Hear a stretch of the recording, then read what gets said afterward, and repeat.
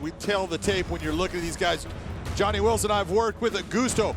Very good stand-up fighter. And you see both guys coming in actually under that light heavyweight limit because both guys previously have been middleweights trying to cut a lot of weight. We're going to see that they're going to have gas tanks. It should be a great battle. Here's Michael C. Williams. For those of you joining us tonight in the UK on BBC iPlayer, we welcome you to Bellator 255 as the prelims continue now with 3 5-minute rounds in the light heavyweight division. Introducing the blue corner at 6'2", weighing in 204.2 pounds. His professional record: 9 wins, 3 losses. From San Bernardino, California, presenting Jonathan "Johnny Bravo" Wilson. And across the cage is adversary, fighting out of the red corner at 6'3", weighing in 203.2 pounds. As a professional, 6 victories, 2 defeats, fighting out of Natal, Rio Grande do Norte, by way of Paulo Afonso, Bahia, Brazil. Introducing Jose Gugu Augusto. And the referee in charge, Dan Mergliata.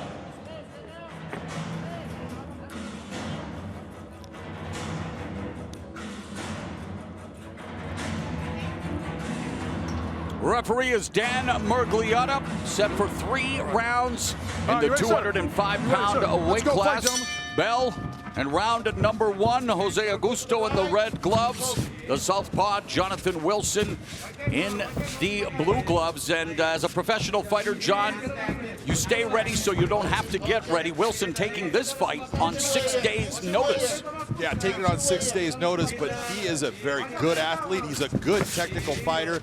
He has got a lot of speed, and this being at light heavyweight more, I think is a great thing for him because he's not cutting down all that weight. And any time that he had problems in the past is because he started to gas, and I always thought it was because of the weight cut. We're going to see what happens here tonight. Wilson on a 2-fight win streak after 4 appearances in the UFC. Meanwhile, Augusto said, oh, and there's the high head kick by Augusto that connects. Since he moved to the Team Pitbull Brothers, he is 4-0, even getting his first submission win and Anaconda choke victory. He has improved so much. His stand-up has gotten so good. He's technically proficient. He's smooth. He's confident. And now he's getting the full game where he's able to deal with guys trying to take him to the ground. The only thing at times when he starts to get a little wild, his chin starts to come up. He needs to be careful with Johnny Wilson being the guy that has power. Keep that chin down. Augusto turned 29 last Sunday, so in the middle of his prime years against the 33-year-old Wilson, and very much a feeling-out process, trying to collect that data in the center of the cage for Wilson. Again, taking the fight on short notice, tries to deliver a body shot to Augusto as they clinch. Augusto recovering from COVID. He feels that his striking is his greatest strength, and looking to, well, avoid the takedown here by Wilson, running the pipe. Wilson needs to get that head on the other side. That would have helped him keep that takedown. He wasn't able to. It was on the other side, but still in a position with his hands, he can still make this takedown work. Tenacious Wilson securing the takedown on Augusto into the half butterfly, now into the open guard of Augusto. For Wilson, 9-3. One of his victories have come via submission, that being an arm bar victory. Nice omoplata attempt by Augusto. Augusto, a BJJ purple belt, maneuvering here, looking for that omoplata. Well, he's got the omoplata in place, and he's also right now holding on. Normally we'll tell you to wrap your arm around the waistline of your opponent, but you see that he's holding Johnny Wilson's arm with his left hand.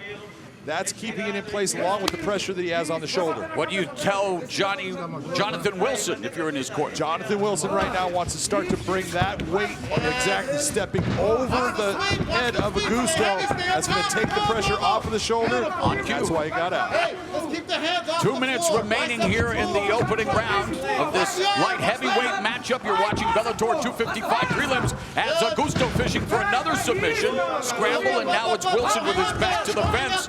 And that's the real difference that you're seeing out of Augusto now. Before, when he was on the ground, there wasn't anything there. Right now, you're looking, you saw Johnny Wilson having that arm in a position. Augusto's looking for an arm triangle choke right now. And the fence may be hindering that. The fence is keeping that from going to happen. The fence sometimes is your friend, sometimes it's your enemy, and in that position right there, it wasn't going to work. Deja vu all over again. We saw this in an earlier matchup, a crucifix position, this time by Augusto, neutralizing Wilson. Wilson eats a couple of elbows. What a difference working out at the Pitbull Brothers gym in Natal, Brazil has made for Augusto, his ground game. Look at what he's doing now, because we know Johnny Wilson's a brown belt in Brazilian Jiu-Jitsu. He knows what he's doing on the ground. And right now, he's being dominated by Augusto. Under a minute remaining in the opening round. All 6 of Augusto's wins have come inside the distance. He's looking for a 6th KO victory here with 45 seconds left in the first frame. It's a lot of time that's left to take those kind of shots. Johnny needs to put his feet, use that cage, walk his feet to change position, get his arm free, which he did. As a kid, you're used to getting birthday bumps. Well, it's Augusto, who celebrated his birthday on Sunday, who's giving Wilson all the bumps. Under 30 seconds left here in the opening round. Again, going after the arm triangle. He's set up in that position. He wants to come off to the other side. Beautiful positioning. Now that he just got his one air. Now when he gets his whole body here, he can put a lot of pressure down. Looking for a second submission in his last 3 fights. Johnny Wilson. And that's the tap. And Augusto picks up another finish.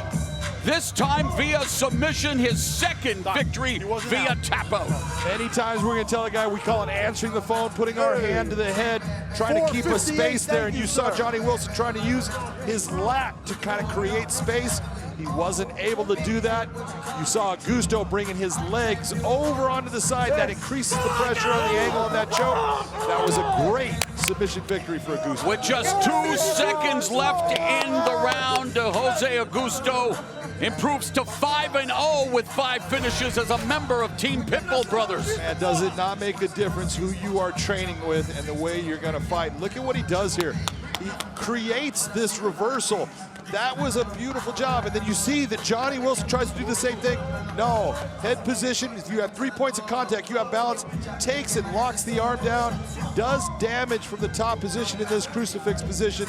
Everything that Jose Augusto did was just a beautiful, scientific, and just mentally strong way of dismantling your opponent. Then getting into this arm triangle or a head and arm choke. A lot of people are going to say it different ways, but this is tight, and you see him using that leg to create that distance, keeping that angle. There's a lot of pressure on that choke. Beautiful submission victory. Awesome. Let's go to Michael C. Williams. Ladies and gentlemen, the tap comes by way of a head and arm choke. 4 minutes, 58 seconds into round number 1. The winner by submission, Jose Augusto. Undefeated Roman Feraldo with, well, 4-0 record, all 4 wins via knockout. He takes on Trevor Goody. And Trevor Goody, at 6'7", John, may be the tallest welterweight I've ever seen as we go to the tail of the tape. Go to that tail of the tape, and that's exactly what we're going to talk about. I got a guy that is a 6'1", which is a tall welterweight. That's a good frame against 6'7". That means Goody has a reach advantage, a height advantage. Will that make a difference in this fight, though?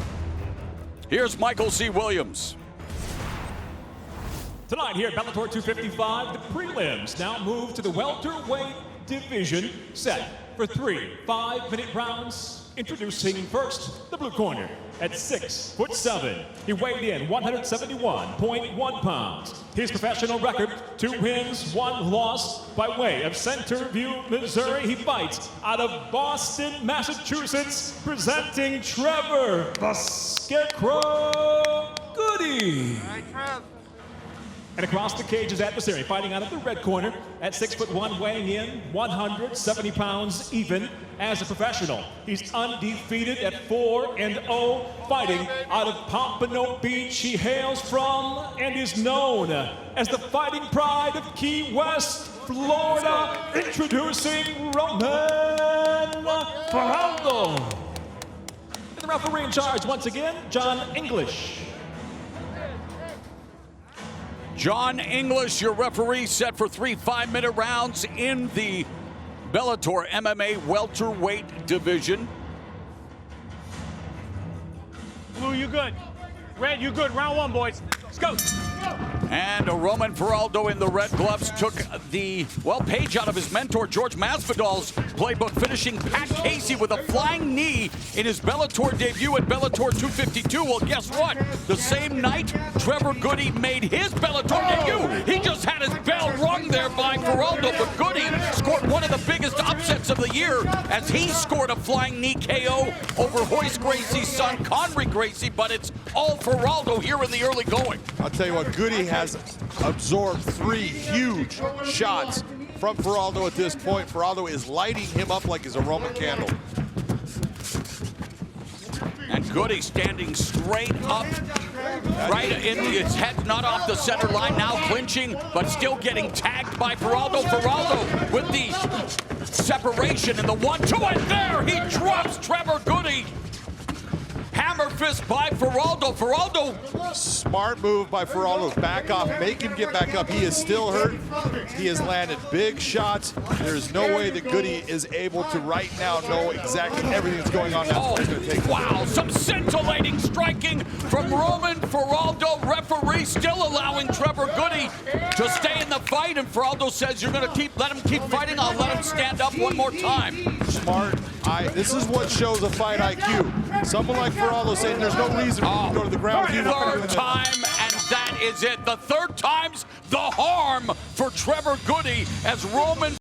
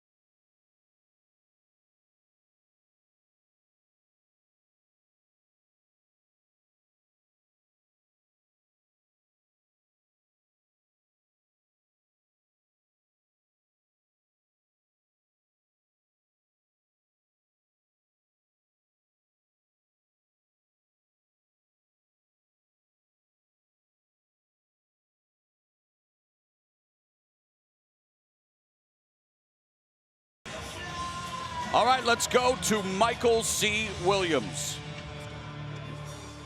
Ladies and gentlemen, it comes to an end officially. 1 minute, 30 seconds into round number 1. The winner by TKO. He is still undefeated, Roman Faraldo. If the fighting business doesn't work out for Roman Faraldo, and I think it will, John, he might want to get into the fortune-telling business. He predicted a first-round knockout via strategic brutality. The new Bellator MMA app is here. New look, new features, new fights. Watch live weigh-ins and prelims. Share your fight picks. Earn points and badges as you rank up to the heavyweight division. And stay up to date on events, rankings, and news. For all the latest features, download the new Bellator MMA app. Available on the App Store and Google Play.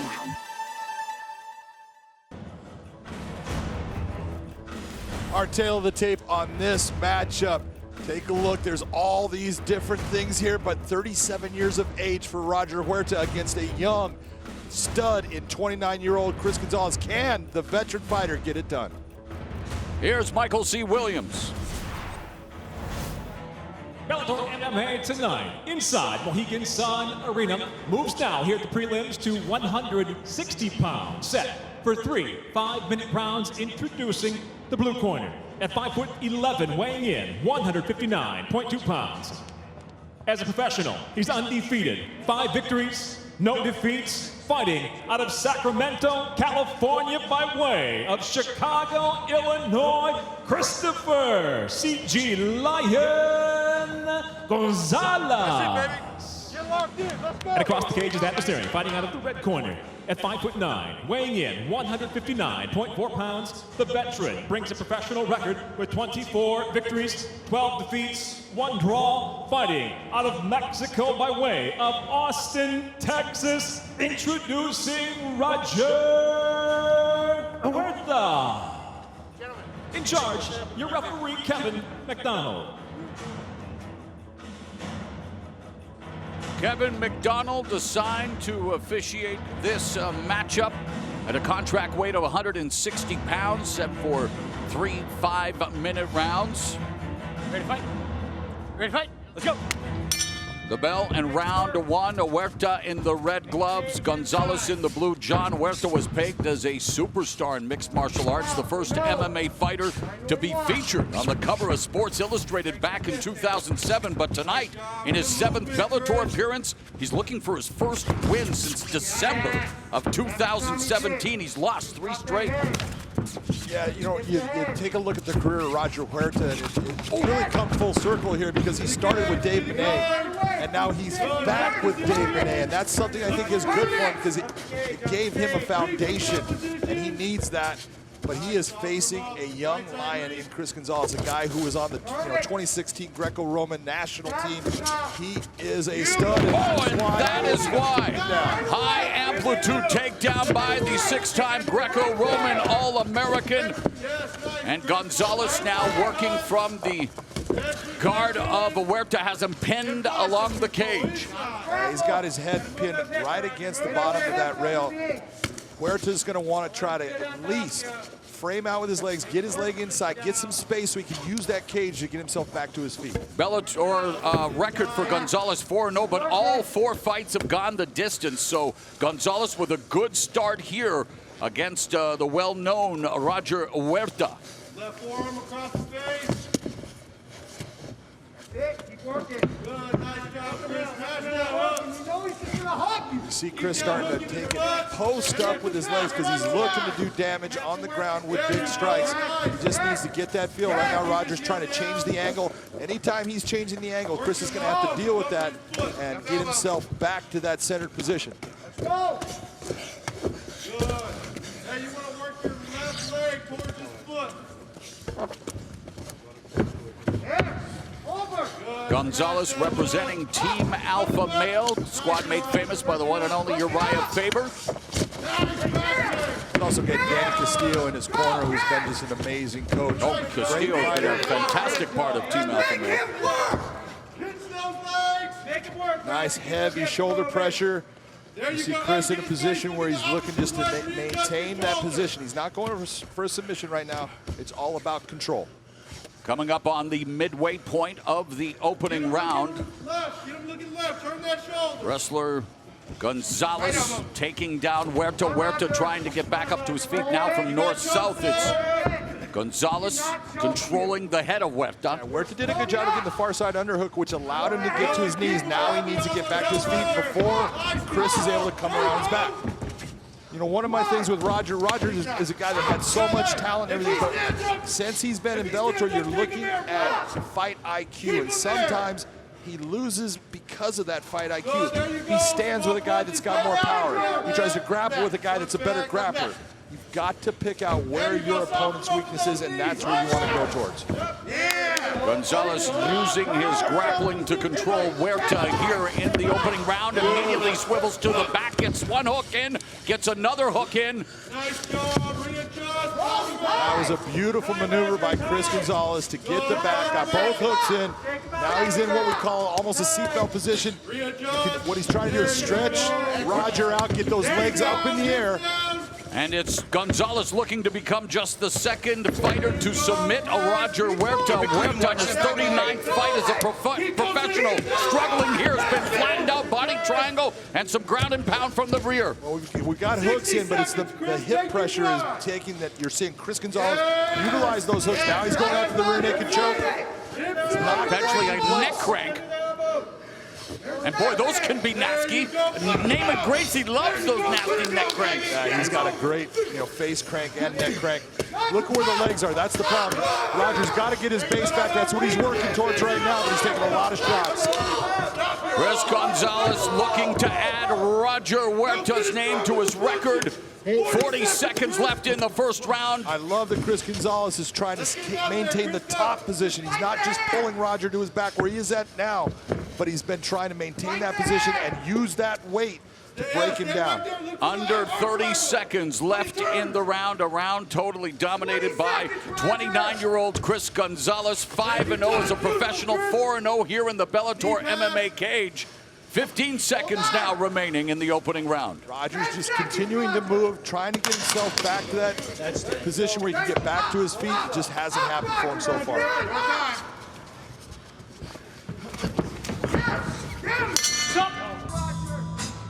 Round two. Bell in round two, and two distinct different types of body language being exhibited by Gonzalez and Huerta during the break there, John. Boy, are you correct with that. You take a look at the body stature, the body positioning, just the way that Chris Gonzalez was talking to his coach. And again, changes the level and explodes in for the takedown, John. You saw that Roger Huerta's eyes were not on his coach. They were looking down. It tells you so much about what's going through his head because this fight is not going the way he thought it would. Push, pull. On the right side, push, pull.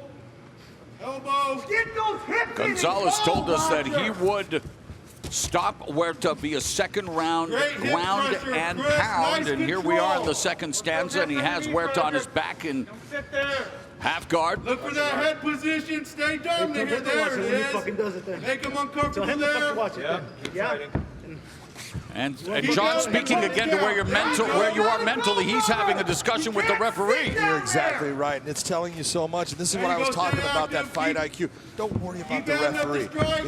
If you're communicating with the referee during this fight, when you basically lost that first round tonight, your mind is not in the place it needs to be. Roger needs to get back into. Chris Gonzalez is his problem. That's where he needs to put all of his focus. It's a cliche for a reason. When you say the fight game is 90% mental, it's all mental at times, John. At times it is. Sit down there. Don't sit underneath. Don't sit underneath. Right now you're seeing Chris Gonzalez starting to move himself into that crucifix. I was going to say, is tonight powered by the crucifix position? Well, Good Friday and everything like that. Come on. Matt Hughes, BJ Penn, where there have been some famous crucifixes. There have. Yes. And it's a dominating position if you can get it and you're good at it. And there is technique to it. You get those arms trapped, it is very difficult to get them back, and you can do a lot of damage. It is Good Friday after all here at the Fight Sphere Mohegan Sun Arena. 3 minutes remaining in the second round, and for Roger Huerta, he may need divine intervention if this continues. Right now you're seeing Roger Huerta utilizing a closed guard. He was lucky that one missed. But that closed guard is telling you something, Mauro. He's now moved from a point of trying to win the fight. Now he's just trying to keep his opponent from being able to move to a better position, slow the fight down. Not so much into winning things right now because he's got to open those legs for him to get into an offensive position for a submission so he can win. Just past the halfway point of the second round. Huerta active from the bottom, trying to just distract Gonzalez, timing, trying to irritate him, but it's all Gonzalez from the closed guard. And maybe a possible wardrobe malfunction. 2 minutes left in the second round, all Gonzalez. There you go. And you're seeing Roger is trying to do some strikes from the bottom. That's all good, but those strikes don't have a lot of power. When you're talking about the way someone strikes more, sometimes you see them just moving their wrist. That's what I call a one. It's nothing, or it's moving the elbow and the wrist. That's what you're seeing out of Roger right now. They're more disruptive. And there's a reversal by Huerta on his feet, and Huerta letting it all hang out now maybe wanting to let Huerta punch himself out a little bit, but now Huerta bringing it to Gonzalez, catches the kick, secures another takedown. Yeah, Chris was not hurt in any of that sequence. He was just covering up, looking, waiting. Roger was, throwing strikes. They weren't real heavy because he's coming up off of his back and his arms are a little bit heavy. But beautiful takedown to put the fight back to where he wants with Chris Gonzalez. Under a minute left here in the second round. Chris Gonzalez continues to dominate Roger Huerta on the ground thanks to his wrestling and his top position. It's a much better position than if I'm going to see Roger Huerta on his back. I love the fact that he's in butterfly guard right now. That's telling me that he's at least looking for a reversal of positions. Now he's going back to the closed guard. And if his maybe worked on his IQ, a little potential elevator sweep there, Big John. There you go. 30 seconds. Well, the elevator for Chris Gonzalez is going up in this fight. 30 seconds left in the second round. Good job, 30 seconds, Chris. And again, you're seeing Roger, he's doing those strikes, but again, they're more distracting than damaging.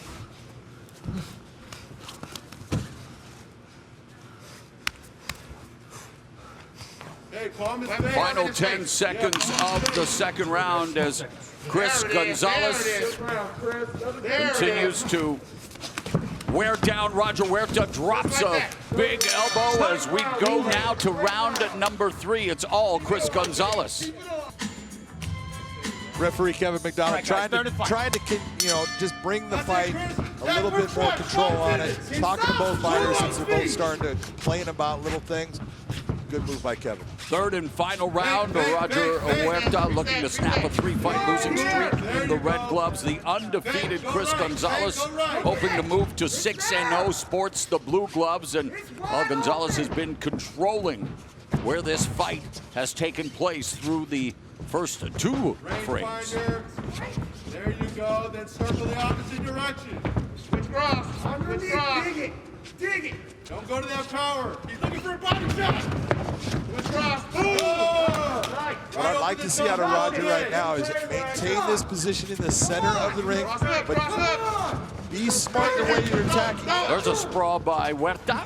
Don't go after this big shot. Just go after touching him right now.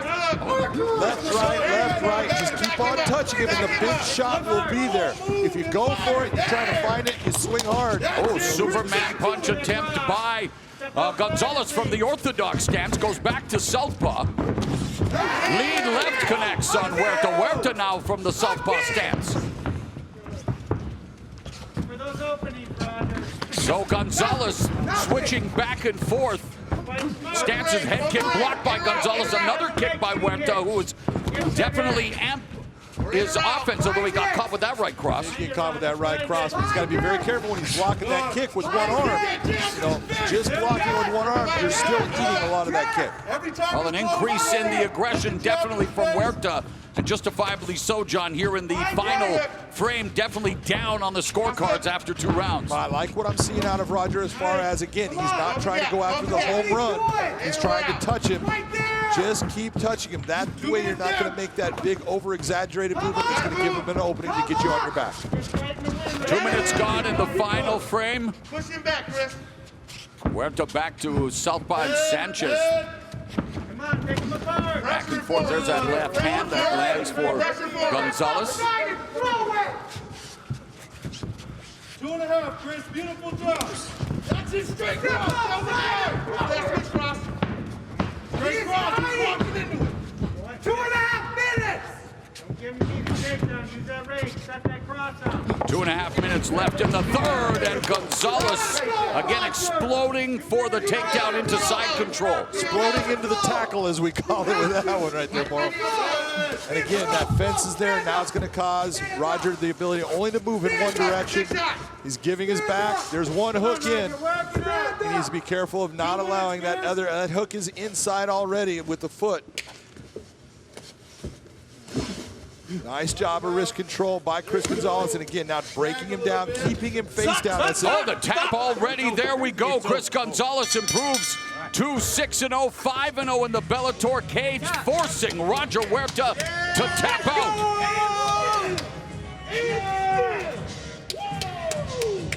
Don't know exactly what it was that Roger felt that caused the tap out. It might have been just frustration. It could have been that he is hurt from something that occurred with that takedown. That takedown was a big takedown, a lot of power on it. Stand up, baby. Shot down on your feet. Let's go. You can see the hooks both inside, the foot on just with the right leg. But once he starts to flatten him out and he starts to get this position, Roger's hips get up in the air and there comes the tap. Can't take any more. Let's go, baby. Let's go.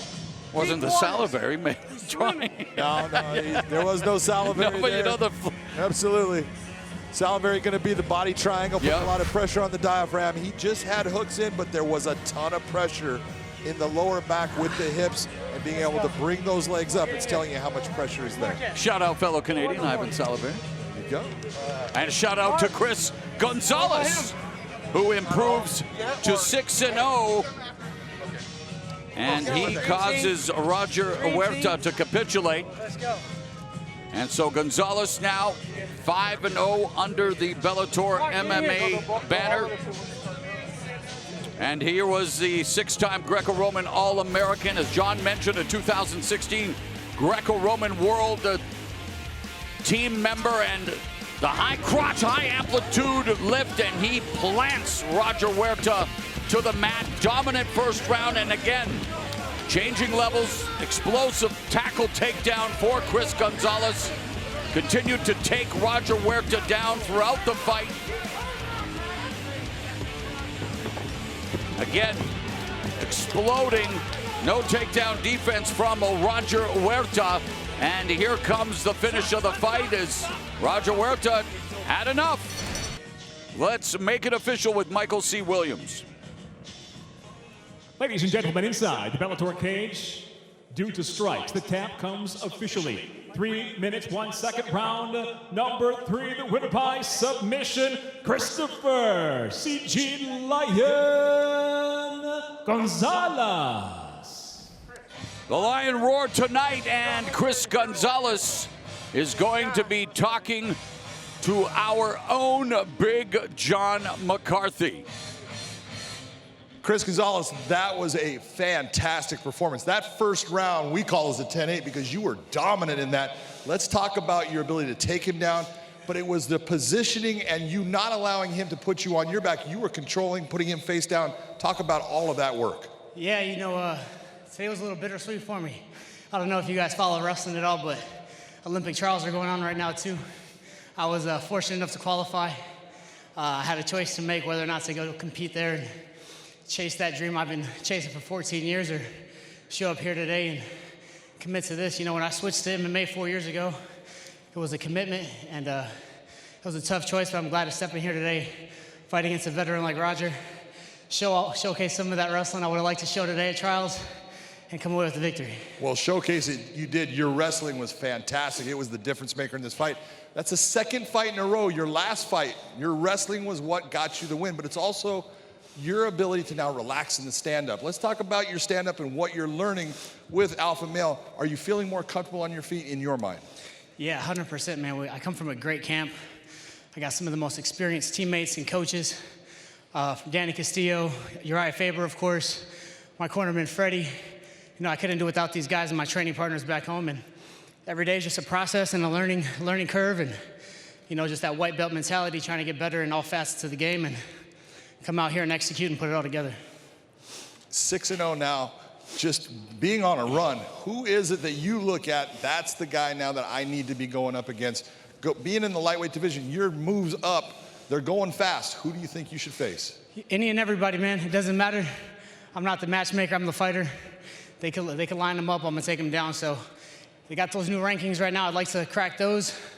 So all those guys that are ahead of me, you know, just knock them down one at a time. So, you know, they got my number. We'll see. Well, congratulations on a beautiful performance against a veteran fighter like Roger. That was outstanding. Ladies and gentlemen, Chris Gonzalez.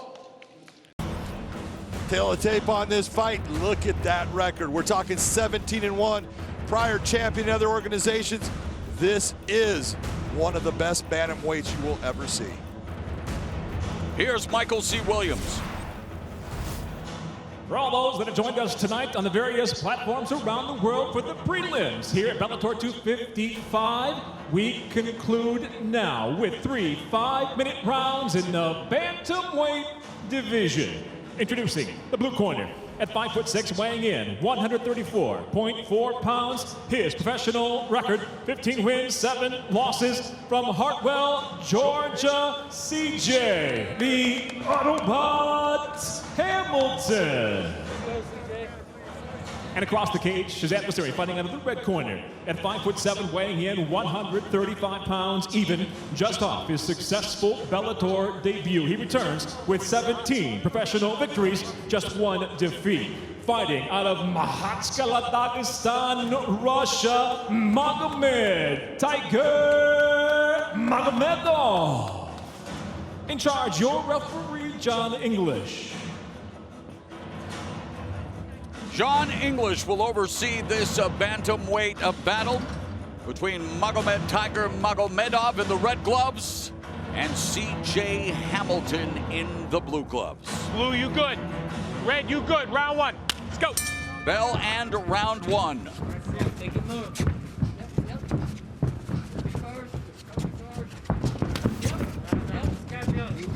This is exactly what I think CJ needs to do. He needs to be elusive with his footwork. He likes to switch back and forth between the orthodox and southpaw style. Keep doing those things, and when you get your chance, don't try to do the big shots. Just keep touching him and making him pay when he comes inside. Magomedov with that spinning back kick that almost countered by Hamilton. Magomedov has 7 first-round finishes, 2 knockouts, 5 submissions. Was looking for the electric finish fast.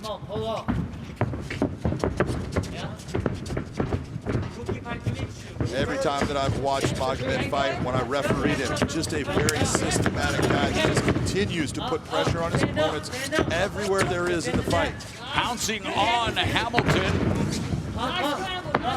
Looking for that guillotine, arm in guillotine. Nice job by CJ to pull his head out. And that is Magomedov's trademark submission. He has 4 guillotine choke victories already. He does, and he's got a very tight guillotine, and he's very good with his little trips. You'll see him taking, he's going to be kicking the feet out from CJ. CJ needs to be careful of his balance when inside. Magomedov, the number 5 ranked Bellator MMA bantamweight, newly minted champion Juan Archuleta will defend the title against Sergio Pettis coming up in May. Now Jackson, or make that CJ Hamilton, excuse me, beginning to open up, body kick. CJ needs to be careful of getting close to that fence. Nice sidestep there by Magomedov to attack the leg. Hey, keep climbing, don't stop. Keep climbing. Disengage, you disengage. Keep climbing, you ready to scramble? Right now, what you're looking at is Magomedov is looking just past the legs to come out and the side, and you're seeing CJ trying to hold that position so he come on top. Nice job by CJ, even if he just gets away. Hamilton doing that, sprawling, and knee up the middle by CJ Hamilton. You see that little trick that Magomedov does as far as he clasps down on the wrist area with his arm because that glove is now stuck in that position. Little tricky move. Midway point of the first round. Circle, you first, baby. Magomedov fencing with the jab. The southpaw Hamilton. Hey, just go. Fire. Just a little bit as you're looking at this, we're now about halfway through this round more, but you're seeing that CJ, who was coming out bouncing and moving a lot, getting a little bit more flat-footed, which is only going to give Magomed more opportunities to get in these types of positions right here. 2 minutes left in the first round. Magomedov with the single leg secures the takedown. Now to top position, wanting to pass guard. That butterfly into side control. Beautiful movement, nice transition. Hey, keep working. Yeah, keep working. Keep working. Yes. Come on, now the other way. Back and forth. Don't settle. Don't settle. A lot of work. Crossface by Magomedov. Go ahead, John. A lot of work by CJ here. I like what I'm seeing, but can he continue on with this because it's a lot of energy being put out. And Hamilton very active on his back. Get that knee shield back. Now back into side control. All the way up. Magomedov wanting to achieve full mount, now on his feet, dropping a couple of right hands before diving into Beautiful transition. full mount. As Hamilton near the fence, now Hamilton gives up his back. Magomedov putting the hooks in. He does have a rear naked choke submission win on his resume. No work. Yes, now clear the hand. 7 submissions in total for Magomedov. Magomedov is dangerous here, right? There's that body triangle. He's in a body triangle, but CJ's got a good ability to try to move himself into a better position from it. Now you see Magomed getting his hips back square, Blacks him out. And just right there. Beautiful movement by CJ, but Magomedov is just letting him roll underneath and he's in trouble. And Magomedov ground and pound on CJ Hamilton. Going to the body, going to the head. Dropping these right-hand missiles is Magomedov. Hammer fist to Hamilton. Hamilton trying to defend, eating these shots. And wow, what a belly-to-back suplex by Magomedov. Pounding CJ Hamilton. Again, CJ Hamilton taking the fight on short notice against the number 5 ranked bantamweight in Bellator MMA. And I think, John, you may be another one who thinks maybe Magomedov should be ranked a little bit higher. Oh, you know, I know there's no doubt. Oh, spinning back into the liver there by Magomedov. Exactly. Off the cage, off the cage. Punch it with your hands, CJ. You can see that it hurt him. Just that movement you're right there. That's telling you that that spinning back kick landed. It was effective. And again, look at how flat-footed CJ is. When he took out his right leg, and he seems to have a little difficulty. They're spinning back kick right to the oblique. Throw your hands. And this is what makes Magomedov so good. Oh, jumping knee by Magomedov. He can fight in every range. If he's outside, he's got beautiful spinning kicks, good attacks from the outside. When he gets into boxing range, he uses his hands well, and when he gets into a clinch range, he dominates people with position. Magomedov in his 10th year as a professional mixed martial artist. Hamilton looking for the guillotine. Yeah, CJ's going for it, but he does not have it, and he needs to right now let go of that head. Good job of CJ to let go of it, or he could have ended up getting choked himself. And Magomedov continues to add to his striking totals. One-sided traffic in the striking department, John. And now there's Magomedov. There's the tap. Rear naked choke victory for Magomedov. That's his 8th submission, 2nd rear naked choke, and he improves to 18-1, 2-0 in the Bellator bantamweight division. And yeah, if I had a hat, hats off to CJ Hamilton. Takes a fight on short notice, gave him everything he could, but he was in, hey, like they say, levels to this thing. You're absolutely right. And that's what we talk about. You just start getting in there with a guy that he just starts pulling you into waters where your head just starts going under the surface. Not good. You know, this is just small ground pound, but then he goes to the elbows. And CJ's in trouble as far as not being able to really stop anything that's happening. He tries to get himself back up. You see Magomed grabbed and jumped into that beautiful flying knee right there. This is a guy that has a dynamic attack in all ranges. That's what makes him so dangerous to every fighter in the bantamweight division. Here he goes, gets the choke, goes to the ground with it. Look at this, just a palm to palm. Rear naked choke. CJ just cannot take the squeeze of it. Look at the leg locks on it. Just a beautiful performance overall by Magomedov. But let's make it official now with Michael C. Williams. Ladies and gentlemen, the official time, 1 minute, 22 seconds into round number 2, the tap. By way of a rear naked choke for the winner by submission, Magomed Tiger Magomedov. All right, Magomedov receiving congratulations from CJ Hamilton, who again took the fight on short notice. Let's go to Big John. Magomed, that was an outstanding performance. Your 2nd win in a row here in the Bellator cage. How are you feeling right now? Мага, это твоя 2-я победа в Беллаторе. Как ты себя чувствуешь после этой победы? Что ты можешь сказать? Я чувствую себя отлично. Вы все сами видели. Может, где-то не раскрылся, но боем в целом доволен. I feel great. You see everything. Maybe I didn't show everything I would like to show you, but I'm happy that I got the victory. I think that you showed quite a bit. We had suplexes, we had spinning attacks, we had beautiful ground control, a beautiful rear naked choke finish. You were ranked 5th in the inaugural bantamweight rankings. Is that where you think you should be, or who do you think you should be fighting next? Мы достаточно увидели в этом бою суплексы, отличный удушающий, ты красиво закончил бой. До этого боя ты находился на 5-й строчке в рейтинге. Ты думаешь, ты поднимешься? Я не думаю, что я поднимусь. Это боец, ну, не из рейтинга был. Я хочу поблагодарить соперника, который вышел на замену, что получился бой. Без него это не получилось бы. Ну, я не скажу, что как-то я там 100% напряжен был. Я просто наслаждался нахождением в этом клетке. И бой получился так, как получился. I don't think so. I will go too high in the rankings because my opponent wasn't ranked opponent. But I'm very grateful that he took this fight because without him this fight wouldn't happen. But I just enjoy myself in this cage tonight. Well, I will tell you that was a fantastic performance. You showed all types of different ranges of fighting and different techniques. Congratulations on a wonderful victory. We hope to see you again soon.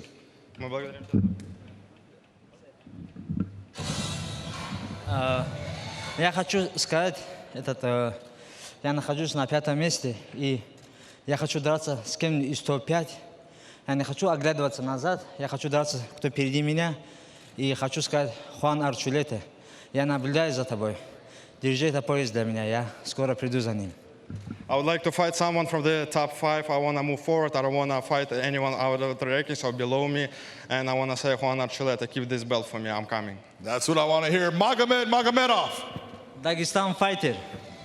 Yes, he is a Dagestan fighter, one of many dynamic fighters from Dagestan. Magomedov said he enjoyed himself tonight. I'm sure fans watching all over the world, including our friends watching in the UK on BBC iPlayer, enjoyed Magomedov's victory here tonight, putting a nice finish on what has been a festival of finishes during the Bellator 255 prelims. For our tail of the tape for this matchup between Nalo and Seixas, the big thing you're looking at, look at that reach advantage. And since Nalo likes to keep the fight on his feet, Seixas is going to have to find a way to get inside with that shorter reach. Here's Michael C. Williams. Tonight here at Bellator 255 prelims from Mohegan Sun Arena we go. Now to the lightweight division, scheduled for 3 5-minute rounds. Introducing the blue corner at 5'9", weighing in 154.9 pounds. His professional record, 9 wins, 2 losses. From São Bernardo do Campo, Brazil, presenting Ricardo Sasquatch Seixas. And across the cage, his adversary, fighting out of the red corner at 5'11", weighing in 154.9. As a professional, he brings 7 victories, just 1 loss, fighting out of Toronto, Ontario, Canada. Introducing Mandel Nalo. And the referee in charge of the action, Dan Mergliano. Okay, gentlemen.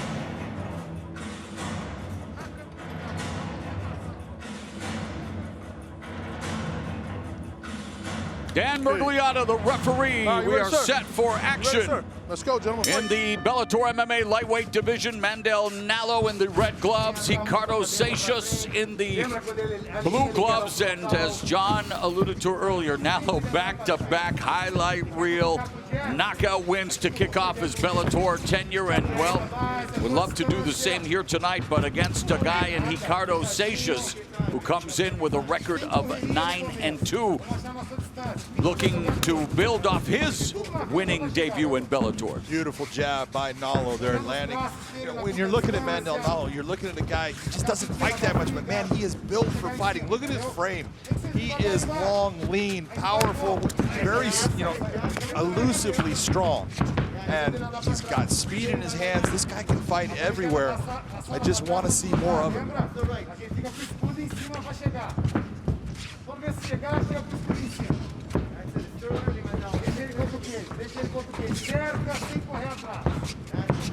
Nalo utilizing his footwork, and there's a front kick to the midsection of Seixas. You know, you said it beautifully. He is utilizing his footwork because you can see that he's creating beautiful angles on Seixas. That's why Seixas is not landing those kicks. He's the one that's dictating when these exchanges are going to happen. Every time that he strikes out, he's landing something and Seixas is missing. And Nalo landing a couple of calf kicks to the lead leg of Seixas. There's the jab. Seixas is not even reacting to that jab. He doesn't see it coming. And he's keeping his head on the center line, and there's that spinning back fist right to the liver. Or back kick, I should say. Back fist. Back kick is all right. I knew exactly what you meant. And he's 100% so far in total kicks landed. Good start for Mandel Nalo. Seixas trying to back him in towards that cage. Wants to get him on that fence. Beautiful straight right lead hand.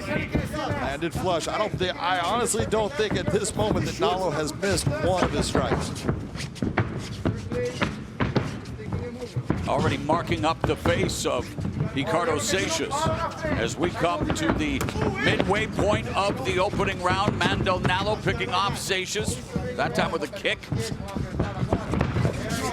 Stutter step, and Nalo measures him up and then comes over with a right hand. That hurt him bad. You can see. Notice how he's now moving backwards. He's trying to gain some space, gain distance, get some time. Both of Seixas' losses have come via form of knockout. Nalo sticks the jab to the jaw of Seixas, already bloodied up here in the first round. Not only is he sticking that jab, it's a right jab that you can see that Seixas is not seeing it. Beautiful left hook, straight right hand, front kick to the face. Mandel Nalo putting it on Ricardo Seixas here in the first round. Head kick. Nalo is putting on a... Oh, wow, the right hand drops and stops Ricardo Seixas here in the opening round. Mamma mia! Mandel Nalo putting on a show at the Fight Sphere. Man, you cannot look any better than what Mandel Nalo looked like in there.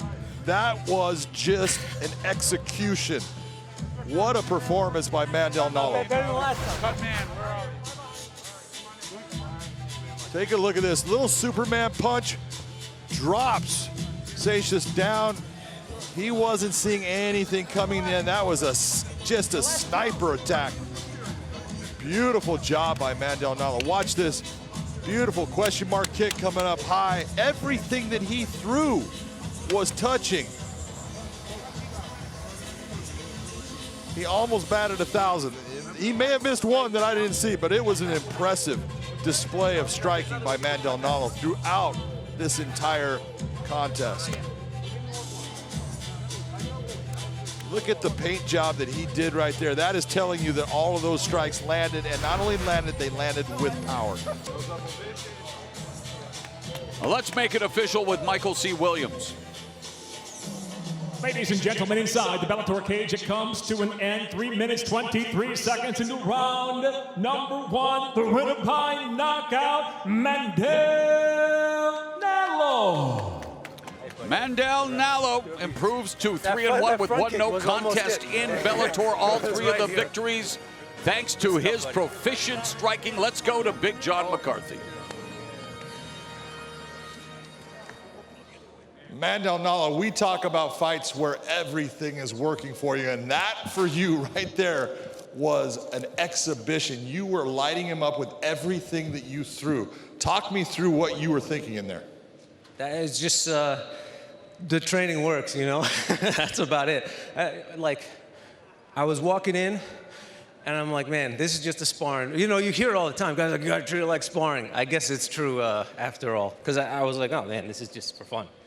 Well, I'll tell you what, it looked like you were having fun, and he definitely was not, because, like I said, I actually had you pitching a shutout as far as I thought you batted 1,000. I don't think you missed any shots in there. And when it came to that Superman punch right at the end that put him down and the little tiny uppercut, did you know at the point when he went down that it was going to be over? I had a feeling. I was like half eyes on the ref, half eyes on him. But yeah, like when you sit down like that, usually that's it. You know, it wasn't like he went in to shoot a takedown or anything. He was done. You have been in this cage now. This is a 5th time. Your last one didn't work out as far as there was a foul, groin shot, unintentional. How do you feel now coming back, having a performance like that, and who do you believe should be your next opponent in this cage? I can't, as to who it should be, I don't know, but it feels real good to kind of like, you know, my last 2 fights have been real weird, and every interview, they're like, would you like to remedy that? Well, of course I would, and I think I did that now, so let's move forward, let's get some wins, and let's fight a bunch this year. Best performance I've ever seen out of you, and I've seen some great performances, beautiful knockouts. Congratulations on that win, Mandel Nallo. More of our tail of the tape in this is take a look at both young fighters, but both looking to establish themselves in Bellator and get that next win that's going to lead them all the way to one of those main card slots. Mauro Ranallo, Big John McCarthy, cage side. Let's go to our cage announcer, Michael C. Williams. From inside Mohegan Sun Arena, we welcome you to the Bellator 255 prelims, streaming live on YouTube at Bellator MMA and Showtime Sports. And for those joining us in the UK, we welcome you live on BBC iPlayer as we get set to kick off the prelims now with 3 5-minute rounds in the middleweight division. Introducing the blue corner first. At 6 foot, weighing in 183.8 pounds, his professional record, 2 wins, 1 loss, from Weirton, West Virginia, presenting Bronco Busick. And across the cage, his adversary, fighting out of the red corner, at 6 foot, weighing in 185.1 pounds as a professional, 2 wins, no defeats, fighting out of Milwaukee, Wisconsin, Jordan, not human, Newman. In charge of the action, your referee, John English.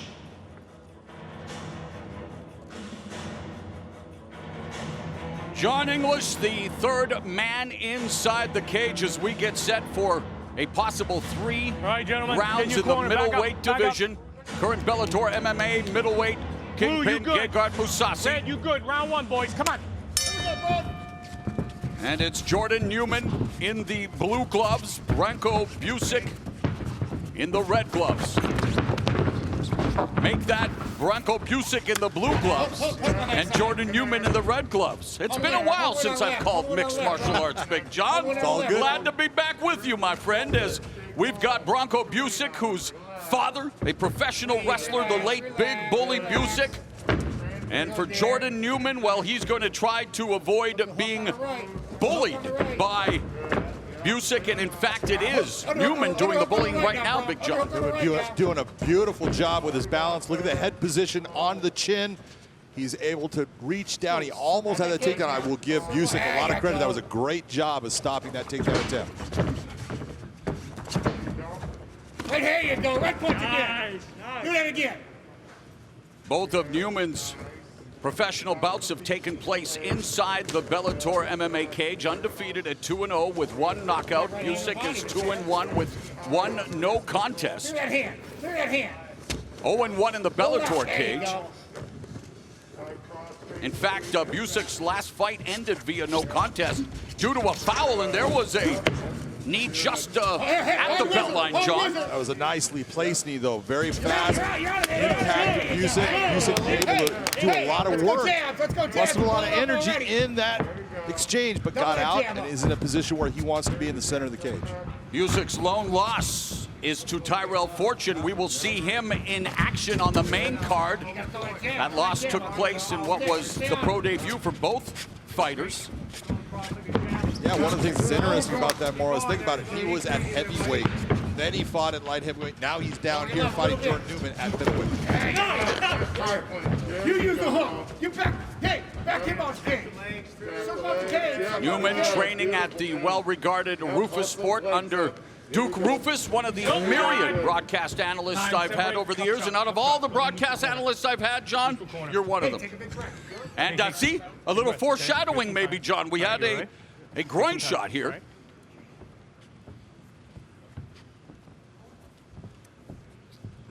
Accidental. All right. It was right on the cup. You got to watch your weapons. Be in control of them all times, okay? Okay. All right. Stay right here. As you're watching this, you can see the knee coming up. What Newman's trying to do is he's using his head to press Busick in there and keep that body bent down to bring that knee up into that sternum area. Good. Let's go, guys. Continue. Don't want to say karma, but Busick involved in a fight that ended via no contest due to a similar strike. Don't want to see that again. No way. We are coming up on the midpoint of the opening round. Southpaw stance for Newman. Leads with the jab and navigates his way in, able to momentarily blind Busick enough to try to cinch in that body lock. Very nice dig to the body by Busick. Nice return with the knee by Newman. One of the things that, all of this work, although it's taking a lot of energy, it at least is making Busick know I can keep myself on my feet, and it's making Jordan Newman work past that level where he's comfortable. Yeah, I like that. Newman just misses with a slashing right elbow strike on the exit. Busick pawing. Let him go. Little jab, little jab, little jab.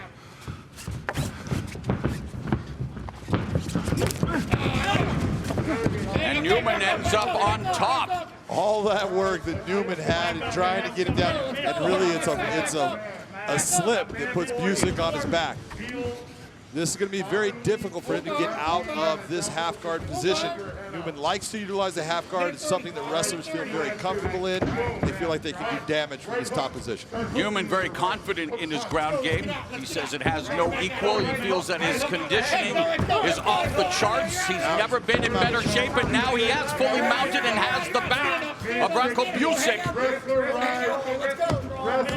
Newman delivering a series of right hands to the side of Busick's face. Busick in trouble. Newman searching for his first submission.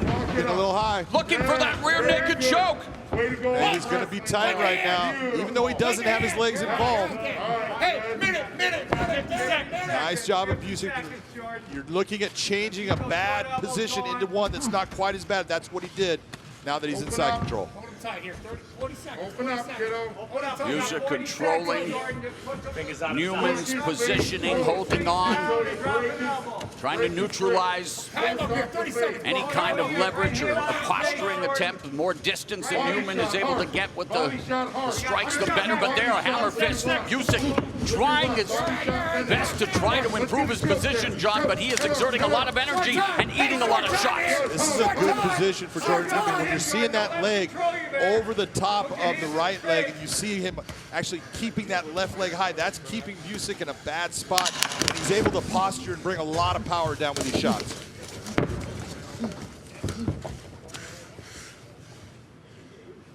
Strong opening round for Jordan Newman, looking to improve to 3-0 as he bloodied and battered Branko Busick in that first 5 minutes. Blue, you good? Red, round 2, boys. Come on. Bell and round number 2. Jordan Newman, who was a 2-time Division III national champion, went to the University of Wisconsin-Whitewater, was able to do damage on the ground in that opening round. And again, looks for the shot. Defended by Busick, but finally earns the takedown along the fence, John. That was a nice change of levels by Jordan Newman to get into him. And then you saw he drove forward and then grabbed the leg to be able to make that double leg take effect. Half Nelson, 2. Half Nelson, a wrist drive.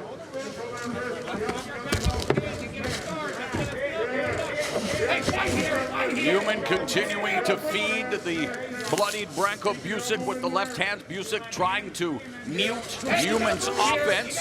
Newman inside control, but Busick pinned up along the fence, trying to use his feet to spring himself off the fence. Good spatial awareness there, John. An outstanding use of the equipment that's there for him. He cannot hook his toes. Been neutralized. Yeah, he's in a crucifix right now. That's not a good position. He can't get his arm free. That's nice control with the leg by Jordan Newman. There's a lot of energy being put out by Busick to get himself to get that arm free. Mouthpiece comes out, referee stops it just to put it back, leaves him in the position. That's the right thing to do, restarts the fight. Newman inside control, and Branko Busic, wearing the vestiges of what has been a tough night at the office thus far, defends Newman's attempt to go to full mount. But he does have that underhook, that far side underhook.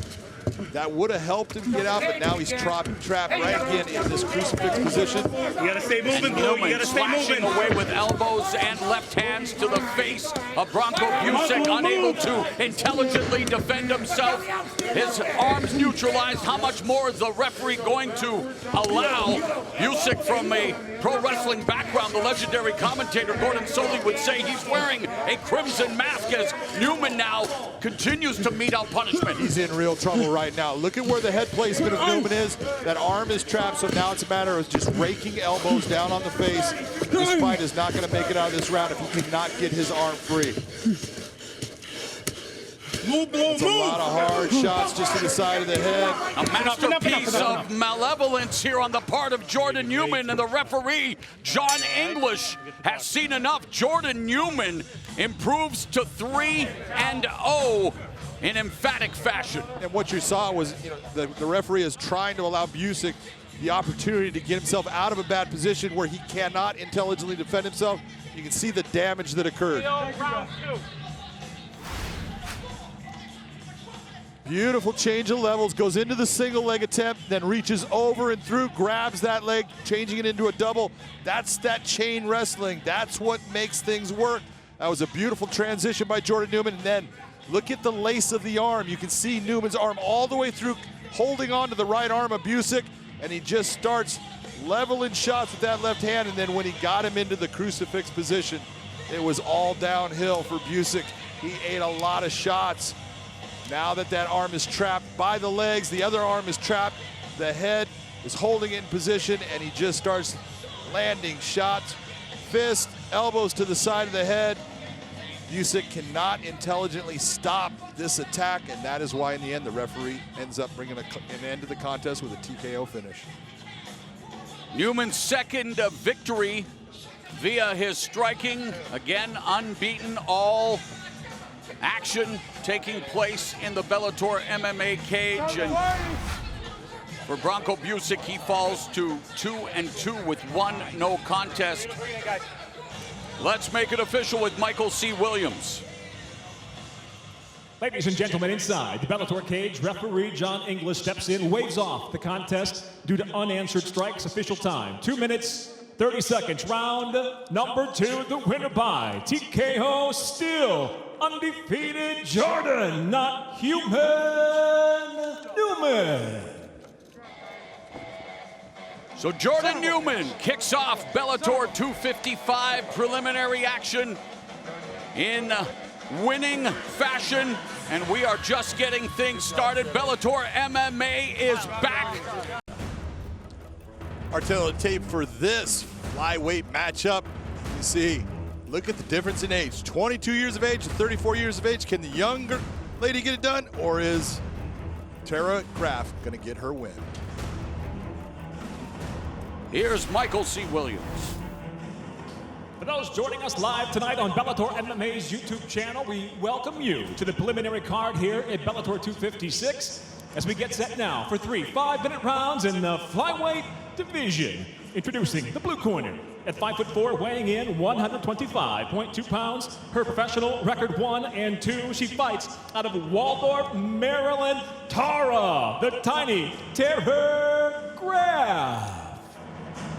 And across the cage, her adversary fighting out of the red corner at 5'7", weighing in 125.8 pounds, making her Bellator debut. She enters with 2 professional victories, no defeats, fighting out of Grozny, Russia, Diana Pantera of Saragova.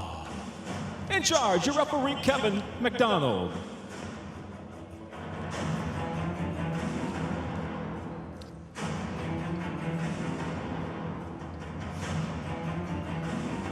Kevin McDonald is the referee for this flyweight matchup.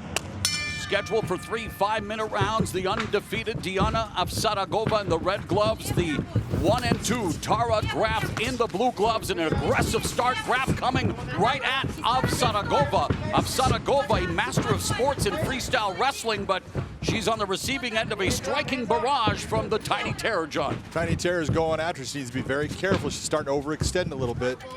Nice. Oh, and she got dropped. Wow, the master of sports and freestyle wrestling with a master display in striking. Mamma mia! Welcome to Bellator MMA, Pantera. Just as I was telling you, she's starting to overextend by being so aggressive. Avsaragova lights her up with the right hand. 29 seconds KO. Watch what happens here. She comes in, right hand, right on the button. That stuns her. She tries to collect herself. Avsaragova, boom, right back with that right hand again. She is out, going down. Real speed, gets up, right back to it. Diana Avsaragova just having a debut that you dream about, Mauro.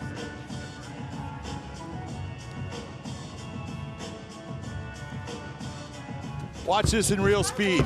Tara Graf coming heavy. Big shots, 2 big shots. It puts her out. Let's make it official with Michael C. Williams. Ladies and gentlemen, the end comes suddenly. Just 29 seconds into round number 1. The winner by knockout and still undefeated, Diana Pantera Avsaragova. Diana Avsaragova. Diana Avsaragova. Boom! In her Bellator MMA debut. Let's go back up to Jen and Josh. Our tail of the tape for this matchup, we just talked about it. Mauro, you just brought it up. You got to go to the weight if you're going to be a professional. 137.8 is too heavy. That cannot be done. It is time for the match. Let's go to Michael C. Williams.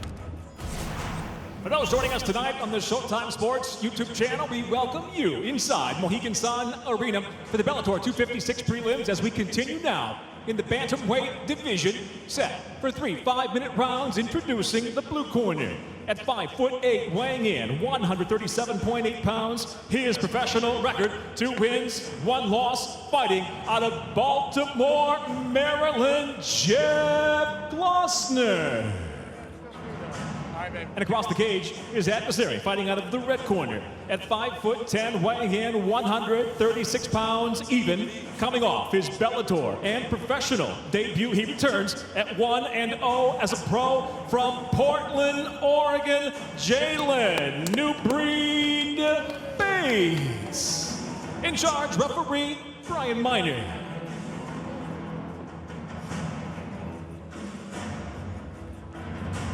Brian Miner is the referee.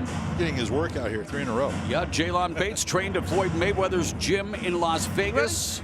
Jeffrey Glossner, 2-1 with 2 knockouts. Bates in the red gloves, Glossner in the blue, and they immediately come together, and immediately Bates secures the takedown into side control.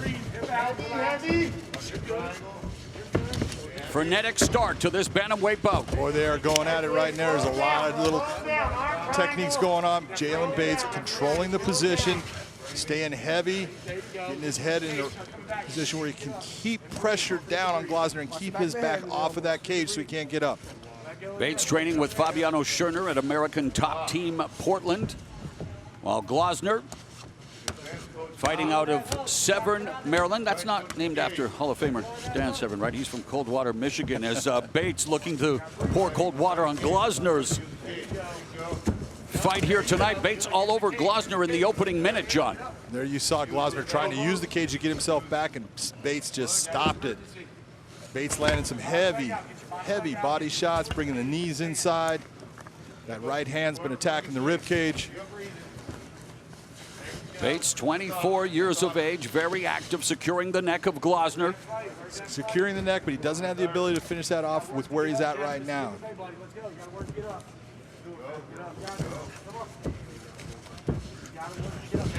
Bates went 9-0 as an amateur with 3 knockouts and 4 submissions. Glosner back up to his feet. Knee grazes off the rib cage of Glosner, and you talk about tenacity. Jalon Bates. Jalon Bates putting a lot of pressure. Driving into Glosner, getting his hands wrapped, takes him back down. Glosner looking for the Kimura grip here. Glosner joined Josh Koscheck and national champ Gregor Gillespie, an Edinburgh University alum who became pro mixed martial artist, but he was taken down early in this fight. Sometimes when you have that wrestling background, you think, oh, he can't take me down. And then it happens, you go, whoops. And Jalon Bates may allow Glosner back to his feet. No, attacking the legs. Man, confidence just exuding from every pore of Jalon Bates, John. This is his second professional fight. That was a beautiful right hand, straight right hand as he was on the ground. He landed coming down into him. He's been fighting since he was 5 years old.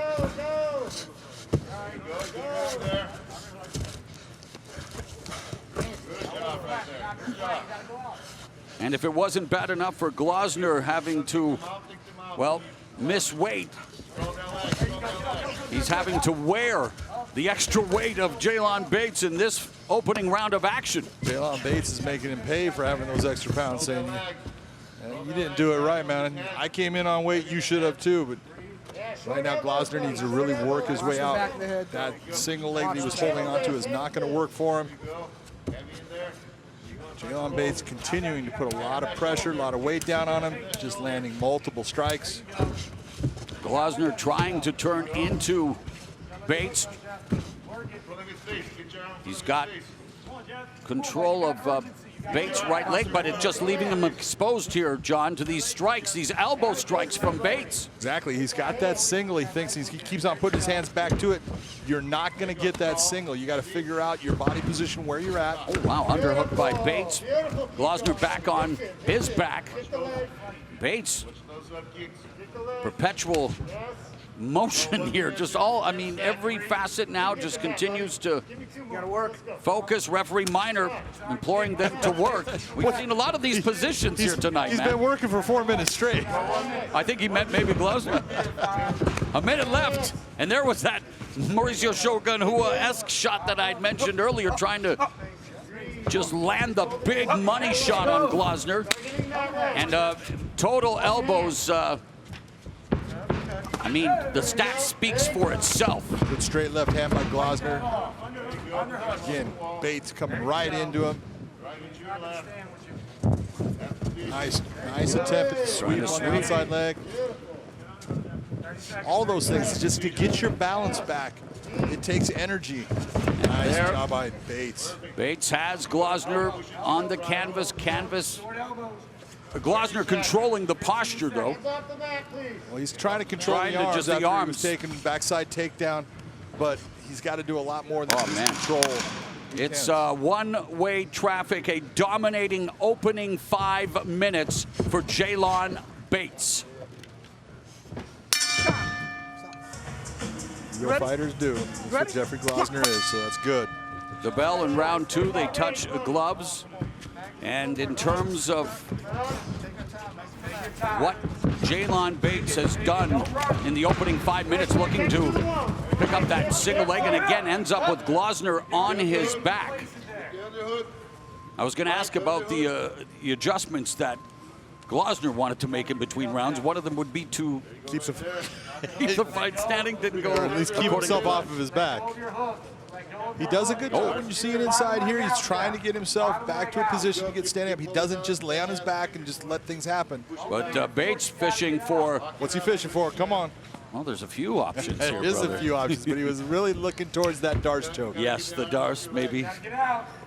It's only a Bravo if it was a gi. You put a gi on it, it could be a Bravo choke. Anaconda would be the Milton Vieira special, who... Or Nogueira. Well, he taught Nogueira. Herring, exactly. A minute remaining. A minute gone here in the second round, and Bates all over Glosner. You know, does it beg asking about the weight cut and everything. I mean, Bates just came out of House of Fire, and it just seemed like he didn't give Glasner any opportunity. Well, he's really cranking on this neck right now. Glasner has got that. He's looking towards a Japanese necktie. I don't know if he's going to be able to get it. Yep. Oh, there's the neck he break. gets it.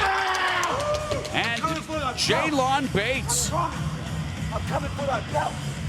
Man, he has got confidence. He's saying he's coming for the belt. This is just his second professional fight. I'm your boy. Yeah, what'd you get him with? 2-0, and I don't know why, but I can tell he spent some time at the Floyd Mayweather gym in Las Vegas. That confidence is at 11, and rightfully so. I promise you, bet on I want you to see just the things that happen here. That was a big, left hand, but again, Jalon takes it, steps in, gets the single leg, gains position, and then just slowly and systematically hits him with shots and then goes for this choke. This is a neck crank right here, and what he's doing is he's putting pressure on that neck. Look at the bend of the neck, Mauro. You can see how much pressure, and there's also that arm in there putting pressure down on the esophagus, on the throat area, hard to breathe. It is not a good position. You can see how that arm, he's using his body to push the head down into his arm. Very, very painful crank. That's a gorgeous win by Jalon Bates. Here's Michael C. Williams.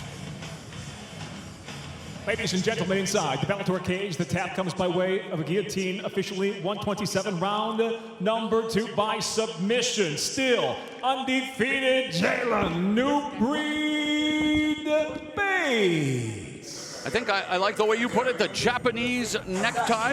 Yep. Where's your Japanese necktie tonight? Thank God I don't have to wear one. All right, John, let's take a look at the tail of the tape for our first contest of the night. Man, this is a whole contest. Look how young both of these fighters are, 25 and 23. This is the future of the sport. With Big John McCarthy, I'm Mauro Ranallo. Here is cage announcer Michael C. Williams. Ladies and gentlemen, live from Mohegan Sun Arena, we're set now for the Bellator 257 prelims, streaming live tonight on Pluto TV, YouTube, and for those across the UK on BBC iPlayer.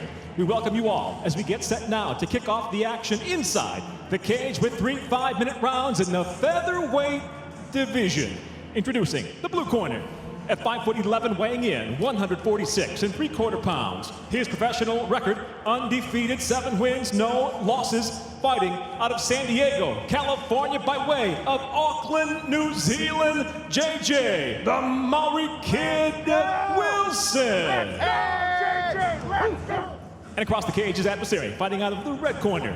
At 5'11", weighing in 144 3/4 pounds as a professional.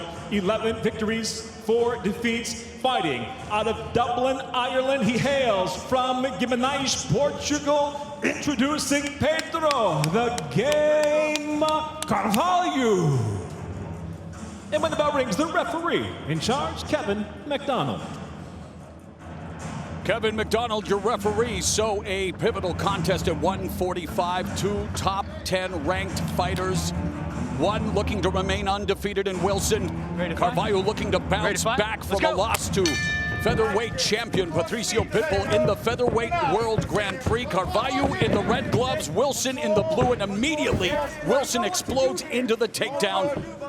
And Carvalho going to work off his back, John. Going to work off his back. Had an open guard, went to close guard, but that was a very smart move by J.J. Wilson. Carvalho's coming in with a lot of pressure, coming forward, change levels, drop down, get the takedown, and now work from where you are so very good.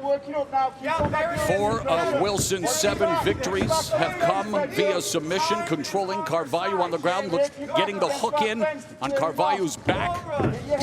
Nice knee delivered by Wilson, who last month survived an armed robbery where a shot was fired, resulting in Wilson being struck by fragmentation. He says his sister, his guardian angel, looking over him, John, she committed suicide. He's a mental health advocate, and he's channeling that grief, that loss, into commitment to his craft as a mixed martial artist. You couldn't ask for a better start if you are J.J. Wilson. No, it's a fantastic start for J.J. right now, trying to hook up that body triangle on Carvalho. Keeps on going back to hooks. Carvalho trying to peel that leg off. He's peeled it off twice before, but his neck is open, and that's what JJ, if that arm is reaching down towards the leg, there's going to be a side that's open, and you need to think about attacking it. But nice move by Carvalho. He's now switching it. He's reversed the position. Now it's JJ Wilson off of his back. Very nice systematic work by Carvalho to reverse that position. Carvalho has been submitted once. That was back in July of 2013 against Artur Lemos via rear naked choke. And now it's Carvalho in control with Wilson utilizing his active guard game. Well, Wilson was trying to activate that guard. You saw him changing the angle, and Carvalho basically stuffing it down, forcing him back into this. But right now with that head on the outside, Carvalho's limited in what he can do from this guard position. He's actually putting himself into a point where you can look at JJ actually starting to look towards locking up a guillotine. I don't think he's going to based upon the body position, but be careful of where you put your head with JJ Wilson. Clear that wrist. Clear your right wrist. One to your left a little bit. Nice rubber guard position by JJ, bringing it up high. Can look towards Newman, but the fence right now is really creating a problem as far as being able to swing into some of the things that he's so good with. Wilson training with Johnny Faria out of San Diego. Met when Wilson was 16. Ended up moving to San Diego from his native New Zealand, the Maori kid who undefeated at 7-0, but now being put to the test by Carvalho. But it's Wilson who is doing a great job from the bottom. Again, look at him change the angle. He's creating these situations where even though Pedro Carvalho is in the top, he is defending most of the time. He's not able to establish any type of offense. You see JJ bringing the legs up, looking for different submissions, looking for that omoplata to swing into, looking for the triangle. Just unable to really get that motion down right now. Carvalho started training at Straight Blast Gym, Ireland. That's the home of Conor McGregor under John Kavanagh in January of 2017. He was 5-3 at the time, has gone 6-1 since. The loss again to the current 145-pound champion, Patricio Pitbull, in the featherweight World Grand Prix. Of course, Pitbull will meet the undefeated AJ McKee in the $1 million final of the Grand Prix for the title. And Wilson looking to escape here, John. Also looking for the armbar. He's got that in position. He can get this right now from where it's at.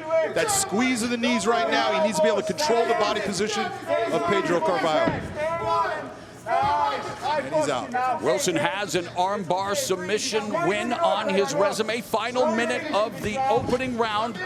Lots going on between Pedro Carvalho and JJ Wilson. You can work your way up too. Making sure you keep on that wizard. From your hip. Just a lot of really intricate movement by both fighters, both really understanding the ground game, showing their intelligence when it comes to attacking from the bottom. Look at where the foot position is, Moro. Keeping his hips back, making it so punches are not part of the equation right now for Pedro. Wilson started training Jiu-Jitsu at 16, made his pro MMA debut in June of 2018, a BJJ black belt, while Carvalho, he had his first amateur fight at 16, and 6 of his 11 wins have come via submission, so some great grappling, some good stuff on the ground to kick off round number 1. Stop!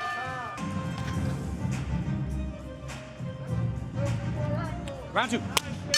Bell and round number 2, and immediately Wilson with a spinning back fist, rattling Carvalho, and Wilson is all over Carvalho. The Maori kid mauling Carvalho at the start of the second round. Carvalho is in deep trouble. He is still rocked here. He's trying to grab hold. That is smart on his part, but he needs to get his head out of that position. Carvalho has been stopped due to strikes twice in his fight, including in his last outing, losing his first fight here in Bellator to Patricio Pitbull, but he seems to have, well, attempted to recover, now looking for that takedown, but the elbows continue to come from Wilson. His elbows are coming, and Pedro is still rocked. Look at him step over for that mount position. Full mount achieved by JJ Wilson. Fight out of there. Ground and pound, Wilson looking for his 8th consecutive win, and he gets it in round 2. The biggest triumph of his career. JJ Wilson is the truth. Hey! And to think of everything he has had to overcome. He survived an armed robbery last month, ended up with a fragmented bullet in his leg, has lost a sister to suicide, a huge mental health advocate, and it all pours out here tonight with a scintillating victory. You talk about starting out. Watch the start of this round. Boom! There goes a spinning back fist. It was more the forearm that caught him, but it still hurt Pedro Carvalho. You could see him get rattled by that shot.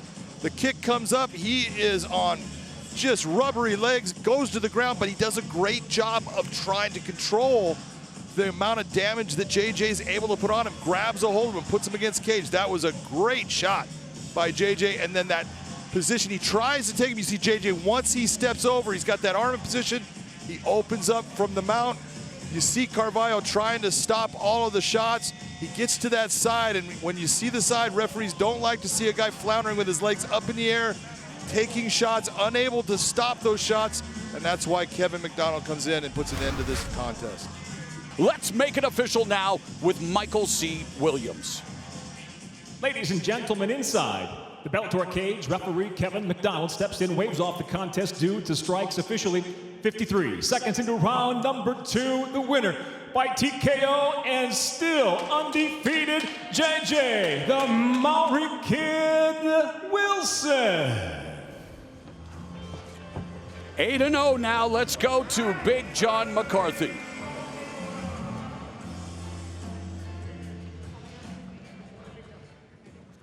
JJ, that was an impressive performance. That second round, let's talk about the second round. Even though the first round was great, what about, did you plan on coming out with that spinning back fist? So we've been working on a spinning back fist this whole camp and a few other tricks that I was looking to use in the second and third round. And, you know, I saw that opening. I saw he was pressuring in the first, and that led me to get the easy double leg takedown. So I thought, instead of shooting, because he's probably going to counter with the uppercut, to hit with the spin, and I caught him with my elbow. It was absolutely a dead shot as far as the elbow forearm hitting. Did you know right away that he was hurt? When all of a sudden you turned and you saw him kind of taking some steps where his legs were a little stiff, and he goes back. What was the thought in your mind? When I hit him, I saw him kind of stumble a little bit. So it's like, okay, he's hurt. So I tried to hit him with that front teep. Then that front teep landed in, and I was like, okay, now I need to finish it. And then he did really well holding the double leg. So I was trying to just get in those elbows to try to finish him with the elbows.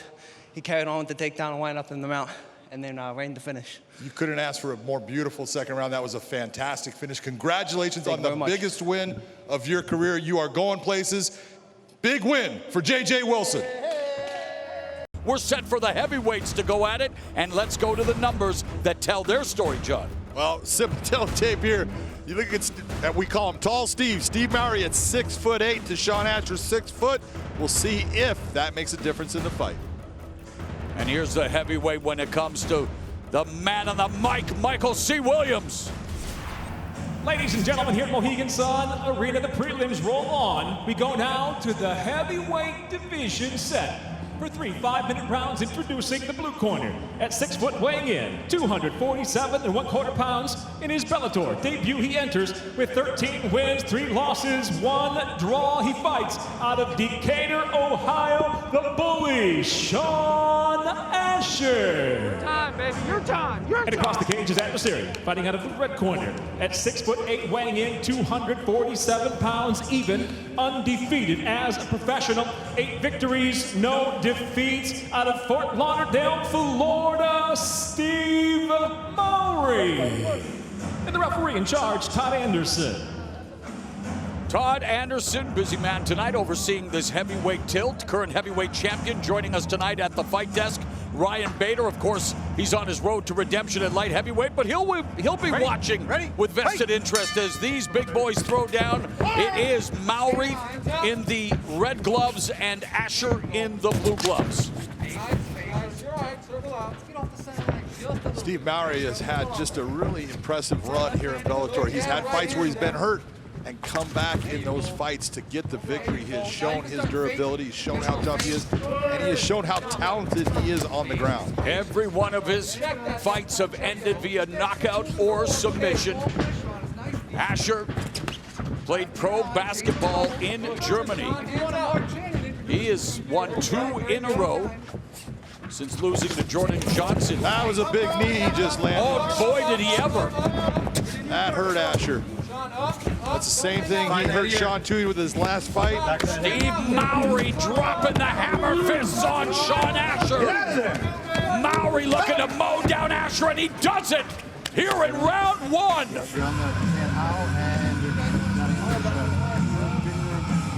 Well, his catchphrase is Steve rules, and Steve ruled tonight. You know, this all comes down. Look at that, just the leg. Look at the knee come up, bink, right on that jawline. You see Asher going down. That was a knee that just took his legs out. He's seeing lights right there. That's when you're seeing all those little sparks going off in front of you. Doesn't respond real well to the pressure. And then just right here, you know, covering with one arm as a guy's hitting your head over and over. Just not what the referee's looking for. Steve Mowry with another big win. All right, let's make it official with Michael C. Williams. Ladies and gentlemen, it comes to an end. 55 seconds into round number 1. The winner by TKO, Steve Mowry. Sean Asher was gone in less than 60 seconds. Steve Mowry, 9-0 overall. A heavyweight to keep your eyes on. All right, let's give you the 4-1-1 on this battle of 145ers. Look at the records there, 14-3 right across the board. These guys match up so well. This is going to be a fight that has fireworks. Here's Michael C. Williams. For the second fight of the evening here at Bellator 257, we'll stay right here in the featherweight division, scheduled for 3 5-minute rounds. Introducing the blue corner. At 5'8", weighing in 146 pounds even, his professional record, 14 wins, 3 defeats. From Husum, Denmark, presenting Mads Burnell. And across the cage, his adversary, fighting out of the red corner. At 5'10", weighing in 145 3/4 pounds. As a professional, he too stands at 14-3. He hails from Manchester, England, Saul the Hangman Rogers. In charge, your referee, Todd Anderson. Todd Anderson assigned the task of officiating this featherweight fight between Saul Rogers and number 10 ranked Mads Burnell. Ready? Ready? Fight! The bell in round 1, Rogers in the red gloves, Burnell in the blue gloves. Rogers is literally a pain in the neck. All 9 of his submissions have been via form of choke, and he immediately takes the fight to the ground, taking down Burnell in the opening 15 seconds, John. That is exactly what Sal Rogers wants to do in this fight. It is the question of, he has been in there with submission masters, guys like Ryan Hall. I did that fight, and he just pounded Ryan Hall down. Can he do the same thing to Mads Burnell, who, this guy on his back is incredibly aggressive and just talented. Rogers was a cast member of the Ultimate Fighter 22, went undefeated but was cut due to visa issues. That's where he defeated Ryan Hall. Looking for that submission early here on Burnell, but Burnell equally proficient in the ground game, although he has been submitted twice. Beautiful far side underhook to get that reversal by Mads Burnell. He's already passed to half guard. Sal Rogers needs to be very careful about holding on to that head right now. Right now, if he has him in guard position, it's great. When he starts to pass those legs, let go of the head. The last time Burnell was submitted was via guillotine choke against Arnold Allen. That was in May of 2018 in the octagon, but Burnell here trying to alleviate the pressure, improve his position, and John, it's Rogers' corner telling him to scoot his hips. Nice, let's get an underhook. Well, he wants to scoot his hips, get himself in a position where he's not allowing Mads to pass. You see, he's controlling that half guard position. Burnell on a 5-fight win streak. 4 of his previous 5 wins have come inside the distance. Now working from the butterfly hooks is Rogers. Looking for that lift, perhaps. No, but Burnell. Good extension on that knee shield. Nice step over by Burnell, but you see that Rogers right away. Look at that left leg, brings a knee shield inside to keep those hips back. Burnell made an auspicious Bellator debut at Bellator 248 last October, defeating Darko Banovic via first-round TKO. While Rogers bounced back from being ousted from the featherweight Grand Prix by Daniel Weichel with a rear naked choke victory over RB Mezadov as the reversal here by Burnell, John. Well, that was a beautiful take of the back by Mads, but you're seeing that Sal Rogers not settling for the position, rolling his way through, getting up, now is back into the top position. Just outstanding groundwork by both competitors here. Rogers with his second takedown as we've crossed the midway point of the opening round. And these prelims at Bellator 257 absolutely loaded, a plethora of intriguing matchups. That far side underhook has been working for Mads. You see, he reached for it again. There's his hand coming up inside of it. Now just going for a butterfly hook. He's looking again. Now goes to the other side with that. Incredible scrambling. Beautiful job by Mads Burnell to get himself back to his feet. And both now are on their feet. Remember, it was Rogers initiating a takedown in the first 15 seconds, just got countered with a straight right by Burnell. Burnell doubling up on the jab, and Rogers with the ankle pick, and that was as telegraphed a takedown attempt as you could see, John. I'm sure Mads Burnell is going to look back and say, I can't believe I went down on that. But it happens, and I really like what I'm seeing with Mads Burnell as far as he was shooting that jab out. Very nice straight right cross. Both of these guys are just fighting at an incredible pace right now, Morrow. That was a beautiful lead right uppercut on the inside by Rogers. Oh, that one was perhaps in the combat sports demilitarized zone by Burnell. But I want you to think about it. This is MMA. It's not boxing. It's not below the belt. It's only in the groin, and that was off to the side. He can hit him there. And Burnell with the sprawl looking for that Japanese necktie. Jalon Bates we saw last week, and of course this could be real trouble for Burnell. He's had 4 of them, John. You can see the bend of his neck. It is a painful submission. It will also choke you, but he's just putting up with a very painful crank of the neck right now, and he's got himself out. Under 30 seconds remaining in an entertaining, competitive opening round. Nice, use that wrist control. Stay on your side, don't let him get you flat. Burnell, a third-generation wrestler, began training at the age of 6, began boxing at 13, turned his attention to MMA at 16, and now looking to go 2-0 in the Bellator MMA cage. Ends round 1 in top position on Saul Rogers.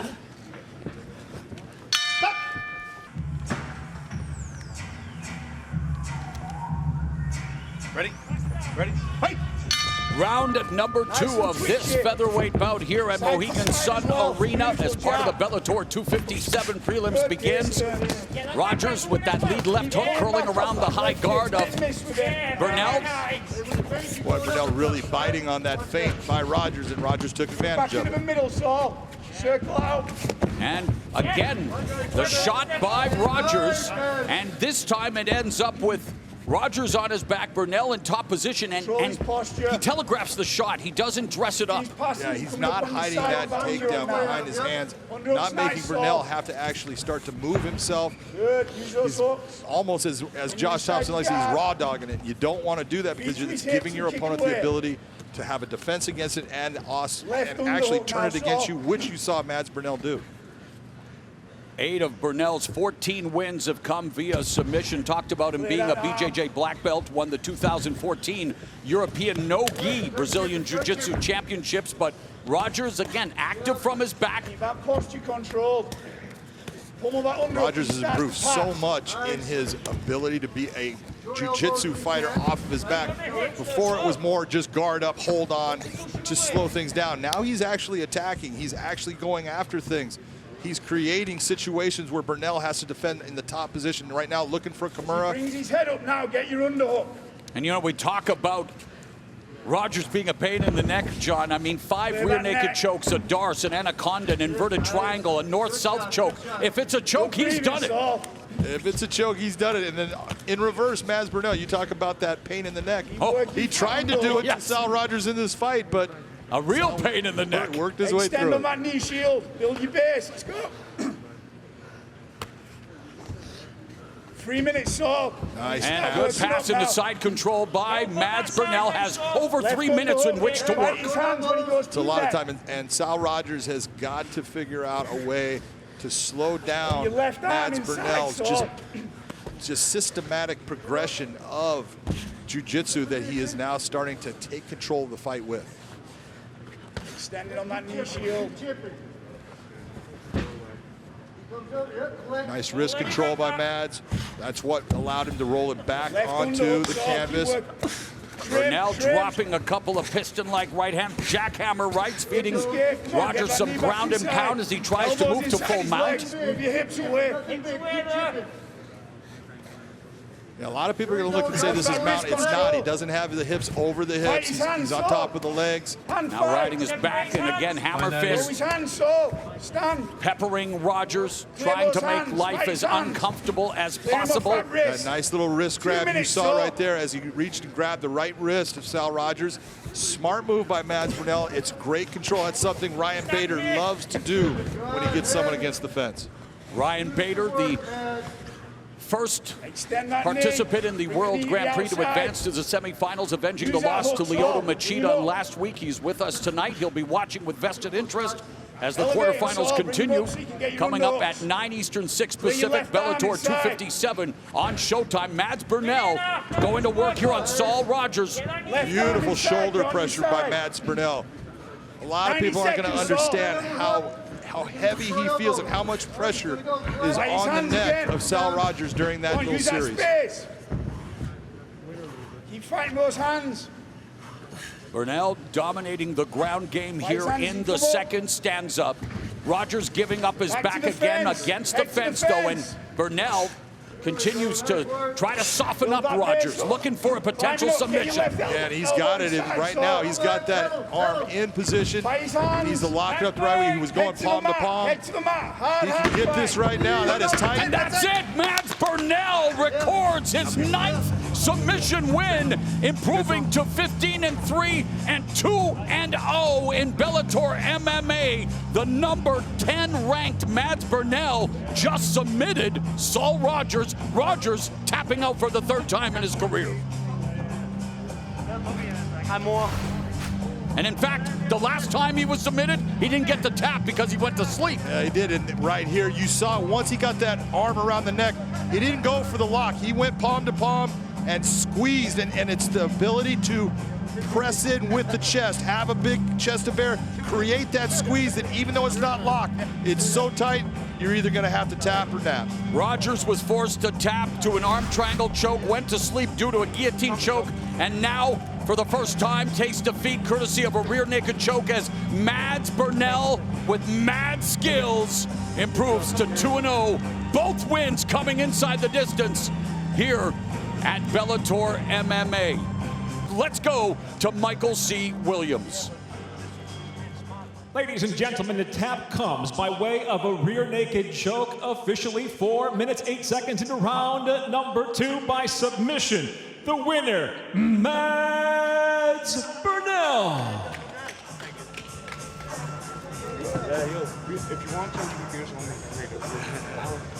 Let's go to Big John McCarthy.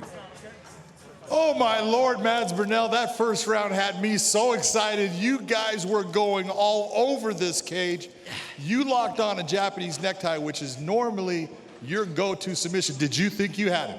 Yes and no, because when I got a hold of Saul, when he first tried to engage the clinch with me, I'm like, holy, this dude is like fighting a rhino or something. And then when I got the Japanese, I could feel that he was smart and his coaches was actually coaching him the correct way to gut it out. So it's like, okay, if I stay here, I'm gonna gas, stay on top, and grind him out.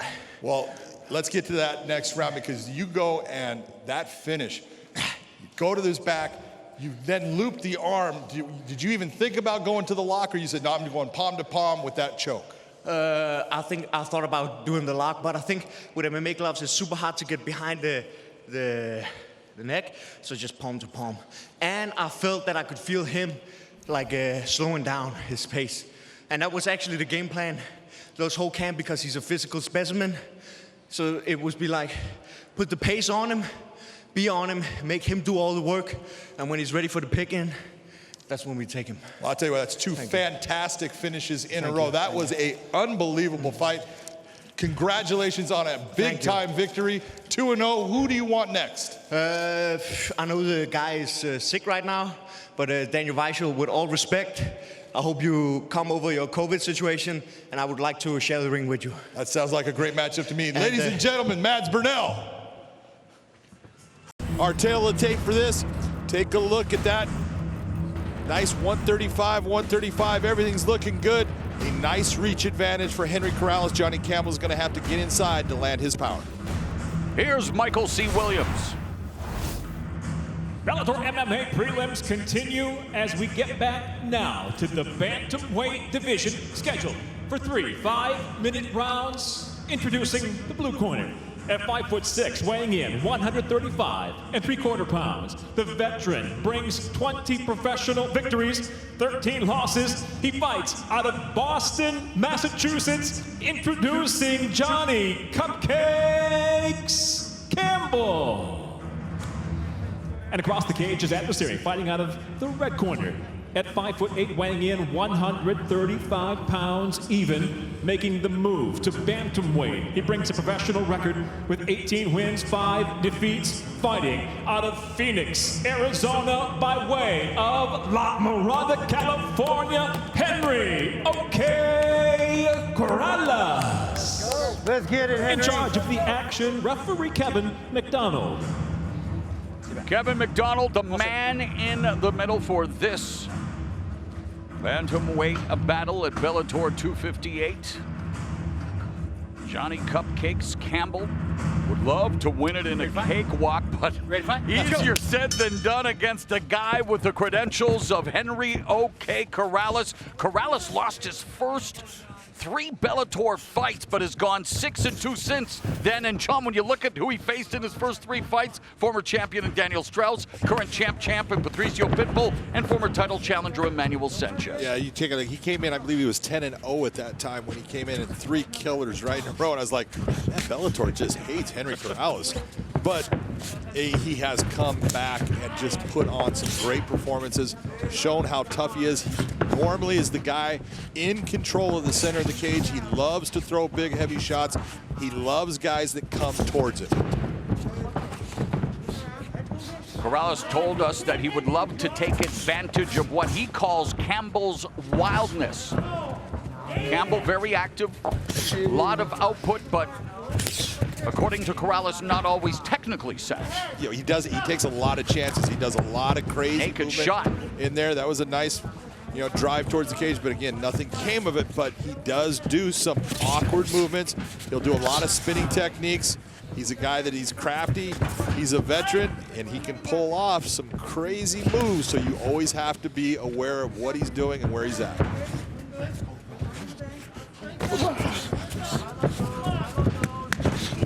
Corrales right uppercut. A lot of energy out of Johnny Cupcakes Campbell. Yeah, Johnny's making a lot of movement. He's saying stuff, but he's getting tagged, so he needs to be careful about. Oh, wow, that lead left hand after the miss lands, and now Campbell just unloading on Corrales. Corrales, though, staying composed and resetting in the center of the cage. There's a calf kick by Campbell. That was a nice heavy kick by Campbell. And again, take a look when you're seeing him switching stance, taking big, wide steps. That's just awkward movement, and it's something that Henry Corrales is going to have to figure out. Good defense by Campbell. The head movement, avoiding the combination, and lands a shot of his own.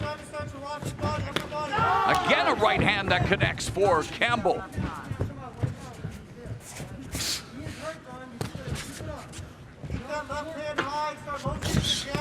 Corrales has never been knocked out.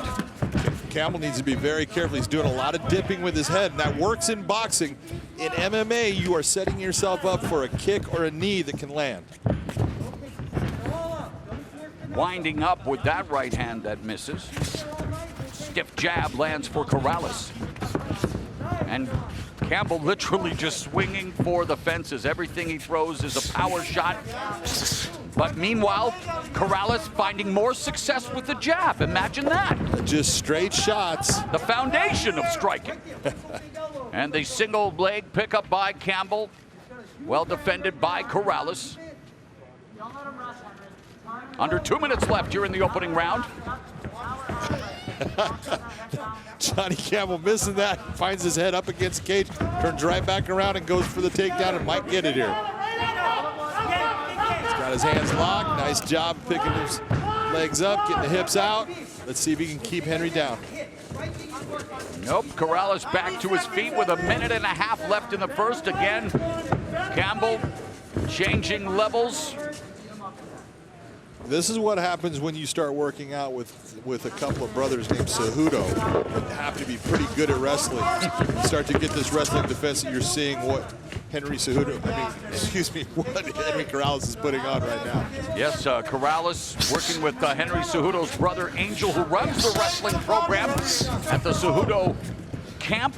1 minute remaining here in the first round. Corrales really looking towards just throwing straight shots now. He's utilizing that jab, that straight right hand, and it's working for him.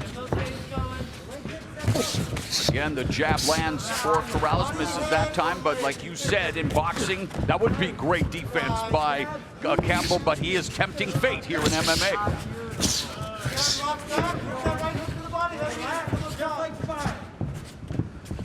Love the tenacity of Johnny with big shots, but when you miss those big shots, you've got to stop that motion. It takes extra energy to do it. Calf kick by Campbell in his 34th professional fight, and Corrales using some of that Cejudo wrestling training to secure his first takedown of the fight with less than 15 seconds left in the first round. Very nice open field takedown by Henry Corrales. Yep.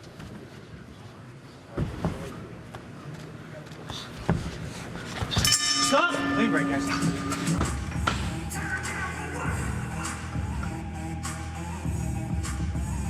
Round 2.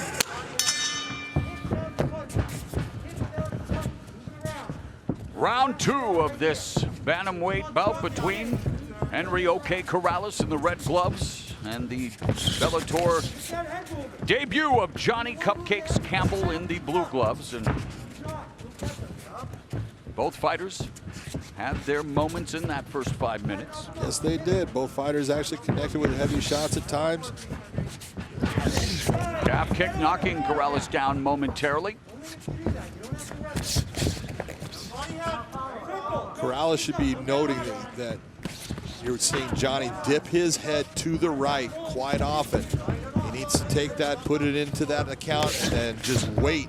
Set him up on a feint, bring up either a kick or a knee. Double jab by Corrales, followed by the right. That right hand connected. Campbell's defense, his hands are low. Even when he throws his strikes, he doesn't return to the face, and his face is getting marked up. Right now, Campbell's defense is a very heavy chin, man. He's solid in the chin department.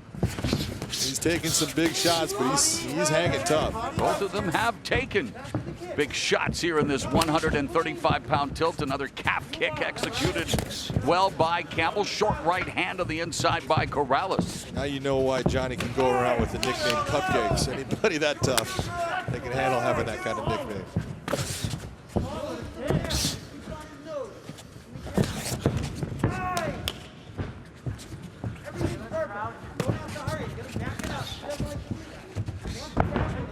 Johnny Campbell can start just straightening out some of these shots. He's winging a lot of punches. There's a jab by Campbell that landed on the target. On cue. 2 minutes have elapsed here in the second stanza. Another jab for Campbell. Single shots. We've seen him throw those wild combinations. We know he's got the power shots, and wow, he is eating those strikes from Corrales, and Corrales with the edge here in the total punches landed. Left hook on the exit by Corrales. Calf kick by Campbell to that lead leg, and he continues to attack the lead leg of Corrales. He does. He keeps on going after that. It's going to have an effect on Henry's ability to move. But combination of the body by Corrales. I think you're seeing that Johnny Campbell's starting to get a little bit tired. And Corrales starting to wear him down with these combinations. Again, loading up with the calf kick, but eating all the shots upstairs. Stop. Again, that's why the mouthpiece came out. He's starting to breathe through his mouth because he's getting a little bit winded. Back up. He just needs to like find that little space where he can grab some air, get that big breath in him, and then come back and fight effectively. Man, Corrales just putting it on Campbell's face, and Campbell just swinging wildly. Johnny Campbell is just Johnny Tough. He is taking some big shots, and he just keeps coming back, winging big shots. Minute and a half left in the second round. And it's Campbell steadfastly attacking the lead leg, and doesn't, well, there's a right uppercut that dropped Corrales. A right uppercut on the inside, and now Campbell going to full mount, wanting to put the finishing touches on this barrage on OK Corrales. That was a big shot that Johnny Campbell landed. Hammer fist now has Corrales back. Getting his hooks in, John, and now it's Campbell looking for potentially his 8th submission win. Again, like I said, when you're seeing a fighter have both of his hands. And there it is! You got Johnny Cupcakes Campbell wins his Bellator MMA debut in scintillating fashion as he picks up his 8th submission win, 5th via rear naked choke. I'm #1 in this promotion. That man had nothing for me. Nothing. Right. Johnny Campbell loud and proud about his accomplishments in his first foray inside the Bellator MMA cage, and maybe, well, not maybe, he has reason to gloat, John. Oh, he's got reason to gloat. That was a big win. That nice uppercut right there, that's what started the downfall for Henry Corrales. That uppercut landed cleanly. He hits him with the uppercut. You see him with this nice little dirty boxing. He's got the single collar tie, hits the uppercut. Corrales goes down, and from that point, we talked about you don't put your hands down, but when you are a hurt fighter, you make mistakes. Henry Corrales made the mistake having both hands down on the mat. You see Johnny get that rear naked choke, palm to palm, a lot of power on it. He gets the tap out. Let's go to Michael C. Williams to make it official. Ladies and gentlemen, the tap comes by way of a rear naked choke, officially 4 minutes, 12 seconds into round number 2. The winner by submission, Johnny Cupcakes Campbell. Good luck. Good training. I'll see you soon. Let's go to Big John McCarthy. Looking at Big John, okay? On the Big John, man. Sir. Johnny Campbell, that was an impressive performance. You had no concern about your safety throughout that fight. Talk to me about what this fight meant to you. It means everything. I trained so hard for this. I mean, I conditioned my body to be able to explode for 15 straight minutes, not stop. I knew so much about this man. He is such a veteran, such a tough fighter. I have so much respect. We took him so seriously. He just couldn't hurt me. There's nothing he could do. He landed that left hook that kills people, and I ate it like it was Cheerios. I mean, it's just easy money. I knew all I had to do was just keep slinging, and I would get the job done. He's got a long head, so, you know, that happens. When you got into the position, you got that single collar tie, and you brought that uppercut. Did you know how hurt he was at that moment? My coaches were just screaming, he's hurt, he's out. So, yeah, that's just how I do. If you watch my fights, if I get somebody on the rocks, I do not stop. And that's why people love to watch me fight. Scotty Cokes, let's go. I promised you I'm going to bring the best fights that you've ever seen, and we're going to bring Bellator to an even bigger audience. I promise to help you guys do that. Well, I'll tell you what, that was an outstanding performance against a great veteran fighter. You're absolutely right. So, At 135, James who is it you Gallagher, want? where is he? James Gallagher, I will mess that man up. I will send him back to Ireland in a body bag. Bring him on. Love to hear it. Ladies and gentlemen, outstanding win for Mr. Johnny Cupcakes Campbell. Our tail of the tape for this matchup, Daniel Madrid against Johnny Eblin. Look at the difference, a little bit, 6'3" in height. He uses that well. Is that gonna make a difference with the takedown attempts that Johnny Eblin is gonna try to get him down with? Here is Michael C. Williams.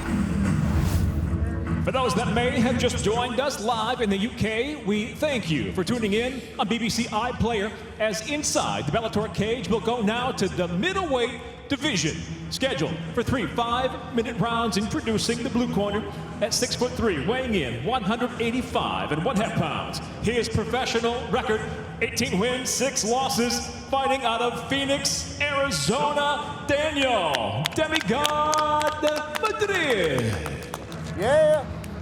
And across the cage, his adversary fighting out of the red corner at 6'1", weighing in 185 pounds even. He's undefeated as a professional. 7 victories, no defeats. Fighting out of Coconut Creek, Florida, by way of Kansas City, Missouri, Johnny Diamond Hands Eblin. Bend your legs. And the referee in charge, Todd Anderson. Todd Anderson will oversee this middleweight matchup between Johnny Eblin and Daniel Madrid.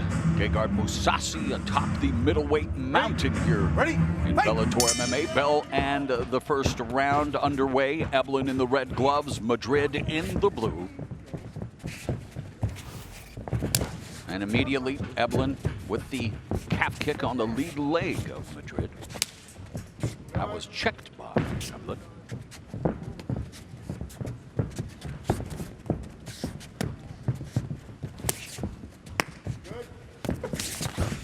Aggressive start by Eblin, John, and landed with that combination. That was a nice left that he landed with. You see that Madrid's going to want to try to keep the range in perspective for him, meaning that he doesn't want to overextend, which is going to allow Johnny to come inside and work for that takedown. When I tell you that 15 of Madrid's 18 wins have come via submission, that will probably let you know where he would like to see this fight go. For Eblin, 3 of his 7 victories have come thanks to his striking prowess. In fact, Madrid has just 1 knockout win on his resume, and that came back in October of 2015. Nice side kick. Yeah, side kick by Eblin.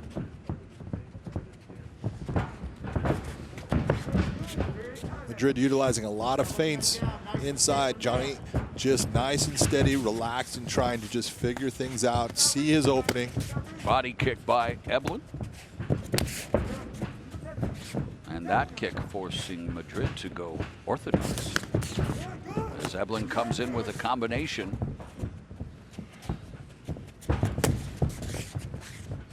That was a nice, strong kick by Madrid. Eblin ate it, but that is not one you want to take a lot of abuse with. Just be careful not to let that kick continue to land in that same spot.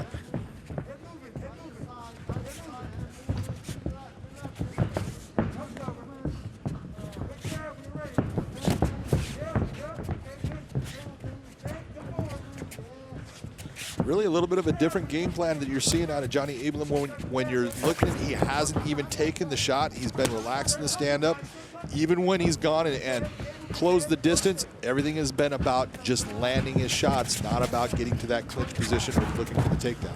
Eblin telling us that he knows that Madrid's biggest strength is his BJJ. He feels his biggest weakness is his power and takedown defense, and he could not take the power of Eblin there as Madrid goes down, and Madrid's in trouble. Madrid is finished. Johnny Eblin improving to 8-0, 4-0 in Bellator with his 4th knockout.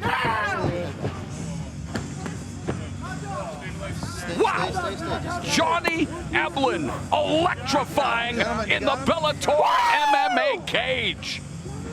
I got hands, baby. I got diamond fucking hands, baby. And you are shining bright like a diamond tonight. Take a look at this nice switch step. Throws the right, but that's left hand that touches that chin. That's what puts Daniel Madrid down. A nice clean shot by Eblin. Comes after him, heavy ground and pound. Just tries to swing heavy shots, hammer fist down, and one touches that chin, and you see Daniel Madrid go out from that hammer fist shot. Again, watch the switch step. The right hand comes, it gets blocked, but the left hand comes through and touches that side of the jaw. That's what puts Daniel Madrid in the position where he is trying to defend. The hammer fist seal the deal. And Eblin picks up his first finish under the Bellator MMA banner. He's 4-0 in Bellator. That his first knockout win under the bright lights. Let's make it official with Michael C. Williams. Ladies and gentlemen, inside the Bellator cage, it comes to an end. 2 minutes, 44 seconds. Round number 1 by knockout. The winner, Johnny Diamond Hands Eblin. Those diamond hands were sharp tonight. Let's go to Big John McCarthy. Johnny Eblin, hello. How you doing, brother? That was just remarkable as far as you never even looked for a takedown attempt in this fight the entire time. Everything was about you being on your feet and landing your hands. Talk to me about your training and what you were thinking about tonight. Man, I just really wanted to show the world that I can strike. I know my last 2 fights, I've utilized a lot of my wrestling, but now I've been training a lot with George Masvidal, a lot with Yaroslav Amosov, and man, just training with the best in the world all the time. Just been honing my skills and getting better every fucking day. Talk to me about that little switch step when you threw the right. The right got blocked, but it was the left hook that came through and it landed square on the right on the tip of the chin. Secret sauce. That's all I'm gonna say. It's a secret sauce, baby. Secret sauce. Yeah. When he went down, did you know, oh, I've got him at this point? The hammer fist came and he definitely went unconscious. I hit him and I saw his eyes kind of roll back, but he started regaining consciousness. I'm like, dude, I got to get on this guy. I got to hit him with a couple good shots. And after a few hammer fists, I started to let lights go out, and I'm like, I'm gonna keep going until this ref pulls off me. I'll kill this guy. I don't care. Well, that was a beautiful performance. That was your first knockout here in the Bellator cage. Congratulations on a fantastic win. Who do you want next? Whoever Bellator wants to give me, man. I'm a working man. I like to work. So whoever Bellator wants to give me, I'll show up, and I'll hopefully do the same thing. Sounds good to me. That, again, congratulations on a beautiful knockout win. Ladies and gentlemen, Johnny Diamond Hands Eblin. All right, let's take a look at the 4-1-1 for this bantamweight bout on the Bellator 258 prelims. You can take a look, all of those fights, both guys are still young, 27 and 29 years of age. This is gonna be an outstanding battle between these two good, experienced fighters. With the introductions, here once again is Michael C. Williams. Tonight, here at the Bellator 258 prelims, we present a bantamweight feature. Scheduled for 3 5-minute rounds, we introduce first the blue corner. At 5'9", weighing in 135 pounds even. His professional record, 10 wins, 6 losses, 1 draw. Fighting out of Reseda, California, Albert, the Belizean warrior, Morales. And across the cage is adversary, fighting out of the red corner. At 5'11", weighing in 136 pounds, coming off a world title challenge. He returns with 13 professional victories, 1 defeat by way of Angola. He fights out of Buffalo, New York, Patchy No Love Mix. And your referee, Todd Anderson. Todd Anderson will be the referee for this bantamweight matchup. Bantamweights all over the Bellator 258 card, and of course, the main event tonight for the Bantamweight Championship. The bell in round 1. Patchy Mix in the red gloves, the returning Albert Morales in the blue gloves, and of course it will be the man who defeated Patchy Mix in his last fight, Juan Archuleta, defending the 135 strap against #1 contender Sergio Pettis. That's coming up on the main card of Bellator 258 as Mix immediately taking Morales down to the ground. Morales getting back up, but finding him back down one more time. Patchy Mix using a very nice body lock. Then right away, you see Morales. Look at how Patchy Mix just all of a sudden is turning, gets the back. Now Morales has got to work his way out of this position. He needs to just be smart, take his time. Don't end up in a position where the hooks get in. 9 of Mix's 13 wins have come via submission, and he is fishing for a submission fast in this one. Well, he is, you know, right now, Albert Morales knows that he's in for a fight with Patchy Mix on the ground. This is not a position that he wanted to be in. Patchy Mix is even employed his new coach. When you're looking at, you know, guys that he's working with, he is just special on the ground.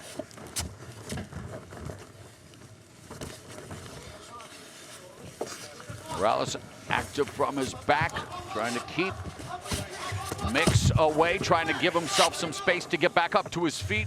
He's able to do so now with that high knee, trying to block Mix, but Mix still has the body lock. He's got the body lock. You see him again, right to the back. He's right in front of us here, gets the hook. He just has the ability to understand when he can swing his hips around. And he's going to jump on the back right now. Albert needs to just start shaking him off. Nice job by Albert. Now oh, wow, and Albert finds himself in side control as he was able to get rid of the backpack for a moment anyway, John, as you call him, the human backpack. And, well, Mix now on his back. Under 3 minutes left in the opening round, Morales will try to take advantage of being inside control.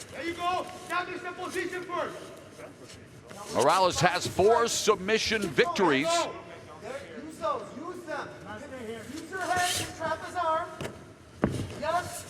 Don't let him walk the cage. Don't let him sneak out the back. Midway point of the opening round. You see that nice underhook with the left arm that Albert Morales is deploying right now. That is keeping him in a good, solid position. That's what's keeping Patchy Mix's back to the ground also. Trying to get that nice little slice with the knee pass. Ends up in a half guard, but that's okay. It's a good position for Albert Morales right now.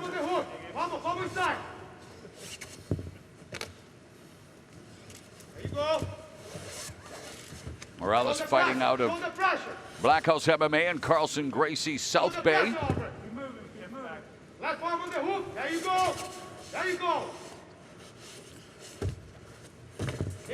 Nice work by Albert Morales in the top position. You see Patchy trying to get it. The underhook on the far side is unable to get it. Morales just nice and heavy on top, using that right arm and shoulder for pressure on his head, keeping him flat down on the mat. Patchy Mix wants to get to his side. The more he can get to his side, the better he's going to be able to move underneath Albert Morales, and that's going to get him to the position he wants to be in.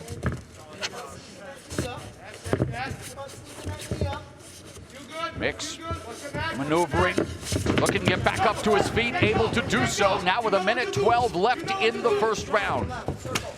Body kick by Morales.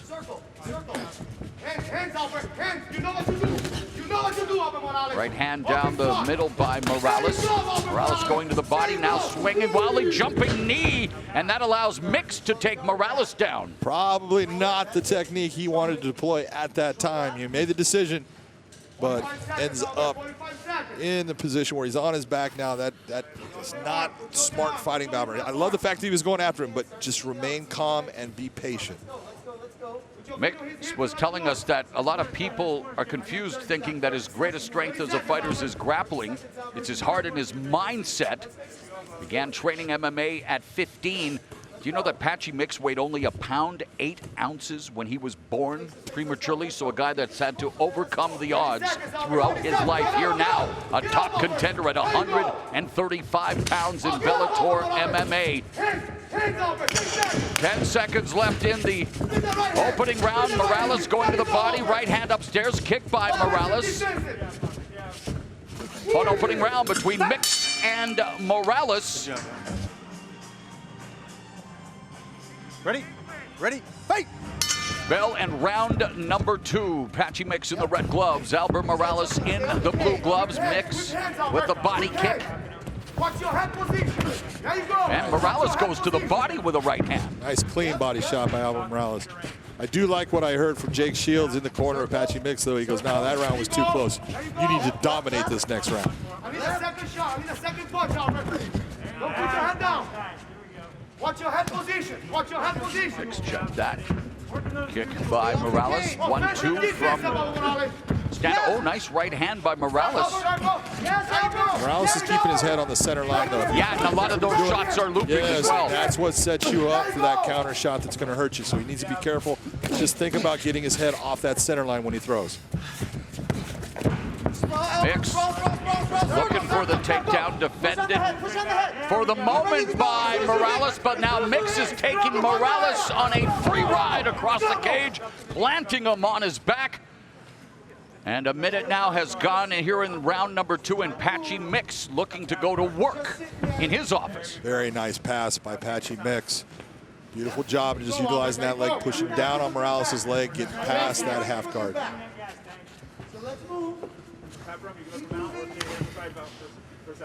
I don't think Morales is going to give Mix a 5-star rating for that ride he just gave there across the cage, as he's in trouble here courtesy of Patchy Mix. A minute and a half gone in the second stanza. Patchy was trying to save the voice of his coach, Jake Shields, so he didn't have to yell, bring him over closer. Well, Morales trying desperately to... Morales needs to be very careful giving up his... Yeah, and the corner was warning him, and there's one hook in already, and 2 hooks in now for Patchy Mix. And now he goes to the body triangle instead of the hooks that you saw earlier in the first round. He's now into that body triangle. And Mix knows all about the rear naked choke. 5 of his 9 submissions have come from the back.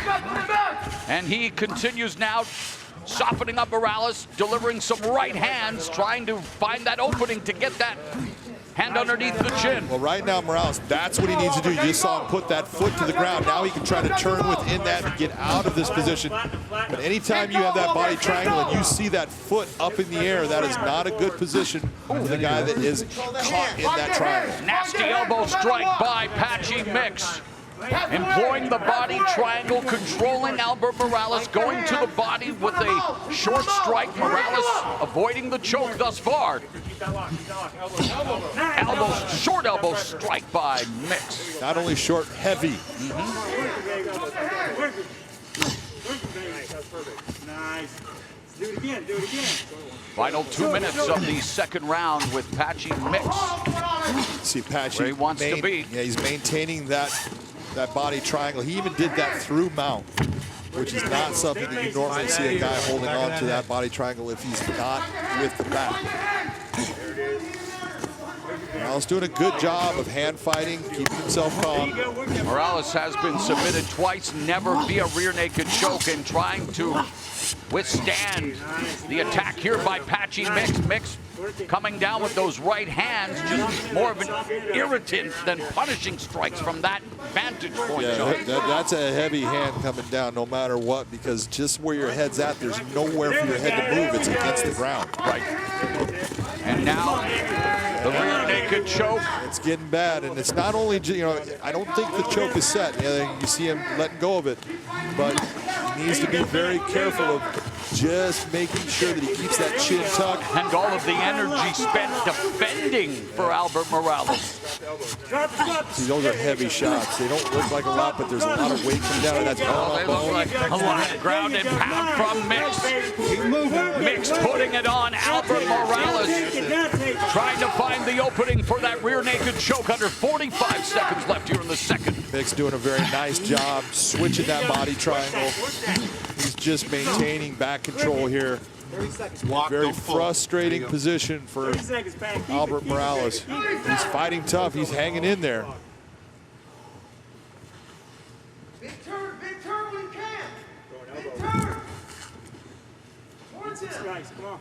The real question will be... Interesting position for the body triangle. Well, it is, and it's a lot of pressure on Patchy Mix's legs.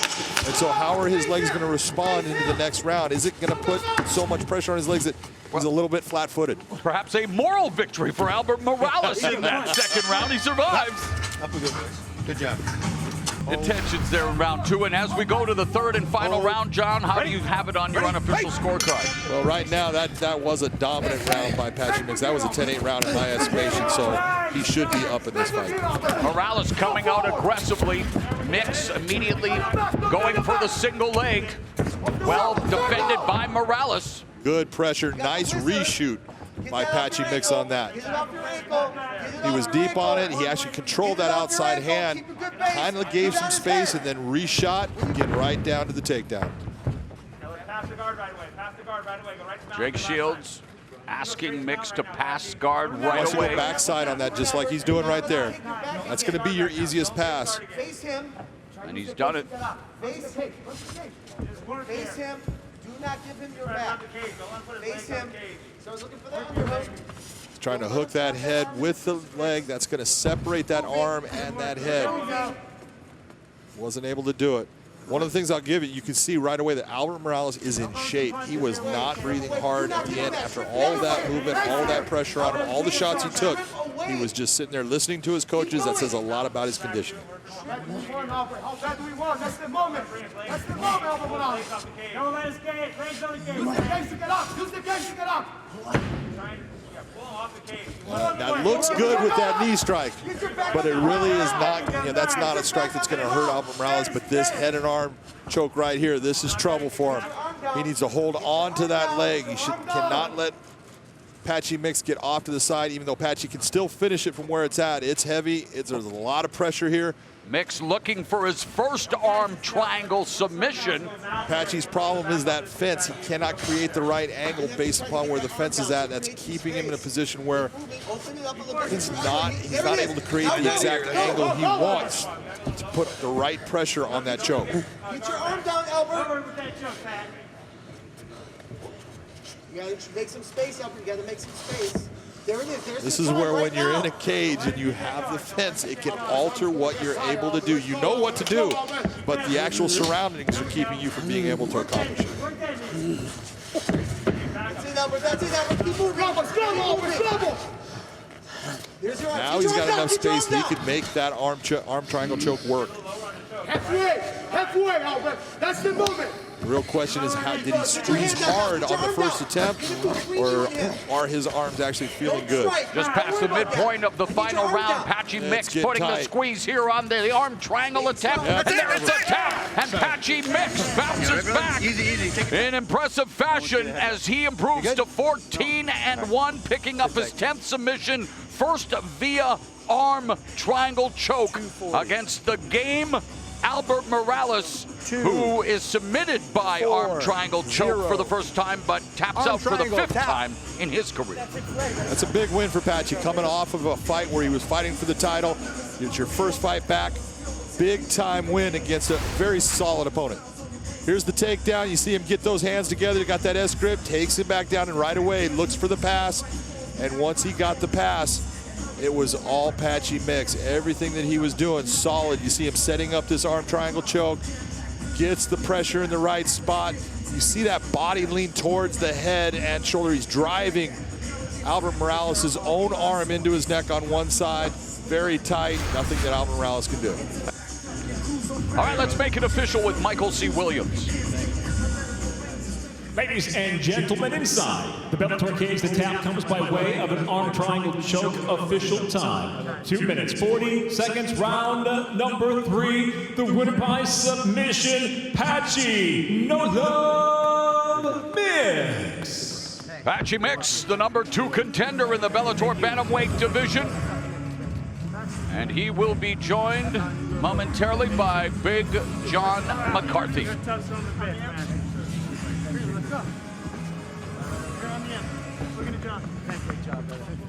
Patchy Mix, go over there so that man can put that mic in front of me. I want to talk to you because that was a beautiful performance.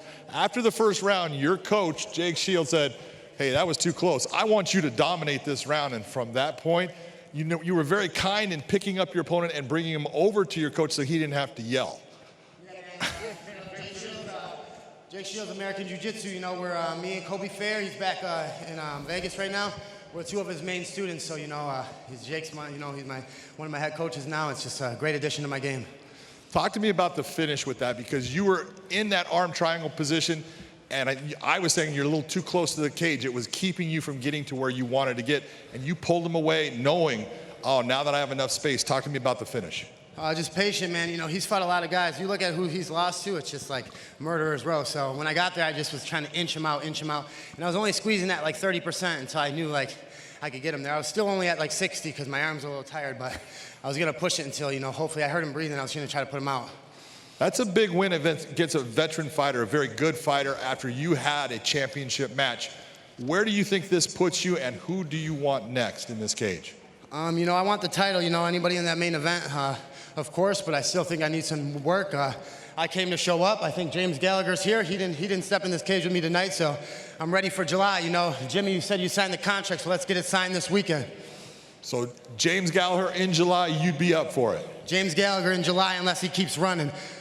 That's what I want to see. Ladies and gentlemen, your winner, Patchy No Love Mix. Let's go!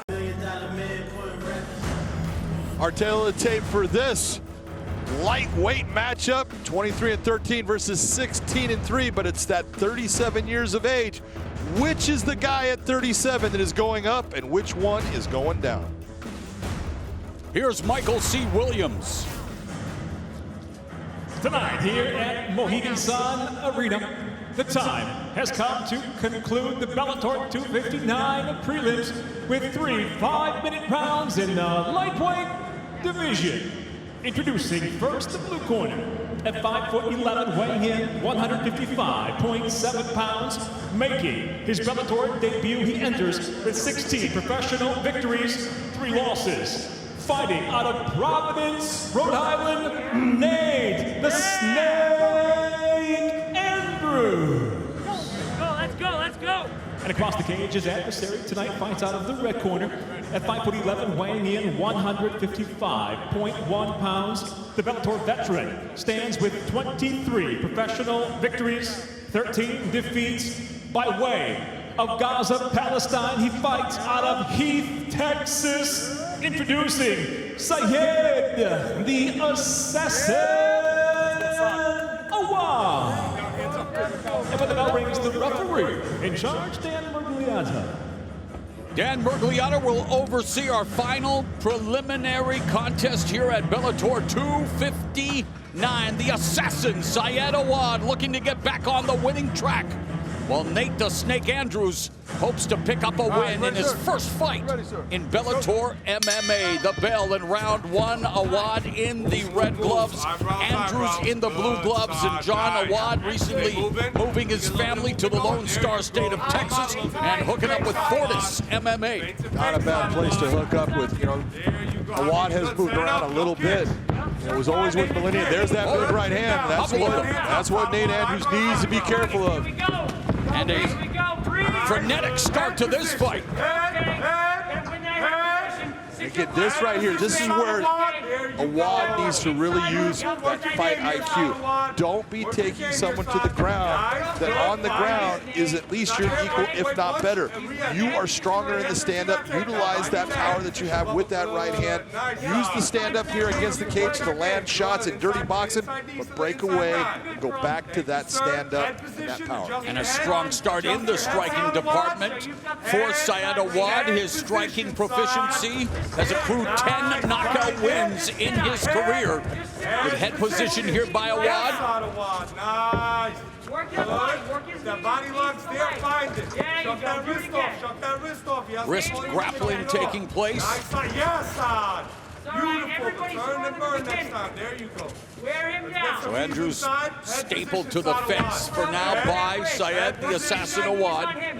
Head underneath his chin. And you can tell Awad is looking for the takedown. He's starting to lace the leg behind. He's starting to look for little things to off-balance Nate Andrews. So he wants to get this fight to the ground. Andrews said that in scouting Awad, he said Awad is good at being the hammer, not so good at being the nail. There's a lot of people that are good at being the hammer.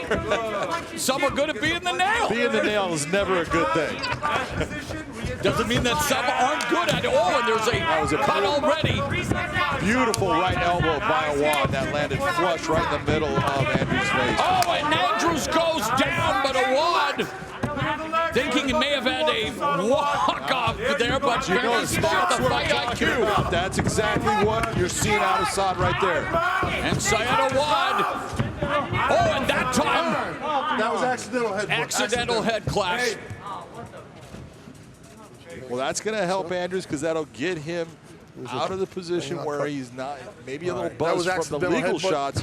He did get hit by their heads clashed, but there was no intent and nothing done by Awad in any manner that you could look at and say that, oh, he meant to do that. So Awad fighting like his Bellator MMA career is on the line, John. A strong start for the veteran here in round one, and thus far a rude awakening in the debut in Bellator for Nate Andrews, who's now coming back with strikes of his own. Good counter right hand by Awad. Another right cross lands. And again. Very impressive the way Awad is fighting right now. He just took a big shot. Big left hand from Andrews. Right hand. What a fight. But Andrews is overextending here. Andrews goes down again to his back. Now's when you can go down on the ground. Hammer fist by Awad. Andrews needs to get himself centered on here and start to control the wrist. And right now, Awad is very good at being the hammer. And being smart about making Andrews get back to his feet. Ooh, straight right hand. Down goes Andrews yet again. I don't want to see this. And Syed Awad wins in style. A huge sigh of relief for the 37-year-old Syed the Assassin Awad as he picks up a scintillating victory due to his strikes. Well, not only was he the fighter, then he was the referee because he called his own ending. He called the shot, literally and figuratively.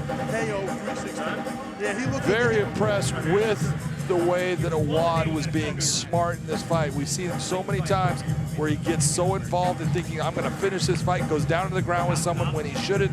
He backed off of Nate Andrews multiple times, used the power that he has. Let's take a look at some of these shots. Explosive stuff in this round. That shot kind of glanced off the top of the head. You can see Nate Andrews is not that hurt. He's there to protect himself. But here was where their heads clashed. See, Awad comes in, throwing shots. Head comes up, boom, hits the chin area. That's why you see Andrews going down. Got a restart, big right hand.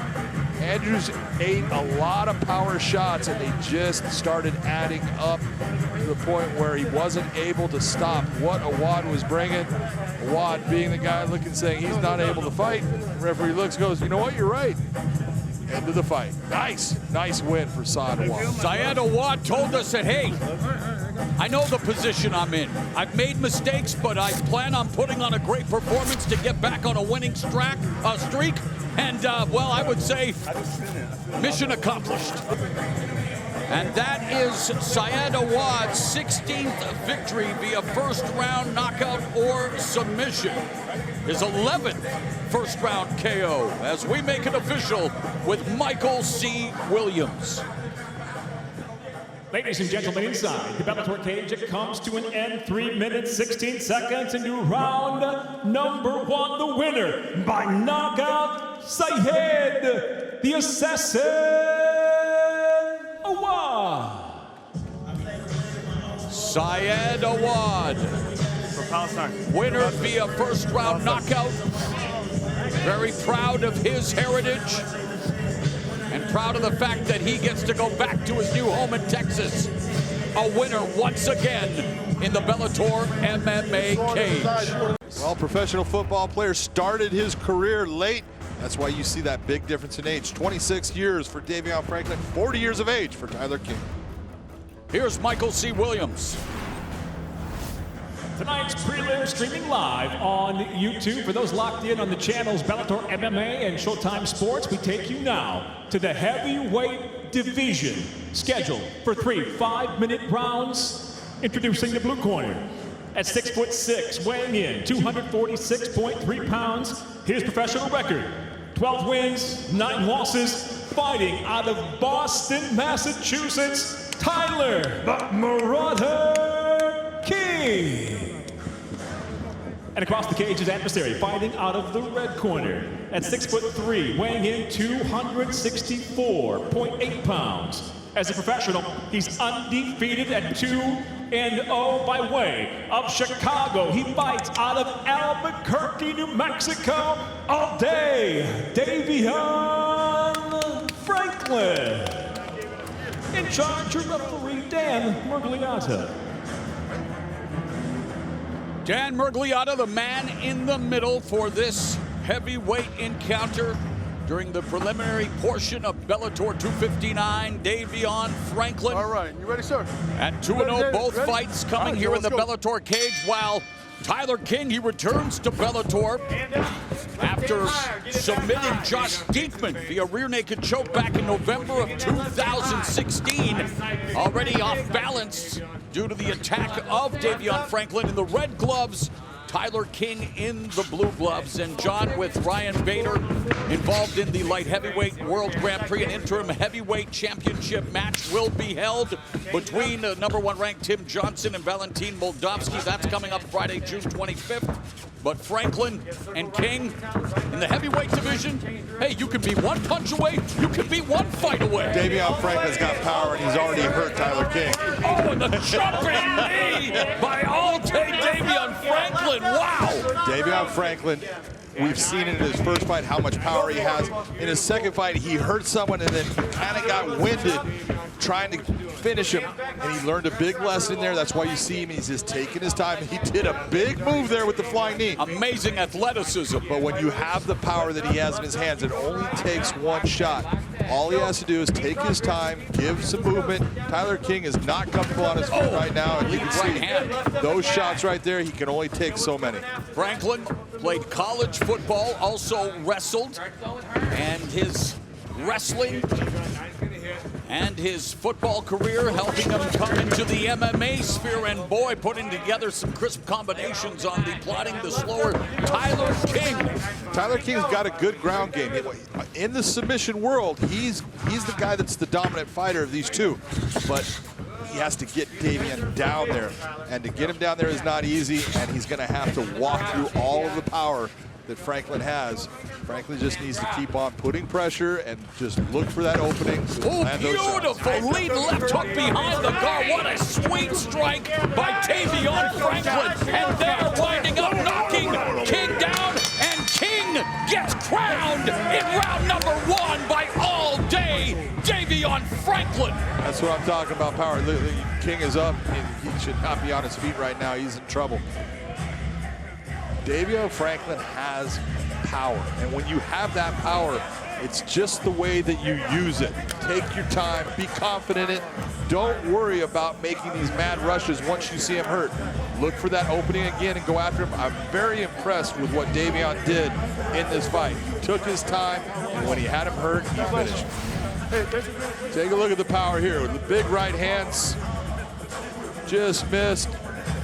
Left hand, right hand off the top of the head. That's what puts him down. Just snaps his head back. Watch this right hand land. Bing, right there off the top of the head. That puts Tyler King down. Good stop by Dan Mergliata. That fight is over. Let's go to Michael C. Williams. Ladies and gentlemen, it comes to an end officially inside the Bellator cage. 2 minutes, 2 seconds into round #1 by knockout. Still undefeated, the winner all day, Davion Franklin. In the heavyweight division, you can make a lot of headway quickly. Davion Franklin quickly dispatches Tyler King. He is now 3-0 in Bellator MMA. Our tail of the tape for this lightweight matchup is real simple. Look at that 5-0. Aviv Ghazali is looking to make that 6. Sean Felton's going to do everything he can to make sure that doesn't happen. Here's Michael C. Williams. Tonight here at Bellator 259 prelims, we'll move to the lightweight division. Scheduled for 3 5-minute rounds. Introducing the blue corner. At 6'1", weighing in 154.3 pounds. His professional record, 5 wins, 2 losses, 1 draw. Fighting out of Buffalo, New York, Sean Superfly Felton. And across the cage, his adversary fighting out of the red corner.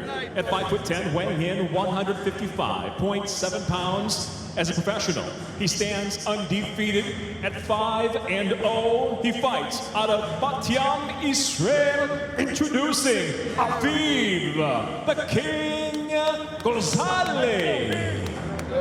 And your referee in charge, Kevin McDonald. Kevin McDonald assigned the task of officiating this lightweight matchup.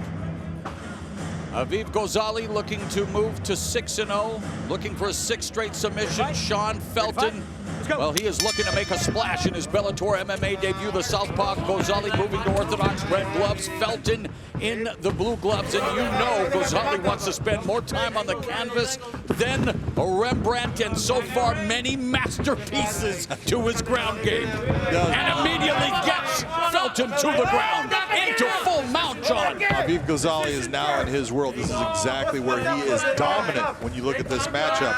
On the feet, Felton has the ability to stay with Ghazali, but on the ground, this is like working against someone that you haven't felt what he can do. Nice job by Sean Felton. Even his hands are coming by Felton.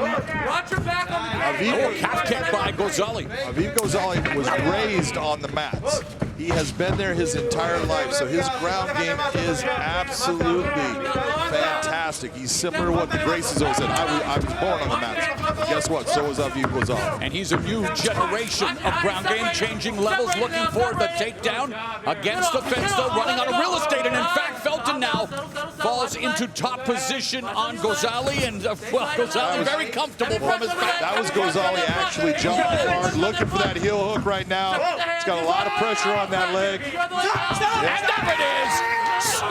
6 professional fights, 6 submission wins, another lightning quick victory for Aviv Ghazali, and some concern for Sean Felton. As well, Ghazali, he wants to take your limbs home with him. Well, he just took that limb home with him. You recall that weigh-in, and you saw Sean Felton doing the fake head slice and pulling his head off.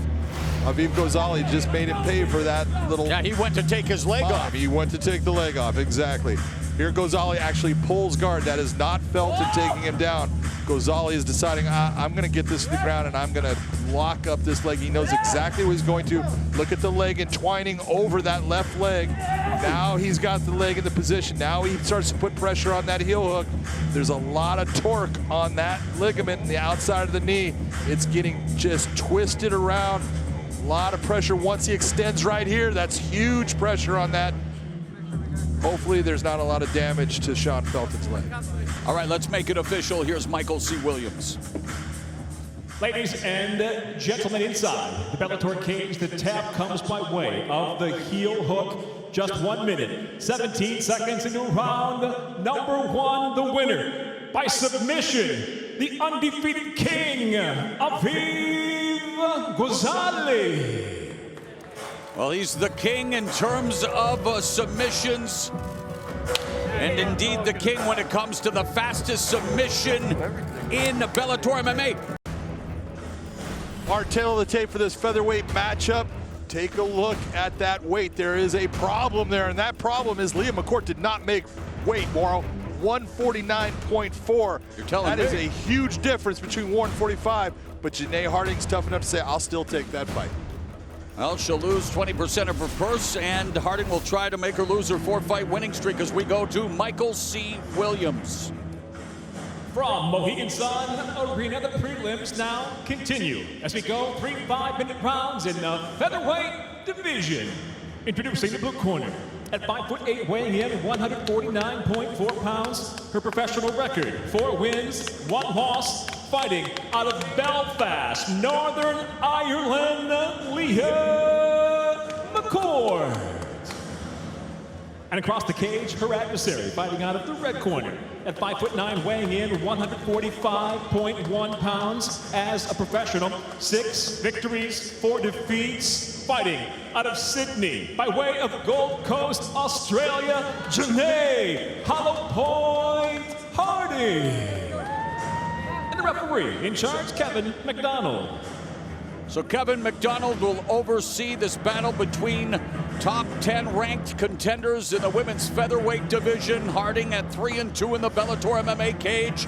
McCourt at 3-0 under the Bellator banner.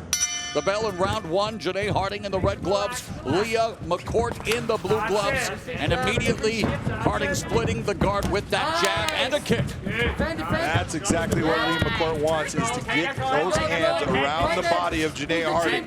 That is her world. If she can get that grip on Janae Harding and take her down. She's a black belt in judo. She's got very good throws, and she's got a very heavy top game. Started training in judo at the age of 7. Started MMA training at the age of 19. Now at the age of 28, wants to move a step closer to title contention. Although again, after missing weight, should she be That's the whole thing.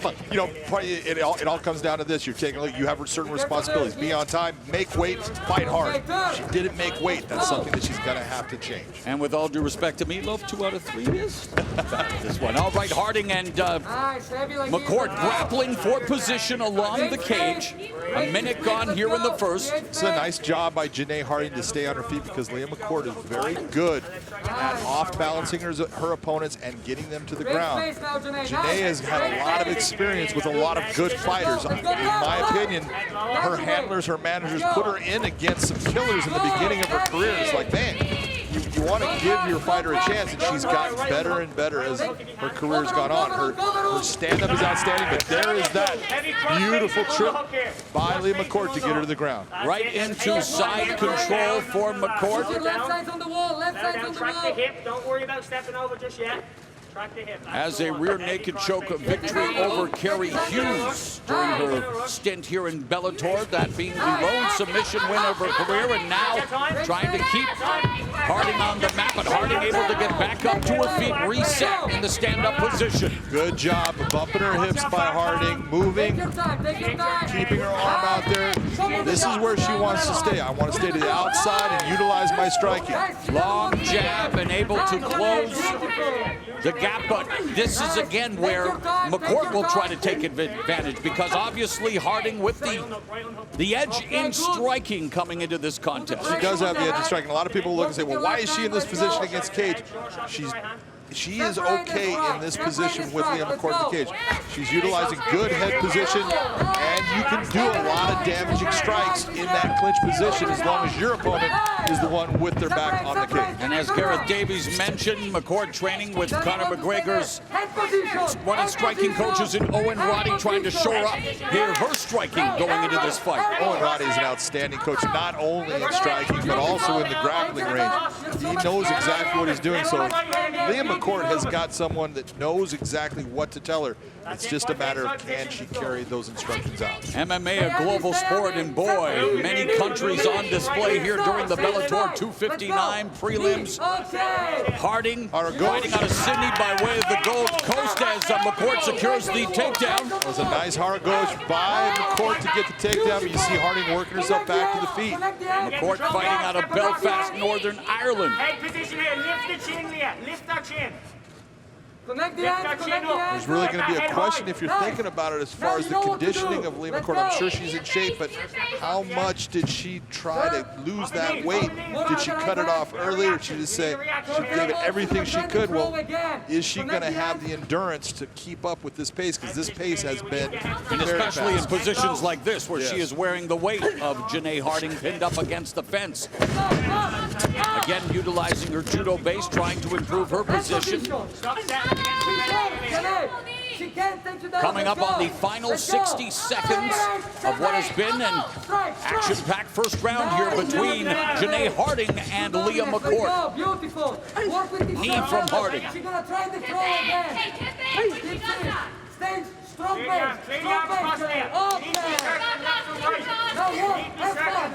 A lot of good work by both inside. You see the punching of Harding. You see knees from McCourt.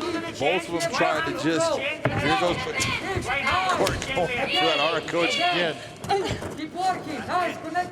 30 seconds left in the first round, and again McCourt securing the takedown into side control. Less than Control. 20 seconds now remaining in the round, and McCord with an opportunity here Cross face if you can. to make hay with this dominant position. But Harding scrambling.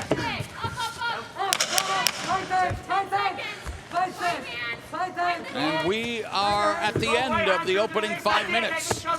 Let them go. Stop. Clean break. Round 2. Bell in round 2, was it a difficult opening round to score, John? It's going to be a different. I'm guaranteeing that one judge is going to go one way and two are going to go another way on that round because there was a lot going on. But you got to take a look at this is a fight. This is not a grappling competition. Who is the one that's doing the most damage? And I think in that round, although there was some good throws by Leah McCord, I think Janae Harding was the one that landed more shots and did a little bit more damage. I think she's going to get the round. Beautiful. All time. Separate side. Nice elbow by Janae.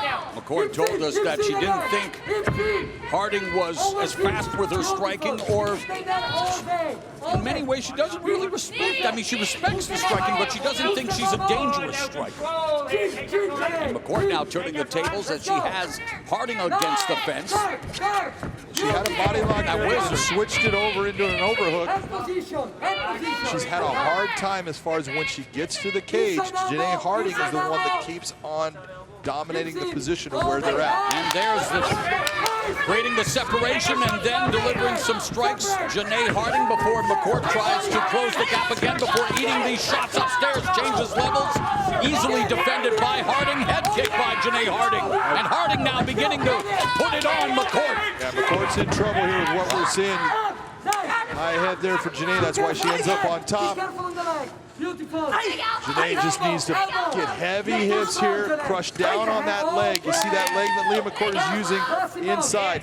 Just press down, heavy hits, and you can land a lot of big, heavy strikes right now. Ground and pound from Janae Harding, looking to maintain the position, dropping a couple of right hands. Now looking to go full mount, no half guard employed by McCord. McCord trying to control Harding's posture. Harding drops another left. McCord active on the bottom, but eating these shots. Yeah, McCord is not reacting the way you want to see. Right now, she's starting to cover in this position. You can't cover. Start to move your body. Make it to where she cannot hit you based upon your body position.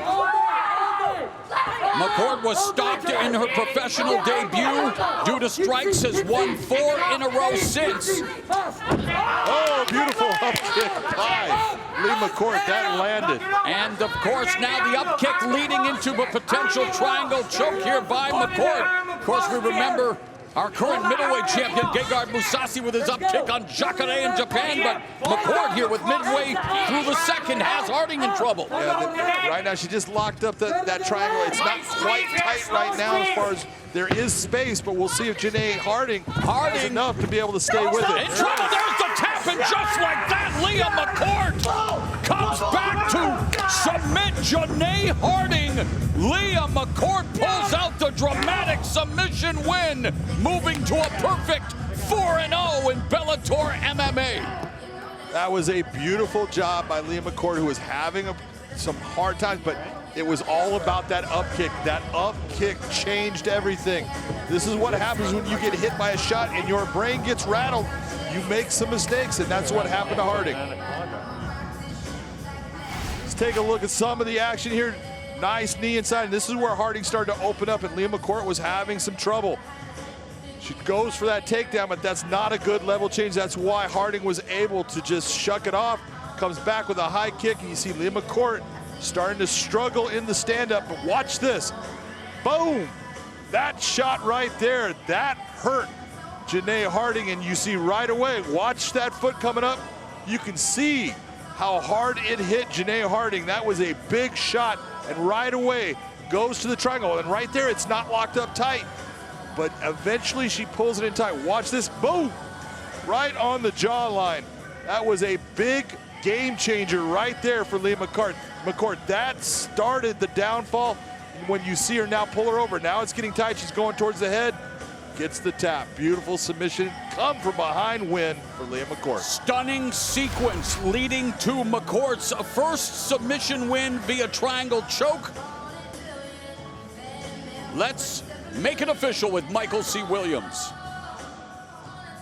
Ladies and gentlemen, inside the Bellator cage, the triangle brings it to a conclusion. The tap officially 2 minutes, 42 seconds into round number 2. The winner by submission, Leah McCord.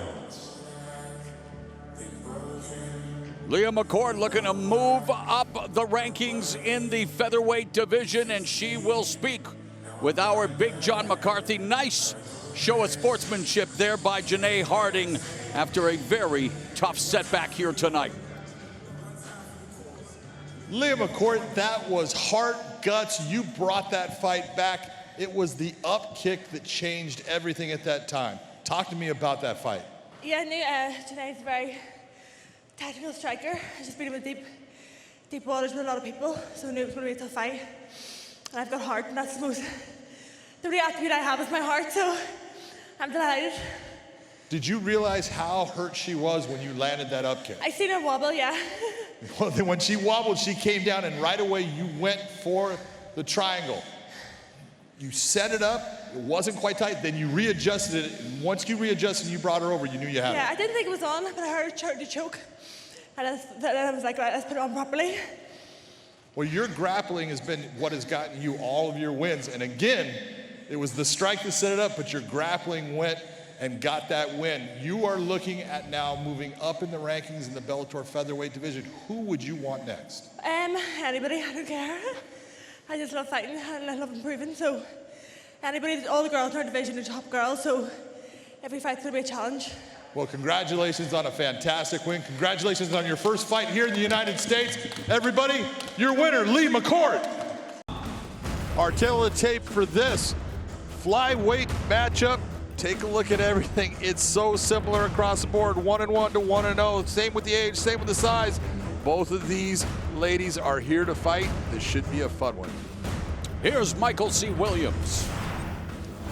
It's late night in the UK, and we thank those that are still tuned in to BBC iPlayer for the Bellator 259 prelims as we go now to the flyweight division set for 3 5-minute rounds. Introducing the blue corner at 5'4", weighing in 125.8 pounds. Her professional record 1-1. She fights out of Hanover, Massachusetts, presenting Christina, the meat grinder, Katsikis.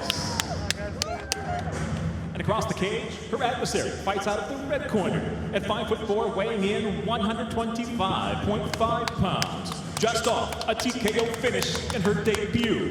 She now stands 1-0 as a professional. She fights out of Maui, Hawaii. Introducing Samiko, Lady Samurai Inaba. In charge of referee Todd Anderson. Todd Anderson will oversee this flyweight fight. Sumiko Inaba won her professional debut in Bellator MMA, while Christina Katsikis would love to win her Bellator MMA debut. She is 1-1. It is Inaba in the red gloves, Katsikis in the blue gloves, and immediately Katsikis looks for the takedown, but it's Inaba in control off her back. Inaba looking for a high guard there. Get her on the cage. Get on the hips, Samiko.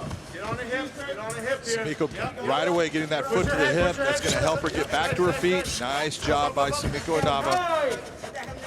Inaba, known as Lady Samurai due to her Japanese heritage, fighting out of Maui, Hawaii. Katsikis fighting out of Hanover, Massachusetts. Yes, there we go. Yes. Now up there. And Inaba back to her feet, turns the tables on Katsikis. A couple of overhooks. Break off if you want. There we go. Katsikis trying for some things that she just doesn't have the body positioning right now to go for the takedowns that she's looking for. Samiko looking to control that head.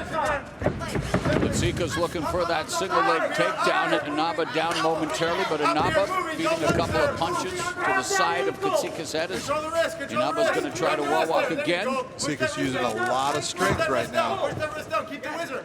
Keep the wizard on the other side. Push that wizard. Katsikas in her Bellator MMA debut, and obviously the pressure of debuting on the big show. We know it can produce gems or burst pipes. Katsikas hopes to shine bright like a diamond, but Sumiko Inaba, she did shine bright like a diamond in her Bellator and pro debut as she stopped Jessica Ruiz via first-round TKO. That was a really nice job by Inaba to turn on the fence. You saw her actually grabbing the face, using it as a leverage point to turn Katsikas into the cage. She's delivering some forearms and elbows from close quarters. Is Inaba. 2 minutes have elapsed here in the first round.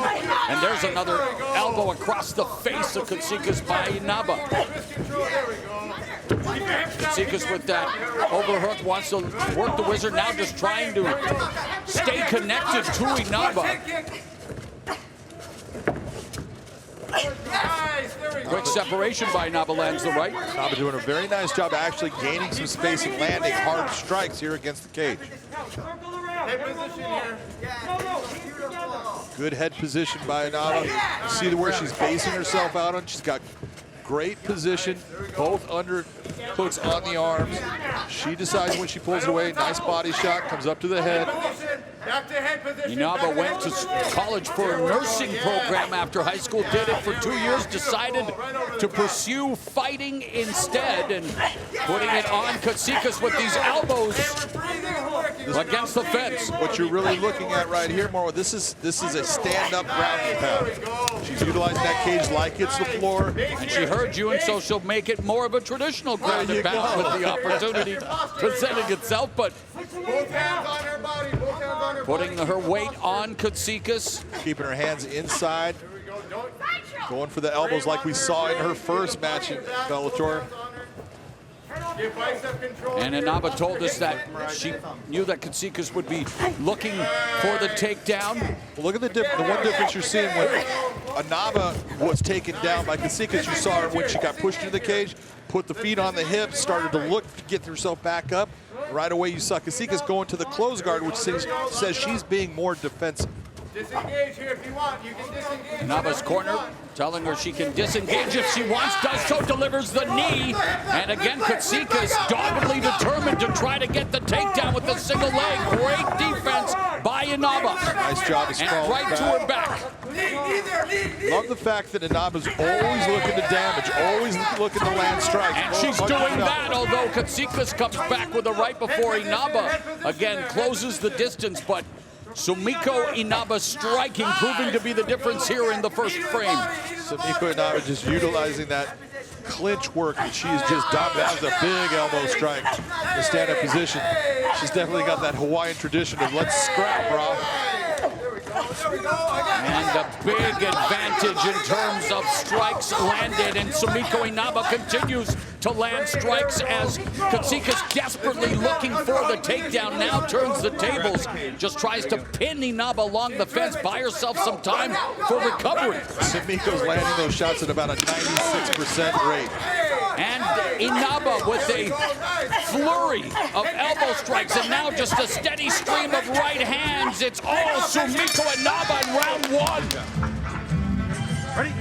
Rebound here in the middle frame. We found out that undefeated Bellator MMA flyweight world champion Juliana Velasquez is going to make her first title defense against the number 4 ranked Denise Kielholtz at Bellator 262 on Friday, July 16. A couple of flyweights showcasing their wares in the Bellator MMA cage tonight. Nice inside low kick, and Inaba told us, John, she wanted to mix it together. She wants to show that she is a complete mixed martial artist from the get-go. Well, she's showing right now. Just take a look at the difference. You're seeing that Katsikas is really taking some lunging shots. She's getting herself out of position, while Sumiko is just nice and relaxed, keeps her base, has good position so she can land counter strikes.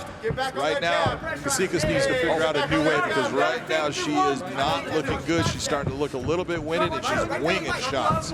And meanwhile, Inaba continues to connect, looking to change levels. She said she's as comfortable going for the takedown as anyone again. Complete mixed martial artist. Katsikas played field hockey in college, and while she's looking to score here now, got the back of Sumiko Inaba on the takedown by Katsikas. But again, Inaba popping up. Now Naba ending up in the top position here. North side Coming back position. around. She needs to swing around that. Cross-face hard there we go. Looking for the crucifix now. She's got one of the arms Cross-face her. hooked. Cross-face her. Cross-face there. Big heavy hammer fist. Cross-face, yes, cross-face her there. What Naba needs to do is utilize that left arm to cross face, pushing Kasikis' head off to her right shoulder. That will allow her to come around the back all the way. Away from her arm. The 30-year-old Sumiko Inaba, her boyfriend Sean Rush is her head coach. Stay on top here. Keep going. On top. Now Katsikas looking to move to top position, but Inaba doing a great job of just keeping Katsikas at bay, and Inaba going to try to wall walk again, John. Yeah, well, Inaba made a mistake, and that's what Katsikas took advantage of, and good for her to do it, because Inaba made a mistake in positioning, got out of position, and it got turned on her. We'll see if she gets back on right now. Is Katsikas burning energy looking for this takedown? This is good for Katsikas right now, because when she was in the stand-up, she was getting up. So that's where Inaba wants to this be. grappling position right now for Katsikas, this is a good thing. Yeah, Inaba's saying, hey, she's a complete mixed martial artist, but she loves stand-up the most. As Katsikas looking to scoop her up, but Katsikas unable to improve her position. Well, what we're really seeing here, here's your contrast. Katsikas is looking to get the fight to the ground, stay close to her so she doesn't absorb damage, and ride this thing out with the clock. While you're seeing from Sumiko Inaba, she's trying to fight. She's trying to end the fight. And Inaba turns right back into Katsikas. Under 2 minutes left in the second. Unhook your leg there. Get your legs back. Base. Now square up. Get a good base here. Go to your left. You got that left arm underhook. No. Nice job. Right here. Scramble the positioning, and it is Inaba in top position from the half guard of Katsikas. There we go. Slashing elbow across the face by Inaba. Get in a good spot here. Inaba's in a very good spot for her right now. She loves the half guard position. This is where she opened up on her opponent in her first fight and then got to mount. We'll see if she can do the same thing here with landing big, heavy elbow strikes. All she's going to do is hold you. We got to work here, Sumiko. There we go. There we go. Beautiful. Good job.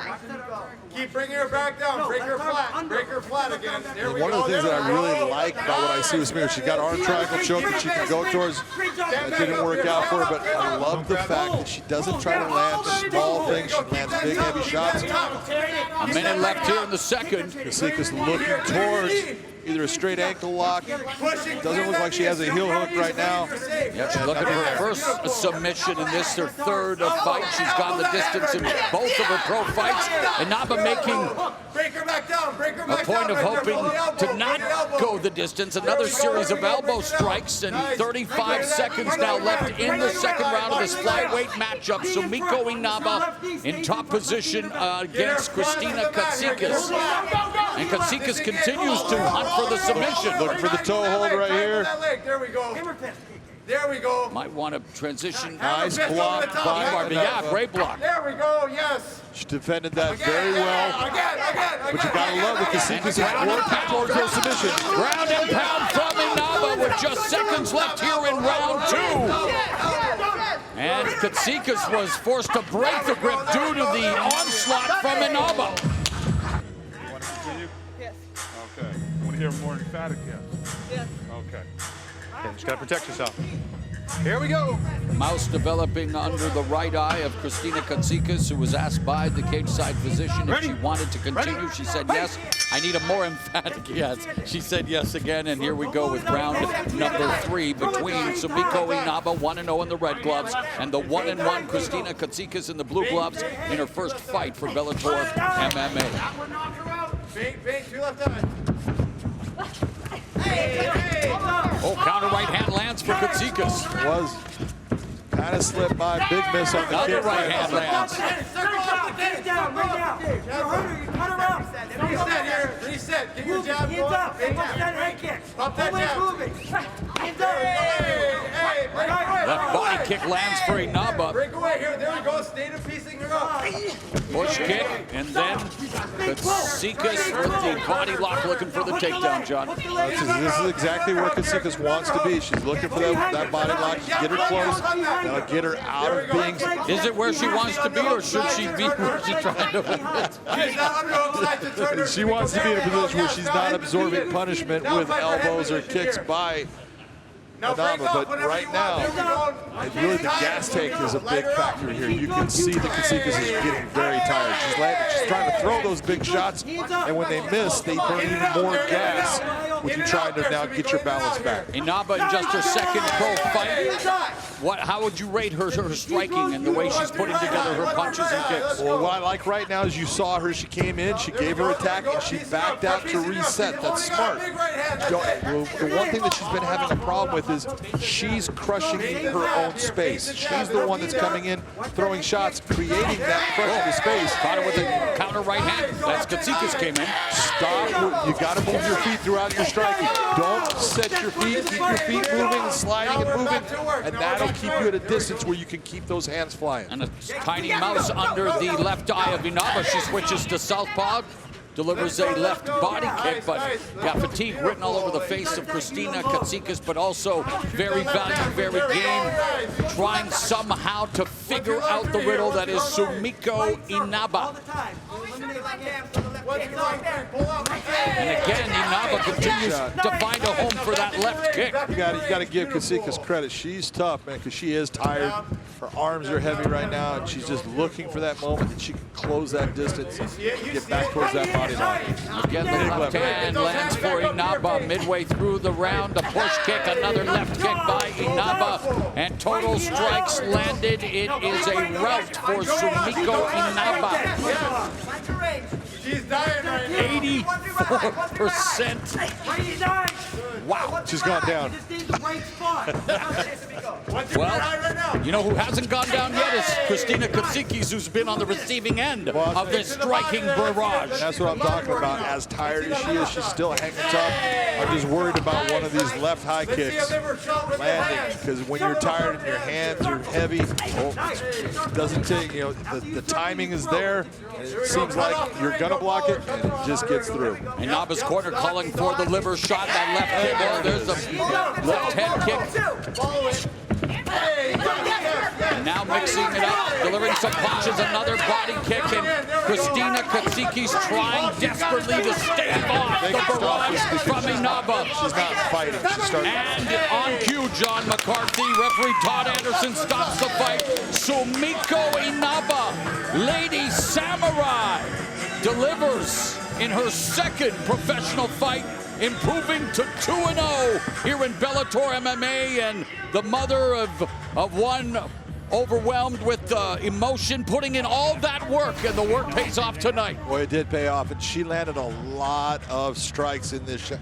Big right hand right here, followed by the left. Comes back with the right. You see Katsikas swinging and missing with a backhand. The kick comes up high, lands right to the face. Beautiful high kick by Inaba. Inaba near the end of this third round was just having, it was like being in the gym, punching on a bag, just continuing to just throw your strikes. Nothing was coming her way. It was easy for her to just step to the side. Big kick to the body. Katsikas not even bringing her head up and looking. She's just tired, worn down from all of the damage. Sumiko Inaba with a big, big win. Let's go to Michael C. Williams. Inside the Bellator cage, referee Todd Anderson steps in, waves off the contest due to unanswered strikes officially. 3 minutes, 35 seconds into round number 3 for the winner by TKO, Lady Samurai, Sumiko Inaba. Let's go to Big John McCarthy.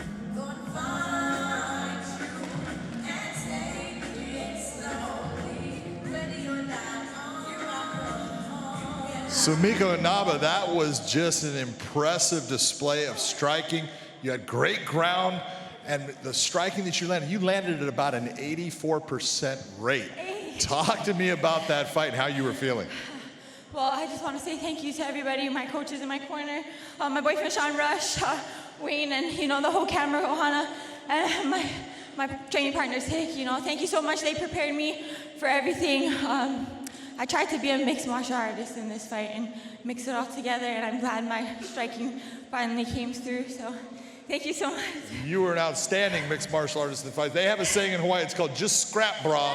And you were just scrapping out there because you were throwing all kinds of techniques. Thank you. I tried to, keep my distance and, show all my growth through these last few camps. I tend to just come in, guns blazing.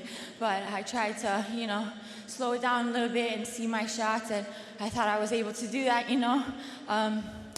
try and stuff the shot, just get back to my feet, and I can't thank my training partners more enough for getting me, repetition over and over, and it really translated through. So. Well, congratulations on an outstanding, dominant so victory. It was a beautiful performance. We look forward to seeing you again. Ladies and gentlemen, your winner. Thank you so much for being here. Thank you, you guys are amazing. Our tail of the tape for this matchup of 5-0 light heavyweights. Everything doesn't really matter. 5'11" to 6'2", 74 to 76.5. But whose O is gonna go? The Loonies would be pleased. They've got 5 on it. Let's go to Michael C. Williams. Here at the Bellator 259 prelims, we now present a feature fight, 3 5-minute rounds in the light heavyweight division. Introducing the blue corner, at 6'2", weighing in 205.3 pounds, his professional record undefeated at 5-0, fighting out of Portland, Oregon, Tyree Fortune. And across the cage, his adversary out of the red corner at 5'11", weighing in 204.4 pounds. As a professional, he too stands undefeated with 5 wins, no losses. From Denver, Colorado, Grant, the Truth, Neal. In charge, your referee, Kerry Hatley. Kerry Gotcha Hatley is the referee for this light heavyweight matchup, and it's an important one. 2 top 10 ranked light heavyweights, 2 undefeated fighters, and as a former police officer, John McCarthy, I'm sure you appreciate their 5-0 records. Neal in the red gloves, Fortune in the blue. Well, we just had a Naba from Hawaii, so it all matches up. Lots of movement, buddy. Loving that motion already. Beautiful. Just let it build. The light heavyweight division in the midst of what has been an amazing World Grand Prix. We're down to the semifinals. Current champion is Vadim Nemkov, defending the title throughout the tournament, but number 7 Neal, number 8 Fortune, they are in the hunt. Grant Neal giving a lot of feints inside. And how cool is it, John, that they have to go through each other as Neal tries to go through Fortune with this takedown attempt, but in order to move up. This is what it's about. If you want to be a fighter and you want to move up in the rankings so you can get that shot, now is your time to impress. You've got an undefeated fighter in front of you, and this is what gets the eyeballs. This is what makes President Scott Coker look at you and say, okay, what did you do against that other undefeated fighter? What do you look forward to in this matchup? What questions are you looking to have answered from both Neal and Fortune in this fight? I'm looking towards for Tyree Fortune. I believe he wants to actually stay on the outside. I think he wants to use his wrestling to be defensive so he can use his hands. And I think you want to see Grant Neal wants to get inside, bully him against the cage, or get him down to the ground. Fortune said his biggest strength is he doesn't quit, never capitulates. He will never quit, he says. If you can't put him away, he's going to keep coming for you. Thus far in this, now his 6th fight, the 5 previous opponents unable to put him away. Oh, and he lands a nice short left hand from the southpaw stance on Neal, who ate it well. Now, he did eat it well, but that was a well-placed shot. Had some power on it. You saw Neal buckle a little bit. Inside low kick employed by Fortune.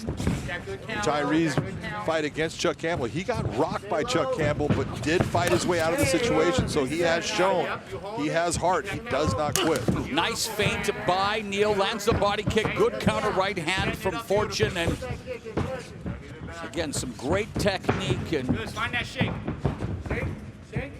We are coming up on the midway point of the opening round.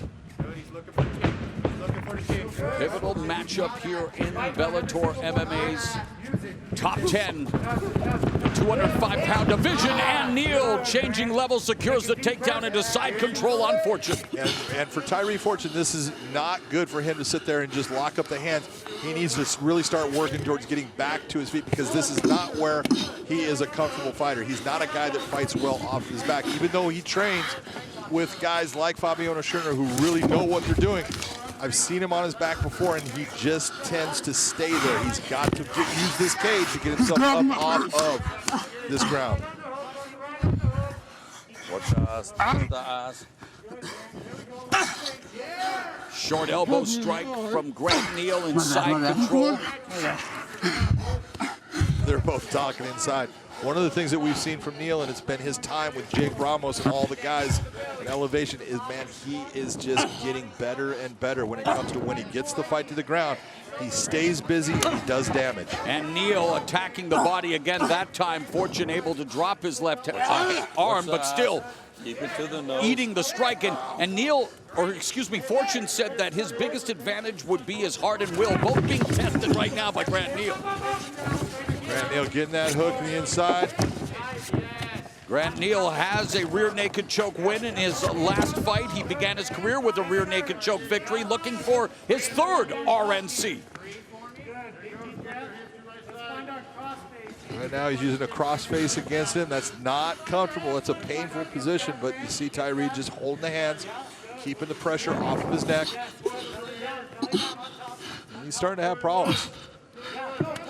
And that's it. There you go. Grant Neal is now 6-0, and he records his third submission win, all via rear naked choke, sending Tyree Fortune to his first defeat. Tonight, Fortune favored Grant Neal. He was bold. Yes, he was. 420. Take a look at what Grant Neal did. Did a very nice job when he goes for this takedown.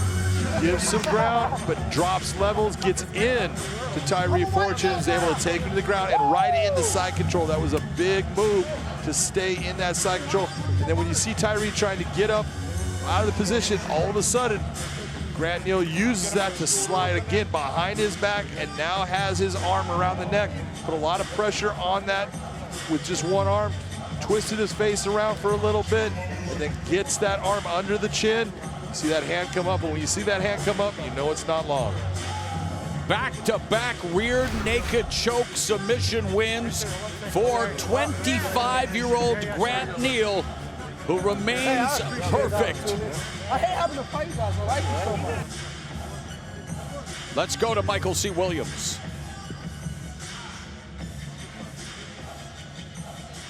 Ladies and gentlemen, it comes to an end by way of a rear naked choke. The tap officially 4 minutes, 20 seconds into round number 1 by submission. Still undefeated Grant, the Truth Neal. The truth is in the results, and they are impressive as he reels in another victory. Lands a big one in the form of, well, a man who was also undefeated. Let's go to John McCarthy. I love seeing you too, because every time you come in here, you're putting on a performance now. You went after a guy who was undefeated in Tyree Fortune, good wrestler. You took your time. You finally went and changed levels when he came into you and got that takedown right into side control, excuse me. How did you know that from that position that you were going to do damage? What were you thinking? So in my training camp with Coach Jake and Coach Peter, we were really just setting up everything throughout the entire training camp. It's not necessarily about my opponent, it's about getting better. When I walk into the cage, I look at that wall right there, and that's where I want to be. It's awesome to have opponents that want to come out here and fight, and I got to take the steps to get to where I want to be. But that's the goal. It's not just go in and win. It's go in and be a champion, and that's what I'm trying to do. Well, we talked about on the broadcast what the improvements you've made with your coach, with the guys that you're working out with at Genesis and Elevation Fight Team. You just keep getting better and better. And where is your confidence right now as you're coming through this fight? I have a lot of confidence. I mean, I have the best teammates and coaches in the world, and I'm at elevation, you know? So after practice and stuff, we could go fly fishing, get a workout in, do what we need to do. But being in Colorado at elevation and having the opportunity to train with some of the best in the world, I'm just being a sponge and trying to soak it up. Sometimes it's like drinking from a fire hose, but I love it. 2 rear naked chokes in a row now. That is now your go-to submission?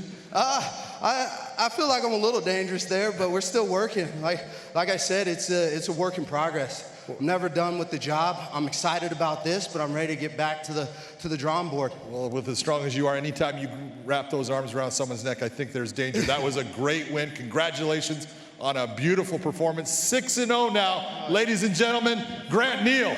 This fight will take place at a contract weight of 150 pounds. What numbers stick out to you, Josh? The age. He's 4 years younger, and he's so mature, though, for being 4 years. Comes from the lineage with his father. Good stuff. I wasn't good at math either. He's 5 years younger as we go to Michael C. Williams. For those joining us tonight, late night from the UK, we thank you for joining us on BBC iPlayer here at the Bellator 260 prelims. We go now to a contract weight fight at 150 pounds, set for 3 5-minute rounds. Introducing the blue corner at 5'8", weighing in 146 pounds even. His professional record 4-3 from Lexington Park, Maryland, presenting Matt Skibicki. And across the cage, his adversary out of the red corner at 5'10", weighing in 146.5 pounds. As a professional, he's undefeated, 4 victories, no defeats. From Frisco, Texas, introducing Lucas Skywalker Brennan. And the referee in charge, Brian Miner.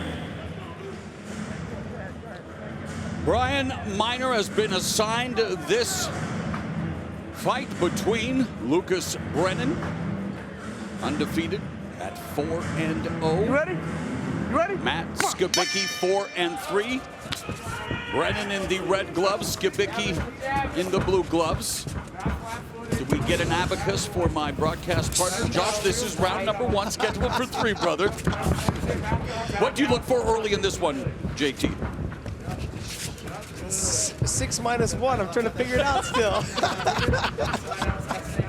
Oh, man. Look, for Lucas, he's just got to be patient. Don't overcommit with the strikes. Work his way into the takedown and get to the top position. Both of them are very good wrestlers, so it's going to be kind of it may end up being one of those wrestlers cancel out each other, and they may have to stand. Good for us.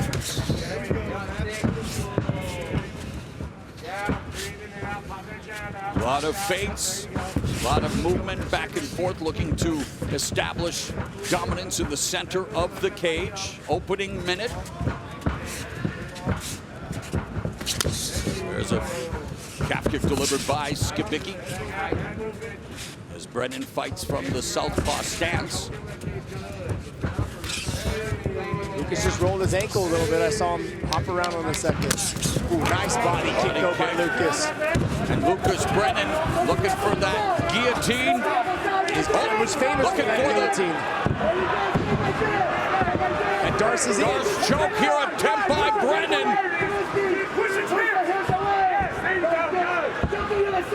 Doesn't have that arm all the way across, but he's looking to roll. Now he'll use his right leg, probably to step over and hook.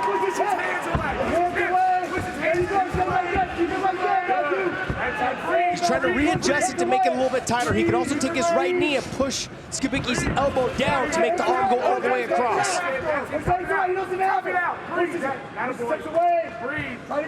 That's all tight though. Great finish by Lucas Brennan.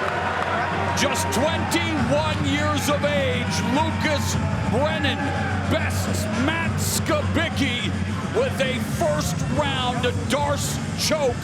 He now has a forearm choke, a rear naked choke, and now a Darce choke on a resume that continues to build, and obviously the apple does not fall far from the tree as Papa Chris Brennan has to be very proud of what he saw here tonight. Yeah, but Skibicki made a big mistake. What happened was Lucas Brennan hit him with the body kick, and then Brennan jumped in, and Skibicki jumped in on him. And when he did that, beautiful body kick there. Then Skibicki went to the body lock, which led him right into the chin, and then that transition was right into that Darce. And then as they're scrambling around, Lucas is trying to make it tighter and tighter as he goes. He's not quite able to get it, but he keeps making the adjustments and eventually gets the submission. Nicely done by such a young man. It's only fitting that on a day where I went back and forth with Big John McCarthy, watching Darce chokes and Anaconda chokes over and over again, trying to spot that difference. Of course, there's a big one. It would only be fitting that we see a textbook Darce choke here tonight from Lucas Brennan, a youngster on the rise in Bellator MMA. Well, his dad was famous for having some of the best guillotines in the business or getting to your back and choking you out, and so it's no surprise that he's really good on the neck. Brazilian top teams Milton Vieira created the Anaconda choke. I was exposed to it via Antonio Rodrigo Nogueira in Pride Fighting Championships. And despite Big John McCarthy's tutorial, it continues here tonight. Let's make it official with Michael C. Williams. Inside the Bellator cage, the Anaconda choke ends it with a tap. Official time, 1 minute, 54 seconds, round number 1 by submission. He's still undefeated, Lucas Skywalker Brennan. If the former Strikeforce lightweight champion didn't get it, I'm going to give myself a mulligan. In any event, Lucas Brennan with an impressive submission win here via Anaconda choke. He is standing by with Josh Thompson. Ladies and gentlemen, here with Lucas Brennan. Hey, nice transition. You went right off the body kick. Skibicki came in on the body lock. You jumped right on the neck. Walk me through the rest of it. Man, I live in that position, that front headlock position, you know, like for forever. That's what I love. And so I thought I was going to get slammed pretty hard out of there, but, you know, I got my hands together. I knew it was wraps. I just had to get the adjustment in. And, yeah, man, I was able to lock up my Anaconda. I'm happy. My next question will be is where did you get it from? What's that? Where did you get that submission from? From your dad. Your dad's obviously been famous for getting on the neck, getting on the head from his years of fighting, and I'm just leading you into that conversation. Man, you know, I obviously leech a lot of my information off of him. You know, that's a great source for my chokes and for all my submission games and like that. But he's definitely more of an arm guy. You know, me, my brother, have been working a lot off of that position, the Anaconda position, that assassin choke, Darce choke, that whole position there. And so I was just happy I was able to fit it in. Dominant performance tonight. Still a young fighter. Congratulations. Ladies and gentlemen, your winner, Lucas Brennan.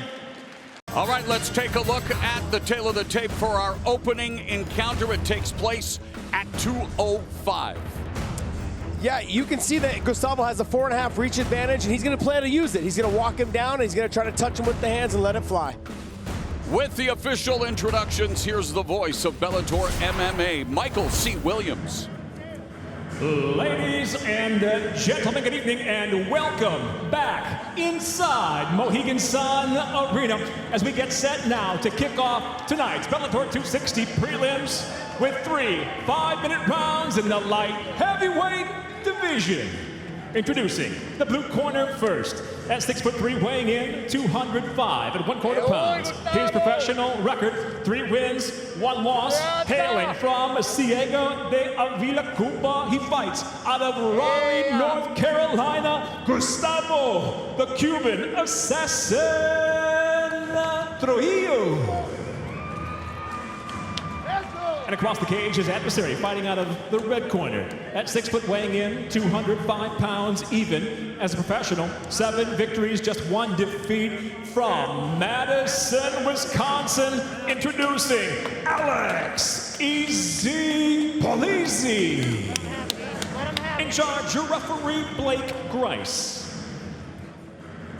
Back up, back.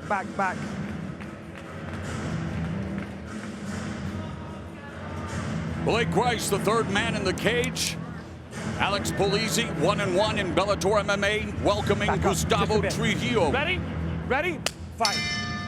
Trujillo in the blue gloves, Polizzi in the red gloves, and immediately Polizzi comes forward looking for the single leg takedown right from the jump.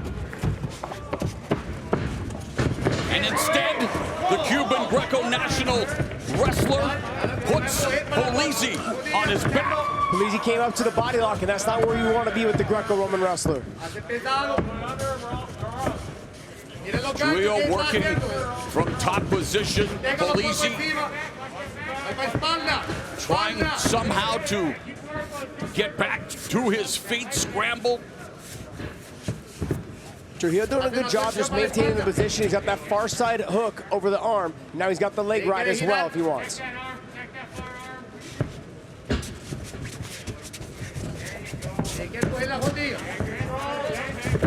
Takedown by Trujillo from the waist lock. We have passed 1 minute here in the opening round, scheduled for 3 at 2:05, and Polizzi wearing the big backpack in Trujillo.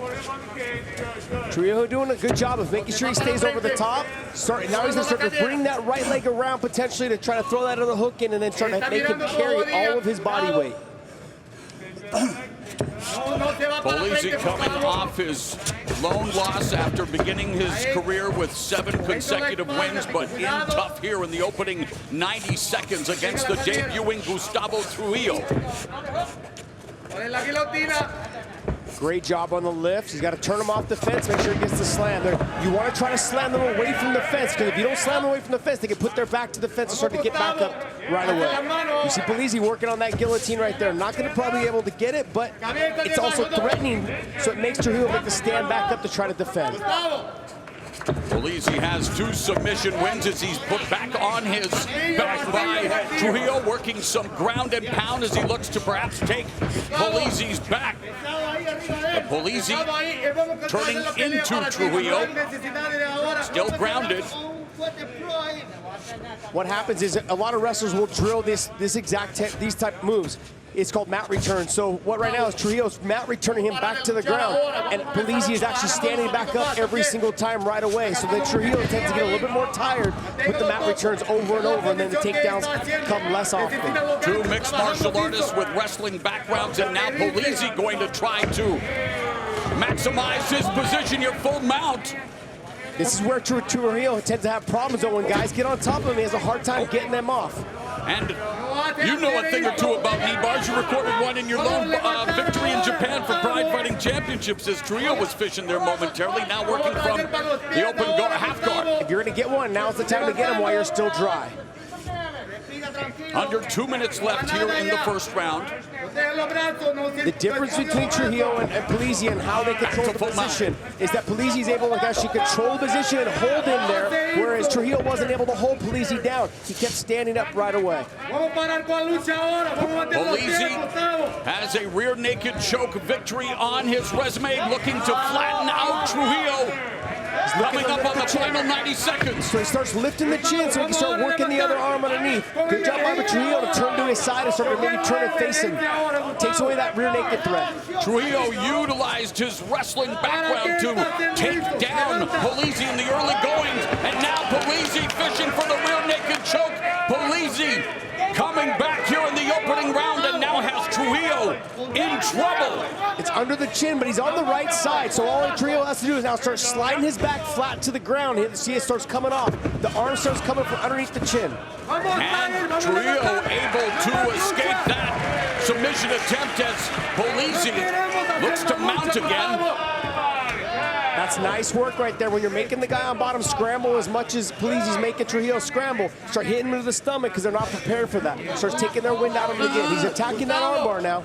Polizzi's catchphrase, pain, shame, and temporary tattoos, and Alex Polizzi gets it done, and yeah, in many ways, didn't make it look easy until the end.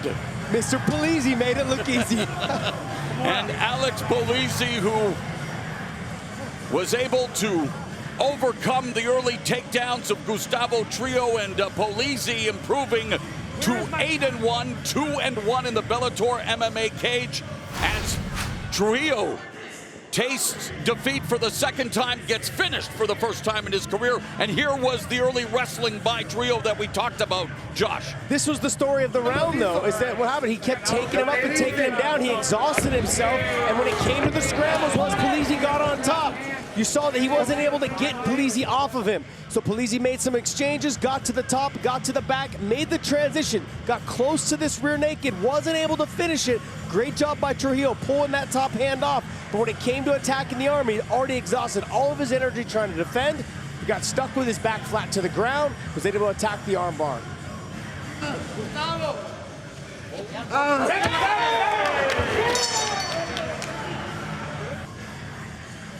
Let's make it official with Michael C. Williams. Ladies and gentlemen, inside the Bellator cage, the straight arm bar brings on the tap officially. 4 minutes, 22 seconds into round number 1. The winner by submission, Alex "Easy" Polizzi. The most celebrated high school wrestler from his hometown of Beloit, Wisconsin, Alex Polizzi, picks up the first straight armbar submission win of his career. He now has 3 submissions on his resume as he improves to 2-1 here in the Bellator MMA cage, 8-1 overall. Let's go up to Josh Thompson. I'm here with the winner, ladies and gentlemen, Alex Polizzi. Hey, great job on the mat returns. He kept lifting and slamming. He started to look like he got a little bit exhausted from all the lifts and takedowns. Talk to me about how you were able to get back up and kept working to get back to your feet. You know, the plan was always to come in and make use of my wrestling. And I know a lot of times people think of that and it's takedowns and right on top, but you got to be able to get in there. He took me down at first, able to keep coming up, coming up. There's lots of different ways to put pressure on guys, and that just happened to be one of them. Ended up getting that reversal. After that, it was just a battle of attrition. I came out on top. So there was a lot of attempts on the submissions, and you went from the rear naked, and then when you made the transition back to the top, you were able to get the straight arm bar. Talk me through that. Yeah, so, you know, once I'm on top of a guy, I like to maintain that position. Really like that reverse twister. Keep eyes looking at his legs, and keep his head away from seeing what I'm doing. That way we can switch off to things like that rear naked choke, switch it over, make sure we're staying on top, and then it's just, he's thinking about one thing, thinking about the next, trap that arm while it's vulnerable. Welcome to getting back on the winning track. Ladies and gentlemen, your winner, Alex Polizzi. Check out the tail of the tape. For this bantamweight matchup, the one thing you got to look at is what I was talking about with Jalen Bates. Look at that height advantage, but look at the reach. 73.5 to 64. That is a huge advantage. We'll see if Cody Matthews can overcome that. To Michael C. Williams. And for those that have just joined us here inside Mohegan Sun Arena Live for the Bellator 261 prelims, we welcome you. Good to have you back as we get set now for 3 5-minute rounds in the bantamweight division. Introducing the blue corner. At 5'3", weighing in 135 pounds, his professional record early on stands at 1-1. He fights out of Lonaconing, Maryland. Please welcome Cody Matthews. And across the cage is adversary, fighting out of the red corner. At 5'10", weighing in 136 pounds. As a professional, he's undefeated at 2-0. He fights out of Portland, Oregon, Jalen "New Breed" Bates. And the referee, in charge, Brian Miner. Jalen Bates talks a lot about his time at American top team in Portland, and that's another part to me of the evolution. Just even in the last 5 to 10 years is that a young fighter almost always had to go somewhere else. You got to go to California, you got to go, but now the levels are moving up around the country. You don't necessarily have to leave home. Well, there are good schools and good trainers everywhere. You just have to believe in that person that you're with. As long as you believe that they can get you that level, you're in good hands. Go after him. Here comes Jalen Bates again, out wrestling. Beautiful takedown, going straight to heavy elbows. He didn't have it on the first one, didn't give up on it. Just, I'm going to go forward here. Lonaconing, Maryland. I'm going to guess the dinner's on me if you can come up with the sports icon from Lonaconing, Maryland. Boy, I'm going to lose on that one. Lefty Grove. Lefty Grove. Nice. Lonaconing. Yeah, the kick. Like, again, you're talking about the reach and look at the two of them together. Look at the size difference of these guys in the same weight class. And that's what I'm talking about. We talk about body styles that work in MMA, and you're looking at it. You're looking at that long guy, the John Jones type, the guy with long levers that he can do so much with those long levers as far as hooking up chokes from different locations, different positions. It's almost unfair. For those leg kicks, Jalen Bates says, well, let's get this right back down here.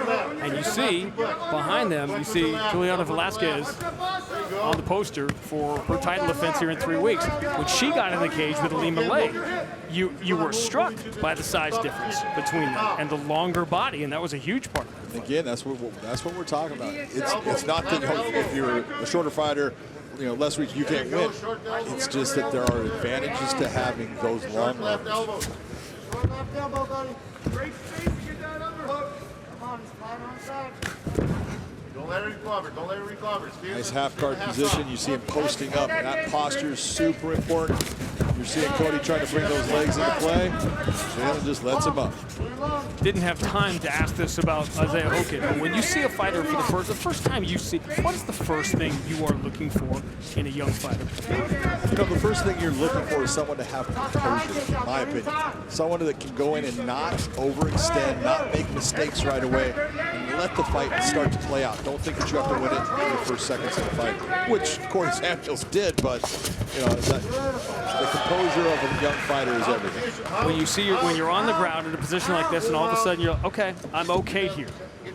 That's got to take time to learn. It does, because there's a lot of pressure on you. Nice movement by Jalen Bates into that full mount. Now he's got the back. There you go. It's not that Cody Matthews is not doing some good things in this fight. It's just that Jalen Bates is just one step ahead of him in most of it. He's getting the takedowns when he wants. He's getting the positions. He's the one that's landing strikes. Cody's getting out at times, but he's not being able to really amount much offense. Stronger, faster, has the longer levers, has the other than that.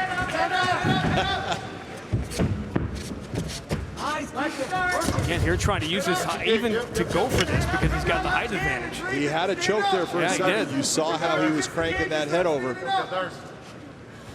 And that was a beautiful move by Cody to reverse the position, but Jalen just went right with it, got himself up right into being the one that's attacking with the submission attack. Start to stand, walk your back against the cage. See it right here, just the knees to the inside of the leg. Then he switches it to the outside. Just very composed, very calm, systematic breakdown of his opponent. Sometimes you see young fighters, you and I both watched every fight A.J. McKee had from the beginning. Sometimes when you have so many things in your bag, you want to show them when you don't have to.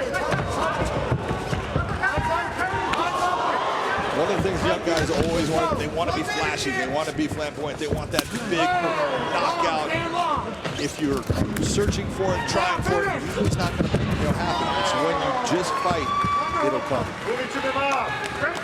Jalen Bates is seeing these takedown opportunities immediately. Get them out of position. Start kneeing in the body. Knee in the body. Jalen Bates not only obliges, he wound up on that one. Yeah, I'm telling you right now, with sore ribs that I have, that hurt.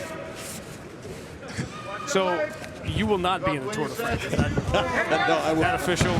I will not. So close. Giving up my lumberjack career. Knee right, short time. 15 seconds. Some heavy knee strikes by Jalen Bates. Cody's doing a great job here of working hard, but it's just, you see that Jalen's the one controlling the fight. That was Mark Coleman-esque in Pride fighting against Igor Vovchanchyn. Get that kick going with some legs. Keep it back, bud. Keep it back. Yes. That's good.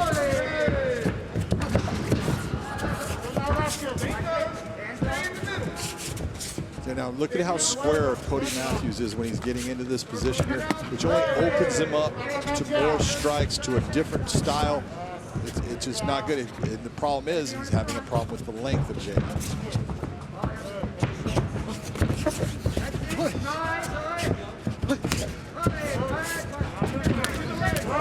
He's really having trouble measuring.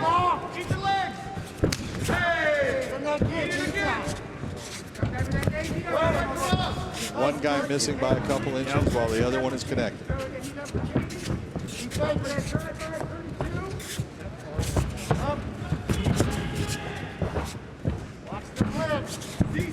Another very difficult part when you're fighting regionals. How Cook's short left.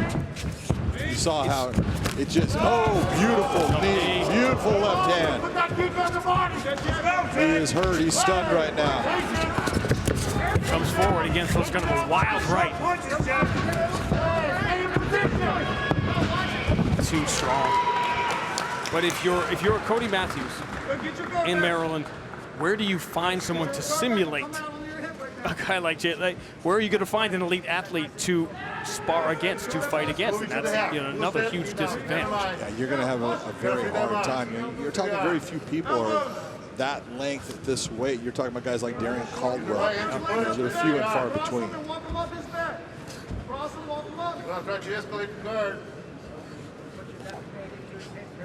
Left elbow, over the hand, over the top of the hand. Love the fact that Cody Matthews open guard, putting the feet on the hips. That way he can try to push off, go for a submission.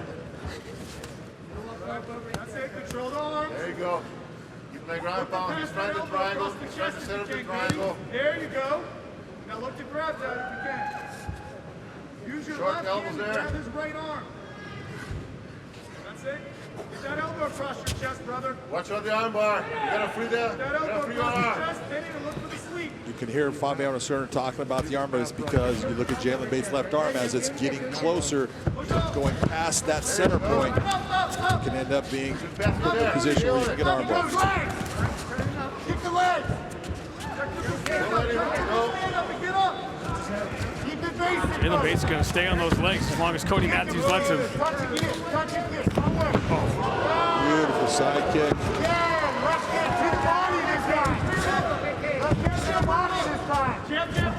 He's got a lot of weapons. Right back down. Cody Matthews is trying with everything he has. And just right now, he can't figure out this puzzle. Let's get that cross grip in the wrist. And right now, honestly, the best place for him, even though he's got his back to the ground, he's taking less damage when he's in the grounded position right now. So this is not a bad place for him.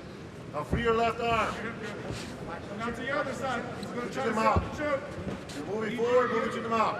It's almost the only way this fight's going to be on the ground is if Jalen Bates puts it on the ground. Jalen Bates right now has the ability. He's in what we call three-quarter mount. He's got the ability to slide his leg out, come out mount, go for that arm bar right now. That's what he's thinking about. Multitude of attacks in this position. Slides in a full mount. Keep that dog. Keep him trapped. Push him back. Don't roll. Don't roll. Push him back. Push him back. Again, that arm is in that position. There you go. Going for it. Beautiful job of stepping over into an overpowered straight arm. That's it. That was a performance right there. Beautiful setup by Jalen to get that submission. He made his opponent go in the direction that he knew he had to go and just flowed right into the arm bar. Here, Cody Matthews' corner. Don't roll, don't roll, don't. It's done. Watch this setup. You see how he's controlling the arm here, but then he steps through, going forward. Watch his leg come around the head. Okay, he can fall back right now, but no, he decides to twist it into a position where it's actually being a shoulder crank, and he knows that he's got to flow with that crank or it's going to work. And he knows that as soon as he starts to flow, I'm going to go straight into the arm bar. Beautiful job. Controls that arm right into the arm bar, catches him, and that's when you're a step behind, that's how you get caught. Michael C. Williams makes it official. Ladies and gentlemen, the tap comes by way of an armbar. Official time, 4 minutes, 4 seconds, round number 2. The winner, by submission, still undefeated, Jalen Bates. He wrote in his journal before the last fight that he was going to win by submission. I wonder what his journal read this time. Jalen Bates goes to 3-0. He's with John McCarthy. John, what up? Jalen Bates, let's talk about that performance because you were all over the place. You had beautiful takedowns. You had great top position. But you liked letting him to get back up so you could use your strikes. Talk to me about what you were thinking. I was going for the knockout. I told everyone I was going to get a knockout, so I wanted to go out there and test myself, test my stand-up. I didn't feel like he had anything for me on the feet, but I just want to keep letting him up and see eventually. I knew he'd break. In that one portion of the round, did you believe that you might get him out when you landed a beautiful left hand and then a high kick to the head? Yeah, I definitely felt my stand-up starting to start flowing, and I had a nice stand-up, so I wanted to get it going a lot more, but we got the finish. And that was well, let's talk about the flow, because it was the flow on the ground and that beautiful transition. You set him up by going to the shoulder crank, knowing he's going to have to roll, and you went right into the armbar. Talk to me about it. Me and my coaches, we work a lot on that. We work a lot on the ground in Jiu-Jitsu, mainly in our transitions, strike, take him down, get him out of the game. So I'll tell you what, that was an unbelievable performance. You were dominant. You looked fantastic. Congratulations on a beautiful win. Can't wait to watch you next. Ladies and gentlemen, Jalen Bates. Bantamweight is getting crowded in Bellator. Pettis, Archuleta, Magomedov looks so good his last time out. You still have Leandro Higo. You still have Gallagher. Darian Caldwell could drop down to bantamweight when he wants. And don't look now, but that young man is coming. 24 years old, and Jalen Bates goes to 3-0. To the fight desk, Jen and Josh, that was impressive. Tell you the one thing you're looking at, look at Isaac Hokic, 69-inch reach. Corey Samuels needs to use that length that he has to keep him off of him, keep him at bay with that jab. Don't let him get into wrestling. Isaiah Hokic turns pro to Michael C. Williams. Welcome to all those joining us from the UK tonight live on BBC iPlayer as we continue the Bellator 261 prelims with lightweights set now for 3 5-minute rounds. Introducing the blue corner. At 6 foot, weighing in 156 pounds even. His professional record early on stands at 2-2. He fights out of Pompano Beach, Florida, Corey Lightning Wolf Samuels. And across the cage, his adversary, fighting out of the red corner. At 5'10", weighing in 155 and 3/4 pounds. Tonight, he makes his professional MMA debut, fighting out of Huntington Beach by way of Clovis, California, the Central Valley gangster, Isaiah Hokic. Yeah, let's go, bro. And the referee in charge, Brian Miner.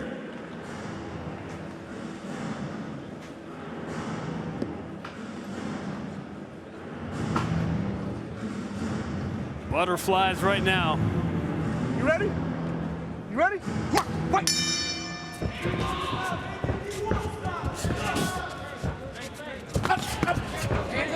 Nice one. Oh my goodness. In the opening seconds, Isaiah Hokic's pro debut is over. Let's go! Let's go! It's over, it's over. Let's go! That's what I was talking about. You want to use that length? That's exactly what Corey Samuels did. Beautiful combination, 1-2, and then step back and did it one more time. That was a 10-second knockout. I believe that's tied for the 4th fastest in Bellator history. That was fast.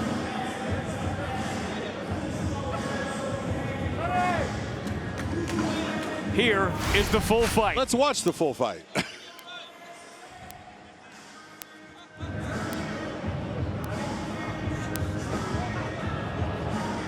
A perfect combination. That beautiful straight left, right hook. And then he comes back, he does it one more time. There's that left hand that does all the damage. And then comes down with the hammer fist. Hokic was still there at this point. He got stunned. That one and he goes out. That left hand hits perfect. You can see how he is just frozen going down. Kind of wakes up a little bit when he hits the ground. Corey Samuels puts him back out. This is why, you know, when you talk about guys coming from wrestling backgrounds and all these things, This is not wrestling. This is fighting. And, you know, Corey Samuels knew that taking this fight. Oh, yeah, this guy's probably a better wrestler. But it's fighting. This is MMA. I don't have to worry about wrestling. It's his 5th MMA fight, but an extensive background in kickboxing and Muay Thai for Corey Samuels. And it was on display for 10 seconds. As he gets the first knockout win of his career. They call me lightning. It happened so bad. Michael C. Williams makes it official. Ladies and gentlemen, inside the Bellator cage, it comes to an end. 10 seconds into round number 1. The winner by knockout, Corey Lightning Wolf Samuels. You know you've had a good night when your interview with John McCarthy is longer than your fight. Corey Samuels, somehow I think this interview might go longer than that fight. That was 10 seconds. That is the 4th fastest finished knockout in Bellator history. Congratulations on a beautiful performance. Talk to me about what you saw. Well, I knew I had the better striking. We just tried to prepare more so for wrestling. But honestly, I wanted to end it with a head kick, but my shins kind of messed up. So I said, let's just box a little bit. Let's see where it goes. And, you know, that's how I did it. Box you did. You hit him with a left and a right hook, but then came back with that straight left hand, and it landed flush, couple of hammer fists. Did you know when he went down, I'm going to finish this right now? Yeah, at first I thought he was just out for a second, but I was like, I'm not going to stop until the ref stops me. Well, I'll tell you what, that was a beautiful performance. Congratulations on your Bellator debut. Thank you. Ladies and gentlemen, Corey Samuels. Can I also give a shout out? I'd like to give a shout out to all the people that supported me. Fight Sports, Deerfield, we're here. Thank you, Coach Daniel. Thank you, Jensen. Thank you, Kenley. Thank you, Scooter. I love you guys. Normally, we're not big on the shout-outs, but when we have time to fill, when you have a 10-second knockout. So 2 minutes and 43 seconds on the post-fight interview, a 10-second knockout win for Corey Samuels in Isaiah Hokett's pro debut.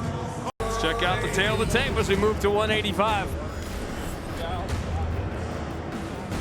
Real simple. Taylor Johnson coming into this one 6-2. He needs that next win to move up into the standings. Lance Wright 5-1, wanting to make his mark here in the Bellator cage. As we move up to Michael C. Williams. Tonight's prelims live in the UK on BBC iPlayer. We thank those for joining us. And we go now to the middleweight division set for 3 5-minute rounds. We introduce first the blue corner. At 6'2", weighing in 184 3/4 pounds. His professional record, 5 wins, 1 loss, fighting out of Lakewood, Colorado by way of Syracuse, Indiana, the Boogeyman, Lance Wright. And across the cage, his adversary out of the red corner at 5'11", weighing in 185 1/4 pounds. As a professional, 6 wins, 2 losses, fighting out of Sisters, Oregon. Introducing Tombstone Taylor Johnson.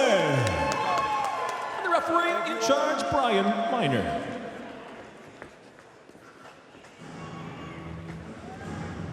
Jiu-Jitsu of Lance Wright versus the wrestling of Taylor Johnson. You ready? You ready? Come on, fight! Stay strong.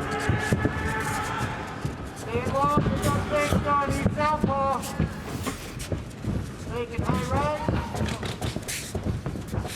And keep breathing, take it high right. Don't wait too long, run your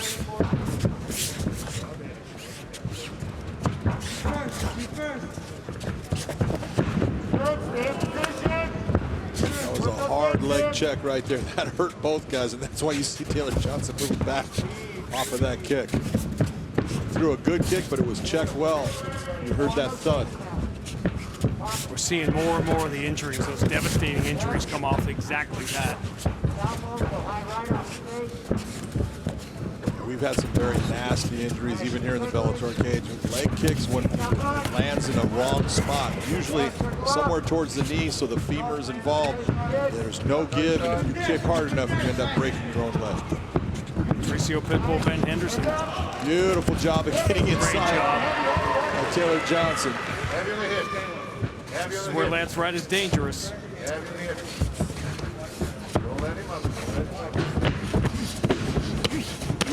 That's right, hanging on to the leg, and he paid a price for doing that. He definitely paid the price. Those are some heavy shots by Taylor Johnson. You're wondering why you rarely see that. That's why.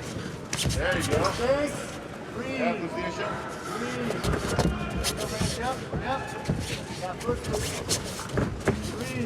That's right, wanted to turn him on the fence. Not the sexiest topic at MMA, but we're going to be talking about cage control as we get towards the main event. Yeah, one of the things that you're seeing right now, though, is if you're looking at just their body language and how they're going about this fight right now, Taylor Johnson is a lot more relaxed in his approach and the techniques that he's throwing out right now than Lance is. Why did you say that? What did you see that made you say that? You can just watch as he'll take and he'll give a shrug while Lance is trying to muscle Taylor Johnson into position. Taylor Johnson is taking and using a technique and then moving his feet and getting the position that he wants. Nice right hand by Lance, though. Slow him down. Hey. Nice. Shoulder pressure. Did you see that big movement? Yes. Go around the corner. Back ahead. Around the corner, buddy. Around the corner. Let's keep moving. An odd place for Taylor Johnson to try to go for that takedown. Exactly. Having a room. What he just did was beautifully done. He's going to go for the arm right now. Get it. Get it. Get on the back. Lock him out. Yeah, he's letting go of the arm so he can take the back. Get it.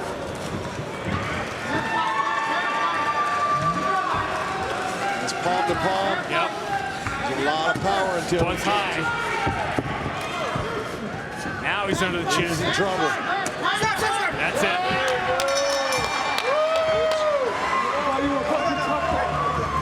You were a tough guy, pussy. Sportsmanship comes in different forms. God bless America. How did this happen?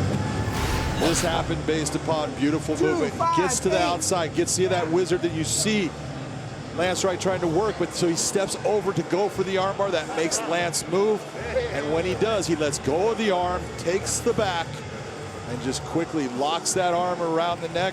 He went for the Mataleon, bringing that arm across, and realized, nope, I'm going to go palm to palm. I've got a lot of gas right now. It's early in the fight. You're dry. I'm going to make this work. Beautiful squeeze right here. You can see that pressure on the neck. Lance Wright can't take it, has to tap out. Earlier we talked about young fighters struggling as to when to make transitions. This is the difference when you get a 30-year-old in his 9th pro fight. Absolutely. Set that up beautifully. Let's make it official. Ladies and gentlemen, the rear naked choke brings on the tap officially. 2 minutes, 58 seconds into round number 1. The winner by submission, tombstone, Taylor Johnson. 7 professional wins for Taylor Johnson, all finishes, and he's with John McCarthy. Oh, no, I forgot. Taylor Johnson, you came out here, you were very relaxed in this fight, especially considering what you went through in the last fight. Completely different body structure as far as the way you were going through the fight. Beautiful transition. Talk to me about what you did in coming into this fight to prepare. Big changes this last camp. I brought my body weight down a lot. Generally, I'm a decent sized, thick guy. Brought my body weight down close to 10 pounds. Really focusing on the cardio. I'm focusing on relaxing. You know, some of these guys coming here, I'm a big muscle-bound guy. I like to just, you know, put the foot on the gas pedal, but you got to come out and be smart out here. And I thank you guys so much for the opportunity. Now, you were smart, and one of the things that I saw, he was trying to muscle you around, and you were just like, okay, and using technique to put him where you wanted. Talk to me about that finish when you switched from the armbar, take his back, and went for the rear naked choke. Honestly, man, it happened pretty damn fast. I train these positions so much.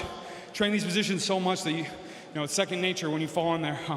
He had a pretty strong neck. When I was squeezing on him, I'm like, how much time's left? Am I gonna get tired here? But I was able to pull it off, man. You made the decision to not go for the Mataleon. You started to and then went palm to palm. Why?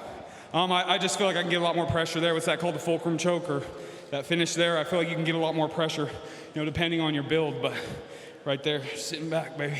Well, congratulations on a beautiful victory. That puts you right back into contention in the 185-pound class. Ladies and gentlemen, Taylor Johnson. X's and O's and W's for Taylor Johnson. He goes to 7-2. He's always said, if I don't finish you, it's not really a win. No, this was really a win in less than 3 minutes.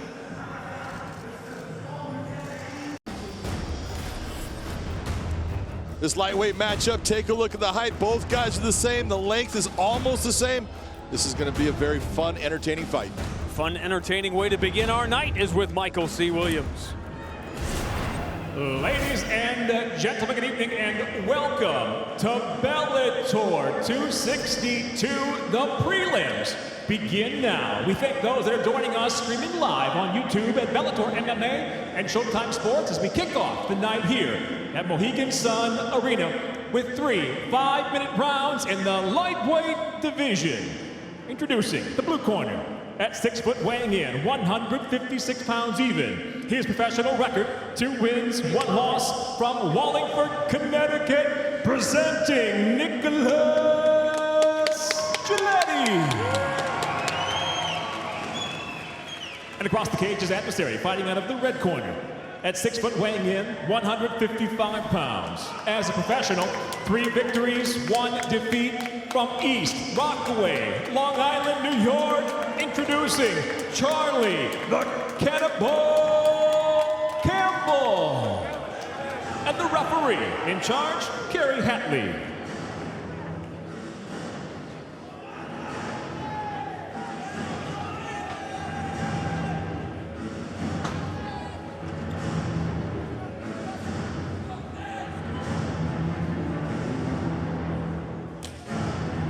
All right, gentlemen, let's get this thing started. You ready? Ready? Let's go to work. No glove touch. Not by Charlie. I mean, Charlie Campbell had that look. And I was going to ask you about fighters you see that are young, working their way up, and then all of a sudden they get into the big lights. Some are not affected by it, and some it's a completely different environment.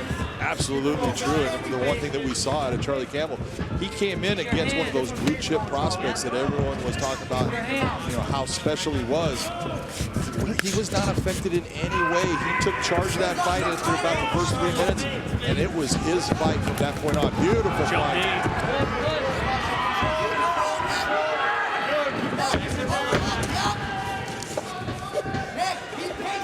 Talked about the wrestling. Nick was really doing a great job with that underhook. He was bringing it very high. That's why he was able to leverage Charlie Campbell over. It does not have the sex appeal of striking, but the amount of things that go on in the fence that are hard to discern as they're happening. But so much of the fight is happening there. So very hard to discern, but it's so important and so difficult to do some of the things, what you're seeing right now. The ability for Nicholas right now to hold Charlie down, it is the use of that underhook. You can see Charlie with the overhook. That's not a position he wants to have his arm. He wants that underhook, and Nicholas is denying it right now. Writing down the word discern. I want to make a list of words Josh doesn't know. And at the end of the night on the pod, you know, on your podcast. You might want to get some more paper. Pressure, Nick, pressure! Let's go! And Charlie's doing a good job. What he's trying to do is frame out, but you can't do 2 things at once. You've got to take your time, use that frame, then bring your hand out so you can posture yourself to get back up. Nice 2-on-1 by Charlie Campbell right now. You see Nicholas just trying to control position. He's trying to get that hook inside. That's going to help him hold that position. Throughout this night, we're going to talk about very good strikers, but in trouble against wrestlers with, you know, superior wrestling. Oh man, if you can take a guy off of his feet, he loves to strike. You've taken away a ton of his tools. One hook in, trying to flatten him out. You can see how Charlie Campbell has his right knee bent. Well, Charlie Campbell comes from Law MMA. You're talking about his jiu-jitsu's with Matt Serra. He knows the ground game. It's just sometimes when you're in against that guy that he's just one step ahead of you, and right now that's exactly what Nicholas is. Longo, that whole group on Long Island. And Charlie Campbell's one of those guys that obviously does not lack confidence, and there's a tendency to roll your eyes when the 2-0, 3-0 guys start talking about being a world champ. But you know what? Everyone that ever became a world champion was that guy when they were 2-0 and 3-0. You got to believe in yourself. You don't believe in yourself, it is not going to happen. Doesn't matter what anyone else says, you have to have that belief. Now for Charlie Campbell, you just said you have to survive this round. You're going to lose this round, most likely. Most likely, unless he can get himself back up and do something. But he's been working the whole time. Look at that beautiful lacing of the arm by Nicholas. He's taking that right arm. He's holding on to the right wrist and pulling it back. That's keeping Charlie in place. Beautiful transition. Look at that. Hard to tell how deep it is from here. Not in a great spot. Charlie Campbell just trying to keep himself safe for the next 90 seconds. Giulietti is all over Charlie Campbell right now. Good first round. Both of his wins have come in the first round. Both have been knockouts. We talked about the wrestling background with Blair Tugman. The one thing that Charlie has been able to do is he's kept that right hook from getting in place. So Nicholas has been doing all of this work with just the one hook. Charlie Campbell gambled along the fence. If you gamble against a wrestler early in a round, you run this risk. Absolutely. That's why you say get to the center of the cage, control the center. That's where you want to be. Up. We'll see for how long. Trying to use a Kimura grip. Now he's got it. He didn't have to do that backwards. That's a little wishful thinking from there. Oh. Long finish to the round here. Campbell and Giuletti's not trying to. He used a lot of energy, you can tell. Yes, he did. He's taking a lot of shots right now. He is, and all of a sudden he's in trouble. He realized he better get this back down, and now he left his neck exposed. This is one of those ones. This makes it hard on the judges. It really does. Really coming on. Nicholas, who has done all that good work, he's starting to take a lot of damage here. That's another good shot that got in here. Beautiful job going to the body. All right, here we go. Round two, ready. Let's go to work. You got to give Giuletti credit for going back to the glove touch to try to get it in that first round. Now Charlie should have learned right here. He wants to stay inside of that circle. You see that black ring in that circle. That's where you want to be. All right, so which way does that first round go? You know, I'll take a look at it. The way I look at it is Charlie Campbell was, as far as positionally, he was beaten. But you look at who won the actual fighting components, the guy that took the damage. Giuletti took the damage. I'm going to give it to Charlie Campbell. And he's taking more damage now. Circle. Hide behind that jab. Hide behind the jab. Cross under jab. Circle. Campbell was able to get up 4 minutes after being down on the ground for 3.5 minutes. It was almost like Giuletti was a different guy. That was a nice outside single shot by Giuletti right there. But you can see, watch the hips coming around and shooting. All the way around. And good job of making him get up and then diving into him with the strikes. Giuletti has no interest, and he shouldn't have, being on his feet. I'm not sure how much interest he has in being in this fight. He's hurting right now. And that shot to the ribs with the knee, that did not feel good. This is not going to go on much longer. He's starting to shell up. He's playing the part of just being the punching bag right now. He needs to be active in the fight. Kerry Hadley's been looking for a while. It's done. And you can see this coming from the start of round two.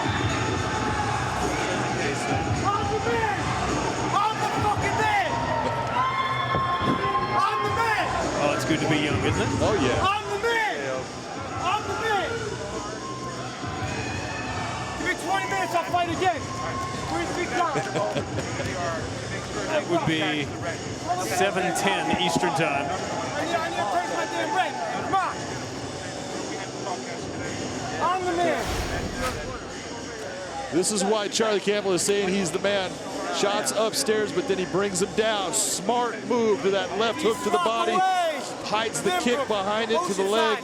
All of this smart, intelligent fighting. This is how you pick someone apart. You see that shot to the body, the fight is over. That is like someone taking a dagger and just driving it deep into your side. It's horrible. I'm not fighting for free ever again. Let's go. Let's have Michael C. Williams make it official. Ladies and gentlemen, inside the Bellator cage, referee Kerry Hatley steps in, waves off the contest due to strikes. Officially, 1 minute, 30 seconds. Round number 2, the winner by TKO, Charlie, the Cannibal Campbell. It's my time! Give me a damn contract! It's my time! Well, now the challenge for John McCarthy will be to see if he can get Charlie Campbell to come out of his shell. Charlie, I know that you're not real emotional in any way, okay? But I want to tell you that was a very impressive fight, but it was a story of 2 fights. He got you down early, and he had good positions on you. He tried for a rear naked choke. He was landing some good shots. You weathered the storm, and when you got up, you turned it on. Talk to me about what was going through your mind. I'll spend 20 seconds or so on the previous fight because already it's in the past. I got to keep thinking about the future. Nick's a great fighter. He came out tough. I know how to stay composed. I train with the best team in the world. I'm prepared by the best 3 on fight week. That was nothing, man. That was nothing. No one could put me in a worried situation. Props to him for looking to do damage. That's where openings were made. In the past, I've seen guys just lay there and pull some BS shots just to prevent the breakup. He's a great fighter. But I'm looking forward to the future. Again, I'm here in the Bellator cage on very short notice. I fought here August last year. Fought a tough Noah Dung. Didn't get a call. Yeah, I did her maybe 2 or 3 times on a couple days' notice. No disrespect to the staff, all right, but so I went to the CFFC, great organization, gave me a great fight, another undefeated prospect. We put on a hell of a fight, and I'm here again now. Come on. It's not just me getting another chance, it's Bellator getting another shot at me. I'm ready for the big stage full time. I gotta fill my pocket and wallet with some money now. I like that. Let's talk about you for the 2nd time in a row. You proved your power. You proved that your kicks are strong. You proved you were smart and that you brought your shots from the head down to the body. When did you know that you had him? I supplement a lot of yoga training at Hot Yoga for You, Raffles Center, near my house, and I take a lot of pride in my mobility, flexibility. I got a great staff that works with me, and yeah, I can throw those kicks nonstop. It doesn't get tired to me. Then when I start feinting them and faking them, guys shit their pants. I'll tell you what, beautiful win. Congratulations. I think that contract's coming. Ladies and gentlemen, your winner, Charlie the Cannibal Cannibal. Let me make a few statements. Jake Paul, I'm coming. Let's check out the tail of the tape. Our tail of the tape for this featherweight matchup right there. 3-0, 1-0. Someone's always got to go. Well, you know that rhymed? Oh, that's pretty good, huh? To Michael C. Williams.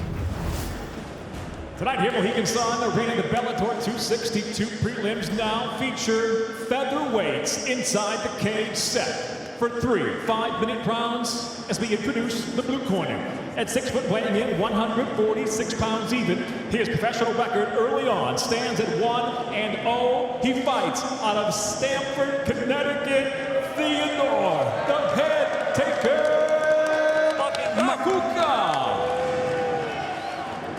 And across the cage, his adversary out of the red corner at 5'9", weighing in 145 3/4 pounds. As a professional, he's undefeated, 3 victories, no defeats, fighting out of Pittsburgh, Pennsylvania, Cody Law.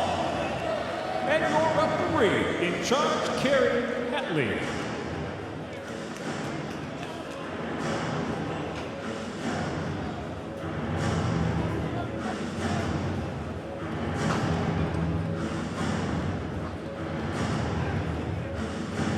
Jim, that's where your hard work pays off. Ready? Ready? Let's go for it.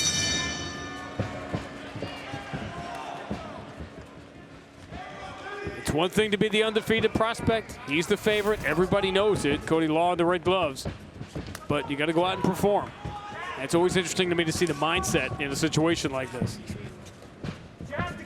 I like the mindset that I'm seeing out of Theodore, but he needs to get those hands up just a little bit higher for me.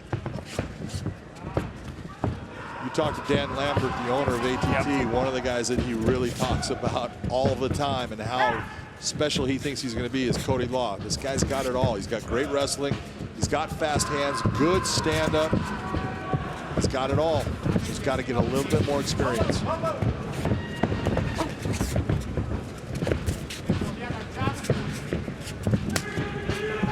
That was a hard check. That hurt. Nice right hand by Cody Law. Seen plenty of that this week.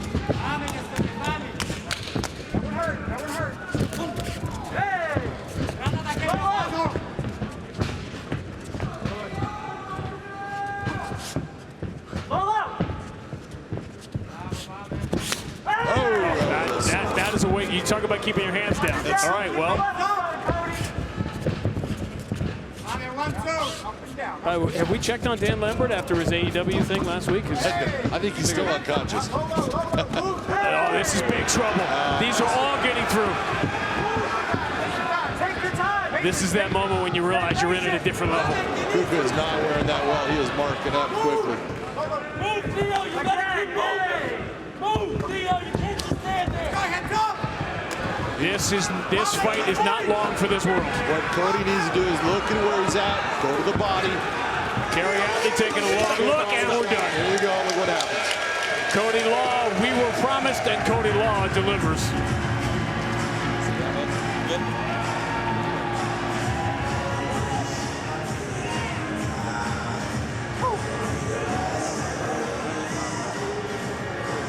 Let's go, baby. All day.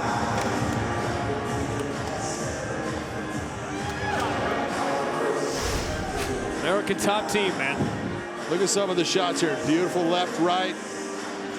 Nice four-punch combination landing. Then he just opens up here. You see Makuka trying to fight back. It was when Cody decided, oh, let me go downstairs, things started to really close the door for Makuka. And again, we're going to remember those devastating shots along the fence. You talked about the check kick earlier, and then a leg kick to Cody Law hit, and all of a sudden, you don't even have a base to defend yourself. When you saw after that checked kick by Law, he never threw another kick. So when you check a kick like that, it hurts the guy throwing it more than it does the guy receiving. There's a problem. Nice job of going to the body. Cody Law being impressive. Good job. Michael C. Williams will make it official. Ladies and gentlemen, inside the Bellator cage, it comes to an end. 1 minute, 54 seconds into round number 1. The winner by TKO, still undefeated, Cody Law. Cody Law's hashtag, after a couple of fights in which he felt he didn't go all out, was leave no doubt. Tonight, he leaves no doubt. Undefeated, 4-0, he's with John McCarthy. Yeah, give that nasty thing over to Mike there. That's beautiful. Cody, that was what we call pitching a shutout. 23 strikes to none. You went out there. You don't get paid by the hour, so you went out there to finish that fight. Talk to me about what you were thinking as you were throwing those shots. Yeah, I was just thinking, be patient, choose my spots wisely. You know, all week I've been writing down first round KO at 1 minute, 10 seconds. So I don't know where that was, but that's what I was shooting for. Might have been pretty close. Let's talk about the movement that you had. He was pressing you very hard. He was coming after you, and you were landing a lot of good shots. That check kick, he threw a kick and you checked it, seemed to take all of that kicking out of his game. Yeah, we work on that a lot. You know, the calf kick's getting big, so working on turning that knee out and being patient, you know. Coach Mike Brown talked to me about being patient. All the best fighters in the world are patient. Working on being patient, let him show his cards, chop the legs. 4-0 now in the Bellator cage as a featherweight. Who do you have your eye on? Who would you like to meet next in this cage? Whoever's next. Doesn't matter to you. Whoever wants it next. I'm ready to fight soon again. Sounds good to me. Ladies and gentlemen, outstanding victory, Mr. Cody Law.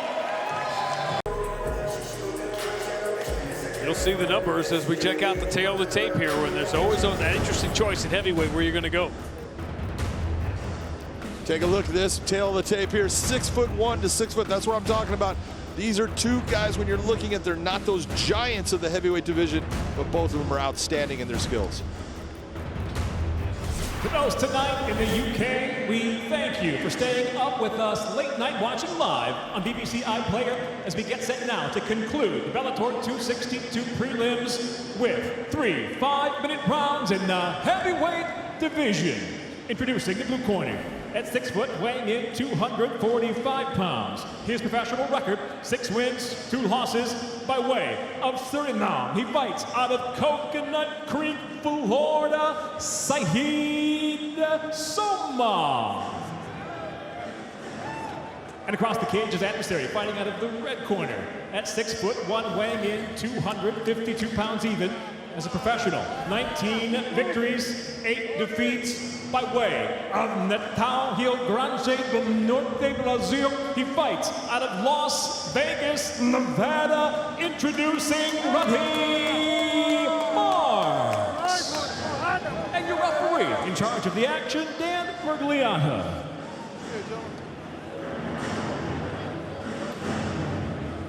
Plus, if you're concerned about your weight as a heavyweight, you can always have Dan Mergliata officiate, and it makes you look smaller. Dan's a lot thinner. He is? All right, you ready, sir? Dan's looking good. Let's go, gentlemen. Used to be over 300 pounds. Yeah. That's the way to start a fight right there. We were all worried about that glove touching earlier. Yeah, it was a strange night for the glove touch. People were a little bit uneasy about the glove touch. I mean, I get the sanitary nature of it, but it seemed a little hostile. Now, we talked about the swimming, the Syed Soma swimming, because it makes him a different animal cardio-wise than a regular MMA fighter, let alone the heavyweight. He's got great cardio, and that's the one thing, you know, when you talk about his size, being that he's not that bigger, giant heavyweight, he's got great endurance. He just needs to, at certain points, push the fight. You can see how relaxed he is just right now. He's nice and calm, that's good. At moments, he needs to press in the fight to push his opponent past that cliff.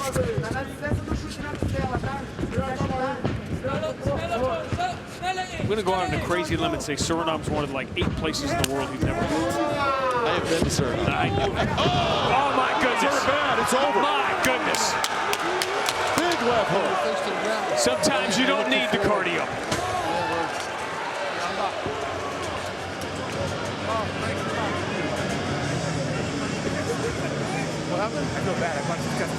The only thing better than delivering a performance is delivering one that nobody is expecting.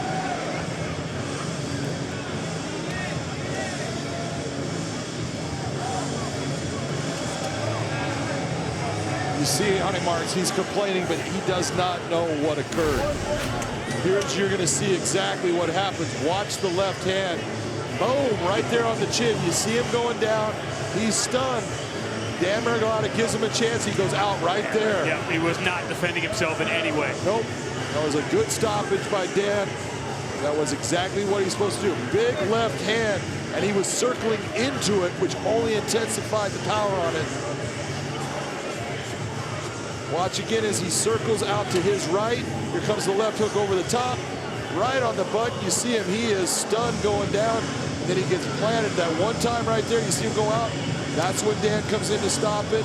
Doesn't matter if he gets hit, and he kind of comes back a little bit. Michael C. Williams will make it official. Ladies and gentlemen, inside the Bellator cage, it comes to an end. 1 minute, 9 seconds into round number 1. The winner by knockout, Syed Soma.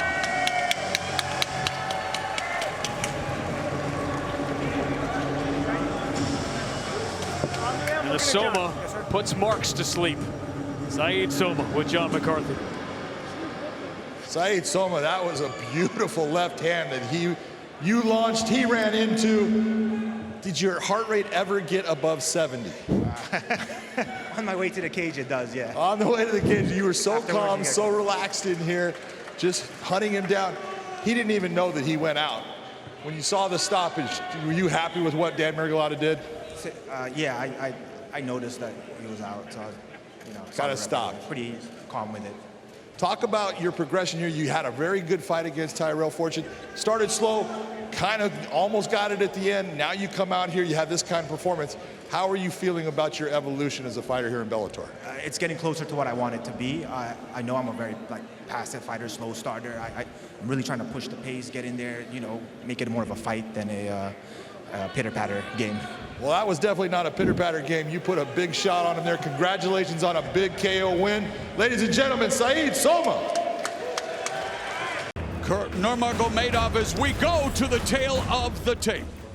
You look at this tail of the tape for this contracted weight of 150 pounds, 71 to 67, a 4-inch reach advantage. That is something that Daniel Carey is definitely going to have to deal with in this fight. Here's Michael C. Williams. We thank all those joining us late night in the UK, live on BBC iPlayer, as we continue now here at the Bellator 263 prelims with 3 5-minute rounds at a contract weight of 150 pounds. And now first, introducing the blue corner. At 5'7", weighing in 149.1 pounds. His professional record, 7 wins, 4 losses. He fights out of Fort Smith, Arkansas by way of Oakland, California, Daniel "Scary" Carey. And across the cage is adversary, fighting out of the red corner. At 5'8", weighing in 149 pounds even tonight. He makes his Bellator debut, bringing 15 professional victories, 4 defeats, 1 draw. Fighting out of Mahatskala, Dagestan, Russia, presenting Gachi Rapadanov.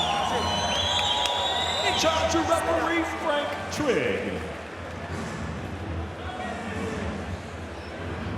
Frank Trigg will be the man in the middle for this fight, contested at a contract weight of 150 pounds. Gachi Rapadanov in his first fight in Bellator. Scary Daniel Carey in his 7th fight in Bellator MMA. The bell in round 1. Rapadanov in the red gloves, Carey in the blue. And Carey, in his scouting report about his opponent, said he's a stud wrestler, has no real glaring weaknesses, and he'll trade in the pocket, but Carey said he feels he has the advantage on the feet and that this will not go to a decision. I think in some ways, as far as power, from what I've seen of their fights, Daniel Carey's right. He does have the advantage as far as the power, but it is the range that guys he can fight at and the way that he controls. This is what you're seeing right now as far as, I really like what I'm seeing out of Daniel Carey. He's trying to control the position of the fight. He's the one trying to lead the dance right now, and that's a good mark for him to take advantage of.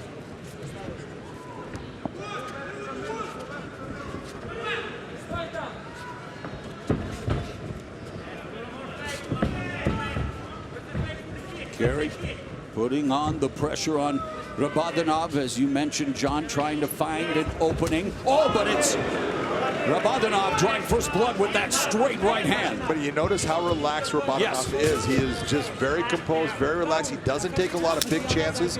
This is the way he fights. And Carey took that well and remains composed and looking for a way to close the distance. As is Rapadanov, as they stand face-to-face in the center of the cage.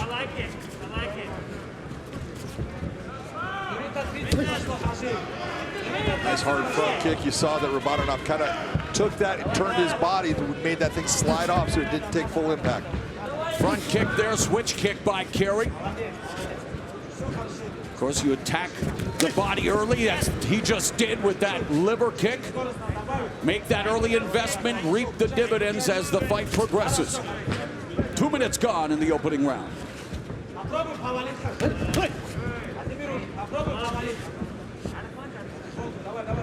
Carey really utilizing that front kick as a rangefinder and kind of keeping Rapadanov back.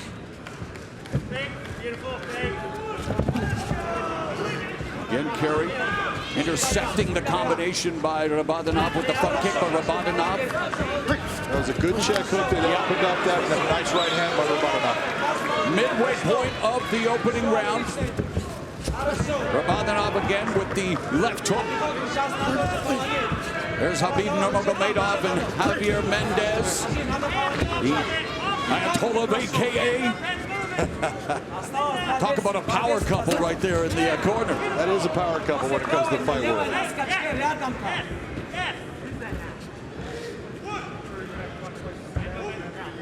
2 minutes left here in the first round.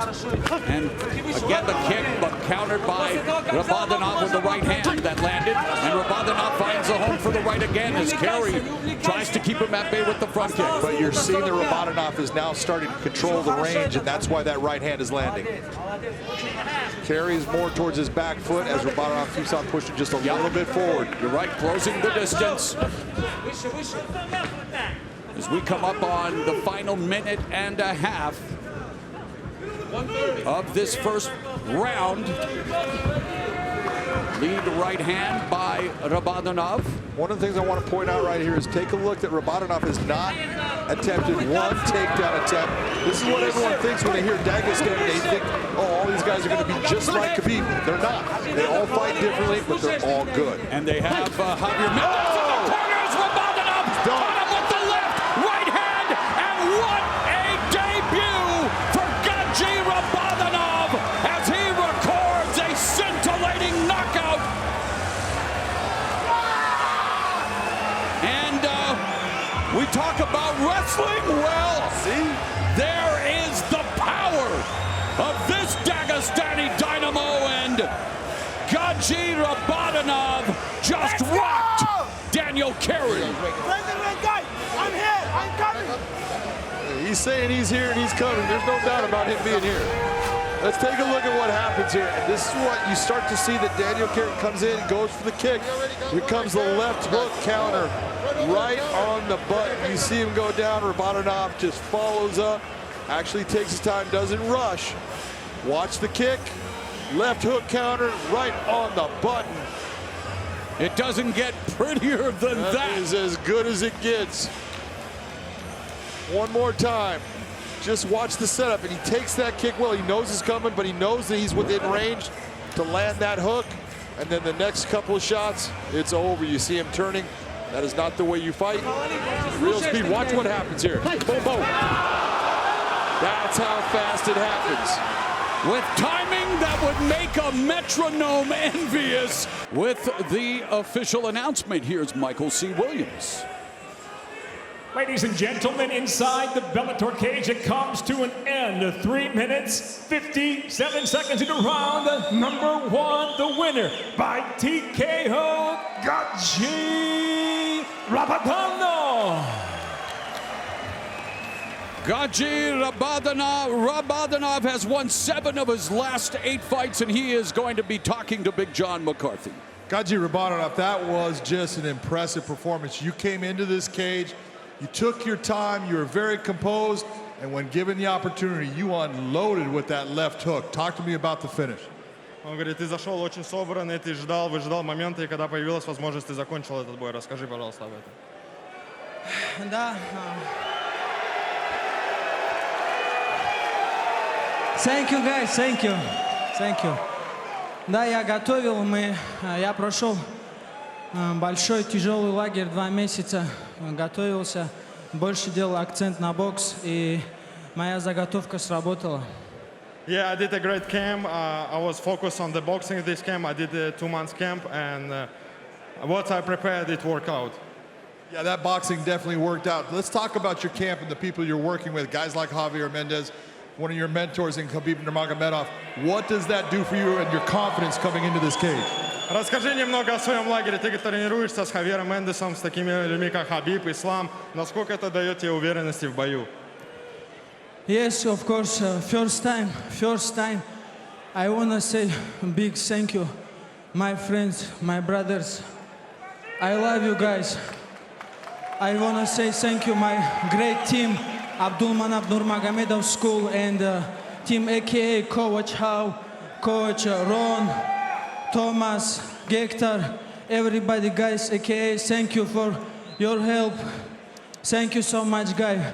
And I want to say thank you, my village, small village, in any time is with my heart, Дахадайский район, село Кунки. Всем большой салам алейкум. Я еду с победой домой. Thank you so much, guys. Bellator, thank you for giving me a chance. See you soon, guys. Sounds good to me. Ladies and gentlemen, that was an outstanding performance. Give it up for Gaji Rabadanov.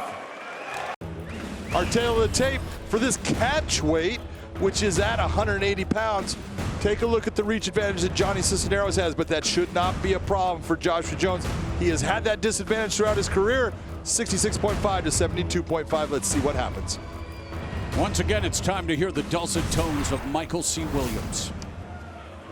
Tonight's Bellator 263 prelim streaming live on YouTube. We welcome those joining us on both channels at Bellator MMA and Showtime Sports as we go now here at the Forum to a contract weight fight at 180 pounds. We're set for 3 5-minute rounds. Introducing the blue corner. At 5'10", weighing in 179.2 pounds. His professional record, 13 wins, 7 defeats. From Riverside, California, presenting Johnny, the Tattoo Terror, Cisneros. And across the cage, his adversary, fighting out of the red corner. At 5'8", weighing in 179.6 pounds. As a professional, 10 victories, 5 losses, fighting out of Long Beach, California. Introducing Joshua Jones. In charge, your referee, Mike Beltran. Mayan Mike Beltran, the veteran referee. Nice call. About to officiate what I believe to be, in the words of the legendary pro wrestling announcer Jim Ross, a slobber knocker. Love the slobber knocker. All right, gentlemen, first round. You ready to fight? You ready to fight? Head on, let's go. Bell in round 1. Jones in the red gloves, fighting out of the southpaw position. Cisneros in the blue gloves, and Cisneros immediately looking to tattoo Jones in the first few seconds of the fight as he just missed with a sweeping right hand. Yeah, but the left hand, Joshua Jones has already landed. Yes, twice, and the veteran Cisneros going for the takedown. He's going for that takedown because he doesn't want to get hit exactly with that left hand. I don't blame him. The veteran. But now Jones from bottom looking for a better position, but now Cisneros attacking the body with the right hand and now feeding Jones a steady diet of lefts. Jackhammering with that left hand. This is where Johnny does his best work. If he can get in close and he can control the body position of Joshua Jones, he's got a good chance of winning this fight. 6 of Cisneros' 13 victories have come via former knockout. Now looking for that high crotch whip. High crotch. Nice job by Johnny. Heavy hips by Joshua Jones kept that from happening. He still has the opportunity to do it, but you can see that Joshua Jones is going for a Kimura grip, which is kind of slowing down what Johnny's doing. Jones has 4 submissions, 2 guillotine chokes.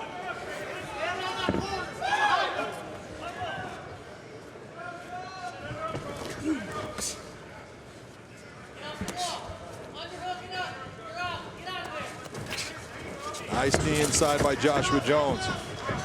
Johnny was putting a lot of pressure forward. You saw he use that knee to gain that little bit of space, slide right out.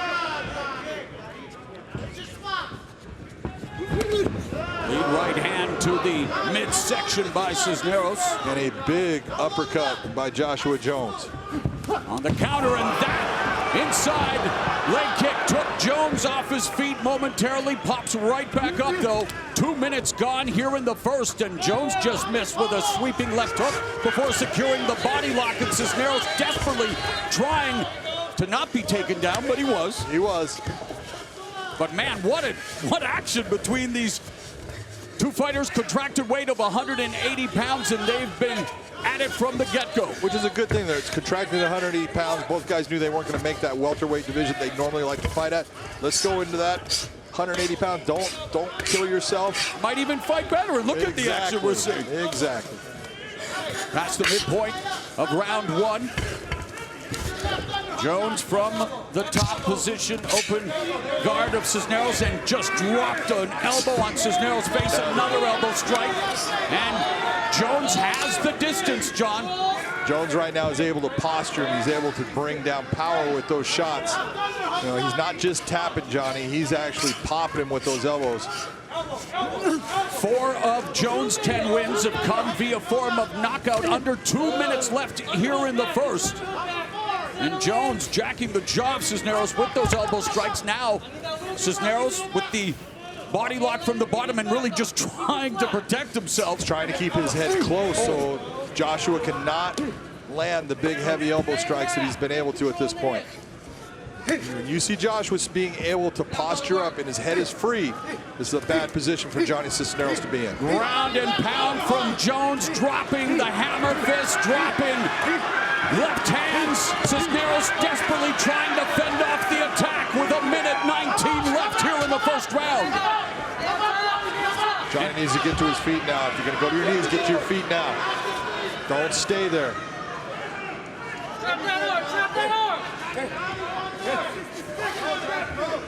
Coming up on the final 60 seconds of what has been a frenetic first round.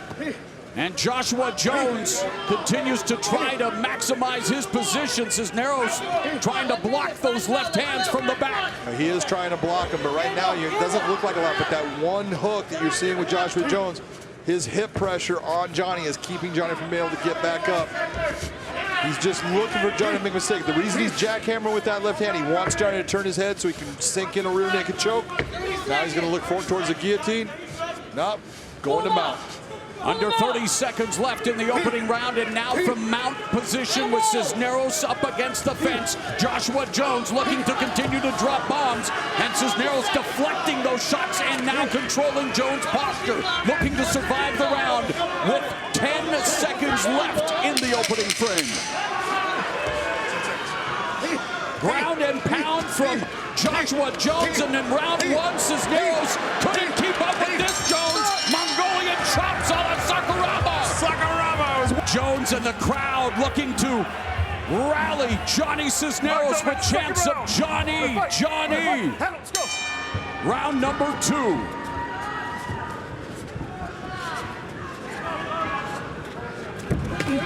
Inside leg kick by Cisneros, but Jones returning fire upstairs. Jones trying to, if you're going to attack my leg, I'm going to make you pay with my left hand. And Jones is pulling out all of the tricks. Well, yeah, and this is where people get caught up by body types, styles and types. Just because you don't look like a Greek Adonis doesn't mean that you're not a dangerous and powerful. Beautiful timing there on the entry by Jones into the double leg. And you're absolutely right, John. In fact, Joshua Jones is my hero. Joshua Jones with a great level change, getting that double leg takedown. Dad bods everywhere are impressed by Joshua Jones. That's why Joshua Jones is my hero. And Joshua Jones now trying to improve position. And for Johnny Cisneros again, John, easier said than done. What can Johnny Cisneros do here? Joshua Jones too fast, too slick. That is exactly the difference right now that you're seeing. I think physically he's stronger and he's actually faster, and he's just getting the better positions. He's always a step ahead of Johnny Cisneros right now in this fight. He just stepped over into mount. Nice job by Johnny to get that guard back. Perpetual motion by the 31-year-old Joshua Jones, and I guess you wouldn't be surprised that his greatest strength is his cardio and what he calls ninja bleep. I know kids are watching. Well, I'll tell you what, he had some of that ninja bleep with that kick. Yes, he did. And he continues to dominate Johnny Cisneros. And you wonder just how much more Cisneros can take. And even for Joshua Jones, he is expending. I mean, his arsenal, he's emptying everything, and Cisneros still in the fight. Joshua Jones looking at a lot of different things, going for the Kimura, looking at it, letting it pass by. But right now, he's still in that half guard position, and he keeps on going to the body, and all of those shots after a while start to just add up. Talk about fight IQ. We might be seeing a Mensa level fight IQ from Joshua Jones in terms of how he's diversifying his attack. And now going for the choke. 10-finger guillotine. Does have a 10-finger right. That's very good of you, Marley, to go. Let go of it because he knew he didn't have it. That right there shows fight IQ. Thank you. Just past the midway point of the second round, and Johnny Cisneros has been mugged by Joshua Jones, and Jones now with back control now to the side and trying to find an opening for those long-range lefts. Nice job by Johnny to try to switch the position, but he's turning into him in that fashion with the fence blocking his ability to do the technique he wants to. So he went into him, got caught. It is all one-way traffic. in a city that, well, let's not talk about the traffic. Yeah, there's a traffic problem here. There's one in our cage right now, too. Yes. For Johnny Cisneros, who on his back again against the fence, coming up on the final 90 seconds of what has been a nightmare round for the tattooed terror, Joshua Jones. But you do have to give it for Johnny. The one thing, he hasn't accepted with all the bad positions, he really hasn't been damaged that bad. Good point. And now Jones tries to damage him with hammer fist, not flush. Cisneros deflecting and blocking some of these shots, but in the eyes of the judges, it's an avalanche of offense from Joshua Jones. Right now, this is a one-way train. Nice job by Joshua Jones to open up. That's a big, heavy shot. Those are the kind of things that start to change fights. Referee Mike Beltran watching. Johnny is he going to rescue Johnny Cisneros? And he does. Joshua Jones with an offensive onslaught. And no offense to Mr. Jones, dad bods everywhere are rejoicing as Jones improves to 11-5 with his 5th victory via form of knockout. Never judge a tome by its cover. I can't wait till you get boy. But the cardio's incredible. He does have good cardio. That's the one thing I said when he came in. You may have a dad bod look, but let me tell you, he can go and he can fight, and he has power. And take a look at that level change. Nice wrestling move, gets down.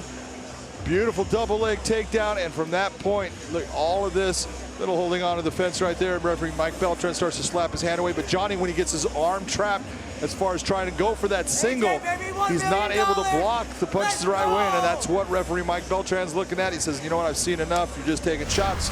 Nice win by Joshua Jones. And all right, let's get it back up to Michael C. Williams. Ladies and gentlemen, referee Mike Beltran steps in, waves off the contest due to strikes officially.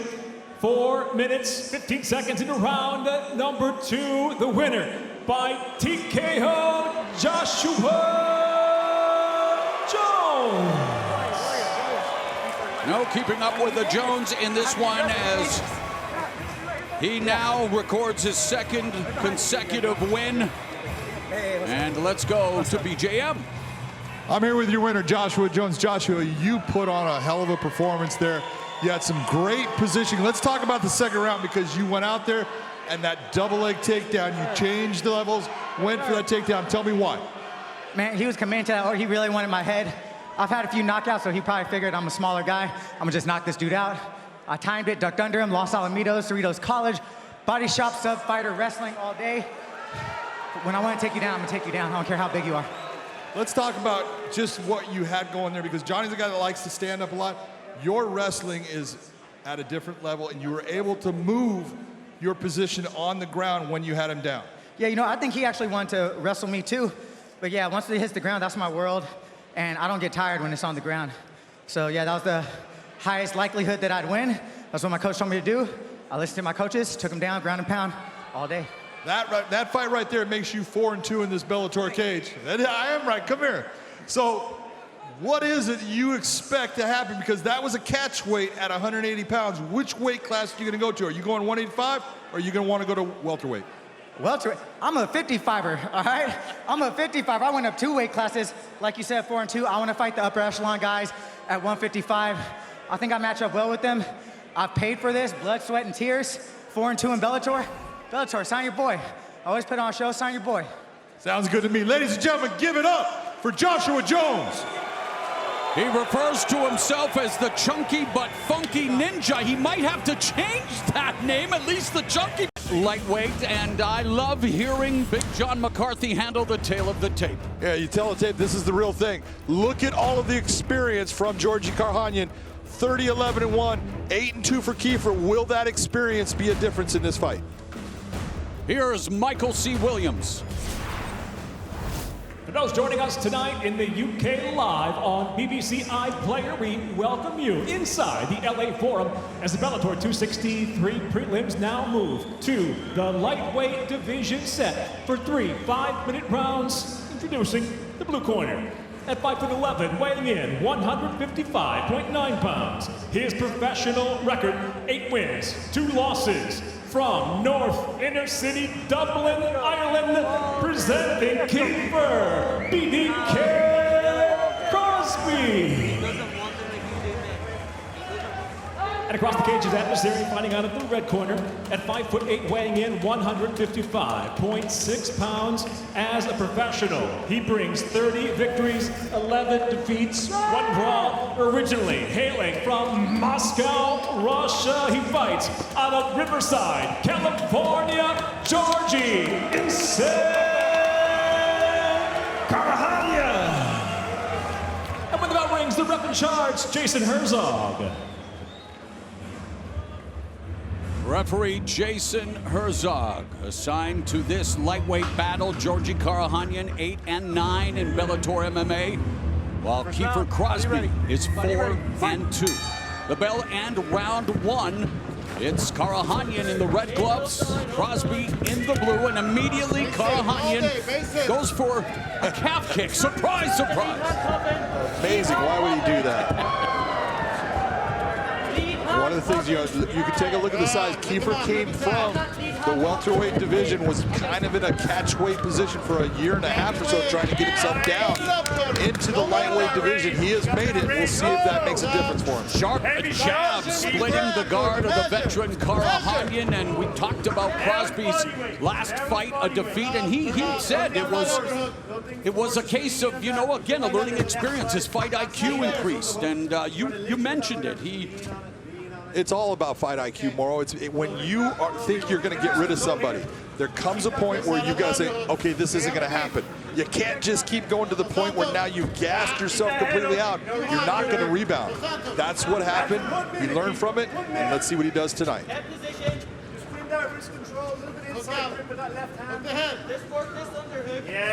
It's interesting that Karahanian moving up from 145, Crosby dropping from 170, and the size difference is evident, especially in a position like this. Nice job by Kiefer to actually go for the back there. He had the double unders, and that's what you're looking for.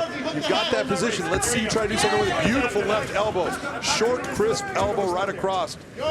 Georgie felt that one. Karahanian, member of Millennia MMA, and Romy Aram as Karahanian looking to turn the tables and try for a single leg. You're in position. Minute 45. Nice knee to the thigh of Crosby by Karahanian. It wasn't a nice dig of the underhook by Crosby to get himself off of the fence and put the back of Georgie Karahanian up against it, where he's now more in control. 2 minutes gone here in the first round, and both fighters earning every inch. Hammer fist to the thigh by Crosby, and Karahanian returns a knee with a knee strike, and Crosby doing a good job of stifling Karahanian's attempts at a takedown. Well, one of the things, look at where Crosby right here is actually gaining distance from Karahanian, so he's not accepting any damage in here. This is an exhausting type of fight. A lot of people don't understand it, but nice pull of the leg and trip by Kiefer Crosby. Anytime any fighter's against the fence, it is an exhausting experience. Big right hand by Kiefer Crosby, and a beautiful transition to the back. And Crosby with the back mat looking for the choke on Karahanian. Karahanian back up to a wide base and looking for maybe a backdoor escape, but the grip is there for Crosby. Well, Crosby's got it. Oh, did escape, and now it's Karahanian on top with the ground and pound as Crosby tries to control posture. Tries to control posture and grab the cage so he can move his body. Only a referee would notice that. But this is where you look and you say, okay, where are you strongest? And look, Georgie Karahanian is a black belt in Jiu-Jitsu. He loves the ground. He will fight in the stand-up all day long, but he is good on the ground. So you need to be really careful about, if you're gonna take him down, think of controlling the position before you get too high and out of position, which is what Kiefer Crosby did. Half of Karahanian's 30 wins have come via submission for Kiefer Crosby. He has 2 submissions on his ledger. And what a scramble, and what a grueling affair here in the opening round. Referee Herzog Referee Herzog is telling Kiefer Crosby, quit grabbing the cage. Now, he hasn't been able to do anything with that because he's putting his hand up there and he's really not pulling out at that point, but he's hooking his fingers because he's looking to try to get away from Georgie, and he can't use that cage to do it. And Karahanian looking for the arm triangle choke on the minute left in the first. Kiefer needs to really push that other arm. He needs to push on that arm to get space. Face turning different shades. And now looking at him, turning into him. He's trying to gain that space.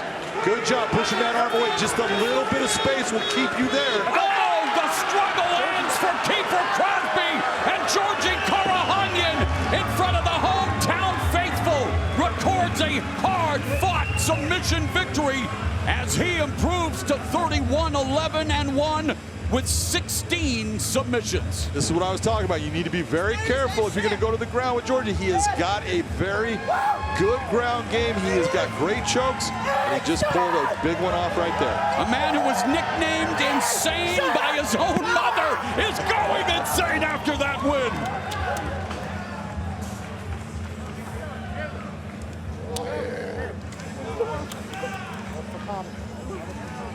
Come here! Is this for you? Here you go. This is how the whole thing started with a takedown. You see that Georgie puts his foot up there to block, so Kiefer does a nice little trip, takes the outside reap, pulls him down to the ground, but there was then that point where he had his back, and here's where Georgie turned the tables on him. Got free of that leg, and then spun inside of the guard. Now he's on top, and from this point right here, this is exactly when he had him. Look at where that setup, you see that arm go across?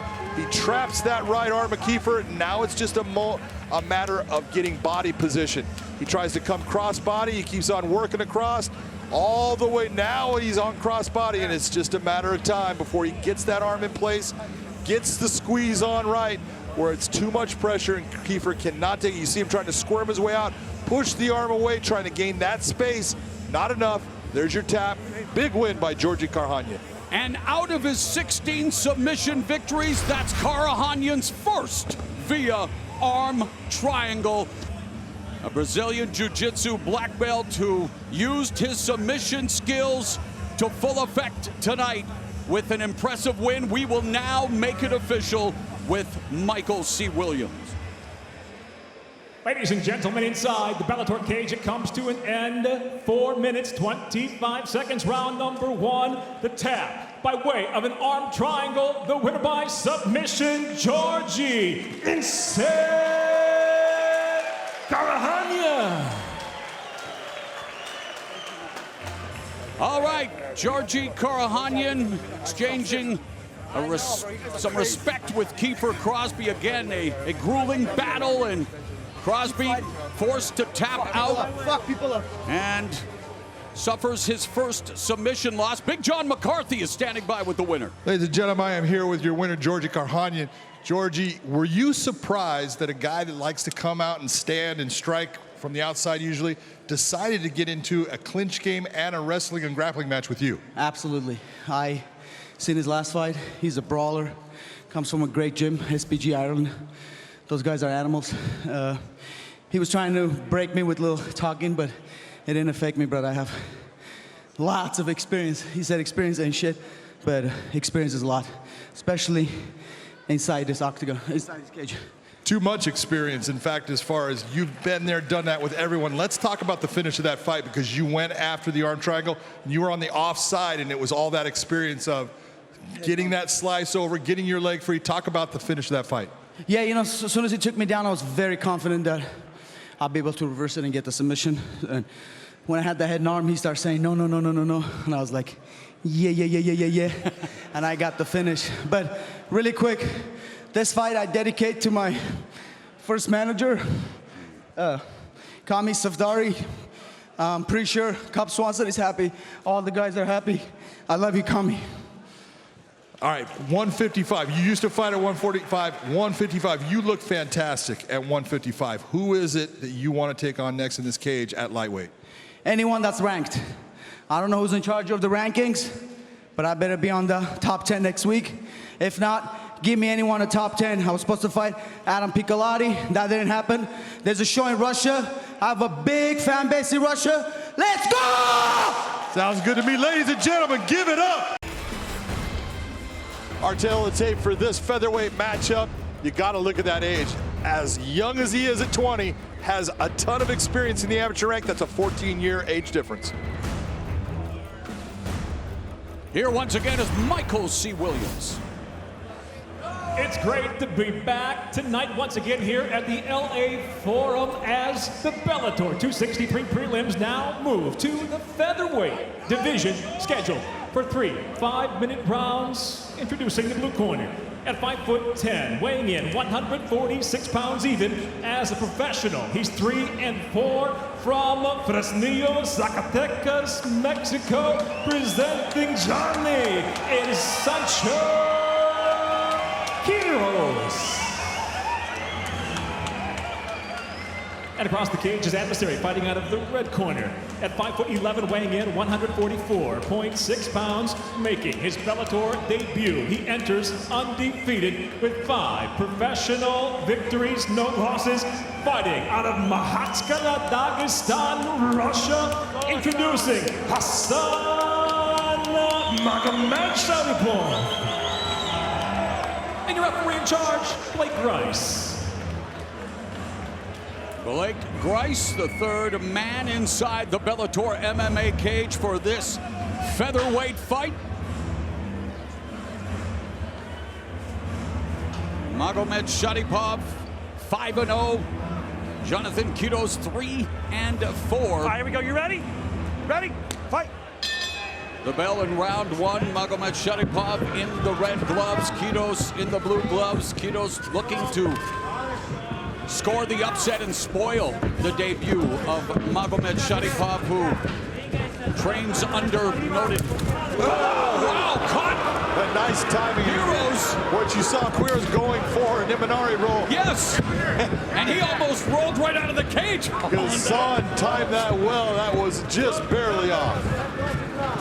So Magomed Sharipov looking to put an early stop to this fight. Quiros looking for that Imanari roll, and 3 of his victories, 1 via heel hook, so he does have a submission win, but he is being beautiful spinning back kick by Magomed Sharipov, but Quiros on the attack looking for the double collar tie, and Quiros trying to prove that he can kick.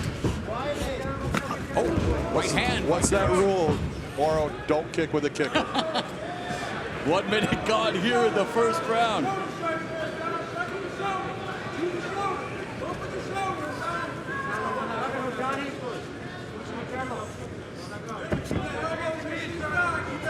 Magomed Sharipov, as you said, John, spent some time in Tom's River. I was mentioning Mark Henry, who has guided many successful MMA careers. Fantastic stand-up coach, Mark Henry.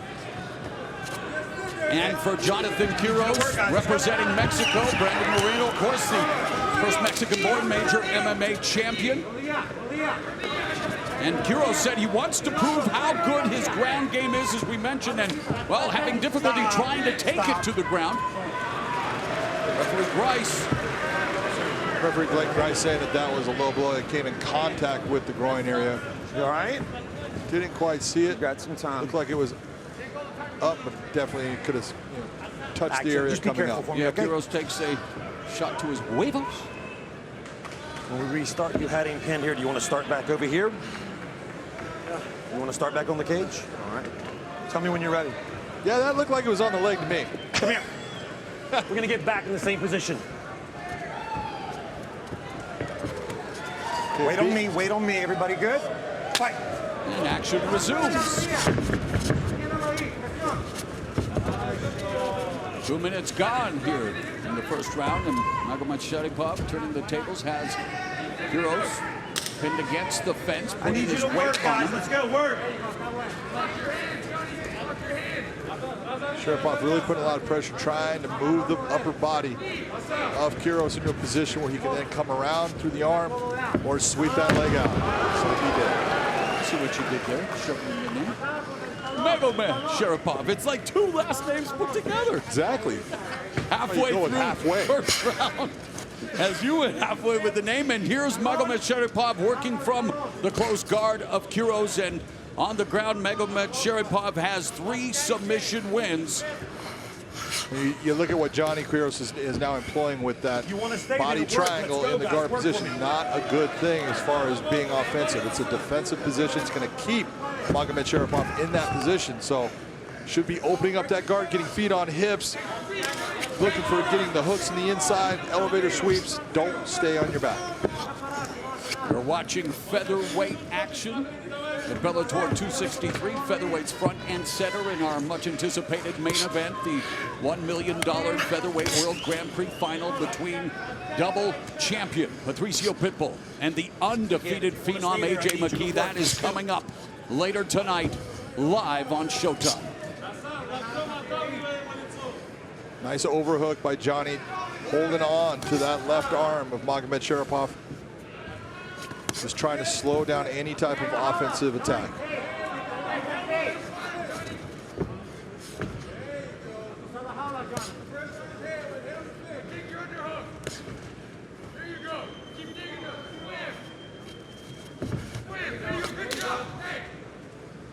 What you want to see right now from Magomed Sharapov is you want to see, okay. You want to see him be put back up on his feet. Exactly. I want to see him back on his feet. He's doing well up there, right? Under a minute left here in the first. At least that's what the referee wanted. This is really, if you're looking at it, Blake Grice, the referee, didn't do Quiros any real help in getting him up off his.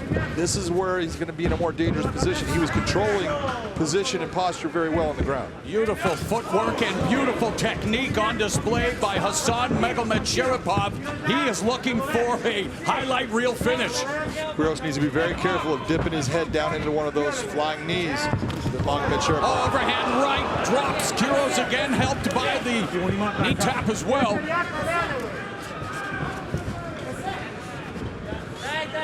Quiros, old school butt scoop position.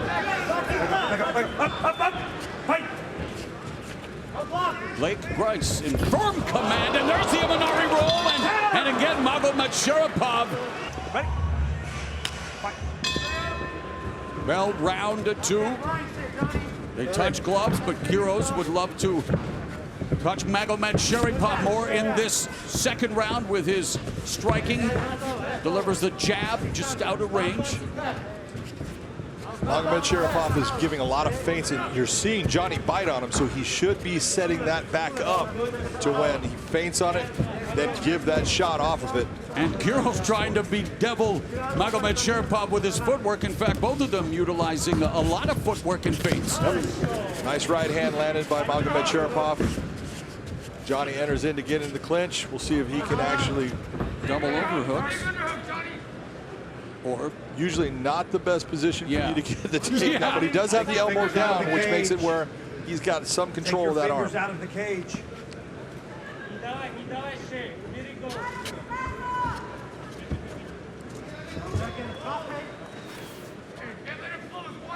You can take a look at the strike stats right now. 10 of 25 for Quiros, 12 of 27 for Magomed Sharapov. So competitive in the numbers, but the numbers don't tell all of the... No, because it's actually always the quality strikes. What a takedown! Beautiful body lock takedown. Magomed Sharapov. Let's see what he does from this position. Here inside control, moves to the back, starts to soften him up. Trying to get to back position, delivering a nice knee strike into the floating ribs of Jonathan Quiros. Got that one hook already. He's just trying to push weight down on Quiros, trying to drive him the direction so he can then take the back completely. Quiros has a choice here. You can sit there and let him end up in this position where he's putting all this pressure down. You've got the choice. Are you going to go with possibly giving him the back and trying to get yourself up, or are you just going to allow yourself to turn into him and go from that position? 2 minutes gone here in the second. Magomed Sharapov looking to get full back control on Quiros. Quiros doing his best to try to keep him off his back, but Magomed Sharapov slowly but surely has got one hook in. Not anymore as he delivers a couple more left hands. No, but he's got a very heavy hip right on top. You see him putting that pressure down with his hips at times. That's driving Johnny back down into the, onto his knees on the canvas. All of this very taxing if you're the guy on bottom carrying that weight. Back to that single hook. Magomed Sharipov, during his educational years, trained martial arts 3 times per day. He spent 12 years at one of the national academic institutions in Dagestan. 2 minutes left in the round. Quiroz is a BJJ purple belt. Says his greatest strength is his heart. And he doesn't give up easily. And Magomed Sharipov trying to break his will, his fighting spirit. Well, he had the ability to get his hooks in. He's decided not to do that. Right now, he's in a position where, you see, Quiroz is holding on to one arm. But is that a lack of experience for being 20 years old, or is it a tactic? I think it's a tactic that he's playing, because that was there for him, and he should have felt it as he was moving. The opening was there. Trying to open up Quiroz with ground and pound from the back.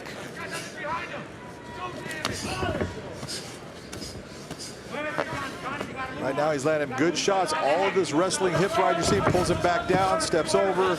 Again, that hook is there. And now he's got it. He's got his hooks in, trying to flatten out Quiroz. Looking for the choke from rear mount, and Quiroz battling to stay alive in this round. 45 seconds left. A bevy of lefts. How much more is referee Grice going to allow? Not much. In fact, it is over. Magomed Sharipov victorious in his Bellator MMA debut as he picks up the TKO triumph, improving to 6-0 with his second career KO. Very impressive win for Magomed Sharipov as far as just the way he was able to control position. Took his time, was not in any hurry. Very, very smart fighting for a young fighter.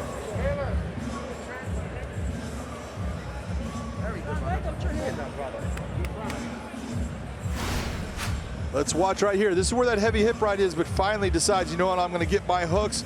You see him pull him back, step over, and then he gets that right, then left hook in.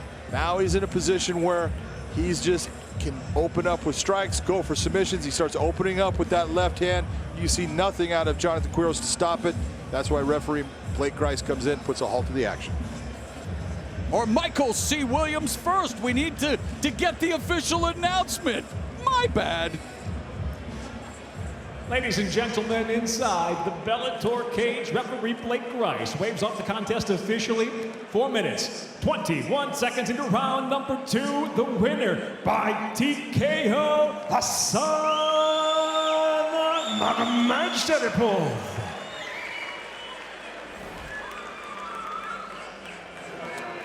Now it's time to hear from Big John McCarthy.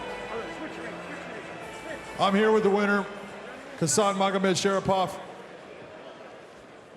At 20 years of age, he is incredibly talented. How did it feel coming into a new promotion in a new country for the first time? How much pressure did he feel?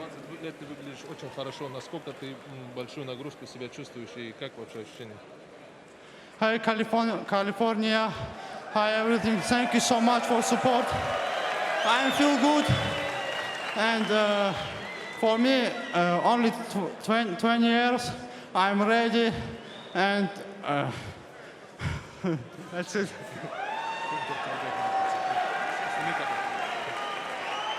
You've been able to watch your brother compete here. You've been in Tom's River with guys like Mark Henry there. How important is that for your development as a fighter? Ты видел, как твой брат, тренируется, как он развивается в спорте тоже, и тренируешься с одними из лучших там в том River в Нью-Джерси. Насколько для тебя это важно? My brother, как сказать? Спасибо моему брату. Thank you so much, my brother and my team, my big brother, Coach Mark Henry, Zabit, and my team in Dagestan fighter. Thank you so much, Mansur Chakayev, Amara Bakarov, and these guys. These guys is very important for him. Well, I want to tell you, that was an outstanding performance, way above what your age is as far as experience. Ladies and gentlemen, give it up for Hassan Magomed Sharipov. our tail of the tape for this opening heavyweight matchup.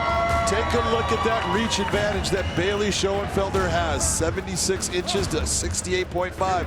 That's a huge difference. We'll see what Corey can do to maintain that and get inside.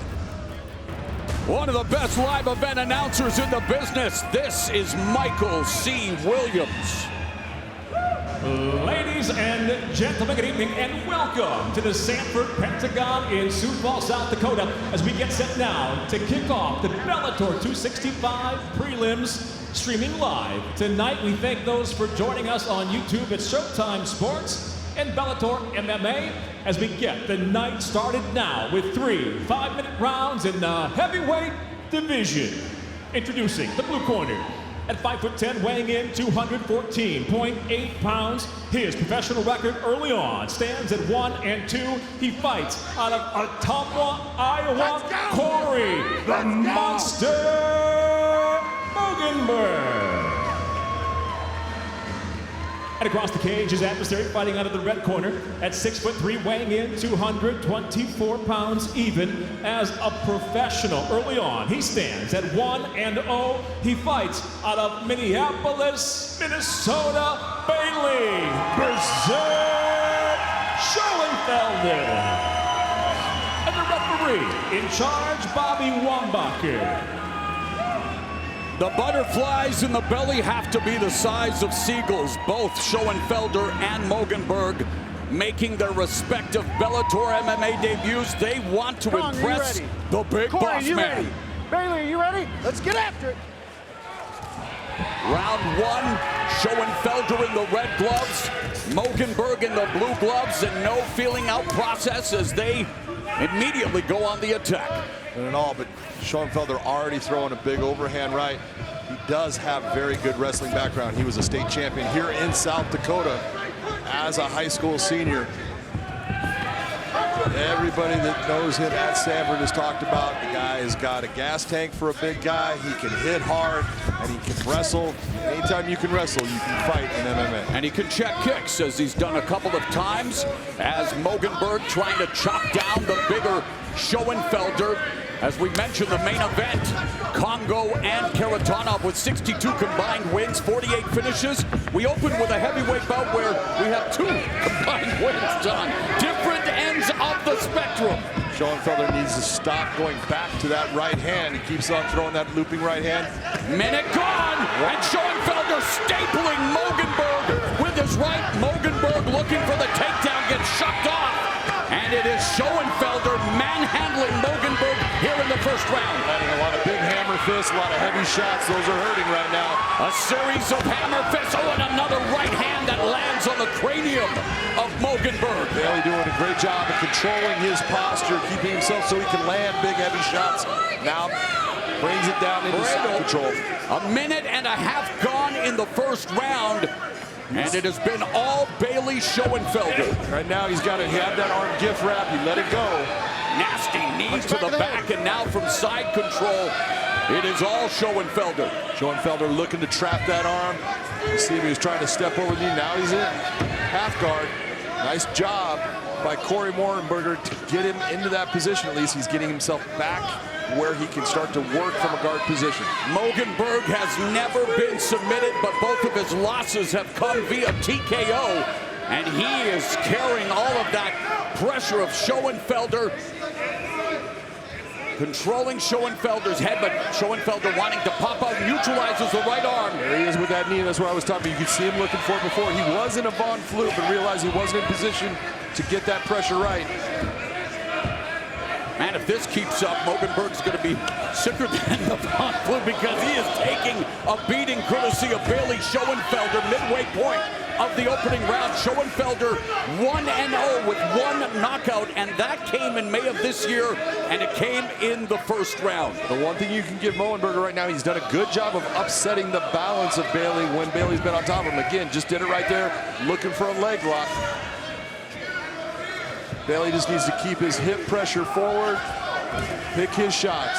Schoenfelder oozing confidence when it came to making a prediction. He predicted a first-round finish, and he's back in side control with less than 2 minutes remaining. Crucifix and feeding Mogenberg a series of left hands. Beating him a series left hand, not quite into a full crucifix, but he was trapping that arm with the knee. Very nice grappling positions by Bailey. A minute and a half now remaining in the first round, and Corey the monster crucifix position more. Yep, for a moment, not anymore. And Mogenberg may be nicknamed the monster, but he has just met the monster under his bed, and it is real. Bailey Schoenfelder all over Corey Mogenberg. Nice job by Bailey to move to full mount. And he is posturing up. And some ground and pound. Real trouble right now. You see those hips and those legs on the ground. Slashing elbow. Position to be in. Elbow smashes by Schoenfelder. Ground and pound. Referee giving Mogenberg every chance to escape, and he won't. Bailey Schoenfelder bags a first-round finish in his Bellator MMA debut.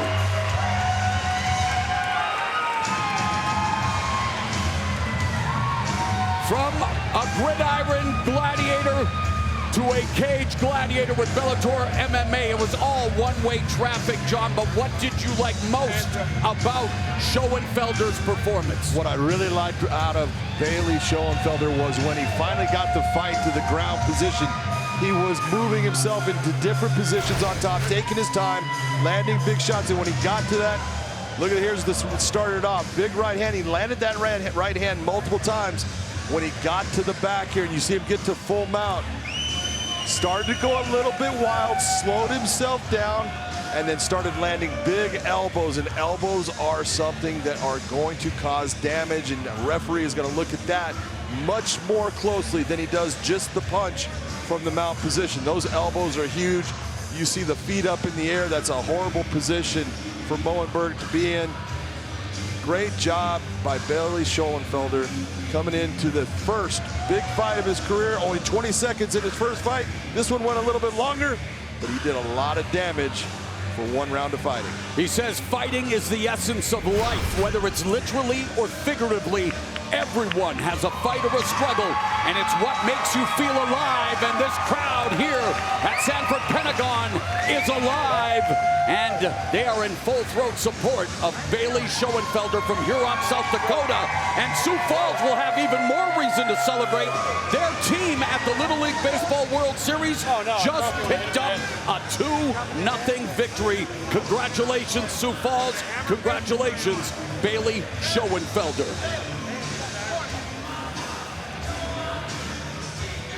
Let's make it official with Michael C. Williams. Ladies and gentlemen, with just 49 seconds remaining in round number 1, it comes to a halt due to unanswered strikes. The winner by TKO and still undefeated Bailey Schoenfelder.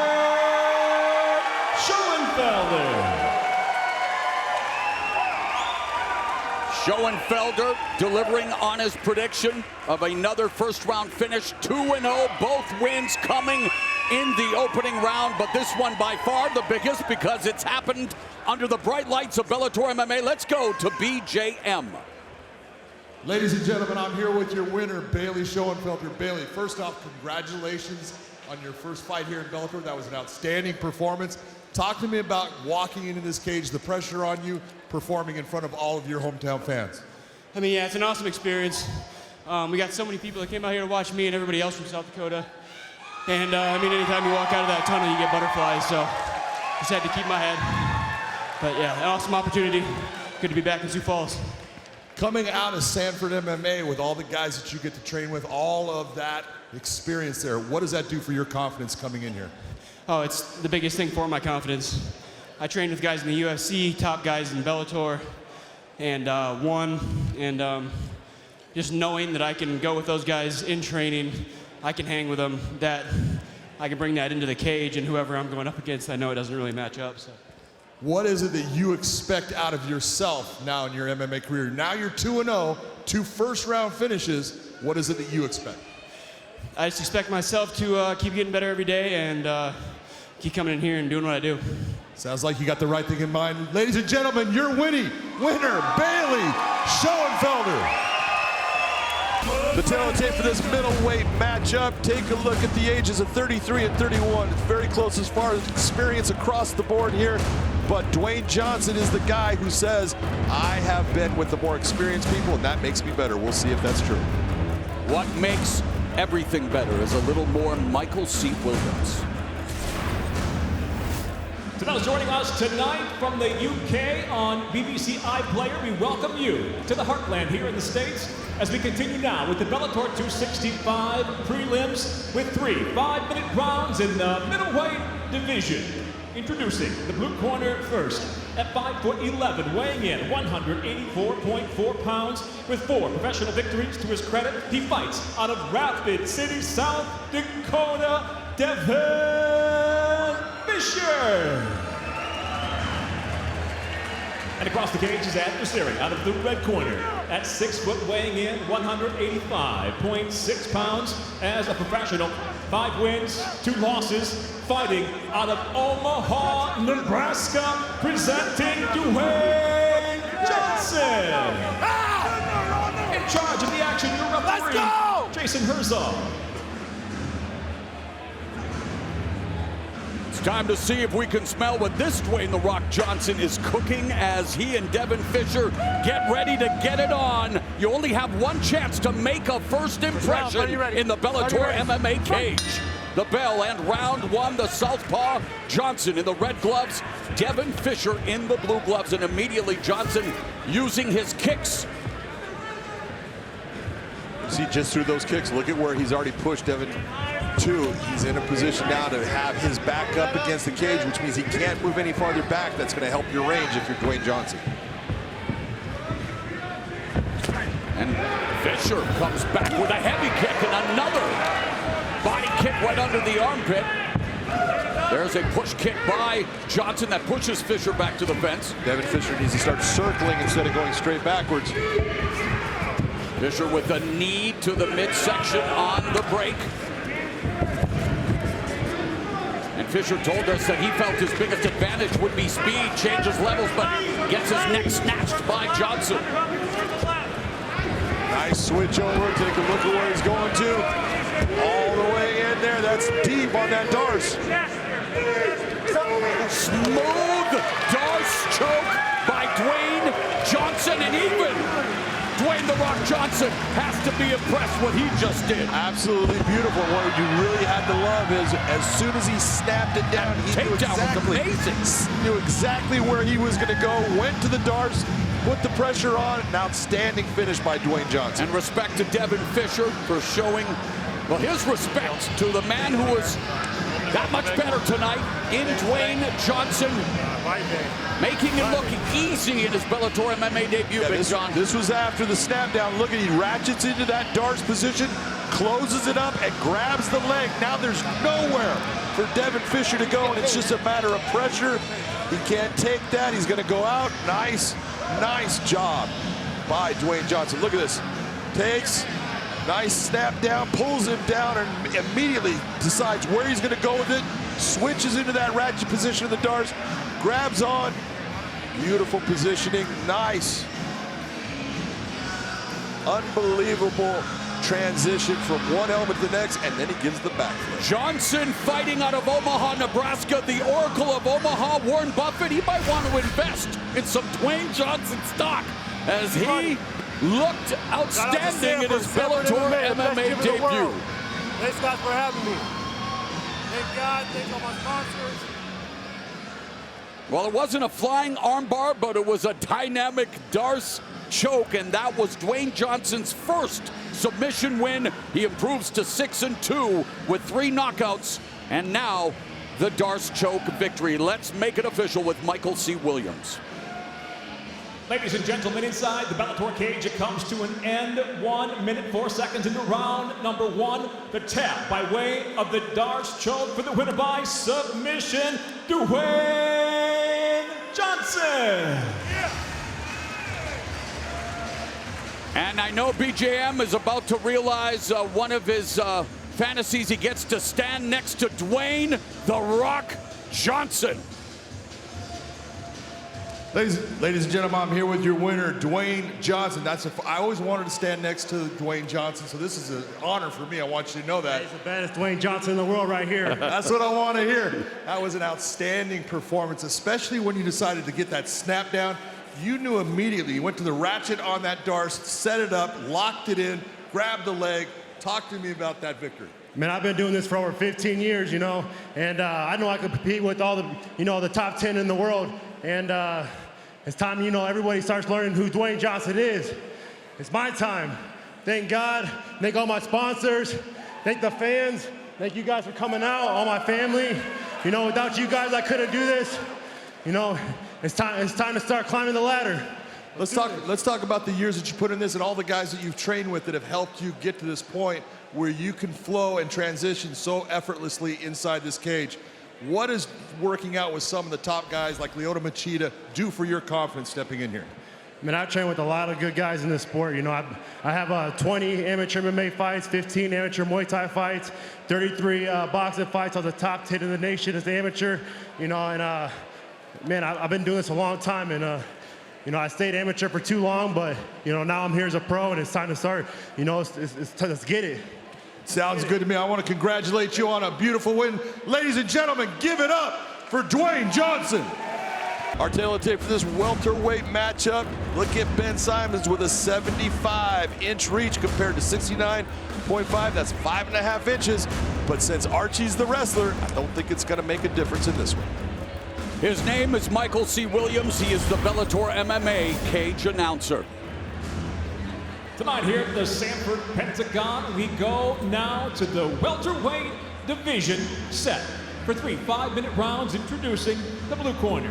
At 6'1", weighing in 170.4 pounds. His professional record, 3 wins, 2 losses. He fights out of Fargo by way of Enderlin, North Dakota, presenting Smiling Ben Simons. And across the cage, his adversary fighting out of the red corner at 5'9", weighing in 169 pounds even. As a professional, he's undefeated at 2-0. He fights out of Denver, Colorado, Archie Colgan. In charge, your referee, Mike Beltran. I wonder what Smiling Sam Alvey thinks about Smiling Ben Simons, as Simons hopes to be smiling at the end of his Bellator MMA debut. Archie Colgan will try to wipe the smile off his face. All right, gentlemen, first round. You ready to fight? You ready to fight? Hell, let's go. Bell, round 1, Colgan in the red gloves, Simons in the blue, and immediately Colgan takes the center of the cage.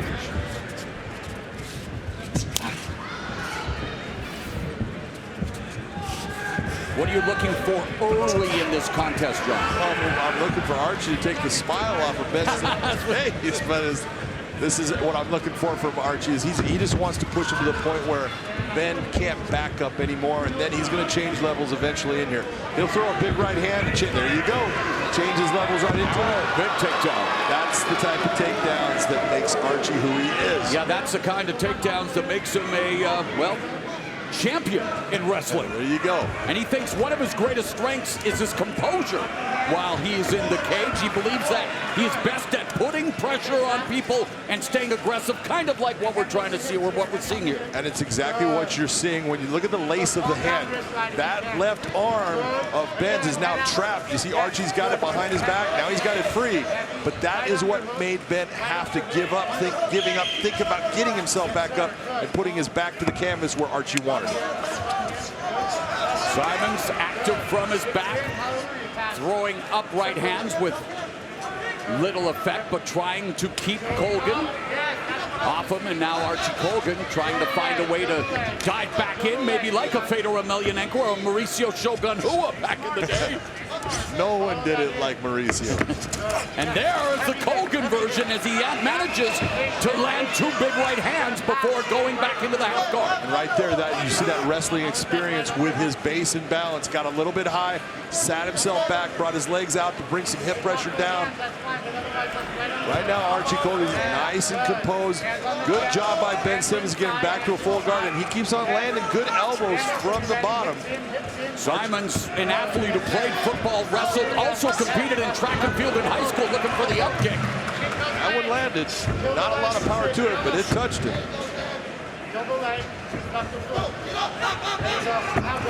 And again, Colgan on the attack. Looking to take Simons back. Fishing for that choke, but well defended by Simons. Also, you know, we talk about position before submission. He's not in a great position to look for that rear naked choke right now. He just needs to think about get to the positions that will give you that opportunity. Now, this is a nice position by Archie Colgan. Do a lot of damage right here. You see Ben trying to crush that posture of his by grabbing the head. Colgan is fighting like a guy who is expecting his first child, a baby boy, September 17th. Hyper-aggressive here in the opening round. Full mount now. And some nasty elbows from top position. Very nice elbows from the top position. Now just putting a little bit of pressure, a little shoulder pressure on him. And his lone submission has come via arm triangle choke. You figure with the guys that Archie has been training with, guys like Justin Gaethje, Kamaru Usman, Grant Neal, Brandon Gertz, he's got a lot of experience in these positions, and he's had guys talking about what works best. Absolutely. I mean, some high-level training. I think there was a right now, what Ben Simmons is looking for, he's looking for a buggy choke. This is a choke from. Beautiful job. There was pressure on that choke. And now there's pressure on the face of Simons. Ground and pound. Colgan making Simons a bloody mess. Beautiful positioning right there. Simons is in real trouble here. Archie Colgan crushes Ben Simons' dreams, and Simons' Bellator MMA debut. Take us back to the type of choke that Simons was going for and what cost him dearly. It did cost him, and that was a very smart maneuver by Archie Colgan, because what Ben Simons was looking for is what we call a buggy choke. It is a choke when someone gets into side control on you. It is not a common choke. Many people could not pull that off, but he was getting his leg in it, and the pressure was starting. Archie Colgan quickly stands up and brings a huge slam. And look, when we talk to people all the time about what makes MMA violent, this being picked up and dropped down. That was a huge slam. Look at how the legs come out, the arm lets go of it. He's in trouble right there. That hurt. And then huge elbows by Archie. This just was beautiful work by him. After that display, maybe it should be Hulk Colgan. This guy's a force. Look at that. Just look at you. All that comes with years of experience. Beautiful positioning, way to understand your body positioning. Swings around the back and continues those huge elbow strikes. And it's nice to see a fighter who is honest. He said his greatest strength as a fighter is composure, and he showed that here in his, well, systematic dissecting of Simons. Yeah, he just absolutely, from that slam, he saw that he hurt his opponent, and he went after it. You got to like that finish. There's a price to pay when you wear some dumb shit like that. Don't do that. There is a price to pay, and Ben Simons paid it in full.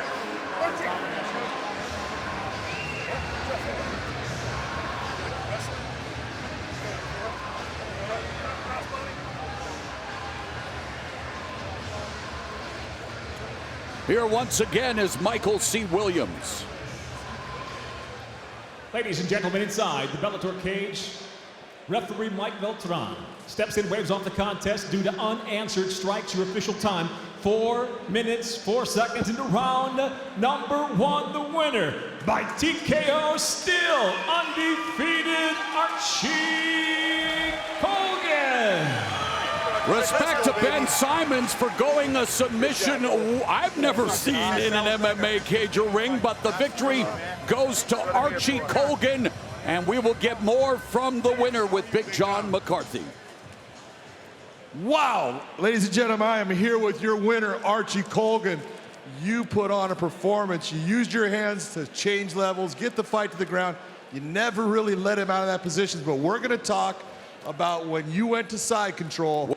He pulled off what we call a buggy choke. How much pressure were you feeling at that time? I wasn't really feeling any pressure, but actually what was going through my head was I've seen somebody at a UFC fight or something get choked out from there, and I was like, this isn't safe exactly. So let's mount up and then get out of this however we can. And he wasn't fighting when I lifted him, so I was like, let's land him. Well, let's talk about the way that you decided to get out of that, because you elevated him up to about 5.5 feet off of the ground and then dropped him down, and the impact absolutely hurt him. And it was so impressive was your ability to see that and go after the finish from that point. Yeah, I lifted him and slammed him, and I just felt him kind of relax and like, maybe not relax, but like he broke down a little bit. So then I pulled my arms out and I started dropping elbows and punches and saw the blood, and I was like, this is it, he's done. You came in with a really extensive wrestling background, but your hands are starting to really look good. What is it that you've been doing with like Coach Ramos there that has made you feel so confident in the stand-up? Well, honestly, it's just repetition. I show up to practice every day. I'm always busting my ass. And when these guys say something, I listen with full intent. And it might not work today, but I'll keep working it tomorrow, next week, next month. And next thing you know, I got hands. Whatever you're doing is working. That was a beautiful win. Ladies and gentlemen, give it up for Archie Colgan. Our tail of the tape for this contracted weight. You can take a look, pro debut. That says everything. Both of these guys are gonna go out there and put it all on the line. With the official introductions, here is Michael C. Williams. Ladies and gentlemen, it's good to be back, and it's good to see you here tonight with us live in Mohegan Sun Arena as we get set for the Bellator 264 prelims. We'll welcome those joining us live, streaming tonight's fights on YouTube at Showtime Sports and Bellator MMA as we kick off the evening now with 3 5-minute rounds at a contract weight of 195 pounds. Introducing first the blue corner at 6'3", weighing in 195 pounds even, making his professional debut. He fights out of Nashua, New Hampshire, presenting John McNeil. And across the cage, his adversary out of the red corner at 6 foot, weighing in 194 pounds tonight. He too makes his professional debut by way of Venezuela. He fights out of Bronx, New York, Orlando, the Silver Fox Mendoza. And the referee in charge, Todd Anderson. Both athletes receiving a nice round of applause, both with their supporters in attendance here, the early arrivers at the Mohegan Sun Arena. John McNeil wants to celebrate his 31st birthday early. Orlando Mendoza hoping to strike first, strike last, and strike most effectively.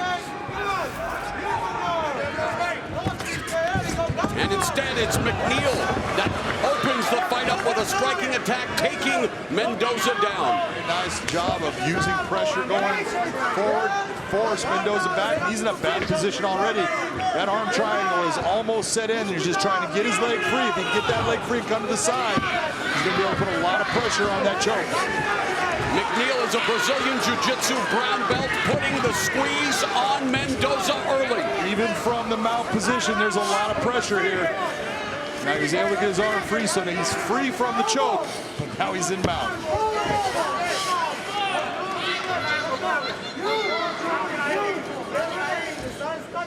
If you're in your pro debut and you're John McNeil, it doesn't get any better at the start of your career than this. And if you're Orlando Mendoza, conversely, it doesn't get any worse. That's exactly it. And Mendoza looking to reverse, but McNeil staying strong in top position, drops an elbow. Mendoza desperately trying to neutralize the offense as McNeil appears to be setting up another arm triangle attempt. He's searching for that arm triangle, but you got to make sure that you get it set right before he decides to make that move to the side. Mendoza being able to oop his way out, changing that balance point, so McNeil had to let go. Ground and pound from John McNeil as Mendoza trying to buck him off, trying to create a reversal. Instead, he gives up his back. So from the arm triangle, McNeil may try to go for a rear naked choke. McNeil did a very nice job of getting his hips back down towards Mendoza's hips. That kept him in position because he was high. And he's got his full hooks in now, looking to extend Mendoza's body. Under 3 minutes left in the first round. It's been all John McNeil following an early takedown. It has definitely been all John McNeil. He just needs to settle down, take his time, figure out how am I going to get these arms in the position that I need around that neck. And of course, with all of the jitters, the butterflies that come with making your pro debut, especially here under the bright lights of Bellator MMA, it's up to McNeil to display that patience, John, that composure, especially in a grounded position like this. Absolutely. When this is what I'm talking about. When he first walked in, I said, look, this is an audition. What you're trying to do is show that man across the cage from us, Scott Coker, hey, I can fight, and I am someone you want to sign. That's what this is all about. Mendoza doing a nice job. At least he's keeping that knee shield up inside. Looking for the heel hook right now. Does not have it.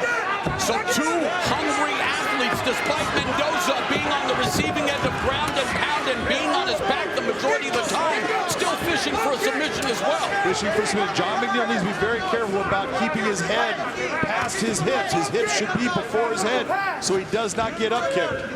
Mendoza representing the Bronx Combat Club while McNeil trains a team KTA MMA and Karasu Tengu Academy.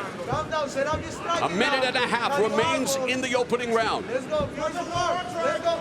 He's got that arm triangle set again. Take a look at those strike stats right now. McNeil 14 of 35, 1 of 3 for Mendoza, and that's because it's hard to punch someone when you're on your back. And the majority of those strikes help set up the takedown. Absolutely. Coming up on the final minute of the first frame, John McNeil continues to work from top position, drops some elbow strikes.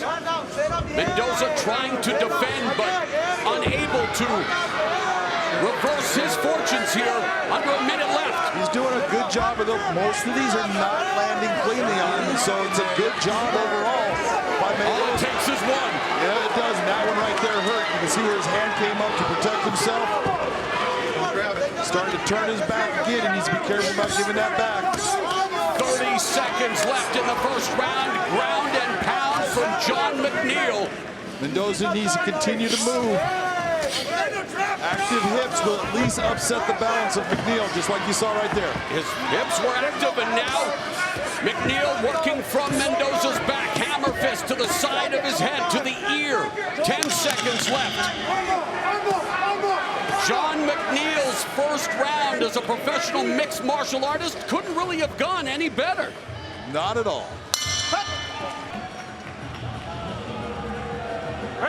Ready, fight! The bell in round 2, Orlando Mendoza in the red gloves, John McNeil in the blue gloves. It's part of my contract, so I have to ask the question, how did you have it on your unofficial scorecard, the opening round? That opening round is no doubt a 10-8 round for John McNeil, but what Mendoza needs to do now is say, okay, that round's gone. I survived it, so I'm happy with what I'm doing right now. Now let me get back to fighting my fights. Don't fight my opponents. If it is a stand-up game that he wants to fight, then keep this on the feet and start throwing punches and kicks to give McNeil a problem. The southpaw McNeil putting some pressure on now, using a lazy left hand to set up the level change into another takedown. Yeah, McNeil right now, he's just bulldogging Mendoza. He's just bigger, stronger, and he's able to, when he wants to, he comes into him and is able to just physically control the body, bring him down. Inside bicep! Inside bicep! Overhook! Overhook! Mendoza trying to use a half guard. He needs to get that far side underhook. You see him with an overhook on the forearm. That is not going to help him. He's got to change that. Now going back towards going to a full guard.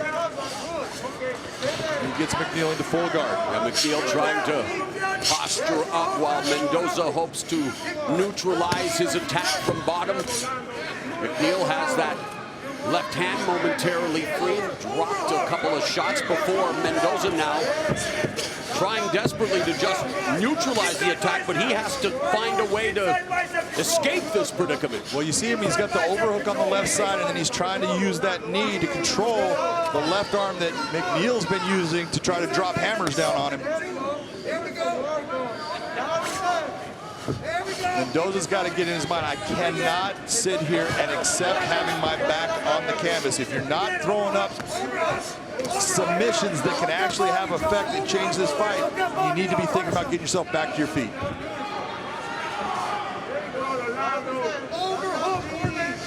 Square back up, square back up, square back.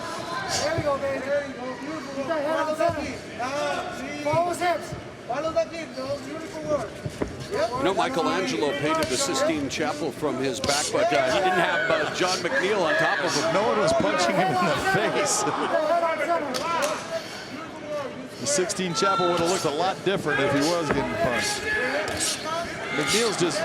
Meanwhile, McNeil wants to turn in his own Michelangelo masterpiece in his professional debut, continues to control Mendoza, and yet he needs to also improve his position from top position and go back to what he had early success in that opening round, going for the arm triangle submission, but working from the close guard of Mendoza. And what you say, John, exactly what you saw in the first round, he was trying to improve that position. He was switching from half guard, getting into full mount. All those things were great positions that he was attaining.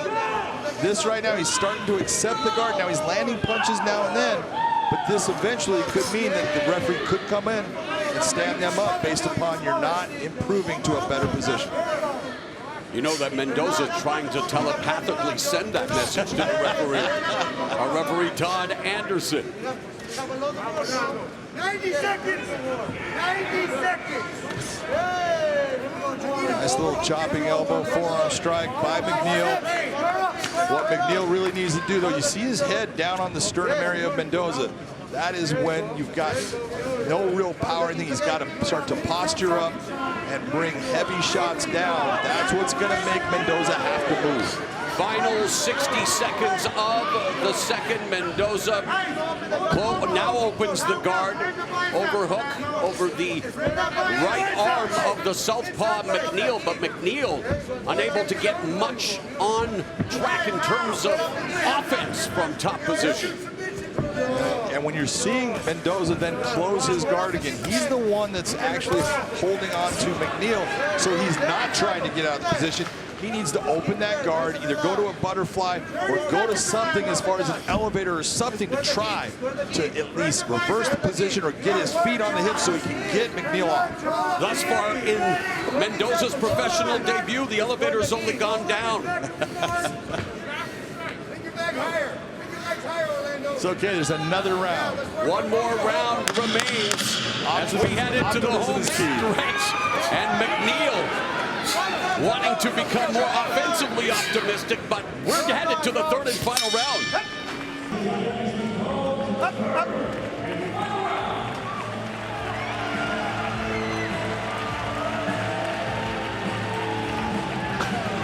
Number three. Ready, fight!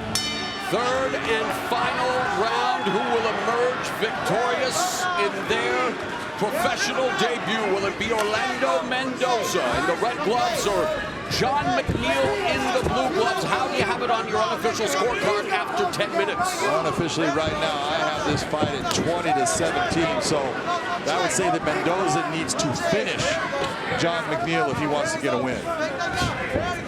Either that or have one incredible round. That's the beauty of mixed martial arts. It's possible. It is possible, but with what he's doing, it's not going to. Likely not. He needs to, attack. in listening to his corner's telling right left and a right hand, sorry, John, as McNeil landed with a scoring combination. He did. His corner's telling him, you can't get taken down. That's great. But you're not telling him what to do not to get taken down. And McNeil now beginning to pick apart Mendoza in the stand-up. Front kick with the breadbasket, the feint. And at least right there you saw Mendoza at least take the steps back. He's circling out. That at least says he's thinking about what he's doing.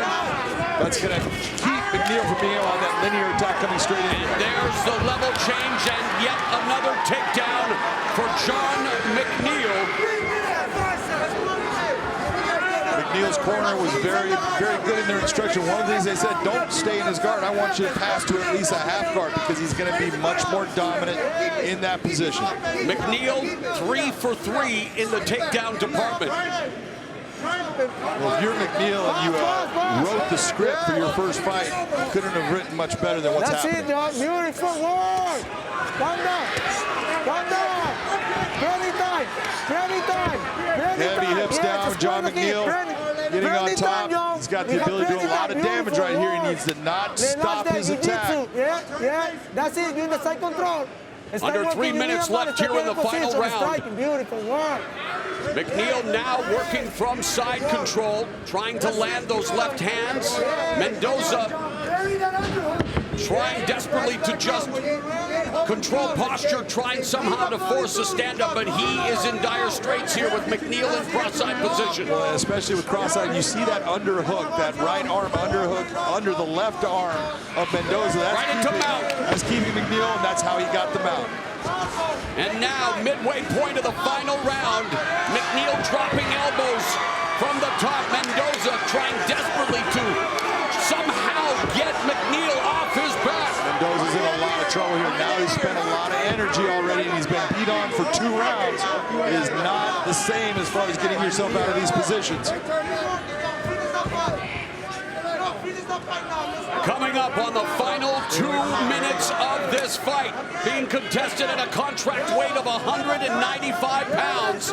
And McNeil started the fight looking for the arm triangle, trying to finish the fight with an arm triangle. He was searching for it again, but let go of it. He could feel that Mendoza was looking to bump and upset his balance points, so he decided, I'm just going to go back to mount. Let me start dropping hammers. Some days you're the hammer, some days you're the nail, and in his professional debut, Orlando Mendoza spent a lot of it getting nailed to the canvas with the takedowns, and McNeil continuing to deliver offense, a slashing elbow across the face, John. Yeah, that one hurt right there, and you could see Mendoza react to it. He's taking a lot of abuse right here. Referee Todd Anderson's not going to let him take much more. Is referee Todd Anderson going to give John McNeil a memorable 31st birthday gift? He does! In his professional debut, John McNeil stops Orlando Mendoza in the final round. Happy 31st birthday on August 31st. What impressed you the most about the neophyte mixed martial artist? You know, I'm impressed by both, and I know that sounds strange, but what you got to look and say John McNeil did everything that he was supposed to do. Got great positioning, used good, smart, striking at the time when he's on the ground. Here's the big takedown. This was the one in the 3rd round. Look at the head. Just needs to drive forward a little more. Gets him to the ground and then move to a better position like his corner told him. And then at the end, you can see, look at Mendoza has no way of stopping the attack. Now he's just becoming a punching bag. Nothing coming back. He's just trying to hide. And that's why referee Todd Anderson stops the fight. Let's make it official now with Michael C. Williams. Ladies and gentlemen, inside the Bellator cage, referee Todd Anderson steps in, waves off the contest due to unanswered strikes. Official time, 3 minutes, 57 seconds into round number 3. The winner by TKO, John McNeil. Let's go to Big John McCarthy.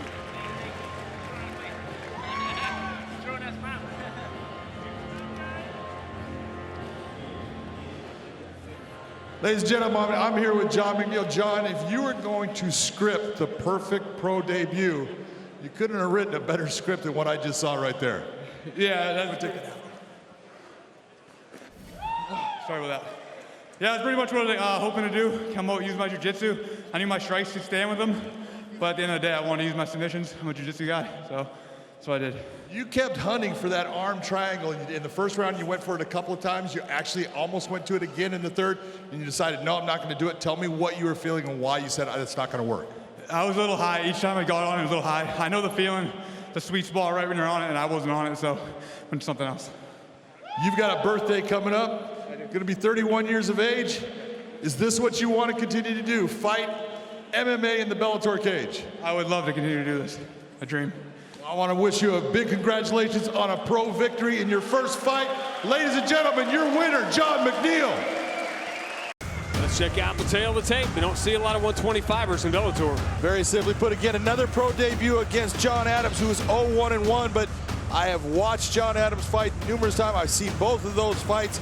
He is a scrapper, a gamer, a guy that never quits. This should be fun.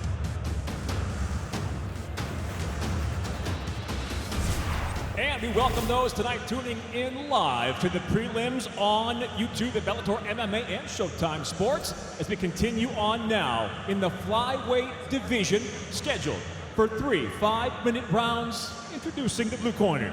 At 5'7", weighing in 125.4 pounds. His professional record early on, 0-1 with 1 draw. He fights out of San Jose, California, John Superhero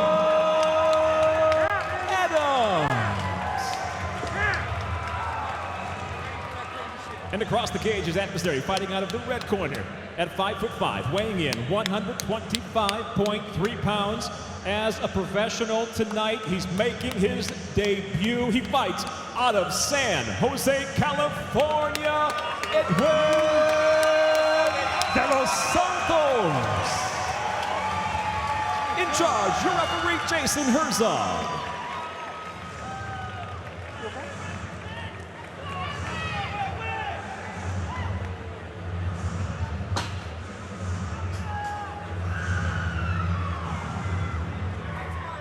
First round, fight, are you ready? Fight, are you ready? Fight! I can't imagine how many pro debuts you have refereed, but is there a common thread? Can you almost tell when a guy's in there for the first time? Absolutely. You know, it is the pressure that's put on him, and that moment that you look and you go, hey, this is now, it counts, because all those fights, you could have a lot of amateur fights, and then you could have a great record, but it doesn't matter, it all goes away. But now, they all count, and these guys, they feel the pressure, and you'll see guys work their way through that pressure, and that's where you go, this guy's, he's going to make it, he's going to be good. You talked about seeing John Adams because both of his fights have been under the Bellator banner. When you're seeing a fighter for the first time, what is the very first thing you are looking at or looking for? The first thing I want to see is I want to see that they are relaxed in what they're doing. They're not tight. They're going to sit there and they don't go crazy. If they get hit, they're not sitting there having to hit their opponent back right away. They just are relaxed and saying, it's okay. They go about doing things in their style. Just right now, like what you're seeing out of Edwin de los Santos, he's a stand-up fighter for the most part. He's got some ground. He's got a blue belt in BJJ, but he likes to fight in the stand-up. That's where he started in the martial arts. And look what he's doing. He's the one controlling the location. It's his pro debut, but he's the one controlling where this fight is at and how it's being fought. So that's saying a lot about his experience from the amateurs. You gotta set it up. You gotta touch first, Edwin. Edwin's doing it. One thing, if you're watching, watch when Edwin's throwing those kicks. His hands are definitely coming down. And if John Adams sees him do that, he can take advantage of that mistake. Reacts to the first good shot.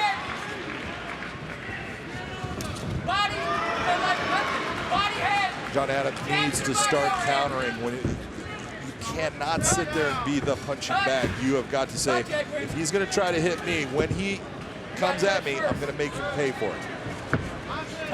See the bottom of the left leg of John Adams already turning red. Clean right hand by Eblin. Yeah, he's not moving as well. Giving him a lot to think about here. That one got through. Oh, as the right hand got through. John Adams did land a nice right hand, did not affect Edwin at all. Exactly what you just talked about. Like, all right, he got one. I'm fine. Touch and then go, Edwin. I need 4 straight punches. Yeah, straight. That could have been low. You good? All right. Watch your low kicks. Hey, Edwin, let's touch first and then follow. Start working the takedown, Jonathan. Edwin switches stance back and forth, left and right, southpaw to orthodox, just almost at will. So that sometimes will really cause a guy a lot of problems because they can't figure out that angle to attack their opponent with. De Los Santos, 27 years old. Where's my body shots, Edwin? Left body, left kick. This discussion with a couple of people this week, which is, how do you know it's time? When is it time to have that first professional fight? Because you see it at 23, you see it at 29, you see it after 2 amateur fights, you see it after 12 amateur fights. And obviously every case is different, but what is the common thread that says, all right, get out of the nest, let's go? You know, that was a nice body shot. Yeah, he's landed these from the beginning. John Adams in big, big trouble, and it's over. That was as veteran a performance as you're going to see from a fighter in his pro debut.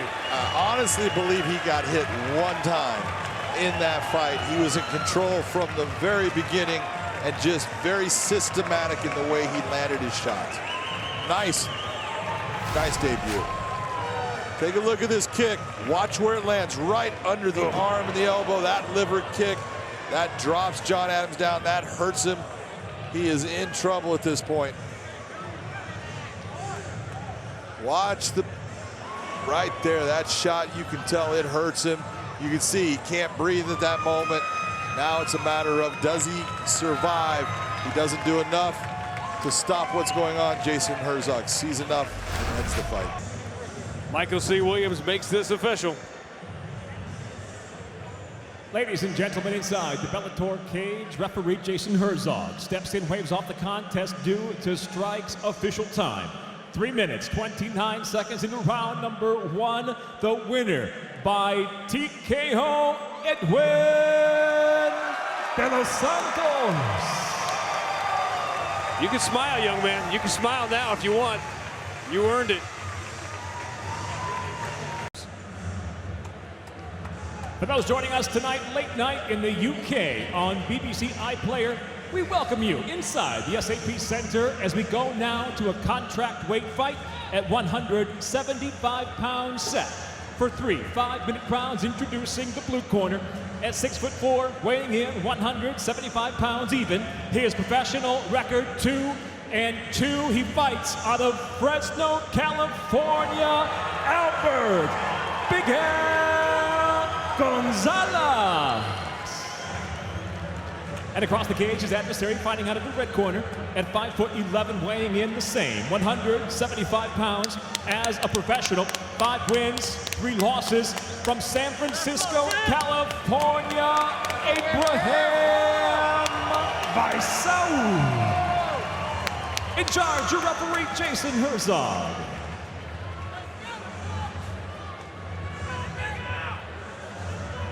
Fans come out to watch fights and buy a ticket. This is the kind of fight they buy a ticket to see. Absolutely. You got one guy that's got huge power, one guy that's got huge heart. Which one's going to take the win?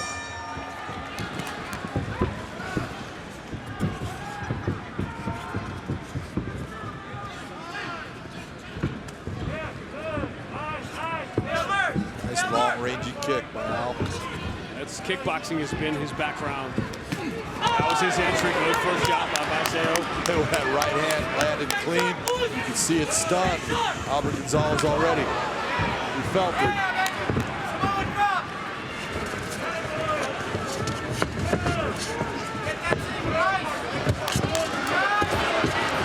Nice job in fighting it out, but Vaisau just too powerful, too strong.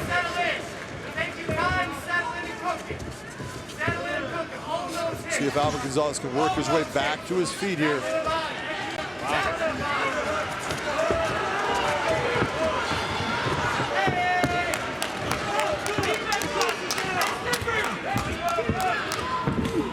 the uppercut.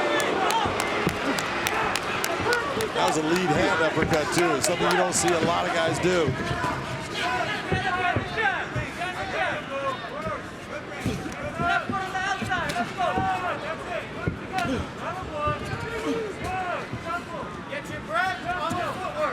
Sal's 6'3".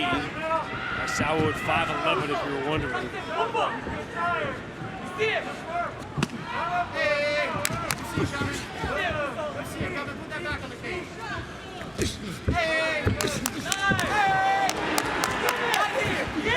fight is turning into exactly what we had talked about, the power of Asao.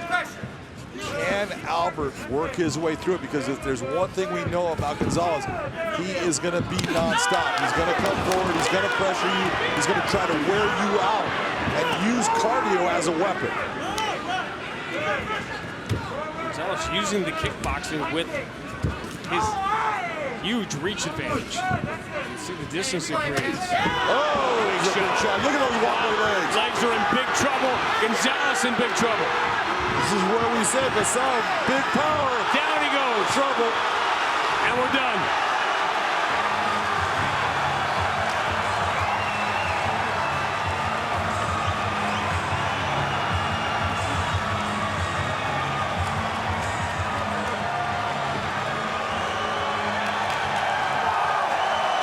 You know, Jason Herzog knows that Albert Gonzalez would have just gone on and on and on. Yeah, no, Jason Herzog did exactly the right thing at the right time. Take a look at the replay here. You'll see the big shots that Asao hits him with. Abraham lands that clean left right to the temple. You see the legs. Watch the legs of Gonzalez. They are all over the place. Brings the knee up into the body. Uppercut, misses, but that right hand over the top lands again, and he starts to go after him. Jason has seen enough. You saw he's just instinctively worried about his mouthpiece as opposed to defending himself. Exactly. We promised you fireworks. There was never going to be anything subtle about that fight. Hey, Boogie, I love you.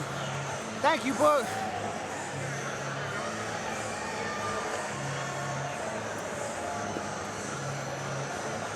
Let me go talk to him.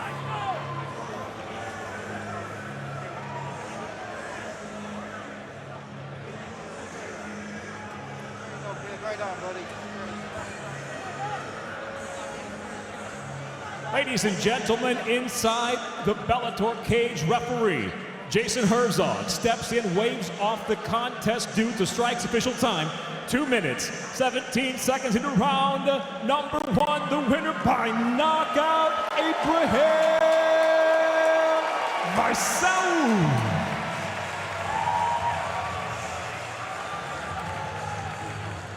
That experience and where she wants to keep the fight, she's got a very tough opponent. We have seen Petra fight before.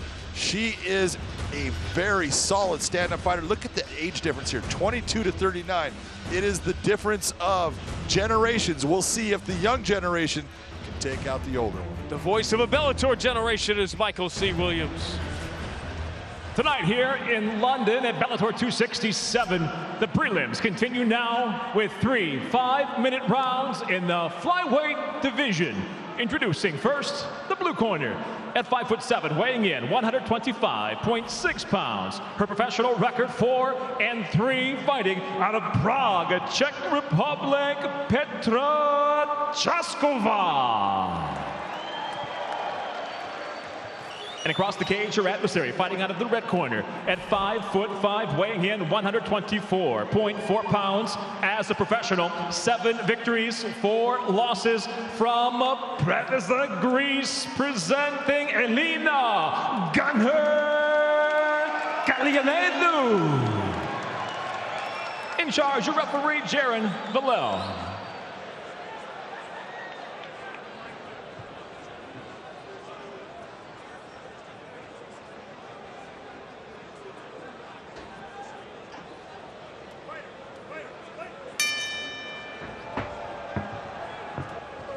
So for perspective, we talk about losses. And Galianidou, 7-0 in the regionals, 0-4 in Bellator. But let's talk about these 4 losses, particularly the first 3.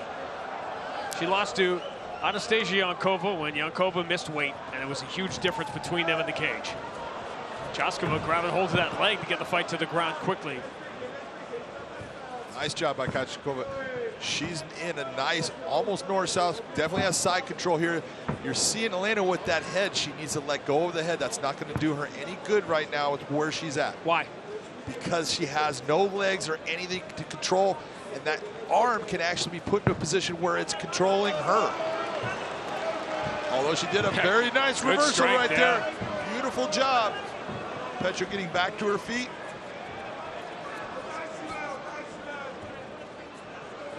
The other loss is to Bruna Ellen, a very experienced fighter, and she fought Sinead Kavanagh in Ireland, and Kavanagh is a 145er who you're going to hear a lot about in the next couple of weeks. So think about that difference. And she fought Sinead Kavanagh at 18 years old. And Elena still holding on to the head. This is something she's got to stop doing. She does not have any type of submission here with what she's doing. Are you surprised she's not hearing that from coaches?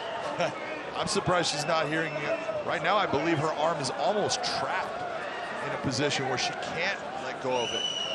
She's got that head in a position, the cage is up, she can't swing her arm out. Now she's rolling for a leg lock.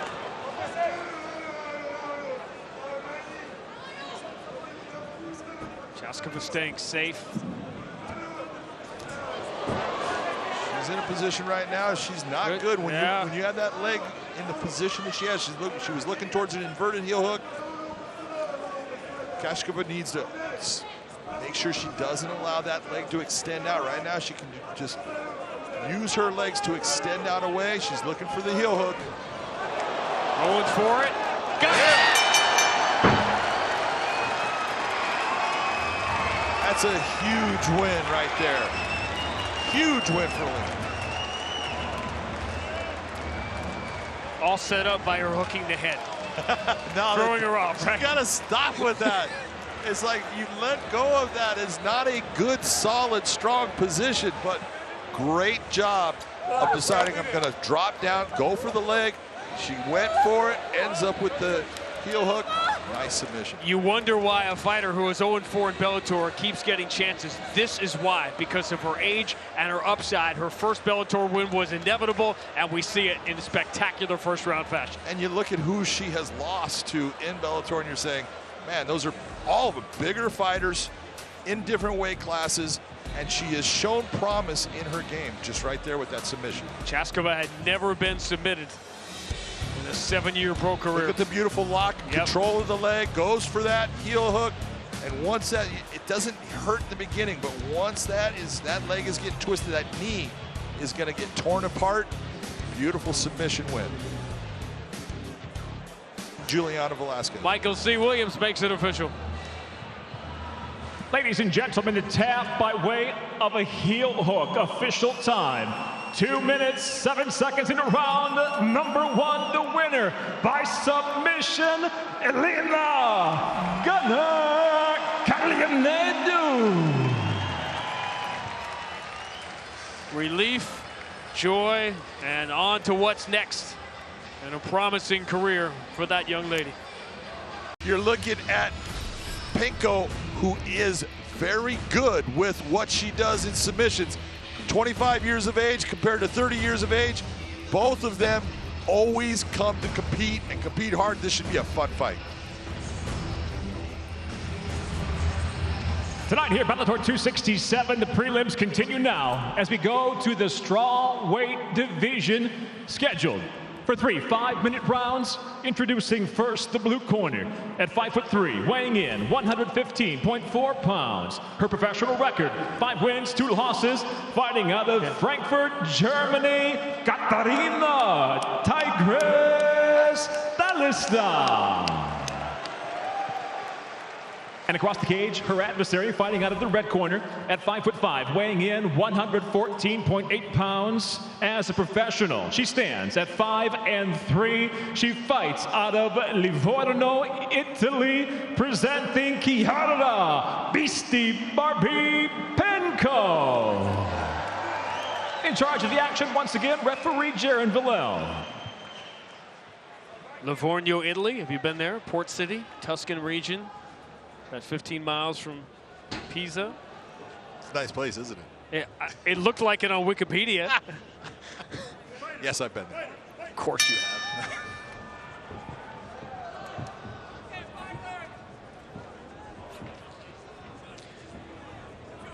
While generalities are the tip of the sword, what differentiates a strawweight fight? Usually what you're looking at in the strawweight, besides the 115-pound limit, is all of these ladies are fast. You're going to see a lot of strikes. Now, the hard part is they can't have, with the hands, the same kind of power that you're expecting out of someone that is a 145-pound fighter, like a Chris Cyborg. They're not going to have that power. But the knees, the kicks, the elbows, all of those can get the knockouts too.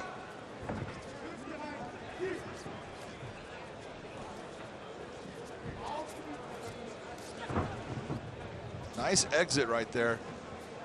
Belisa did a very nice job. If you're going to have that, you're going to lose that position, make them pay and exit by landing a good shot. She did that. And if you don't think exits are important from certain positions, you can watch the knockout, the Lima knockout we've watched 1,000 times now of MVP, about keeping yourself safe. That's it. You know, everything is about range and understanding your distance and your range. But when you get into a clinch, obviously you are so close in that clinch that you have to be careful, especially in MMA with the elbows. The elbows are huge.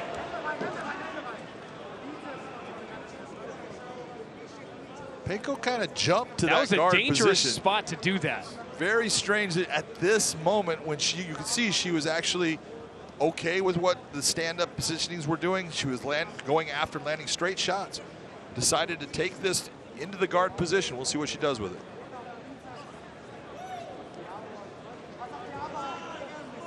Really try to get up high with it.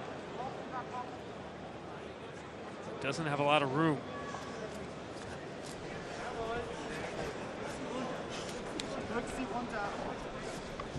Belisa has been a training partner of Khorshid Kukarov, who we just saw at Daniel Feischl.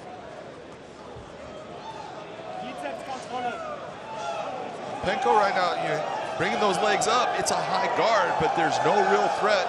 There's nothing there at this time that's going to give Belisa any problems. She's the one that's got the better position, being in top, being able to land. Penko going after the arm. Nice job by Penko. Trying to straighten it out. She's got to keep that in her hip area. Don't let it leave. Belisa trying to use her left foot. There you go. She got it. Belisa went for the Hail Mary. She knew she was in trouble, but could not escape it. And Penko knew what she was doing. There you go. Going for the guard in the first place. She jumped for it and then was able to get off the fence. And that gave her the room to get the arm. And we were wondering, why did she, decide? She actually pulled guard, but she knew what she wanted. She knew what she was going to go for. Did a nice setup, went for that arm, almost lost the position. You saw it getting out of that hip area where she could extend and put pressure on the elbow, but she sucked it back in, got that tap.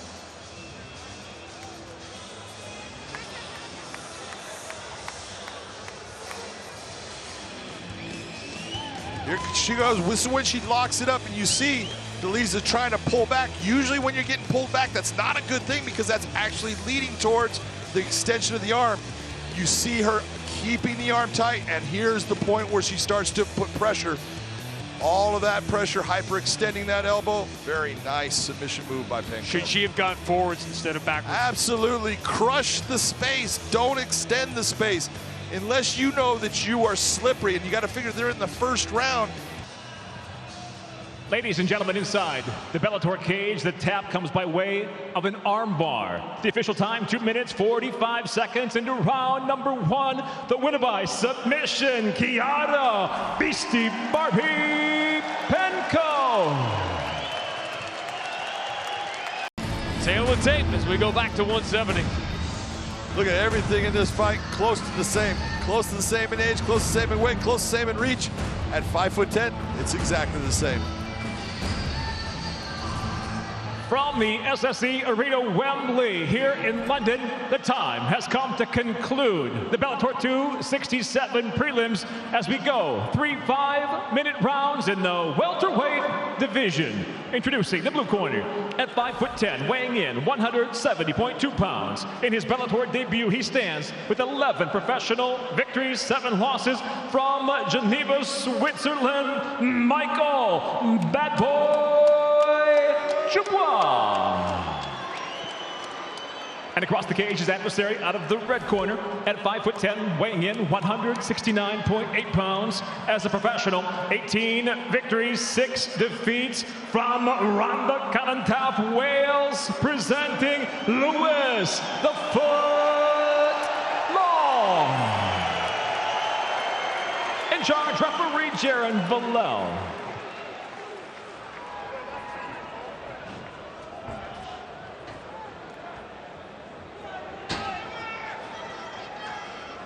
$656 days away from Michael Dubois. You can see why he was a little anxious to get started.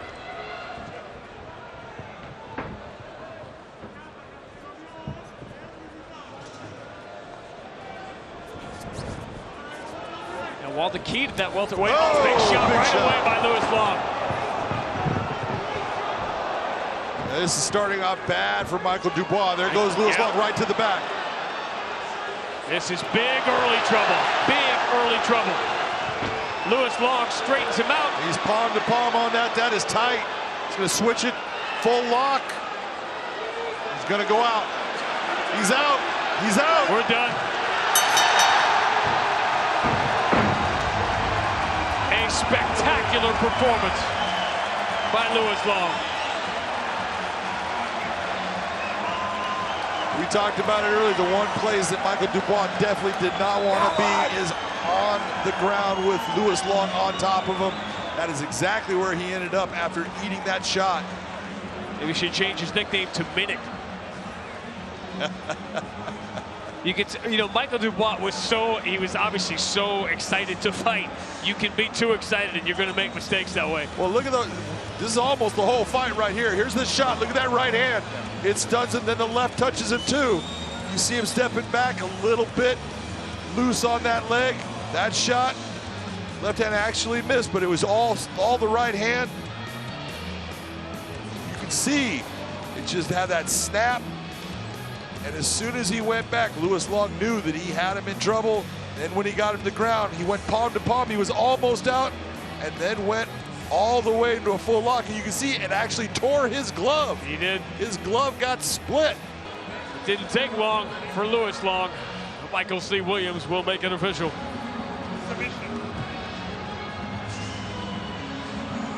Ladies and gentlemen, inside the Bellator cage with a rear naked choke in tight. It comes to an end. 41 seconds into round number 1. The winner by technical submission, Lewis the Foot Long. Conversation that figures to be longer than the fight was. Lewis Long with John McCarthy.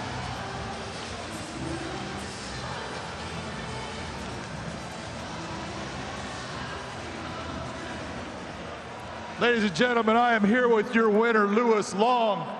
Lewis, that was fast, that was nasty, and you put him to sleep. What can I say? I'm an explosive guy. I got a family on the way, you know. I got a baby being born in the 23rd of January. I need to earn some money. Get me in Ireland. Yeah. You hit him with the right hand. In fact, it split your glove somewhere in that whole thing. You hit him with the right hand. Take a look on the screen right here. That right hand stung him. You saw him lose his balance. At this point, when you were going after him, did you know how hurt he was? For the last few years, we've trained not trying to hit hard. I know that sounds stupid. You know, you load up on your shots and they're the ones that don't land. Obviously, that one was a little bit more loaded. But I knew he jumped into his shots. So that's why I was trying to patience. Normally, I'm the one doing what he did. Normally, that's me jumping onto a shot. But I'm finally 32. I'm growing up. I'm finally getting a better fighter, holding my patience. And I can hit hard with everything. You know, ask the missus when I hit you with the hips. Oh yeah, there'll be more babies on the way. Yeah! You first put on a palm-to-palm on that choke and then switched it into a full lock. Why? Because in fairness to him, we did go to the hand, and I wasn't sure with the glove. So I thought I'd slip it through, because, well, I could. And you know, when it's locked, the palm to palm can still be broken. But once I got that behind his head, once I was sure I could get that behind his head, You know, I thought, sod it, I'm here anyway. I'll have a double. You know? You had a double. That was fast. It was nasty. Congratulations on a big win. Ladies and gentlemen, give it up for Lewis, the footlong. Let's check out the tail of the tape here as we move to 170. As simple as it gets, 15-2 for Jaleel Willis, and I will tell you, one of those should never be there. He was fouled by a fighter, and they gave him a loss wrong. 13-0 for Berkhamov. This is a matchup made in heaven. It might be for a spot in the top 10 as well to Michael C. Williams. Tonight here in downtown Phoenix, Arizona, the prelims here at Bellator 268 continue. Now with 3 5-minute rounds in the welterweight division. Introducing first out of the blue corner. At 6 foot weighing in, 170.7 pounds. Making his long-anticipated Bellator debut, he brings an undefeated professional record, 13 wins, no defeats. He fights out of Baksan, Russia, Muhammad Berhamo. And across the cage, his adversary out of the red corner at 5'11", weighing in 169.9 pounds. As a professional, 15 victories, just 2 defeats. He fights out of North Memphis, Tennessee, Jaleel the Realist Willis. In charge of the action, referee Ryan Brueggemann.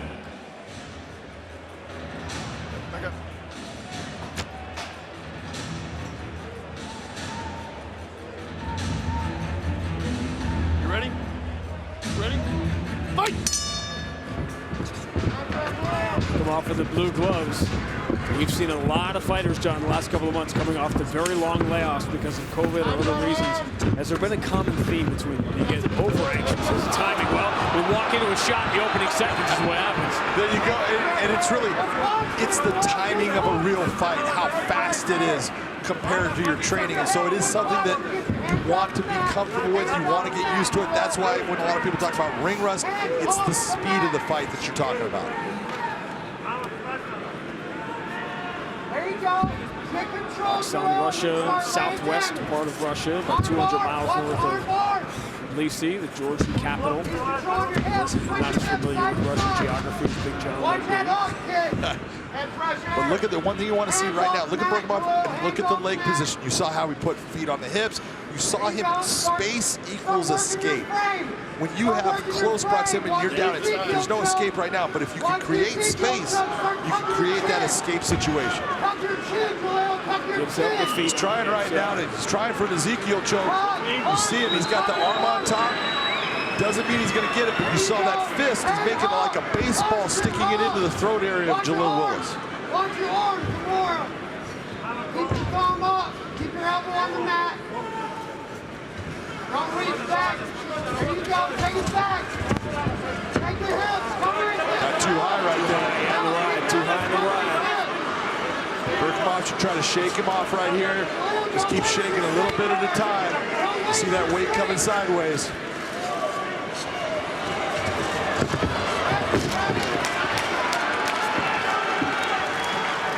Nice reverse of position by Berkhamov. On top, I can tell you, this guy is dominating in the position. He's very hard to move, heavy hips, and he lands big shots. First thing he tried to do was trap Jaleel Willis's right arm with that knee. Still thinking about it. See him mention that his left knee up. Either step over into mount or to pin that arm. See, and what you're looking at, a lot of guys will just sit in the half guard position because they like this. Up against the cage, they feel very dominant. They feel good that they can't be moved. He's going to always be working to move that position into a better place where he can either land the submission or hit him with big shots.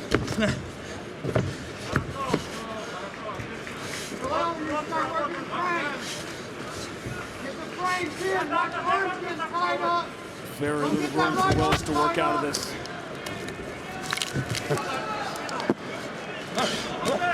So he gives the back up. We'll see if he can get himself back to his feet.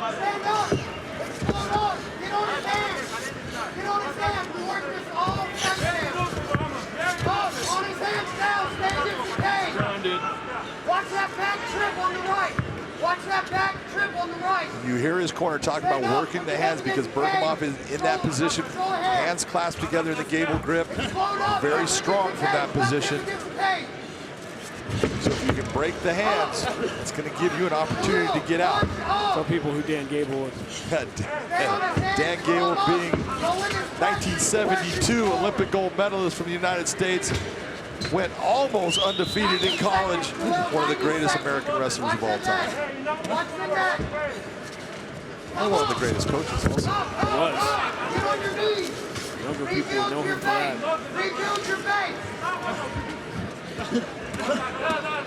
Bergkamp has definitely changed this around. He's the one dominating the positions, landing the shots. Nothing real big, but just working towards right here. Looking at this technique right here. That is tight. That is trouble. He's in a bad spot. It's over. Bergkamp just kept looking for different things to do from that spot. He had so many clubs in his bag to use from there. And this is what I'm talking about when I say, look at this guy's dangerous. This is what I saw when I was refereeing him. He doesn't just settle. He's always looking to move to a better position or a better submission setup. The guy is just a phenomenal fighter. And just subbed a guy in the first round that had never been subbed in an 8-year career. Yep.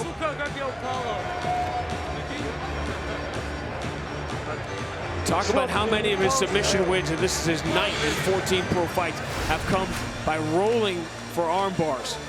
By rolling, by continuing to improve his position and looking for other things. Watch the setup right there. He takes that right arm and he slides it over the top and then brings it over. Look at the pressure. It's because of the cage and the body position. Look at where Willis's right arm is. It's across his neck. It's just creating another force of pressure. Beautiful submission by Bergkamp. Good. I just want to make sure we got somebody to talk. All right. Congratulations. There was a moment early in the fight when it looked like Jaleel Willis was in a strong position, and Bergkamp was almost completely unimpressed by it. Says it was almost looked to his corner and say, "Don't worry, I got this." And as Michael C. Williams will tell you, he did. Ladies and gentlemen, inside the Bellator cage, the tap comes by way of a guillotine choke officially. 4 minutes, 5 seconds into round number 1 by submission. Still undefeated, Mohamed Bergkamp.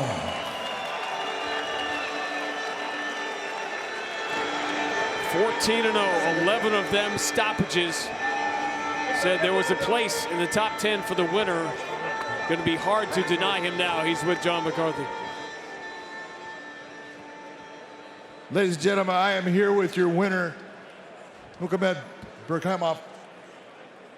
That was an incredibly impressive performance against a guy that we all know is an outstanding fighter. How did it feel coming into this cage for the first time after he'd been on a long layoff? Это был очень серьезный соперник, и ты показал впечатляющий бой. Мы очень впечатлены. И расскажи, как прошел этот бой. Бой пошел вообще не так, как я планировал, потому что я хотел поработать чуть в стойке, но подскользнулся здесь и раньше времени начал бороться. Я люблю бороться, и не надо было ему этого делать. It went a little bit not like I planned because in the beginning I slipped a little, so it had to go to the ground. But I was planning to stand up with him in the beginning, but it went to the ground, and you don't want to be on the ground with me. So this was your first time fighting in the United States. Did that pose any problems, or did you feel good coming here for the first time? Это был твой бой здесь, в Америке. Как ты себя чувствовал здесь? Как твой первый бой прошел? Расскажи, как ты готовился. Это был первый бой, конечно, но я до этого хочу принести извинения всей организации Bellator, что я до этого провалил свой вес. И я здесь тренируюсь, пока живу, и мне здесь комфортно. А так были волнения, и преодолено все хорошо, хвала Всевышнему. First of all, I just want to say sorry to Bellator because the first fight that I was supposed to fight, I missed my weight. But this time, everything went great. I felt great, felt confident. It was perfect. Let's talk about the submission in the end. That was a beautiful setup. You went for the arm, bringing your arm through for the guillotine, and you trapped his arm against the cage. When you set that hand up, did he know that he had it? Расскажи про этот болевой. Это был очень красивый болевой. Ты зажал его руку. Расскажи, как ты подготовил этот болевой. Ну, я его особо не готовлю. Я люблю работу возле сетки. В моем зале я всегда это делаю. И просто попался. Ничего такого я не сделал. I didn't really plan it, but I like working next to the cage, and that's what I do.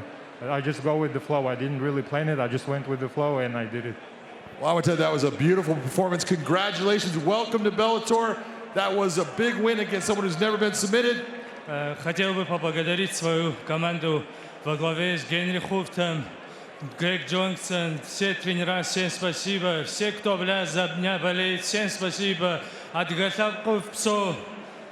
He wanted to say thank you to his coach, Henry Hooft, to his team, and everyone who supported, who came out here and back home, everyone who supported him. Thank you very much. Ladies and gentlemen, give it up for Muhammad Berkamov. 205 at Bellator is stacked at the top, and then the young prospects coming up 4, 5, 6 fights in. It's amazing. Yeah, it's great. Look at this, 1-0 against 1-0. As they say, someone's toe is gonna go. Ladies and gentlemen, tonight here at Footprint Center, we feature the light heavyweight division throughout the course of the main card and in the prelims. In fact, now we'll go to 3 5-minute rounds in the light heavyweight division. Introducing the blue corner at 6'1", weighing in 204.2 pounds. His professional record 1-0, fighting out of Tucson, Arizona, Dion. Big smash crash. And across the cage, his adversary, fighting out of the red corner at 6'3", weighing in 205.2 pounds. He too stands at 1-0, fighting out of Mesa, Arizona, Sullivan Conley. In charge, your referee, Ryan Bruggeman.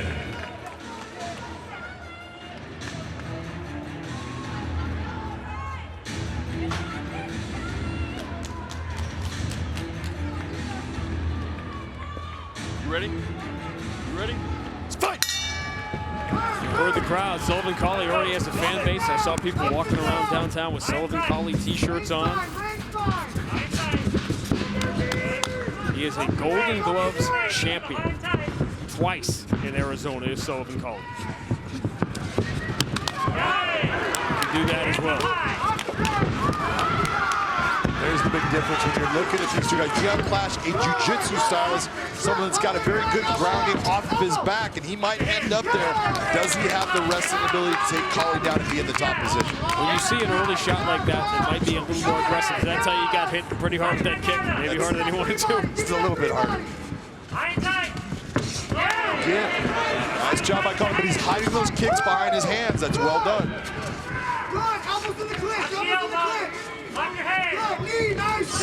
Oh, Clench fires a knee in. Good job. Knee the, hey, I want you to knee his kneecap. Or knee the inside of his thighs. Knee the inside of his thighs. Good head control here. Pick it up and go. You know where Dion Clash wants to fight. How do you get it there? Well, he's working for it right now, but if you look at the hand placement, he just switched it up, which was very nice.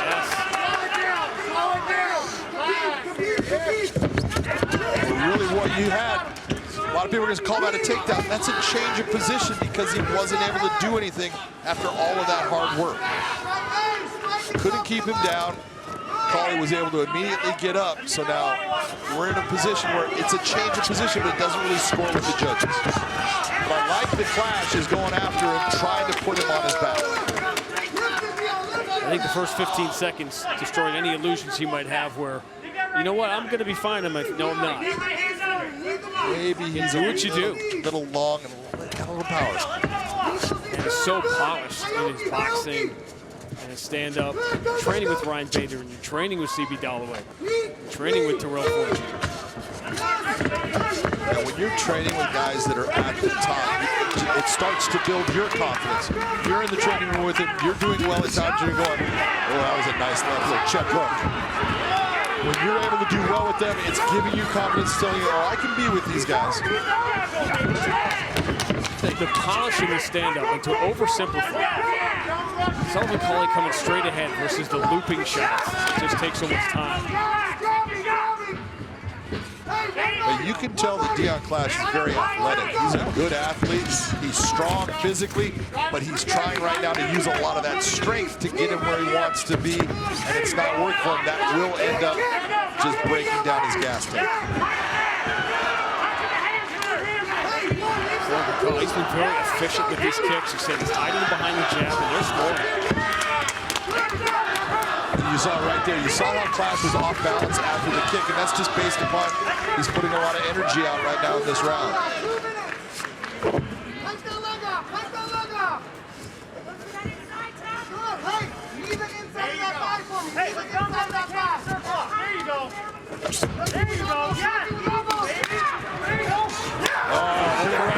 Left jab got in. Deon Clash can't stay on his feet much longer, but any way you take that. One of the nice things you did see, though, is look at how Collie was able to control that range. He didn't crush the space. He kept himself within a distance that he was able to land those shots. He spent 28 seconds in the cage as a pro. Very polished, he's taking his time.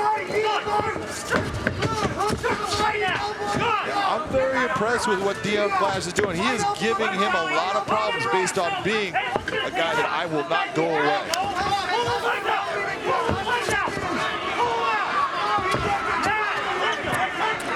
Pull him out, pull him out. In this position, you can use that fence almost like it's a bit of a springboard and bounce him off of it. Randy Couture is one of the best at bouncing guys off of that. Oh, that's a big shot. It was. Clash taking some big, heavy shots. Only 35 seconds left.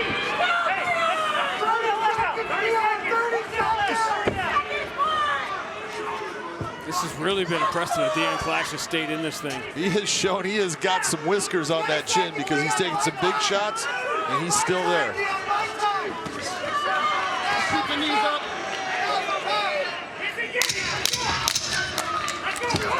Oh, no, he's wobbled. Stumble. He's got 5 seconds to survive. He is in trouble. And he won't make it. That was his game of 5 minutes, as you're going to see from a fighter in his second professional fight. Deon Clash almost made it to the bell. But he was outskilled by that young man, Sullivan Collie.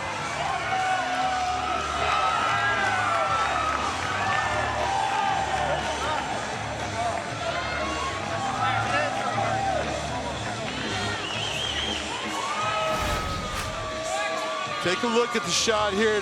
That right hand, it landed solid. Watch the left, follow it up. He's wobbled right here. Clash took a lot of big, heavy shots throughout the round. You see when it starts to turn him, and then that when he never saw it, and when you don't see a shot and it hits and lands, it definitely can hurt you bad. Collie starts to open up, and this is what I was talking about. He was able to control that. He didn't crush the space. Look at that big right hand. And he just starts opening up at this point, hits him with an elbow. A lot of shots in here. And here's the end sequence. Big right hand. You see, look at his legs. His legs starting to be stiff. He's trying to control that body. Unable to really use muscle. He's got to use his skeletal frame because he's so hurt. That's why you see the wobble. Big kick in there. He is seriously hurt. Big elbow. Nice job in finishing by Sullivan Collie. Alex Polizzi, Grant Neal, Christian Edwards, Luke Traynor, and now Sullivan Collie getting his name on that list. To Michael C. Williams. Ladies and gentlemen, referee Ryan Brueggemann steps in, waves off the contest due to unanswered strikes. Official time, 4 minutes, 59 seconds into round number 1. The winner by TKO, Sullivan Collie. Check Check out the tail of the tape at 125. As simple as it gets. Both of these young ladies 2-0 in their careers. This is going to be an exciting match. Juliana Velasquez has a long line behind her to Michael C. Williams. Now joining us tonight on the live stream on YouTube at Bellator MMA and Showtime Sports, we welcome you officially as we get set now for a flyweight feature scheduled for 3 5-minute rounds. Introducing the blue corner. At 5'3", weighing in 125.9 pounds. In her Bellator debut, she enters undefeated at 2-0, fighting out of Windsor, Ontario, Canada, the Rose City Phoenix, Randy Field.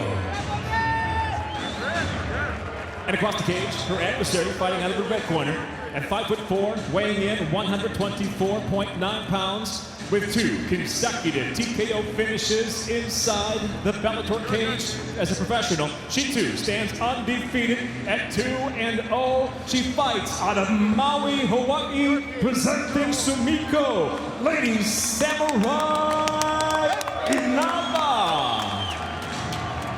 In charge, your referee, Ryan Brueggemann.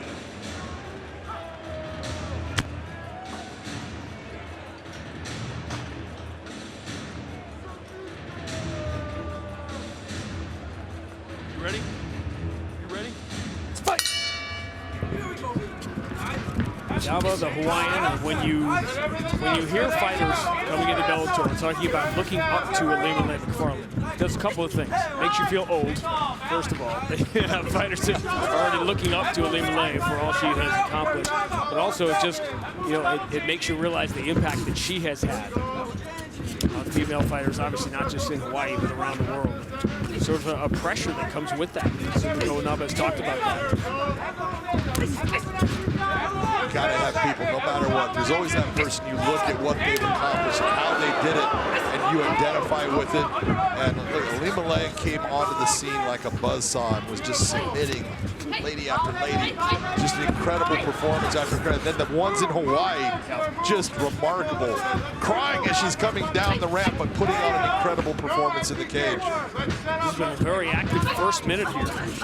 This is exactly what I expected. Of course it is. Duh. You watch both of these young ladies, and they are very aggressive. They both go after being the person that's leading the dance. The real question here is who's going to be the one that's able to maintain that. Let me guess, it's going to be warm tomorrow here in Phoenix. Is that one too? It's a possibility. Brady Fields has been signed to a multi-fight deal. These are 2 fighters that have a strong future in front of them in Bellator. Randy Fields is throwing that 1-2 a lot. She needs to follow it up with that hook.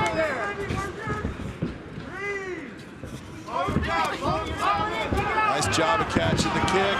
Caught it clean, got her down, not for long. Good job by Inaba to get right back to her feet. Kept Randy Fields off balance as she was on the ground, made her move, getting herself right back up.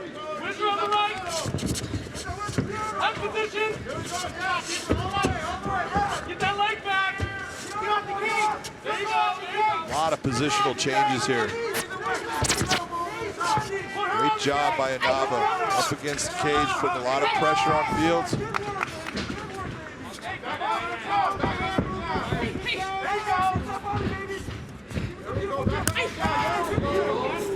Heard the leg kick from Field that landed. Field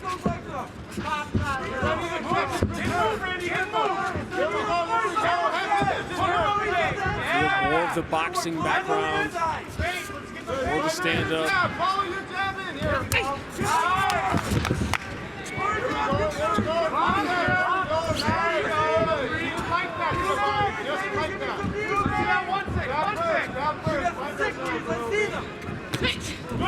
When do you often start to see fighters? These are 2 fighters in their 3rd professional fight. Where does the curve begin from what they are to what they are going to be? Well, look, the curve starts from that moment that you turn pro because everything counts at that point. Not that the amateurs are not important, but that's where you're learning your craft. That's where you're learning how to put the pressure to the side when you're getting into a fight, the weight cuts, all those things. When you turn pro, it's all about that learning curve, but it's about taking, even if you get a win, where was the moment that I did not perform well? What was it that I made a mistake in, and how do I fix that mistake? Sumiko Inaba was studying to be a nurse and gave it up to fight, which seems counterintuitive. Well, she's stitching people up right now, so. It's like, well, let somebody else do it. Big right hand. Sumiko would do a lot better right now if she needs to go back to utilizing that jab. She's got a good jab. Set up the jab to set up her right hand. Randy Field is eating big shots here. A lot of pressure right now. Randy Field has slowed down.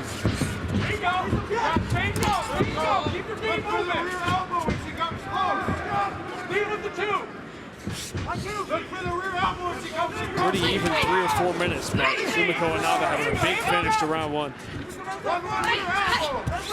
Yeah, both ladies landing a lot of shots. You got to look and say that probably the more powerful shots have been landed by Sumiko Inaba. She's done damage with that kick too. Oh, that's right on the chin. Field just trying to hang on for 10 seconds. Nice knee to the body. Good elbow over the top.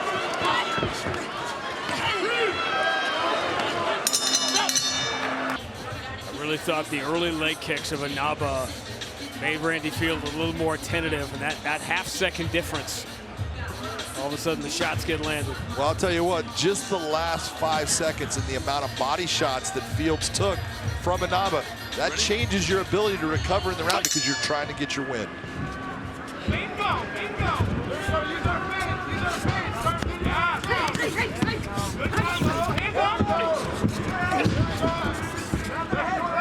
Fields starting to eat a lot more shots. Inaba getting a lot more accurate. That jab is just working beautifully. Majority of those coming in the final 60, 90 seconds of that first round. Now every time Randy Field comes in, she's eating a left jab.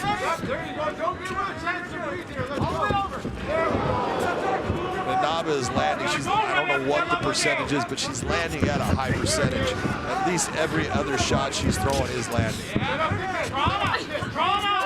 See, you're wrong. Right now it's 54%. You said it was 50, so you're not right about anything. I said at least. Second that goes down to 49. Bring it back.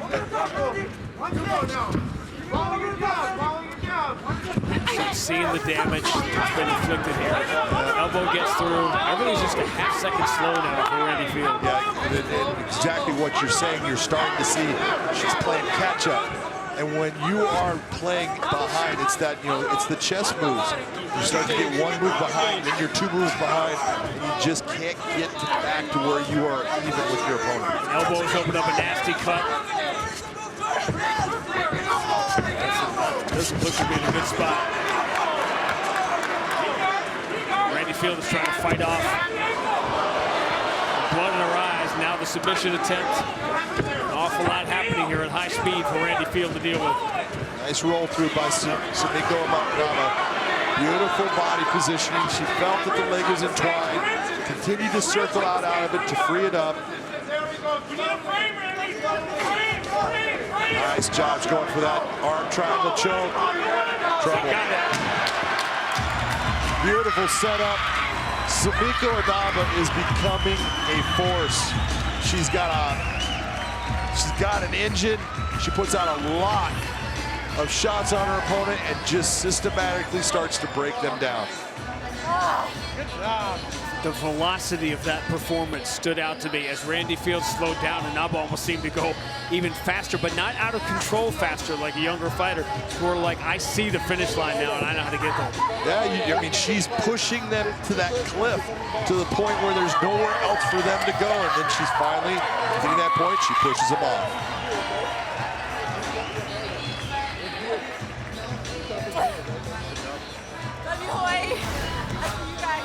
She had done a lot of damage before finally going for the takedown. Yeah, this is when she goes for the takedown, and you see Fields is looking, she's trying to look for a choke that's not there. She does entwine the leg, but when Inaba passes it, right here, she's got the wrong leg up, that's why she goes knee on belly, slides over, she has the head and arm choke right there in place, a lot of pressure, beautiful transition to the submission by Inaba.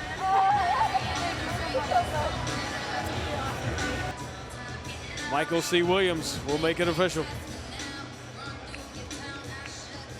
Ladies and gentlemen, at 2 minutes, 2 seconds, round number 2.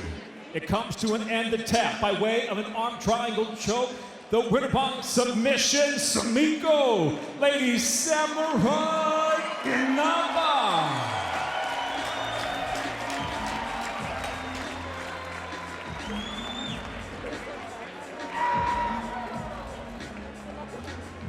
Lady Samurai is 3-0, and she is with, and her reward, she gets to hang out with Big John McCarthy.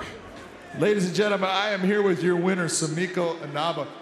You came out here and you just were on fire going after her, putting a pressure on her, and the jab was a huge difference in this fight.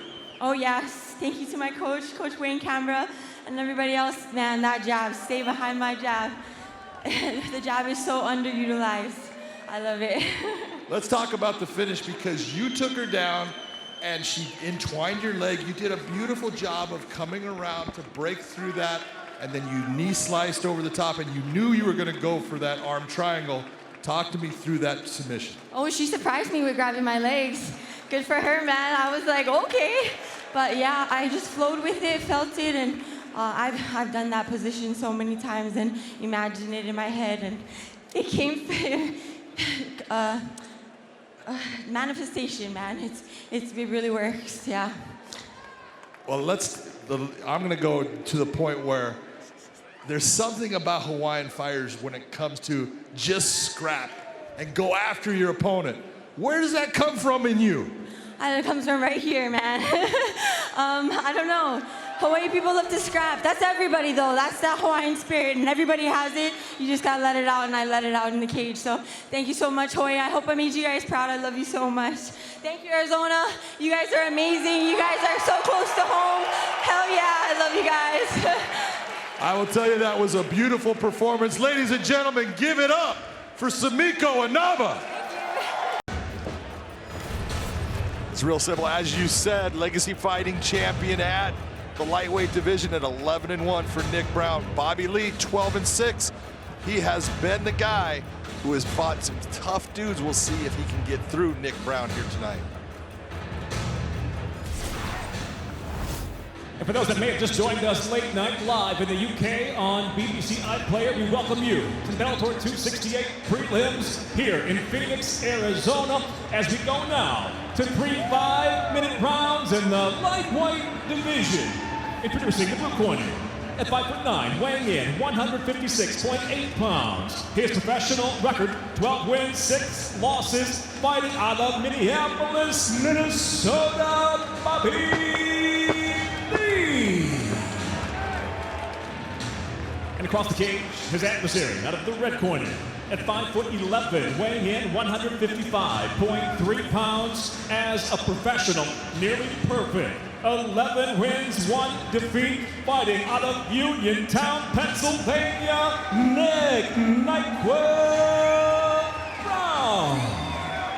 Your referee, in charge, Mike Beltran.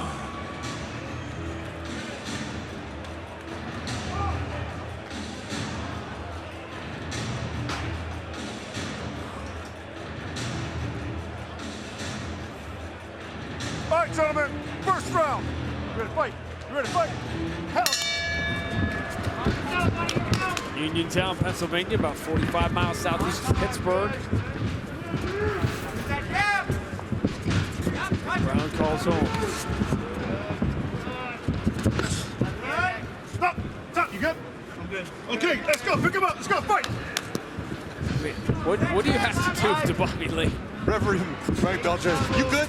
Forced him into it. I'm good. What are you going to say to that?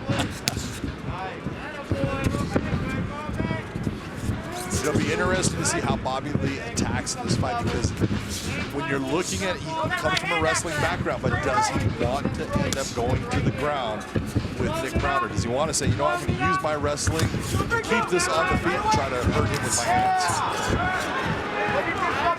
It seems. Oh, good shot. Beautiful straight right hand. Look at the smile on Nick Brown's face. He knows. See, this is what happens. You get hit, and right away you go right back to what brung you. Which is the wrestling. Bobby Lee, watching the last fight, as we called it, against Sorenbach, watching him now, listening to him talk, you almost feel like it's a good, strong takedown. He needs that. He needs more discipline in his coaching. He needs to find that one place where he's going to get that high level. He needs to be very careful here. He's got a knee bar coming. And he's left. Looking towards. Yeah, we got a problem here. That's trouble. He's got a big problem. Both heel hook and knee bar. That is bad. He's got them both, and we're done.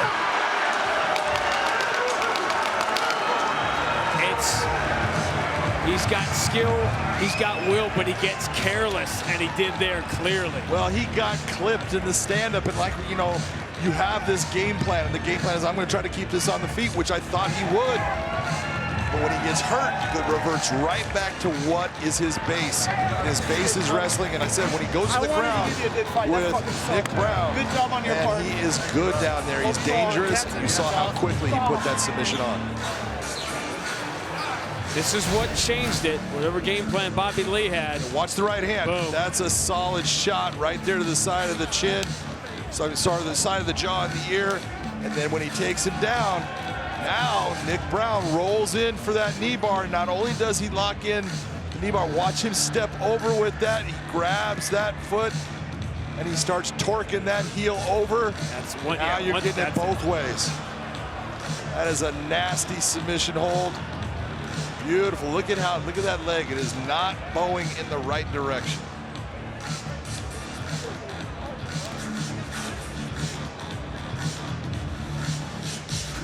Michael C. Williams has all the information.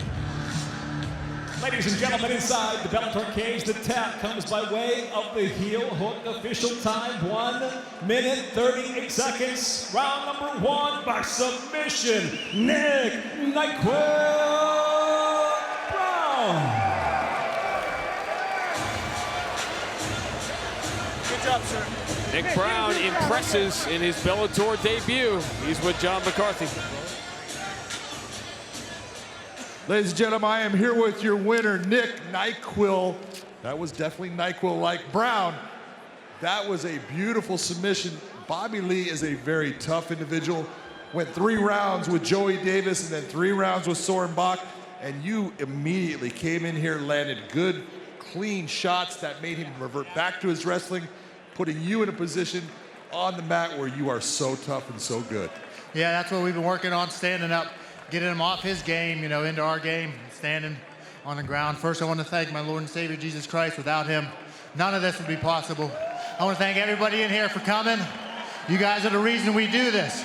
I want to thank Bellator, my coach Isaac, AJ, All-American, my factory, Kama Worthy. You know, he's given me the confidence for this. Pittsburgh MMA is on the map. Next week, we're taking over a couple other promotions, but we're here, and I love it, guys. Thank you. Let's talk about the transition into, you rolled into that knee bar and actually went with a heel hook knee bar combination. Which one do you think was putting more pressure on him? I had the heel hook about as far as I could go. I didn't have any pressure to twist with my hips. They were locked underneath of him. So I kept the heel hook and I just kept hipping into the ground. So I believe it was more knee bar, but you know, if he would have rolled through, I would have kept the foot lock and, you know, rolled with and submitted wherever he went. This is your first debut fight in Bellator. You put on an incredible performance. Welterweight division, what do you want next? You know, another guy came here from the LFA. I'd love to, you know, unify that, you know, we both came as champions, you know, there needs to be one all the way up to, you know, Bellator goals. You know, that's my goal, is to the top, and no one's going to stand in my way.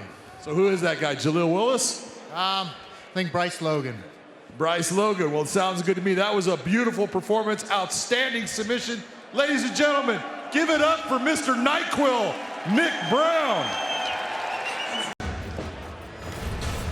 It's real simple. As you said, legacy fighting champion at the lightweight division at 11-1 for Nick Brown. Bobby Lee, 12-6. He has been the guy who has fought some tough dudes. We'll see if he can get through Nick Brown here tonight. And for those that may have just joined us late night live in the UK on BBC iPlayer, we welcome you to Bellator 268 prelims here in Phoenix, Arizona, as we go now to 3 5-minute rounds in the lightweight division. Introducing the blue corner at 5'9", weighing in 156.8 pounds. His professional record, 12 wins, 6 losses, fighting out of Minneapolis, Minnesota, Bobby Lee.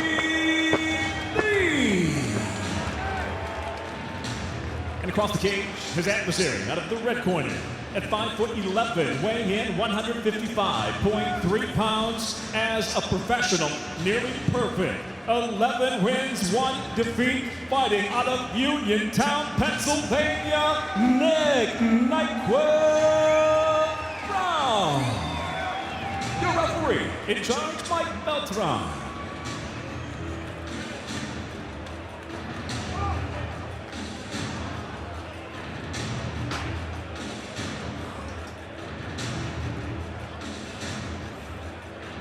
All right, gentlemen, first round. You ready to fight? You ready to fight? Hell. Uniontown, Pennsylvania, about 45 miles southeast of Pittsburgh. Brown calls home.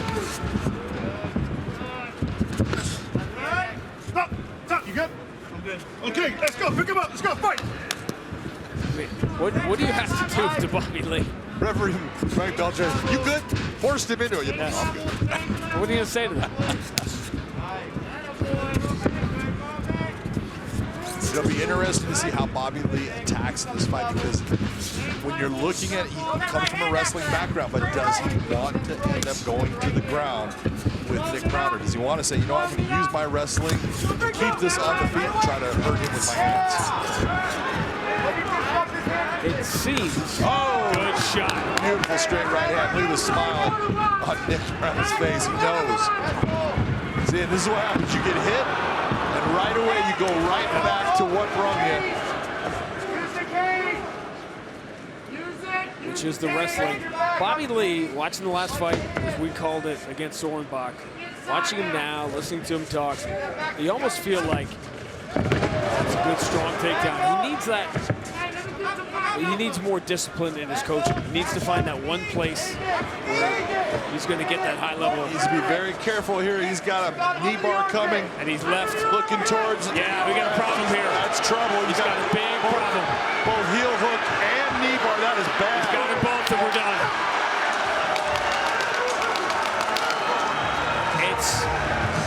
He's got skill, he's got will, but he gets careless, and he did there clearly. Well, he got clipped in the stand-up, and like, you know, you have this game plan, and the game plan is I'm going to try to keep this on the feet, which I thought he would. But when he gets hurt, it reverts right back to what is his base. And his base is wrestling, and I said when he goes to the ground with Nick Brown, good job on your part. He is good down there. He's dangerous. You saw how quickly he put that submission on. This is what changed it, whatever game plan Bobby Lee had. Watch the right hand. Boom. That's a solid shot right there to the side of the chin. Sorry, the side of the jaw and the ear. And then when he takes him down, now Nick Brown rolls in for that knee bar. Not only does he lock in the knee bar, watch him step over with that. He grabs that foot and he starts torquing that heel over. That's one. Now you're getting it both ways. That is a nasty submission hold. Beautiful. Look at that leg. It is not bowing in the right direction.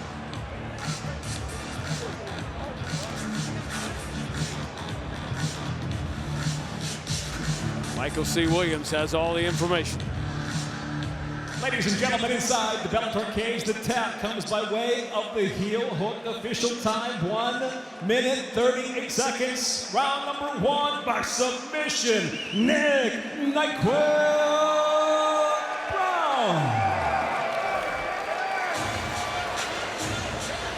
Good job, sir. Nick Brown impresses in his Bellator debut. He's with John McCarthy. Ladies and gentlemen, I am here with your winner, Nick NyQuil. That was definitely NyQuil-like Brown. That was a beautiful submission. Bobby Lee is a very tough individual. Went 3 rounds with Joey Davis and then 3 rounds with Soren Bach, and you immediately came in here, landed good, clean shots that made him revert back to his wrestling, putting you in a position on the mat where you are so tough and so good. Yeah, that's what we've been working on, standing up, getting him off his game, you know, into our game, standing on the ground. First, I want to thank my Lord and Savior, Jesus Christ. Without him, none of this would be possible. I want to thank everybody in here for coming. You guys are the reason we do this. I want to thank Bellator, my coach Isaac, AJ, All-American, Matt Factory, Kama Worthy. You know, he's giving me the confidence for this. Pittsburgh MMA is on the map. Next week, we're taking over a couple other promotions, but we're here, and I love it, guys. Thank you. Let's talk about the transition into, you rolled into that knee bar and actually went with a heel hook knee bar combination. Which one do you think was putting more pressure on him? I had the heel hook about as far as I could go. I didn't have any pressure to twist with my hips. They were locked underneath of him.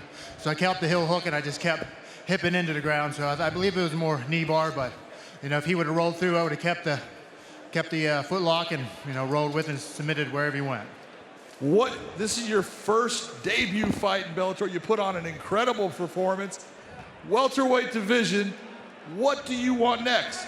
You know, another guy came here from the LFA. I'd love to, you know, unify that, you know, we both came as champions. You know, there needs to be one all the way up to, you know, Bellator goals. You know, that's my goal, is to the top, and no one's going to stand in my way.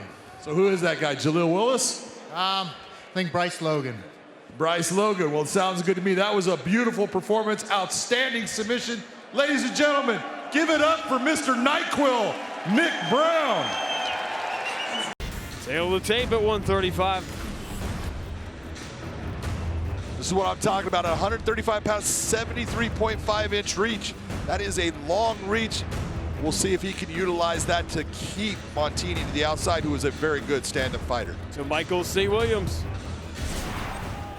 For all those joining us tonight in the UK live on BBC iPlayer, we welcome you to downtown Phoenix, Arizona, here in the States, as the Bellator 268 prelims continue now with bantamweight set for 3 5-minute rounds. Introducing the blue corner at 5'7", weighing in 135 pounds even. His professional record, 6 wins, 4 losses. Originally, do Brazil, he fights out of Scottsdale, Arizona. Rafael, the Red Bull Montini.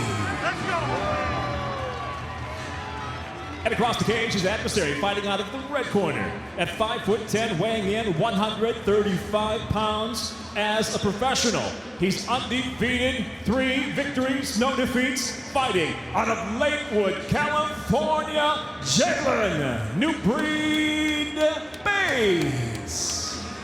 In charge, your referee, Jason Herzog.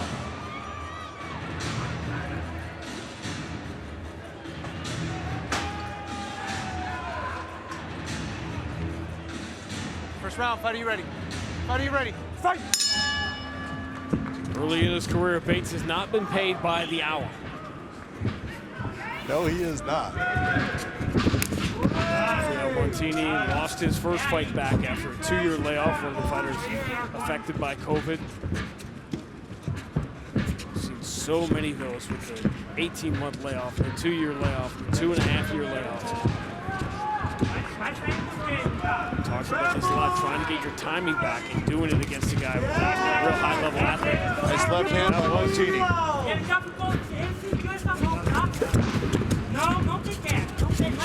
Single leg. Montini needs to keep this on his feet right now. Nice, heavy hands, heavy hands. Nice job of getting back to his feet by Montini. Bates still in control of the body right now. When he gets to the fight to the ground, he operates so quickly. Well, just look at the nice little job he's doing with how he entwined the leg. He's got his foot hooked. That's just keeping him tight with Montini. Montini's trying to work it with the hands, trying to break the hands down.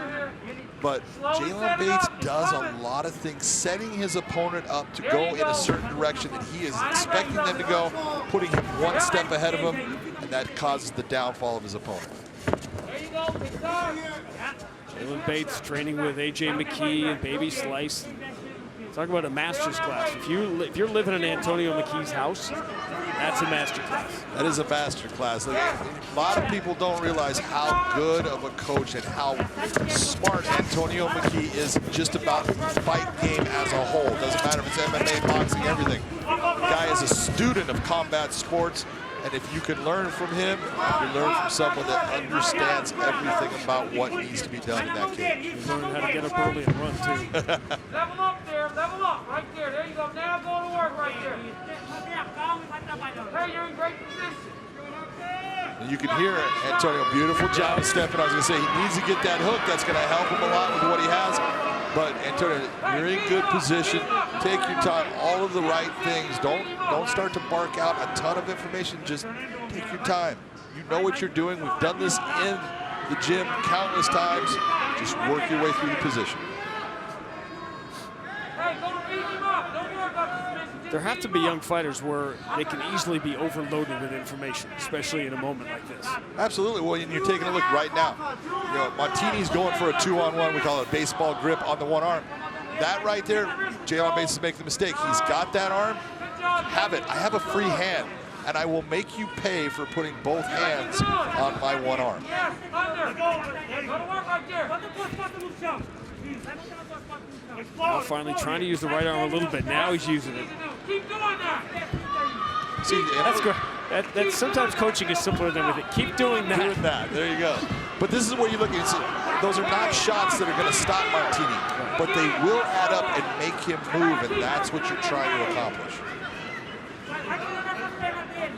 Keep working on the head. Just keep something. Turn off. Almost had it. And he's just, you know, keep on moving your arms, always be searching, sliding the hands in different directions. Beautiful job. That's what I'm talking about, that arm triangle position. Okay, you're going to beat that. I'm going to go to mount. All beautiful technique and styling by Jalen Bates. He's one step ahead. Oh, it's beautiful transition to the arm bar. He still has it. He's got it. That was brilliant. That was checkmate. That's what I'm talking about. Forcing your opponent in the direction that you want them to go. Defend the choke. All right, you defend the choke. Defend the arm in, defend the arm in. Now we're going this way.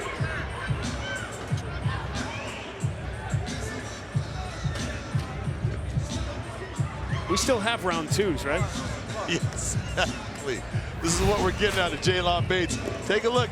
He got hit with a good shot from Martini. Decides, I'm not going to stay on the outside and do that. I'm going to go to where I'm strong. Works for the takedown.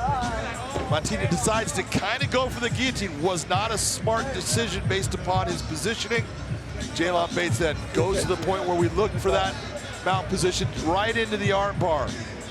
Kind of missed the head a little bit on the beginning. You see the head kind of pop free. Sucks it back up. Straightens that arm, hyperextension. Beautiful, beautiful. Well, the prospects keep rolling. Michael C. Williams makes this one official.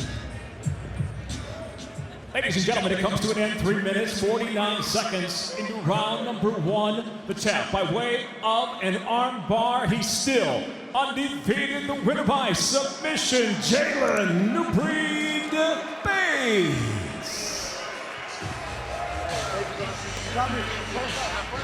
Tail of the tape. Very simply put, Raymond Pena, very good wrestler, tough guy. 4-0 for Lance Gibson Jr., 9-4 for Pena. If he gets the win, it would be a big feather in his cap. Michael C. Williams. Tonight here, Bellator 268, the prelims continue now with 3 5-minute rounds in the lightweight division. Introducing the blue corner first, at 5'10", weighing in 154.8 pounds. His professional record, 9 wins, 4 losses. Fighting out of Tucson, Arizona, Raymond "The Truth" Pena. And across the cage, his adversary fighting out of the red corner at 5'10", weighing in 155 and 1/2 pounds. The undefeated professional enters tonight 4 victories, no defeats. He fights out of Port Moody, British Columbia, Canada. Fearless Lance Gibson Jr. Your referee in charge, Mike Beltran.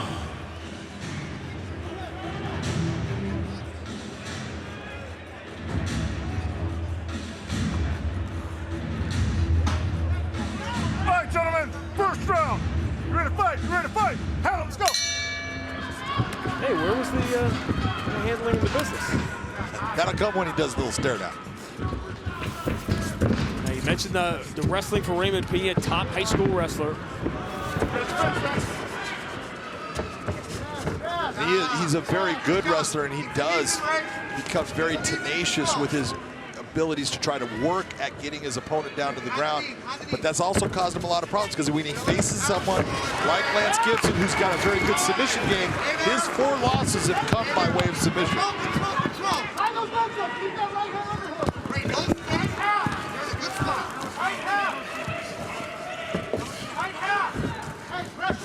Very nice takedown. This is what Raymond Pena does best. Get into the top position and work just a hard ground and pound style where he wears guys out, but it's going to take a whole lot of effort to wear out Lance Gibson. Overguard into the body lock for Lance Gibson. Yeah, I hate that body lock right now. Why? All it's doing is keeping your opponent exactly where he wants to be. I want to take and I want to make my opponent have to work as far as have the problem of me putting my feet on the hips, start to create situations where you have to defend. Now your offense starts to diminish. One of the things about younger fighters who are 2-0, 3-0, 4-0, 5-0, they sometimes don't get in positions like this. They're not working out of defensive position. This is true. But when you're looking at Lance Gibson Jr., like I said, he grew up in the sport, so his dad was a very good submission fighter. He understands submissions well. He needs to just start opening up, because you will never get that submission when you're in that closed guard position. Raymond Pena fought on the other Bellator card in Phoenix 8 years ago. You must have been a part of it. I was there as a referee. You have this Mary Lou Henner. Look at this. There comes that submission. Went for it. I was going to say, that's not in a place the same as you just saw with J.L. Bates as far as the hyperextension, and that's why you saw Pena be able to survive it, but you saw that Gibson used it to get himself back to his feet. Sneak a knee in there. We've had all first-round finishes. The main event that night in Phoenix was also a shocking, stunning first-round finish. That was when Brandon Halsey won the middleweight title, beating Alexander Slamenko and subbing him in the first round.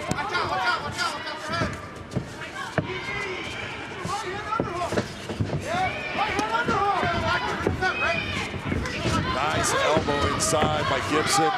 Pena just staying tough with the pressure of the wrestling, getting the takedown again, now into the open mat. Keep him square! Keep his hips square!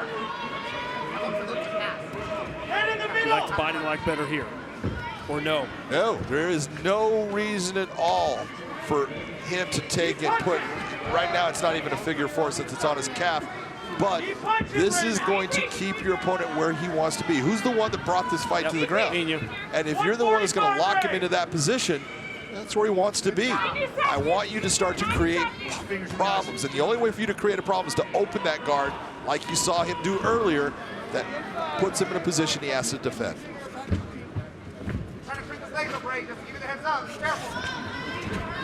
He's keeping his hips high, he's staying safe. Put himself in a good position to win this first round. Every time you're watching Pena right now in this position, every time he gets his head over the top of Lance Gibson Jr. like you're seeing right now, that's a good position for him. It's when Gibson's able to push his hips back and put that head towards his sternum, now it becomes harder for Pena to land a good shot and easier for Gibson to.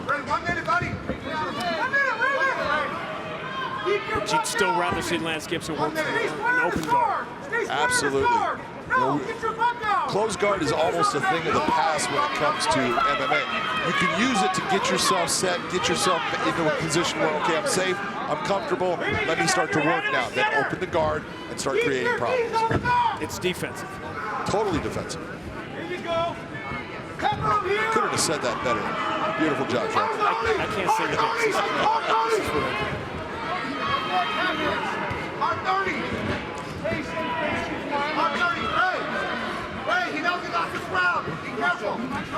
And the time that Lance Gibson sort of gave away trying to figure out the positions, he gave away this first round. And again, a lot of people are going to look. Lance is being very active as far as the punches, but they're not going to get the same credit from the judges as soon as you see Pena land one good hard shot. Good first round for Raymond Pena. She didn't just beat Marloes Coenen. She retired the legend, and she took the torch. She didn't wait for it to be passed.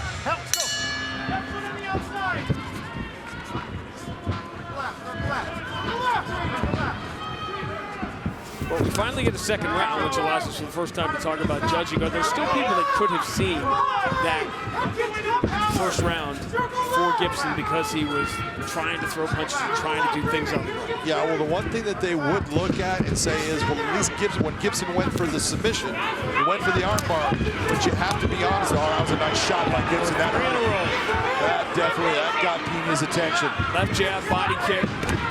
But the submission attempt by Gibson was never really there. So it didn't have, you can't give it that much of credit. And overall, the heavier shots, everything was done by Pena. So it should be Pena's round. Stand up a different game here, especially against the southpaw.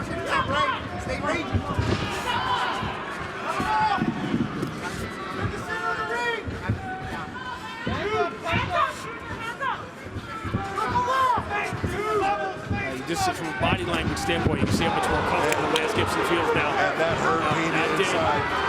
That one hit him to the sternum. That took some air out of him. He's been hit with some big shots early in this round. Look at that lace. Nice knees. These knees are going in. This is high volume. But Pena's tough. Look at what he's doing. He's getting himself caught where his arm is stuck in a position. He cannot use it to defend. This is what I'm talking about. It cannot. That arm is completely blocked. And there's no way for him to get it back. No way. We're done. Raymond Pena used his wrestling brilliantly in the first round, but never got the chance in round two as Lance Gibson completely turned it around. Boy, did Lance Gibson take the words of his father and put them to use. His father said, okay, enough of that. I need you to go out there and I need you to start using your hands and get rid of it. I think he did that. Nothing a coach likes better than a win combined with a teachable moment. And that's what that fight was. Fight number 5 for Lance Gibson. Watch the knee here. That knee connects, and you can see it didn't connect exactly on the chin. There was a part of the thigh to the chin, but the knee connected the body. There was a lot of torque on that, and then when Lance Gibson has this position, take a look at the hip position and look where that arm is at. That is backwards. He is completely open on that side. No way to defend any of these heavy, heavy elbows or punches. Lance Gibson just opens up. Big shots. Both arms pinned to the ground, helpless. Michael C. Williams will make this one official. Oh, yeah, no. Ladies and gentlemen, inside the Bellator cage, referee Mike Beltran steps in, waves off the contest due to strikes. Official time, 1 minute, 44 seconds into round number 2. The winner by TKO Fearless, Lance Gibson Jr. So Lance Gibson goes to 5-0. That impressive second round. He listened to his dad, as everybody should. But we begin with a rarity, an amateur fight, not a rarity to talk to Big John McCarthy, but if the woman on the left looks vaguely familiar, we've become very familiar with her husband. We have become familiar. That is Maria Henderson, the wife and boss of Benson Henderson. Got that right. And She is in her. This will be her second amateur fight. The big thing in this, look at the weight. It was supposed to be a straw weight. Santiago came in way overweight, 10 pounds. Henderson wanted the fight so bad. She said, I don't care, I'll drink water, I'll get bigger. Now you have a fight, let's see what happens. If you want to put on a bunch of weight in a short amount of time, I'd go right to you for the advice. To Michael C. Williams. Ladies and gentlemen, good evening and welcome to Bellator 268 as we get the prelims underway now here at Footprint Center, downtown Phoenix, Arizona. We'll kick off the prelims now with amateurs set for 3 3-minute rounds. Introducing the blue corner first. At 5'3", weighing in 126 pounds even, her amateur record 0-2. She fights out of Casa Grande, Arizona, Cornet, the Saucy Santiago. And across the cage, her adversary out of the red corner at 5'1", weighing in 123.7 pounds. As an amateur, she's 1-0. She fights out of Phoenix, Arizona, Maria Mouse Henderson. In charge of the action, referee Mike Beltran. Can only imagine what goes on in a house between husband and wife when one is in a fight camp. When they are both in a fight camp, it is not a place you want to be. All right, ladies. Well, at least they don't have 4 kids to say, oh, wait a minute, yes. they do have 4 kids. Just babies. All right, so sort of a peek behind the curtain here a little bit when we're dealing with an amateur fight right away. Good, strong jab. Sends Maria Henderson down. This is exactly where Maria Henderson wants to be. She's got very good jiu-jitsu. She's a brown belt in Brazilian jiu-jitsu. Very good top game, and right away, take a look at the control. She just needs to settle down here. Don't worry about getting the finish right away. Work for the finish. Nice job of flattening her out. Yeah, she's got her flattened out. She's got her far from the fence. Punching while you're getting choked is not. That's it. It's over. You saw the desperation shots. You see shots like that, you know the end is coming. Great job by Maria Henderson in staying composed. That is so hard to do when you're a young fighter. You want to get these things done. She took her time, sunk in the choke. She knew she had it. Great win. All right, honey, I did my part. You're up next. That has to be. What a great job. The emotions for Benson right now, who has a monster fight in about 3 hours from now, to have that stress off his shoulders. Oh, and you know what you're looking at there? He was way more nervous for her fight than he ever will be for his. Take a look at what happens here. Beautiful job of getting the body lock. She gets herself inside, goes back to that body lock, trips the leg into a beautiful side control position. Then she gets that back, gets the hook, sinks in that choke. All those punches are for naught. They're not going to do anything. You see the tap. Fantastic finish by the mouse, Maria Henderson. Her second amateur fight and her second win. That does it tonight. Michael C. Williams makes it official. Ladies and gentlemen, inside the Bellator cage, it comes to an end tap by way of a rear naked choke, 40 seconds into round number 1 by submission. She's still undefeated, Maria Mouse Henderson.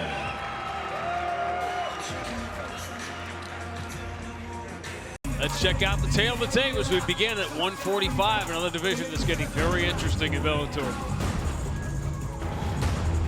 Our tail of tape for this featherweight matchup, very simply put, take a look at the length of Aiden Lee, 75 inches compared to a 68-inch reach for Ostrov. That is a big advantage. We'll see if he can capitalize on it. Our historic night in Moscow begins with Tuka K.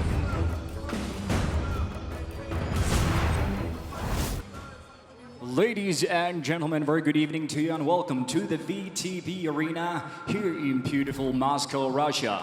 We are now ready to begin Bellator 269 prelims with 3 5-minute rounds in the featherweight division. Introducing firstly the fighter in the blue corner, standing 5'10", weighing in at 145.5 pounds. His record, 8 wins, 2 losses, and 1 draw, hailing from Omsk, Russia. Please welcome Alexander Ossitrov.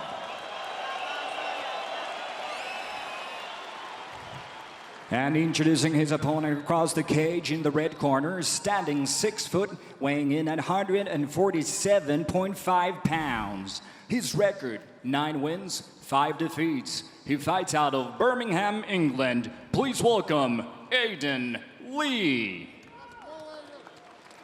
Our third man in the ring will be our referee, Kevin McDonald. Good to see the familiar face of Kevin McDonald. Halfway around the world. You've seen everywhere, you have been everywhere, John. Is there a comfort level no matter where you are once you step inside there and it almost feels like home? Absolutely. The best part is that cage doesn't change. When you step in there, you're comfortable, and that's the most important part.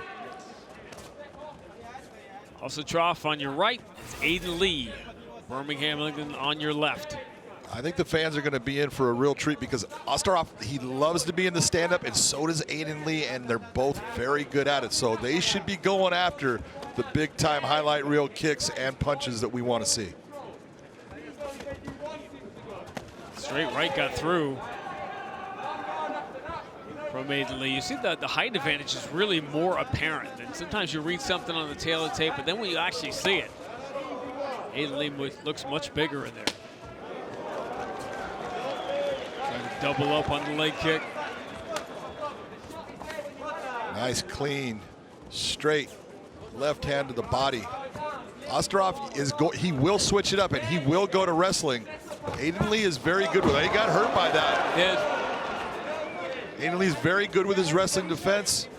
So it's not going to be easy to get him to the ground. The length of Aiden Lee is going to be a problem for anybody in the featherweight division.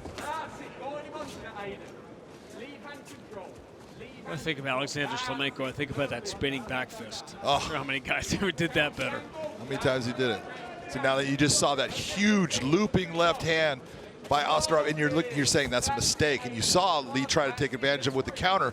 Those counters, if he allows those mistakes to continue on, Aiden Lee's going to take advantage of them. That's Ossitrov trying to figure out how to close this distance. That's exactly right. Dangerous way to do it.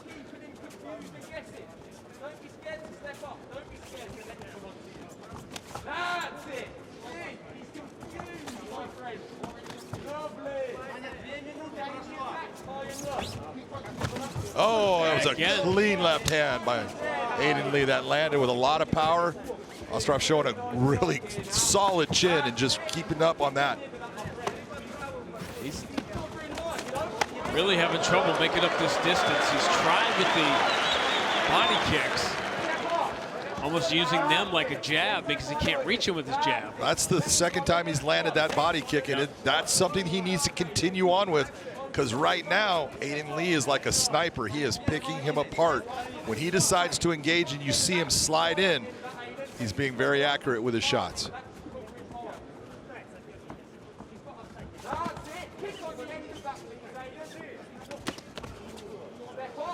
Almost didn't too close that time.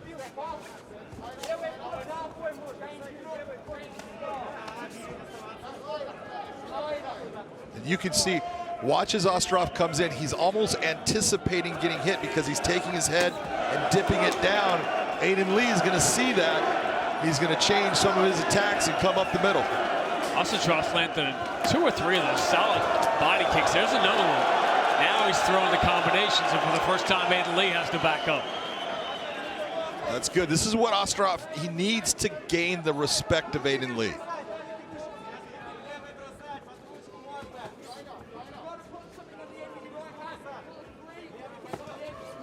Oh, that's slid him again. Right off the back of the ear. And immediately Aiden Lee flies in, has the back. He's got that arm trap. Now it's not, but that is deep right now. Ossitrov, he's going to go out. Ossitrov taps. And talk about going on the road. impressive from the start. He came out very confident. The clean shots at the beginning really set the tempo. And Ostrav looked like he never really settled into the distance between them. That it was the distance, and that's what we talked about at the beginning. It's very difficult when someone has that much length on you and they are good with their striking. It's difficult to get inside and make them respect what you're going to do. That was a beautiful performance overall by Aiden Lee. And when he jumped on the neck, look, he saw that he had his man hurt. When your man is hurt, it's hard to defend those submissions. That was a smart attack by Aiden Lee. Beautiful job of jumping on that rear naked choke. It was not only an impressive performance, it was a very clean performance from Aiden Lee. Clean is exactly the right word, because you saw, look at how accurate he was. Watch the shots, nothing, that's the one that hurt him right there. You see it, you can see his legs go out, little push by Aiden Lee, and then right away, once he gets it back, he sees, he feels that arm go around, and says, oh, this is a good idea, I'm gonna stick with this. You see Ostrav was trying to get rid of the leg. As soon as that hook got back in, he was in trouble. Aiden Lee being Ladies and gentlemen, the end comes at 3 minutes and 41 seconds into the round number 1. Your winner by submission due to rear naked choke, Aiden Lee.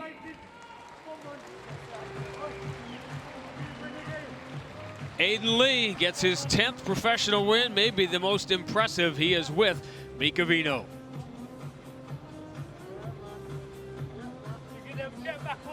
Ladies and gentlemen, I'm here with the winner, Aiden Lee. Дамы и господа, я с победителем боя, Aiden Lee. Congratulations, my friend. So you were fighting in stand-up the whole round, and then right at the very end, you submitted him. Was that the game plan? Pro striking, man, he's got the game plan. You know, I'm a good striker. I'm a world-class striker. You know, I was comfortable on the feet, but I knew I had a big advantage on the ground against him. So, you know, I did a bit of a shit takedown early. You know, but set it up better on the second one, and it was a wrap. Renegade Jiu-Jitsu, come on. Я чувствую себя максимально комфортно в стойке, и мой план на бой был преимущественно на самом деле в борьбе, потому что я себя чувствую более комфортно в борьбе, чем мой оппонент. So, what's next for Aiden Lee in Bellator? Что следующее для Эйдена Ли в Беллаторе? As they know, man, I don't turn down no fights. You know, when they offered me this fight, I was actually ill when they offered it me. I was in hospital with sepsis. But here I am, 10 weeks later, first round finished. You know, I'll fight anybody, they know this. Let's go. Я не знаю, что следующим для меня. Я вернулся буквально через 10 недель после моей травмы, и я никогда не отклоняю ни одного предложения о бое. Congratulations to the winner, Aiden Lee. Поздравляем победителя, Aiden Lee. Tail of the tape, neither of these fighters will come in at 500 pounds.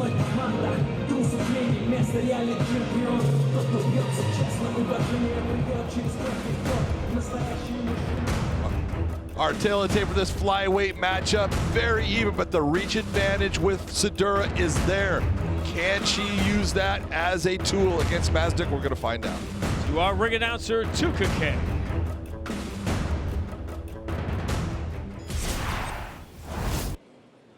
Ladies and gentlemen, all of you joining us live on Oko in Russia, we welcome you as we continue the action in the flyweight division. This bout is scheduled for 3 rounds. Introducing first, the fighter in the blue corner, standing 5'7", weighing in at 125.5 pounds. Her professional record, 4 wins, 4 defeats. Hailing from Lodz, Poland, please welcome Katarzyna Zadura. And introducing her opponent in the red corner, standing 5'6", weighing in at 125 pounds, holding a record of 4 wins and 1 defeat, fighting out of Moscow, Russia. Ladies and gentlemen, please welcome Darina Red Queen Mazjuk. Ladies and gentlemen, the referee in charge will be Kevin McDonald.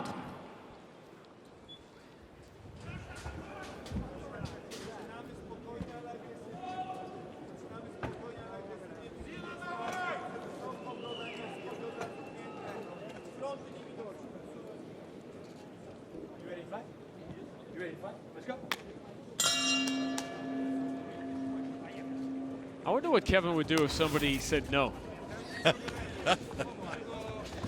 He would say go. Mazju coming up very aggressively.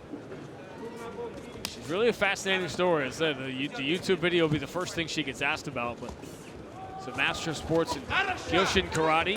That was a nice right hand. She landed right there. And another master of sports in rifle shooting. She does wing her shot. She comes from the side a lot, and the one thing she's got to do is keep her chin down. You'll notice that she starts to pick her chin up, and if Sadura sees that, she can land a shot that could end this fight.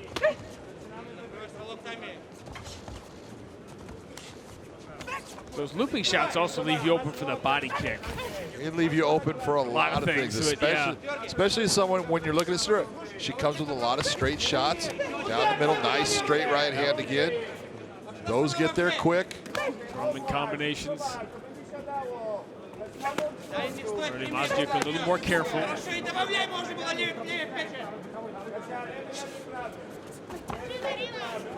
Another shot she just landed.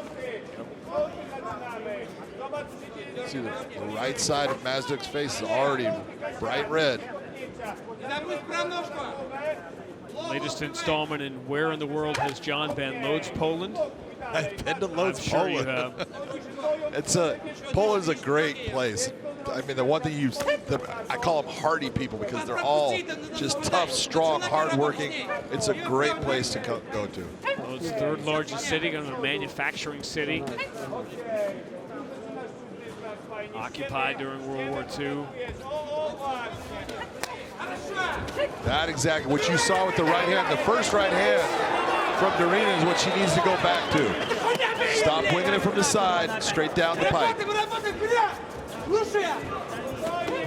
Got Sadura on the move. Yeah, you can see the damage she did. That last combination. And you go back to that spectacle fight that she had with the 500-pound. The one thing that you saw out of her is she's a gamer, because when a 500-pound man grabs a hold and stuffs you into the cage, there's a lot of pressure there and a lot of people can panic. She didn't. She made her way through it and then ended up beating him. I'm going to take your word for it because that's never happened to me. And I hope it never does. So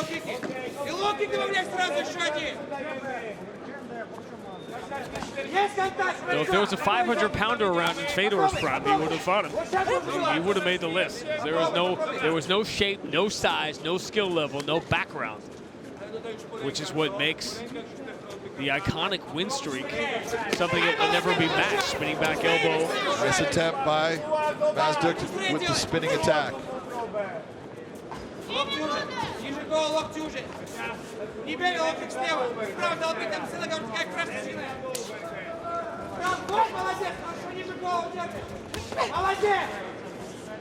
Mazduk is having a lot of problems with the length of Sadura. She's coming inside, trying to land shots, but she's been getting hit with a lot of the power of Sadura, and Sadura's shots are starting to have effect. You saw how she just reacted to a feint there. And the looping shots make it even harder. Because the looping shots, they take a long time to land, and so you've got to set it up and hide it behind other things. And when that's all you're throwing is one big loop, it's easy to see, easy to counter. Nice right hand by Sadura. She's trying to get inside. You can see Mazjuk wants to get inside. She's paying a price every time. That lead leg is starting to get eaten up. There she went in an attempt to block.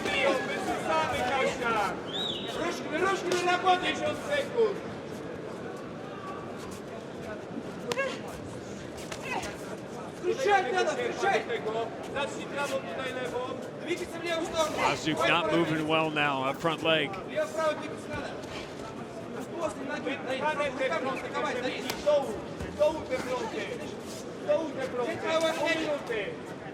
Right now, it's the technical skill of Sadura. You know, she's got 8 pro fights.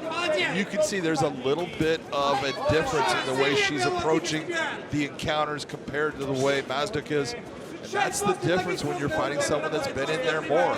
You've got to find those areas. Nice right hand again by Sadura. Talked about hiding the hands behind the kick.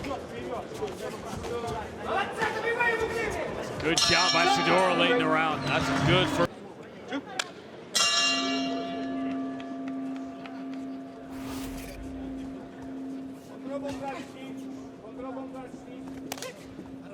that difficult in between rounds when the things that usually work for you don't.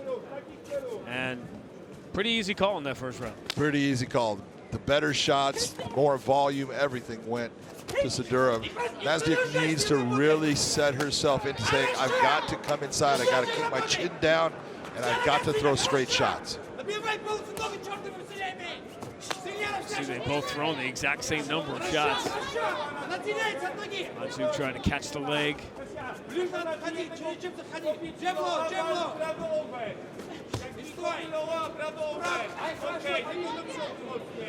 Sadura is longer. She is more disciplined in the stand-up. Those are two difficult things to overcome. She's just landed the heavier shots and more of them right now.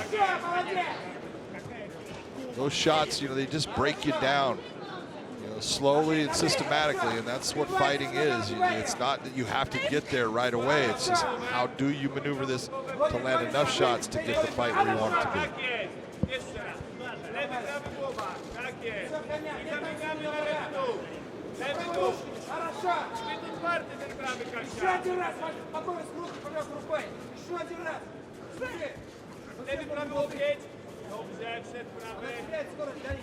Sadura getting a little bit away from the straight punches that she was throwing early.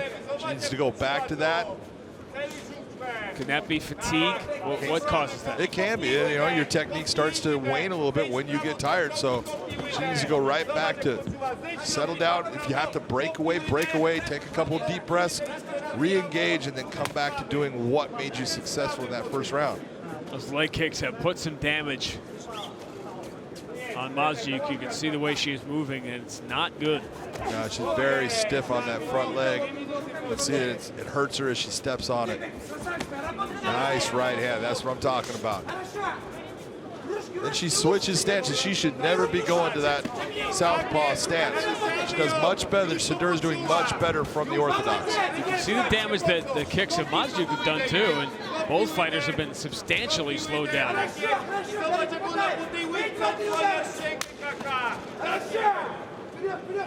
Again, one good kick by Mazdiak there, but a good kick and a nice right hand.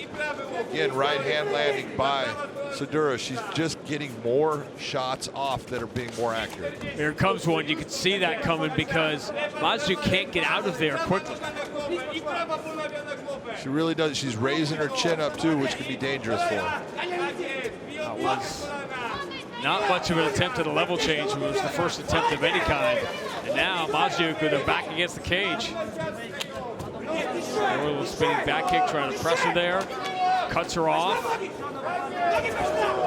And this is an accumulation of shots here. Yes, it is. And we are at the finish line.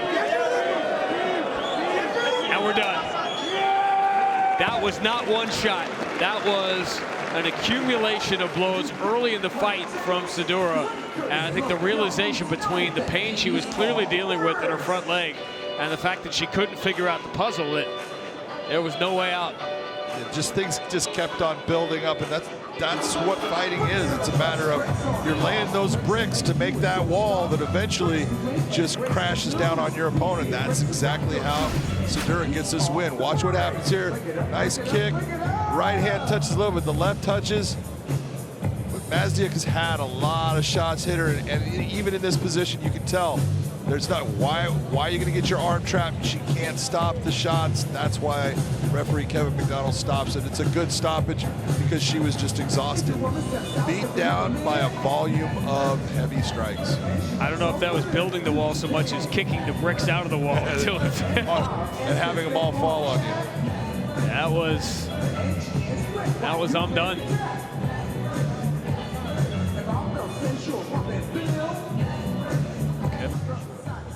Tsukake will make this one official for Katarzyna Sadura.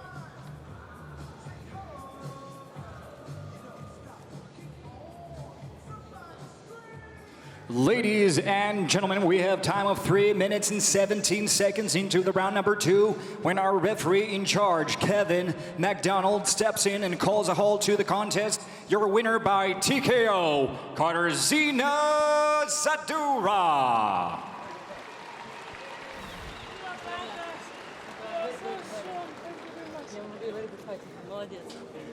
Great sportsmanship, a very hotly contested fight, and a lot of damage inflicted by both, but an impressive win for Katarzyna Sudor.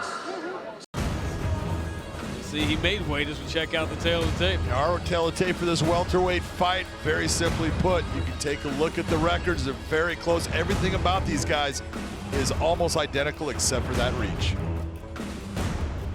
Tutukake.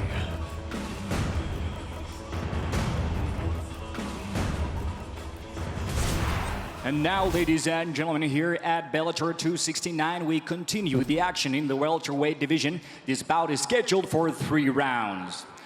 Introducing first, the fighter in the blue corner, standing 6 foot, weighing in at 171 pounds, holding a record of 12 wins and 4 defeats, hailing from Omsk, Russia. Please welcome Alexei Shurkevich.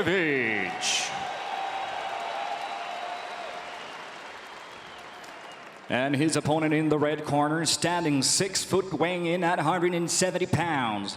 His record stands at 11 wins and 4 defeats. He comes to us from Voronezh, Russia, by way of Sivkar, Armenia. Please welcome Grachik Blackstone Bazinyan. The referee in charge will be Brian Miner.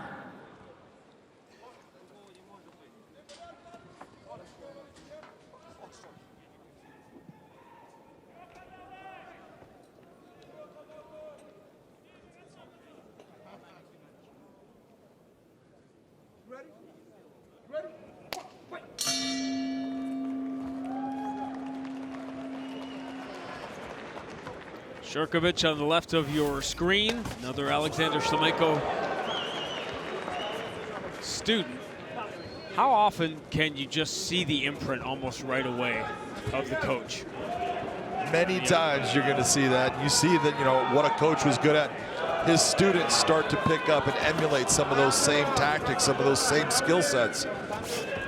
Shurkevich, in watching his fights, is very calm, very relaxed fighter. He does not get flustered, does a very good job of counters, and he waits for the counters on his opponent, but he will be that guy that will lead the dance. Once he sees an opening, he'll attack. Just like that. Look at that chase down. Left got through. Oh, it was a big shot. Huge counter left. And Bazinyan going to try to collect himself here. He's going to be in no hurry to get up, and maybe he should be. Shurkevich doing a nice job there. Again, look at how relaxed he is. That's what I saw every time I watched him fight. Does not get frustrated, does not get all excited and make mistakes, just takes his time. That's the difference between 5 fights and 16 fights. That is.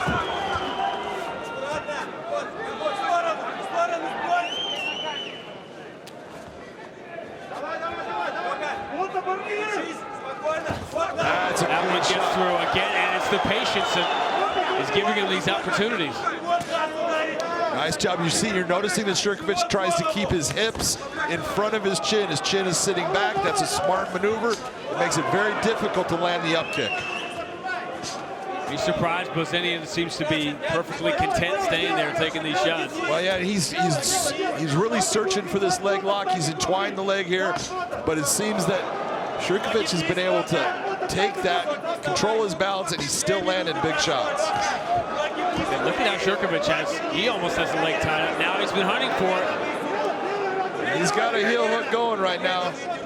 The problem is there's not a lot of pain on that until all of a sudden the knee pops. Shurkevich needs to be very careful. Slip his leg out right there. That's a clean move. Bazinyan staying committed. He's out. Leg, and he gets knocked out because of it.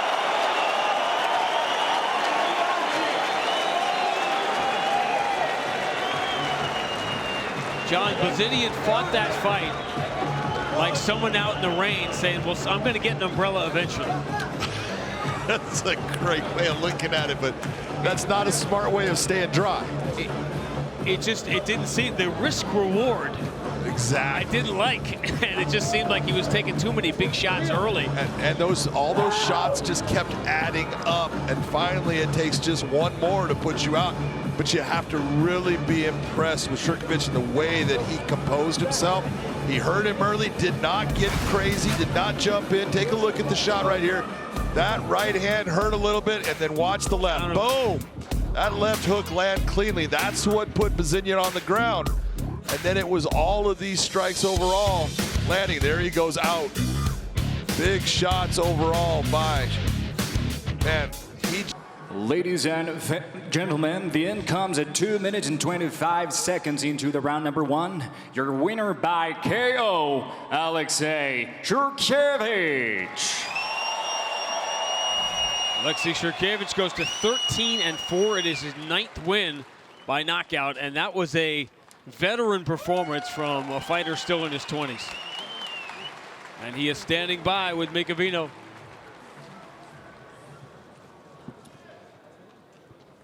Дамы и господа, я с победителем боя Алексей Shurkevich. Ladies and gentlemen, here's the winner of this fight, Alexei Shurkevich. Поздравляю тебя. What a way to start your career in Bellator and to do it in your home country. What are you feeling right now? Какое невероятное начало карьеры в Беллаторе у тебя. И сделать это еще в твоей родной стране. Расскажи, что ты сейчас чувствуешь? Можно микрофон? Нет. Добрый вечер, москвичи. Добрый вечер всем, кто приехал издалека. Я думаю, здесь немало ребят сидит с Омска, с нашей малой родины. Ощущение, я выполнил работу на 100%. Я оставался спокоен, я кайфовал от процесса. Я очень счастлив, что я здесь. В 2017 году я пришел в школу «Шторм» к Александру. На улице его перед тренировкой встретил, попросил, говорю, вот так-то, так-то, я хочу того-то, того-то. Он сказал, давай приходи. С того времени, ну, на дворе 2021 год, прошло 4 года. Я выступаю на одной из лучших арен в мире. Огромное спасибо, огромная благодарность Александру, Андрею, Александру Сарнавскому, Ивану Андреевичу Колеснику, компании G-Energy, Газпром. Но все, мечты сбываются, Александр Шлеменко. Спасибо большое.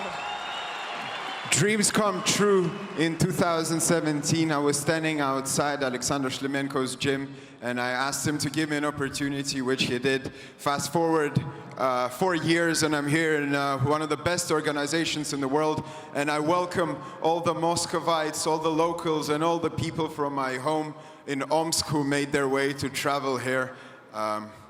Also, скажи, пожалуйста, какие у тебя амбиции в этой организации? What are your ambitions in this organization?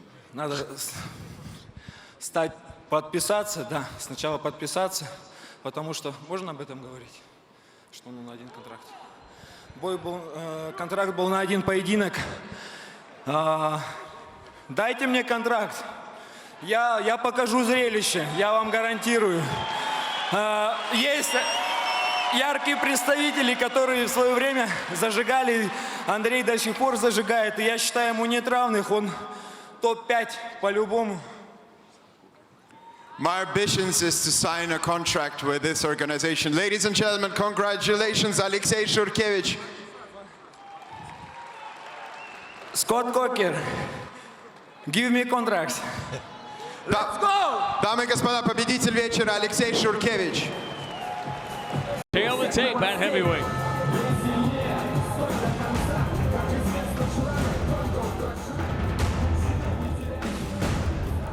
Our tail and tape for this heavyweight matchup. You can look at everything right there, but the real thing is that record of 12-6, Sadilnikov 10-7 for Rab Truesdale. We're going to see who gets the win tonight. To Michael C. Williams. For all those with us tonight live in the UK, we welcome you on BBC iPlayer to VTB Arena here in Moscow, where at Bellator 269, the time has come to conclude the prelims. We'll do it with 3 5-minute rounds in the heavyweight division. Introducing the blue corner. At 6'1", weighing in 247 pounds even in his Bellator debut. He stands with 10 professional victories, 7 losses, 1 draw from Aloha, Scotland, Rab Baloo Truesdale. And across the cage, his adversary fighting out of the red corner at 5'11", weighing in 264 pounds. As a professional, he brings 12 victories, 6 defeats, fighting out of Stariholsko, Russia, introducing Kirill Sadilnikov. In charge, your referee, Jacob Montalvo.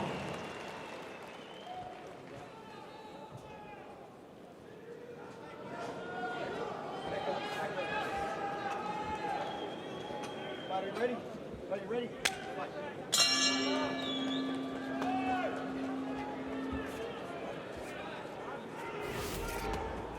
I guess you probably didn't need me to tell you we're at heavyweight. I think the big difference you're going to see in the beginning of this is the hand speed of Sadilnikov versus Rab. Rab is he's what I call a brawler. He comes out there to throw down, comes out there to land big shots, but he does not have the hand speed of Sadilnikov. Which, of course, is the Fedor trademark. Absolutely.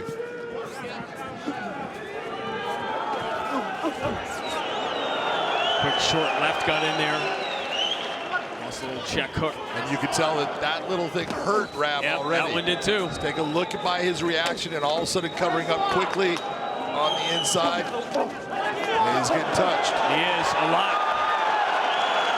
Already the damage is apparent. Sadilnikov coming out strong.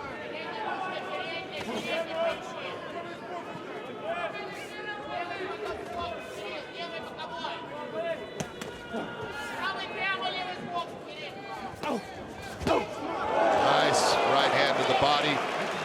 Truesdale has only been knocked out once in 18 professional fights.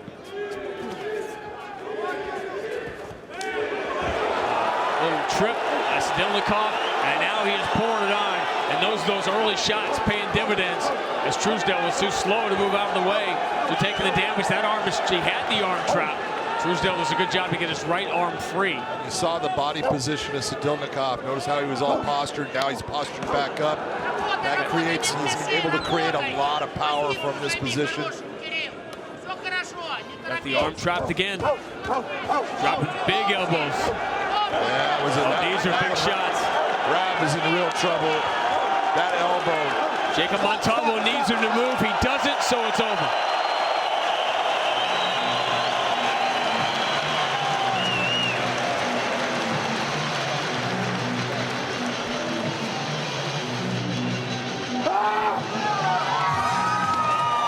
More emotion for these Russian fighters who put so much pressure on themselves to fight and have success on this night. Absolutely, there's a ton of pressure on Sadilnikov, but he's had that his entire career. You're exactly right. And it's his ability now, as a man of 33 years of age, he's able to deal with it. He understands exactly, who he is and what he needs to do when he goes in there. That was a very smart and effective fight. Sadil was beating him in the stand-up, ends up putting him on the ground where you can't be hurt by him and I can do damage, and that's what he did. Take a look. Right here was the takedown, and when Rab comes, he gets hit by that jab. He brings his leg back up. Here comes that leg up. Sadilnikov catches it. Just a little bit of a push. Rab's now on the ground. Truesdale in trouble because the positioning of Sadil, look at him, goes right after those shots, quick hands, and then stays within that postured position to land heavy shots. And it was one elbow that just landed. It was a right elbow that definitely started the downfall. Ladies and gentlemen, inside the Bellator cage, referee Jacob Montalvo steps in, waves off the contest due to unanswered strikes. Your official time, 2 minutes, 1 second in round number 1. The winner by TKO, Kirill Sadilnikov. 2 years away from the cage, Kirill Sadilnikov comes back with a 2-minute first-round win, his 13th as a pro. He's standing by with Mika Vino.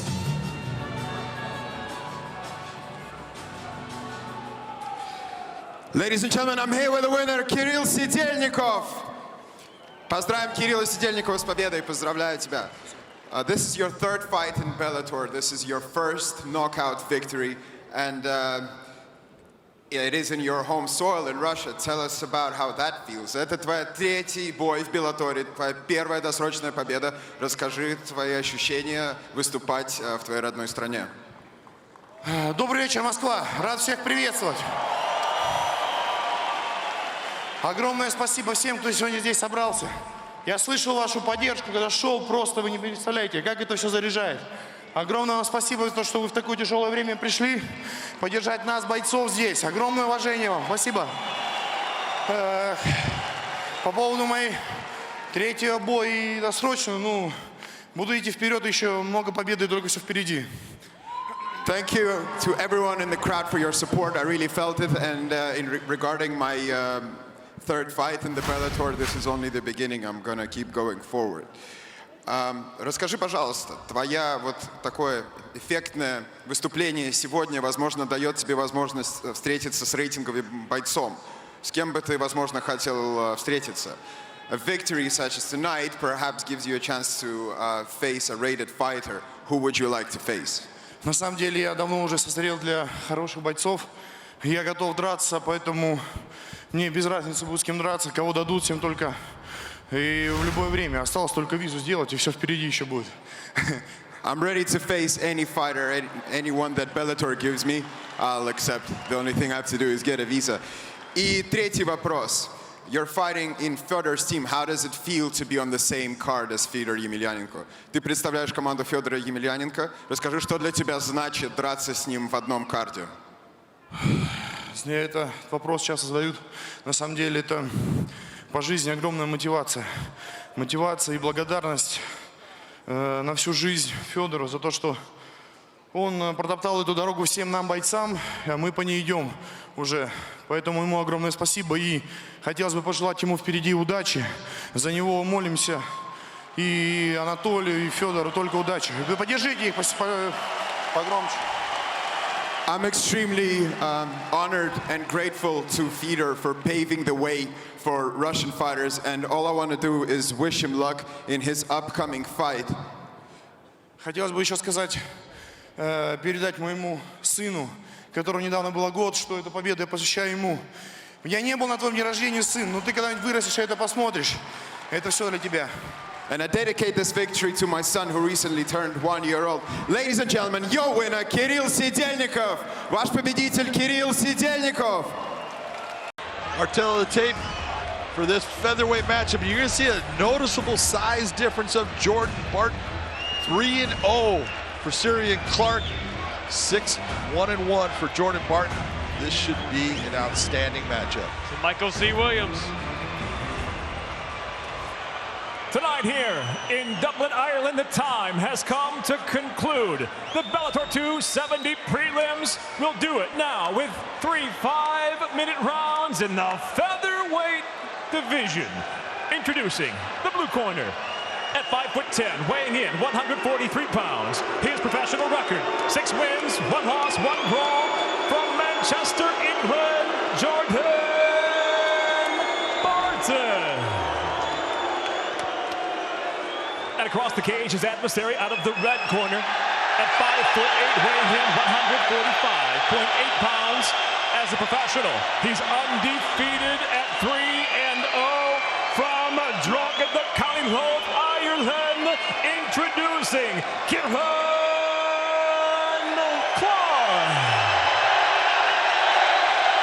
And your referee in charge, Brian Miner.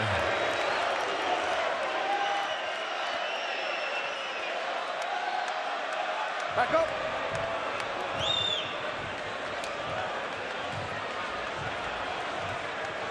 Good. Good. Ready? You ready? Come on.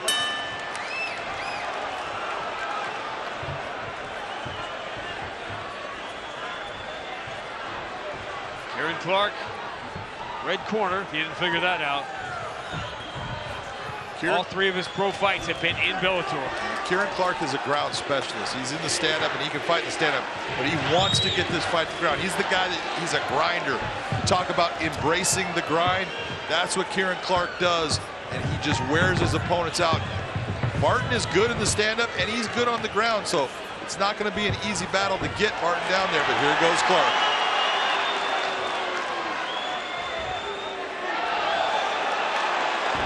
Beautiful tilt, bringing him up. Wasn't able to turn the corner with it. That's why Barton is back on his feet with his back against the cage, being able to use that as a balance point.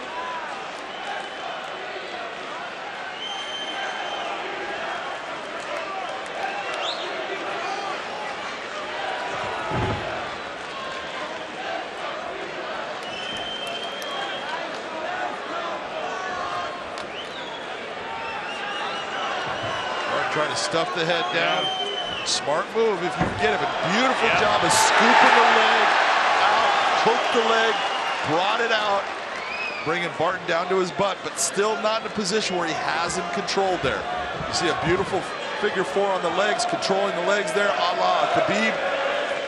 This is what Kieran Clark does in his fights, and he just continues to put a pressure on his opponents that eventually breaks him. Talk about the evolution of the sport. The younger fighters are now watching the Khabibs and that generation that have advanced it. And they're starting with that stuff at 23, 24 years old. They watched what he did, and then they start to emulate it, and they're practicing it, and they're getting just as good as he is at this point. You know, it becomes something that's like second nature to him. It was second nature to figure four the legs. He learned that from Josh Thompson. So this is, you know, the evolution of the sport. Kieran needs to be careful in just protecting his neck here. He's not real worried about the back take, but he can take some big shots here, so he needs to be careful controlling those arms.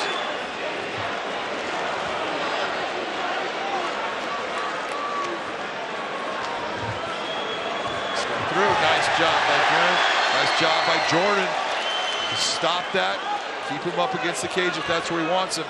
But I would think that Jordan would want to kind of separate, get some distance, and use the length that he has with his punching power against Clark. Jordan Barton was in this building the first time we came here in December of 2016. He was here as a fan. In his early 20s, said, I want to fight here one day. And here he is. This time an inside trip. Kieran able to take that leg, got the single, lifted it up, swept the secondary leg away for the takedown. Barton doing a good job to get back to his feet, but again, now Clark is in the position. This is the grind.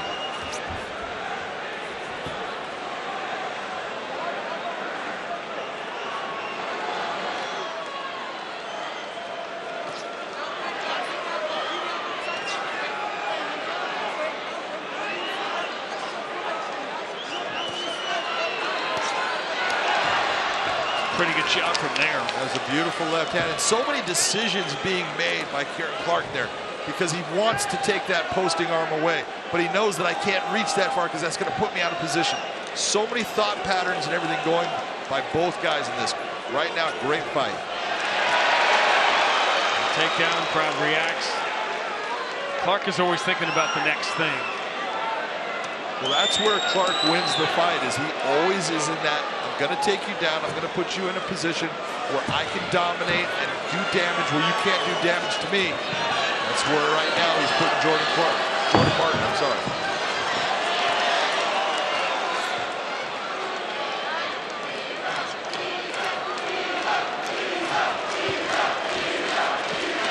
Doing a great job by Barton to get his back up against the cage. But notice that Clark continues to control the legs, and if he controls the legs, Barton cannot get back to his feet. Beautiful work by Kieran Clark. And beautiful job by Jordan Barton, throwing shots and creating problems for him. That was a big hammer fist. He getting himself out, and full marks for Clark here to stay in there. And now he ate a couple of elbows here. These are dangerous shots.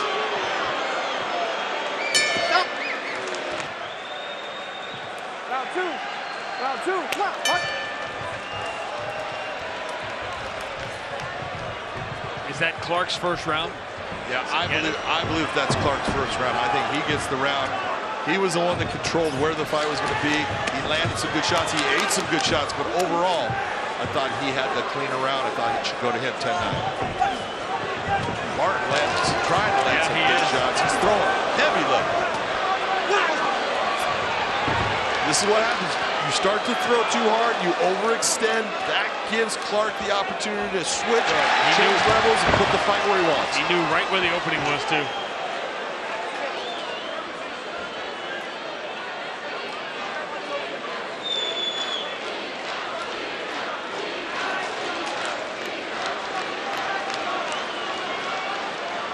You can see it's drops of blood. Obviously, Kieran Clark is bleeding. Not sure if it's out of the nose or where.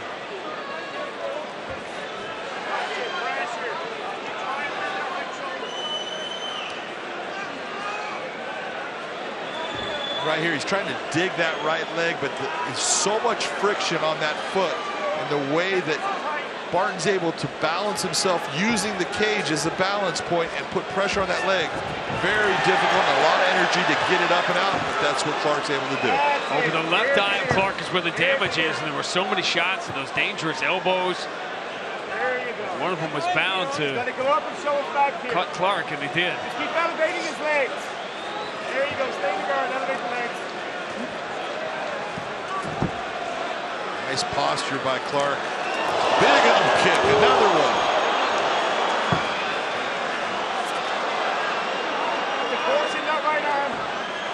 Well done, well done. Be careful those up kicks. Clark has eaten a lot of shots from the top position. Go. Roll over elbows if you see them.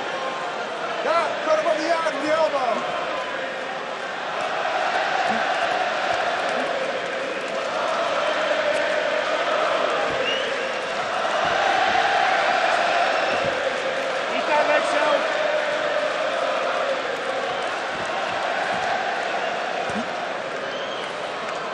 Scouting report on Clark was dead on. Just relentless. He is just tenacious on the ground, man. I've watched him in all of his pro fights, and he just keeps coming. And there's guys that can stay and not break. But man, it is difficult to not break under the pressure that this young man breaks.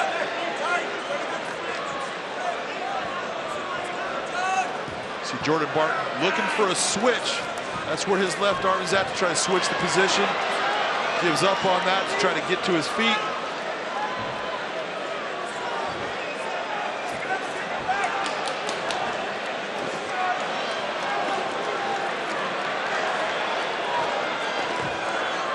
See what Clark is thinking. Trying to get his left leg over Barton's left leg. Trying to hook, he's going to bring him backside. Barton gets his leg free. Nice balance by Barton. Oh, big flying knee by Barton. He definitely got one in. And that right hook caught him. Barton has landed some big shots in this round. Kieran Clark has got a chin of granite.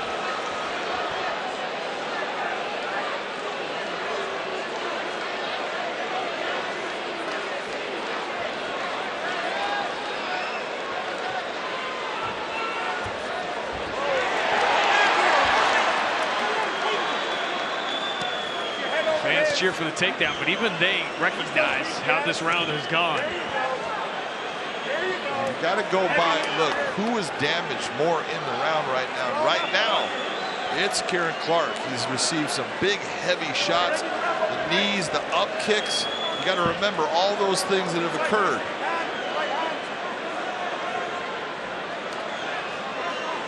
He has kept working, he has kept coming forward, but no question he has taken the bigger shot. And there has not been anything, if you're looking at submission-wise, there's been no submission attempt. Here it's a possibility. At this point, nothing has put Barton into danger.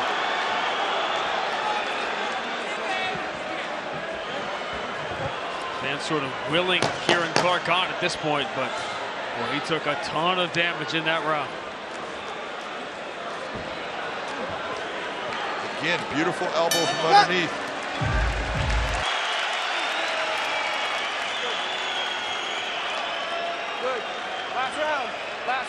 He felt at the start that Barton could keep it on the feet. He could win rounds, but he won that round even not on his feet. Nice snatch single. Didn't have enough though for the takedown, which he's gotten. He's had to work for it, but that one was not close. David, don't double. Don't overhook. It's nice pressure. Yeah, it's coming, it's coming. There you go. Kieran Clark able to get his hands together there. A lot of pressure, and you saw Barton trying to drive his hands down. Didn't matter. Just broke the hands apart. Just keep that pressure in, Kieran. That's it. Just widen that right shoulder.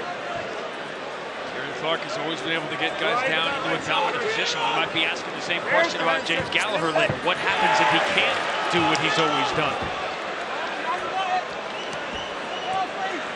What's plan B? And again, Clark, top position, taking shots. Those are some heavy elbows. Those are not light. Those hurt. Nice turn of position. Come out on top. Beautiful reversal by Jordan Barton right there. Can do a lot of damage right here in half guard. Kieran Clark gives that back.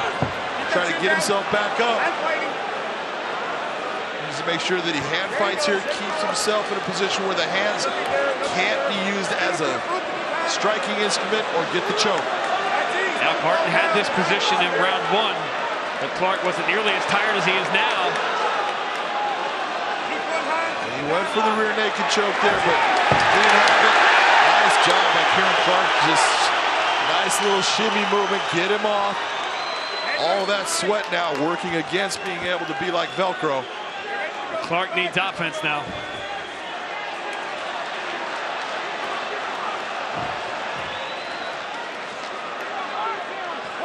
That was beautiful movement. You saw Kieran Clark looking to wrap the arm around. He might have been going for a seatbelt, could have been going for the neck, but right away Barton was there at the same time to defend.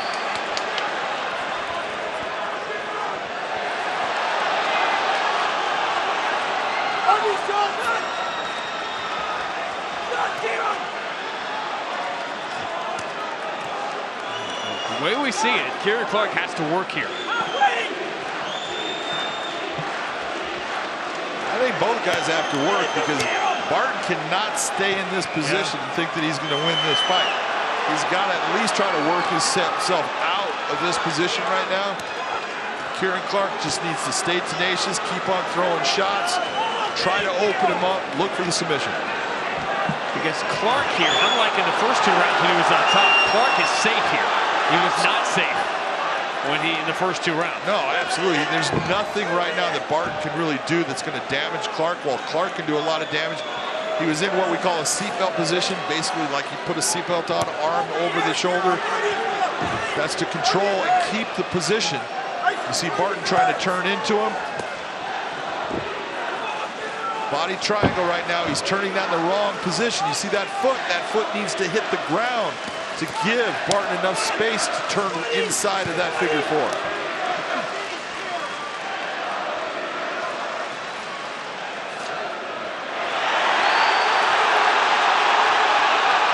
The fans hoping that was deep. It was not.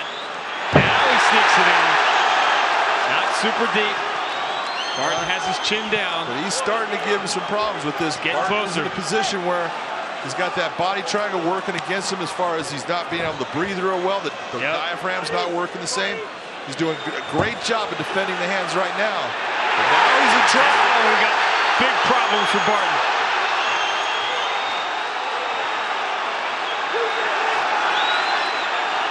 That's it. That was as tenacious a performance from a young fighter as you are going to see. The damage he took to finish the fight the way he wanted was incredible.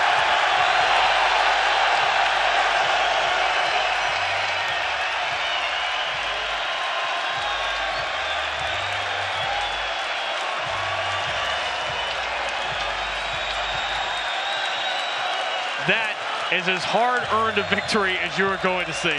That is a big-time victory. You saw that body triangle was a big part of it when Barton decided to move right here. He put himself into danger. Look at where his hands are at. And he thinks that because his chin is tucked, he's not going to be able to get the choke. Well, I'm telling you right now, that will dislocate your jaw. It is painful, and it can definitely put you out. It is not a position where you can relax, where you cannot hand fight. He made a mistake. Kieran Clark took advantage of it. Great win.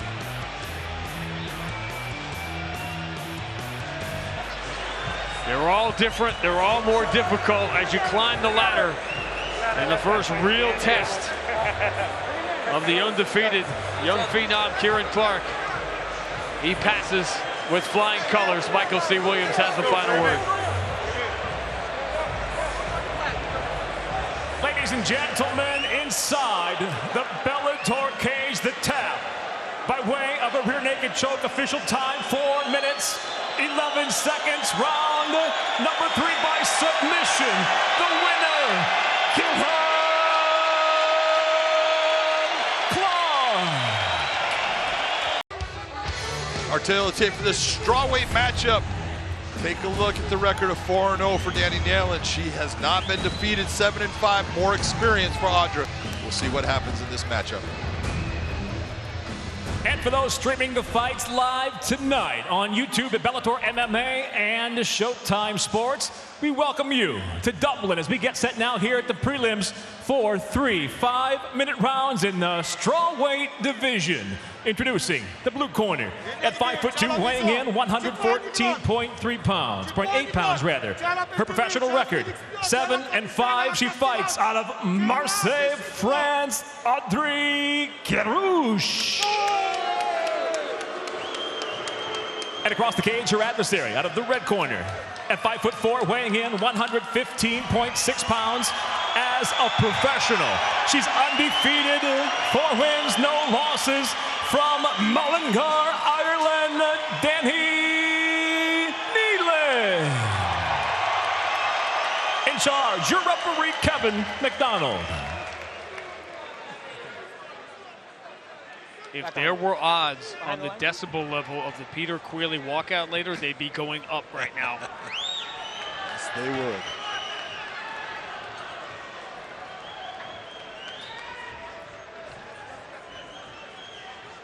Ready to fight? You ready to fight? Let's go. Those of you with us now don't need us to pump that up for later. You know how special it's going to be.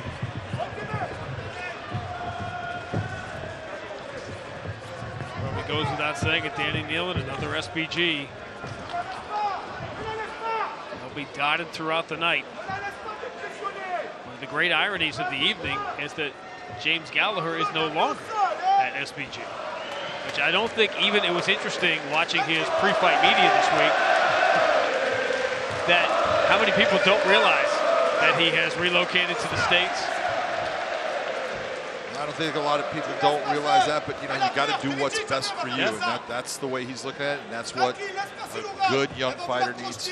So I think it's a smart decision by him. What we're looking at here, Danny Nalen. You talk about double unders a lot. Tell everybody why it's so important. Well, it's so important because you have control of the upper body of your opponent. You can take them down with exact same type you're just seeing from Danny. The real question was Danny going to want to keep this fight on the feet?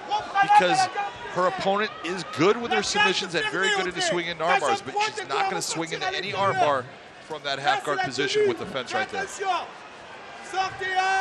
Ne te brûle pas! Ne te brûle pas! Il n'y a rien du tout là, Audrey!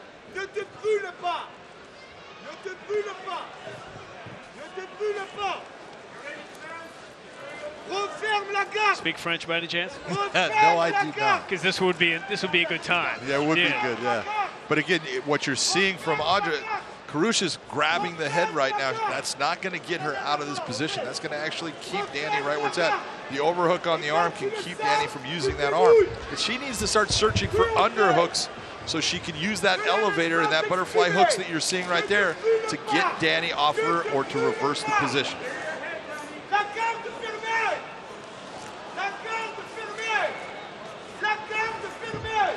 Which could very well be what he said in French.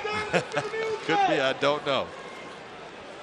Comment dit-on, butterfly? Danny Nalen doing a really nice job of using her head as a third arm. A lot of pressure down onto the head and face area of Kerouche. That's keeping her pressed up hard into that fence. She's gaining position to start to do damage. Really nice, effective, efficient job by Danny Nalen right now.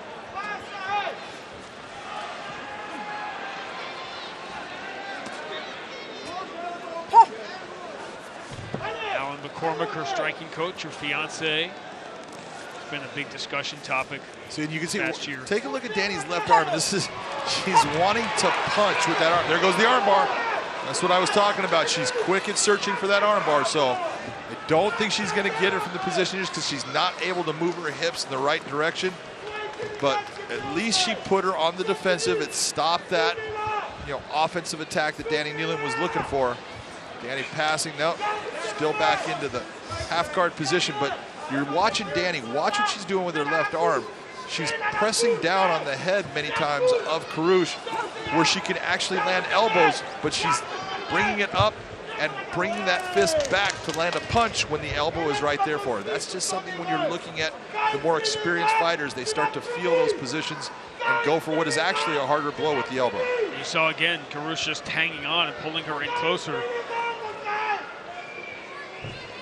But at least Karush now, she can work from both sides. She can attack the arm. Right now, the arm she would be attacking is the right arm since she has somewhat control of it. You see her trying to turn her hips, change the angle. Danny Newman just following those hips. Very smart, effective defense. Going after the arm again.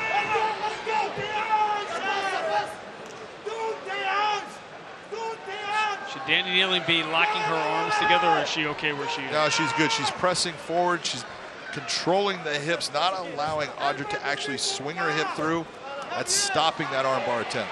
Now she took away the other side by getting her back to the fence. This is what the fence will do. It gives the fighter an opportunity to possibly use it to stand up, but if they're not, they're trapped by it, and they're an easy target.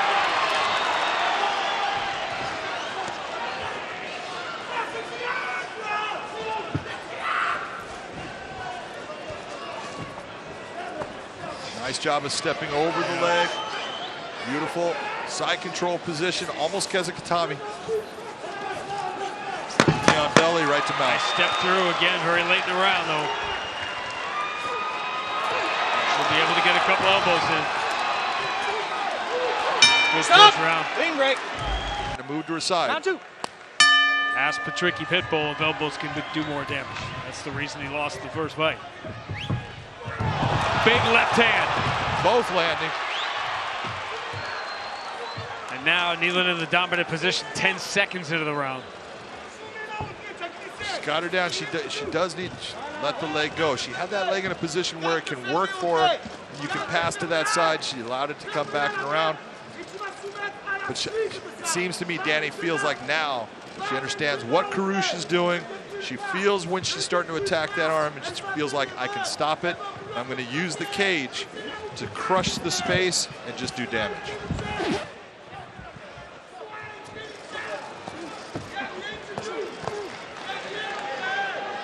And I want you a big difference. A lot of people wonder about the punching. I always look at the articulation of the wrist, and you'll see guys just or women just hitting with that wrist. That's like what I call a 1. And then if it's from the elbow, it's a 2. If it's from the shoulder, it's a 3. There's all the different levels of when someone's landing with power. You can see it and you can hear it. And again, going back to Queeley Pitbull 1. Judges gave Peter Queeley the first round.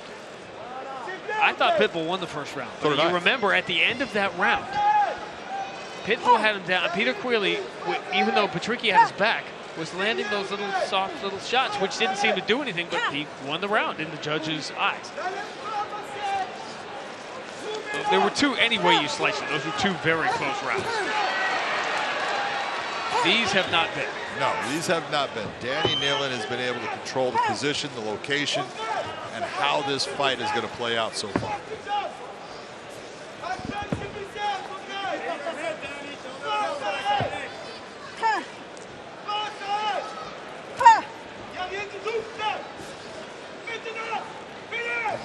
What does Karush need to do here? Whether she'll be able to do it or not. What is her best case scenario here? What has she been trying to do? Well, right now she's got to get her head. If she's not going to use the cage to get herself to her feet, she's got to turn her body position and bring herself off of the cage so she can swing to either the left or the right to go after the armbar that she likes so much. There's been no urgency on her part. I don't know the degree to which she could get up if she had her heart and mind set on it. But she has no right. She clearly doesn't have any interest in it. No, she hasn't tried to get. She's been looking for the arm attack, It's just not there right now. You can see when she's putting her feet on hips right there. Then she turns to the side. All of this right here, she has the opportunity to scoot herself back. But she's looking, she likes the ground game. And I think she's trying to draw Danny into saying, I feel okay here, but she's starting to take a lot of shots, and those shots are going to add up.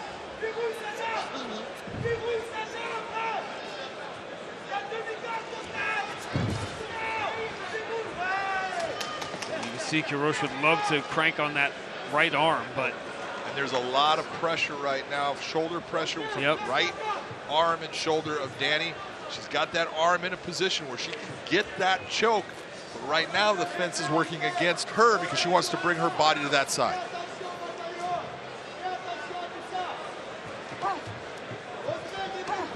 Danny Nealon's still working, so you're not going to get stood up from here. Right now, she has the ability. If she can pass those legs, she's got the arm triangle in, choke. She's got to free She's trying to get that left leg free to step through. Nice job of using her right leg. She just let go of that. Kirosh was able to hold on. How long can she do that? There's the step over attempt. Watch the back of her head. Nice job by Kirosh to move her hips. She can bring her back, even though it's a different side. Bring her right back into her half guard position. That's what I'd like to see from Danny Nealon. Dropping the elbows. And drop that elbow. Push on the head and let the arm slide off of the head so the elbow comes right following it. It lands with power. It does a lot of damage as far as slicing your opponent.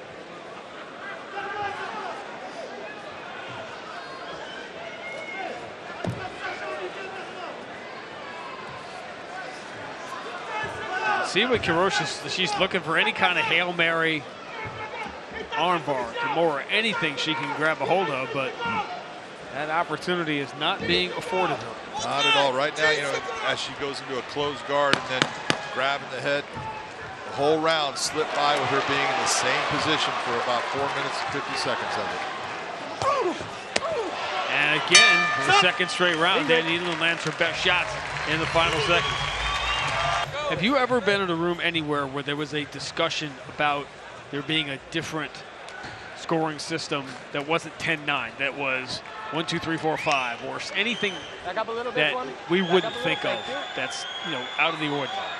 How many times have I been in that room? Anything you liked, anything that you ever said, huh, I wonder maybe that one could work.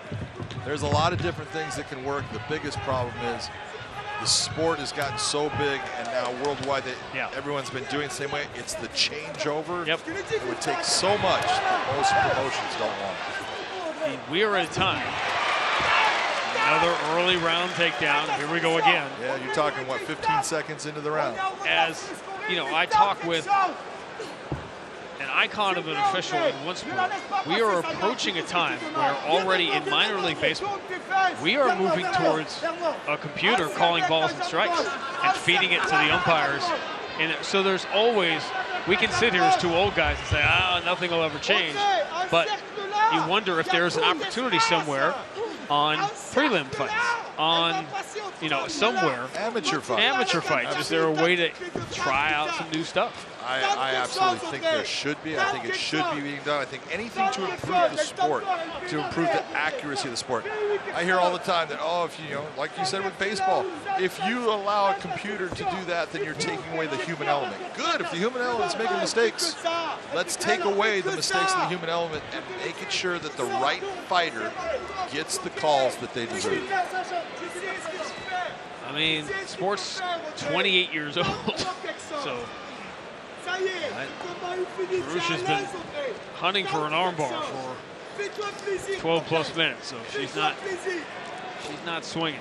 And you got to really figure out, after 2 rounds, if you haven't been able to find that armbar, and now both ladies have a sweat buildup, there's more, you're slippery here, you're more tired, that armbar is probably not going to come unless Danny Newman makes a huge mistake.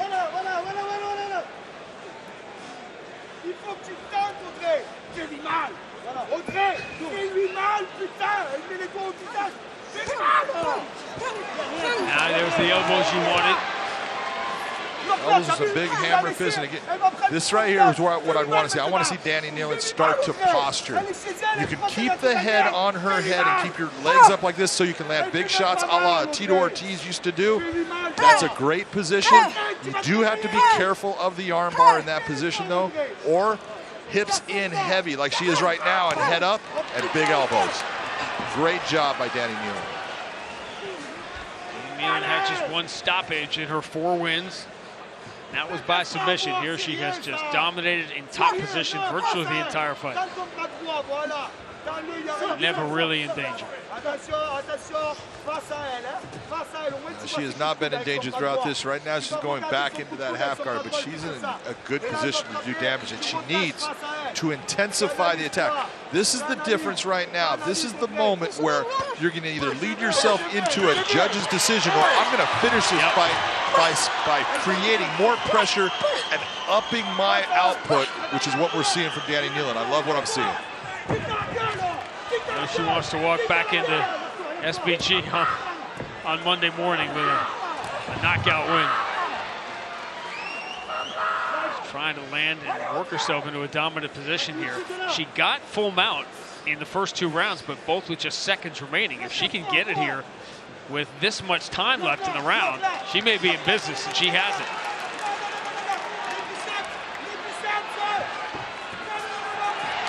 Cruz gives her back.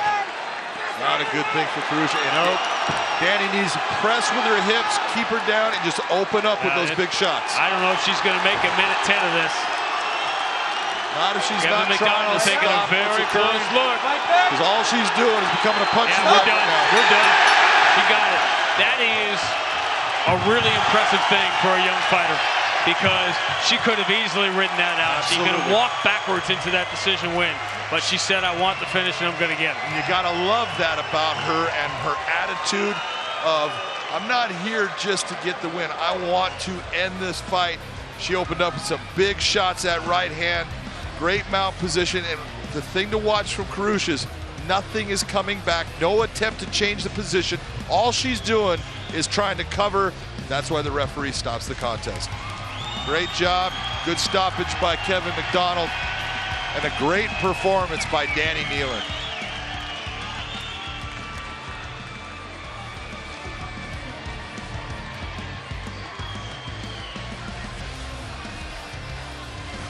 And then you get to hear your name said by Michael C. Williams. Ladies and gentlemen, inside the Bellator cage, the end comes officially. 3 minutes, 58 seconds into round number 3. The winner by TKO, still undefeated, Danny Newman. She goes to 5-0. Could be a very, very big night for SBG. And Aiden Power, you are from here. This is your hometown. You know full well that this gym, there's something magical about it. Take a look at the weight, and this is the real difference. We get a lot of hybrids now, the guys that are in the 225s to 245s, and the big guys tend to have a problem with the speed. We'll see if that is the difference in this fight. I will take that Monster Energy away from you right now. You can't. I'm getting all excited. To Michael C. Williams. Tonight here at 3 Arena in Dublin, we move into the heavyweight division, scheduled now for 3 5-minute rounds. Introducing the blue corner. At 6'5", weighing in 263.2 pounds, his professional record, 7 wins, just 1 loss, fighting out of Eastbourne, England, Charlie Kung Fu Panda Milner. And across the cage, his adversary out of the red corner at 6'3", weighing in 236.4 pounds as a professional. 5 victories, just 1 defeat from Istanbul, Turkey, Gökhan Sarıcan. And when the bell rings, the referee in charge, John English. It's a red corner crowd tonight.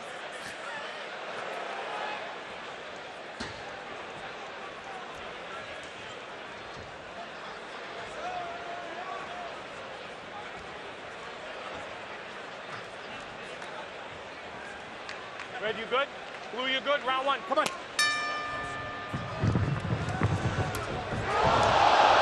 And immediately Saracham chops him down with a leg kick.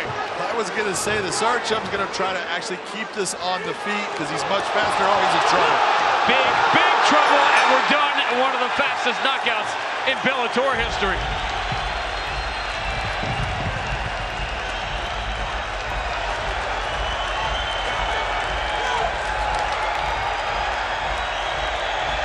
It takes Saracham 15. Digga, dankjewel voor alles. Ik hou van jullie, broer. Jullie zijn mijn echte broers. 15 seconds to chop Charlie Milner down. Take a look at the violence that starts here. Watch the kick that takes Charlie Milner off his feet. All of a sudden, he's into him, and he didn't just sit there. He went after him. Big shot right there. You can see that hurt. You saw the movement of the legs, and then opens up, and he puts him out.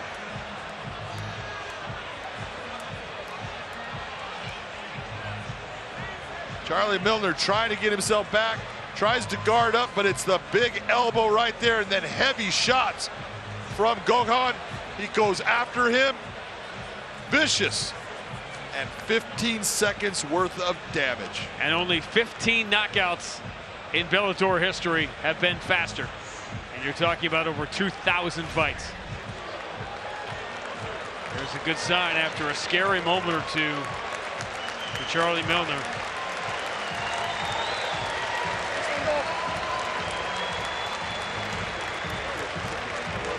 You wonder how much damage was done to that leg. You see leg kicks often early in fights. You rarely see the first leg kick of a fight take a fighter off his feet.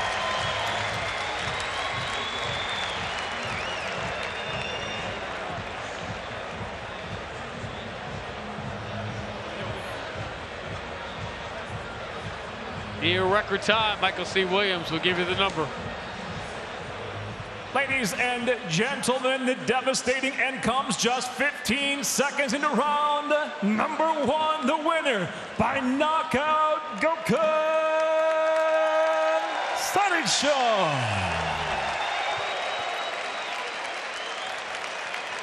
You come close to making history inside the Bellator cage. You get to go one-on-one with Big John McCarthy. Ladies and gentlemen, I am here with your winner, Gokhan Saracham. You came out, landed a heavy leg kick, and went after him with vicious intent. Talk to me about what you were thinking coming into this cage, because this crowd loved you when you walked in here. First, hello Ireland!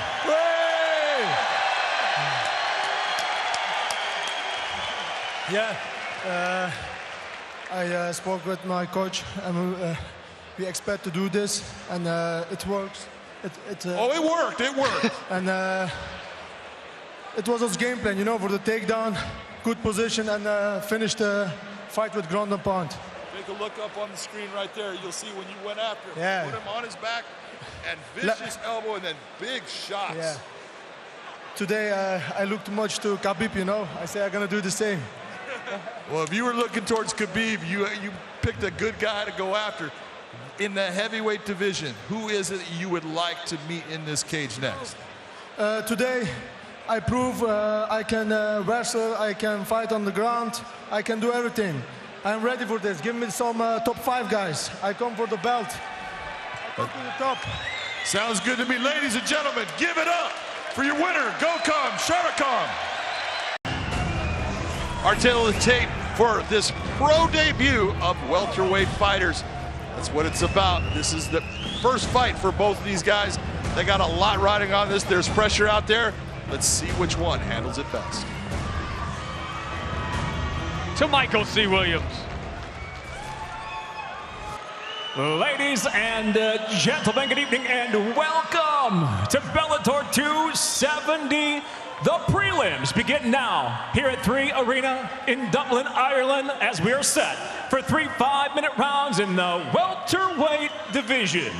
Introducing the blue corner at 5'11", weighing in 170.8 pounds. Tonight, he makes his professional debut fighting out of Manchester, England, by way of Tajikistan, Yusuf, not the face, Nazkatov. And across the cage, his adversary fighting out of the red corner. At 6'1", weighing in 171 pounds, he too making his professional debut. He fights out of Dublin, Ireland, Stephen the Juggernaut Costello. In charge, your referee, John English.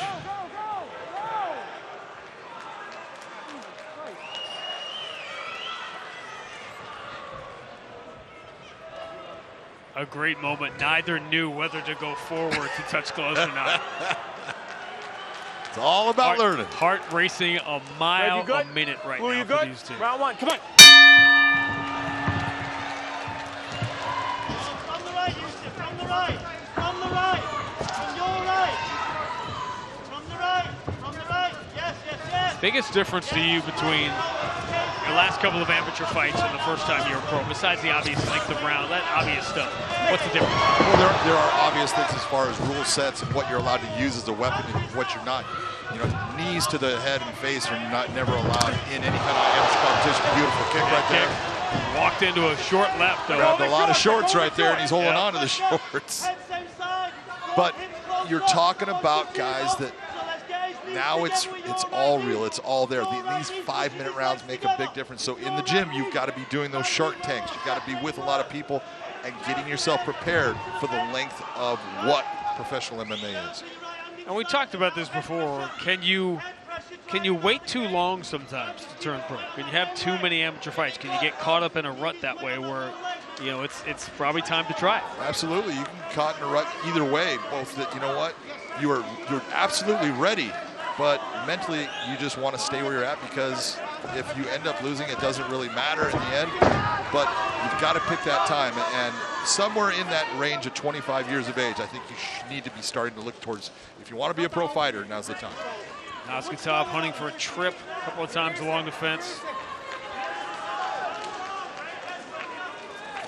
Nice. He wanted those double unders and didn't get them. Very nice job by Costello. Stop, time, time. Neutral, go neutral. We gotta fix the glove, we gotta fix the glove. Stephen Costello. Stephen Costello. I need tape.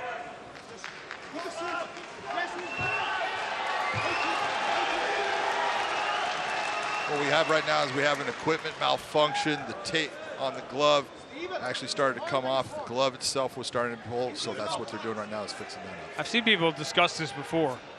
Can you coach your fighter during this? No, you cannot. Right. This is the referee's time. It's not the trainer's time. That trainer gets his time when that bell rings to end the round, all the way a minute through.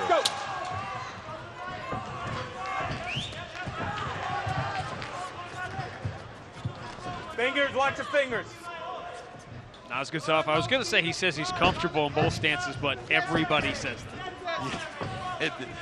Everyone says, I go both sides. Perfect Beautiful timing on the level change. Nice level change by Costello. Drives into him. Took very little energy, little effort to get him on his back. You can see he's looking for that arm. Beautiful. Side control, trying to hold it, but he can't. But this is what you want to see. You want to see your fighter, even if he's getting up, which is great by Yusuf. It's a great job by Costello to try to exit that with a shot. You saw him trying to land the kick there at the end. Stay on offense. Exactly. That was not as smooth. In occurrence to what occurred the first time. A beautiful change of levels, and then actually a poor change of levels. Started reaching, leaned over. We don't want to do that. We want to bend at the knees, not at the back. Still strong enough to bring Yusuf down there. And again, nice job. If he's going to get up, no problem. Don't fight it so much, but let me make you pay for getting up. And that shot, the last shot he got in, was a function of him staying on offense when Yusuf was getting up. Absolutely. Right now, Costello keeps on putting himself, but his head right now is not in a good position. And this is all part of that learning process. Pro debut, you can't keep your head down there. Someone's going to take it, put a knee in the middle of your face. Yusuf Nazkatov, like a lot of guys, I'm sure, started fighting. He was the victim of bullying when he was a kid. Imagine being someone from a faraway country, moving at 9 years old to the UK. Now works with kids himself.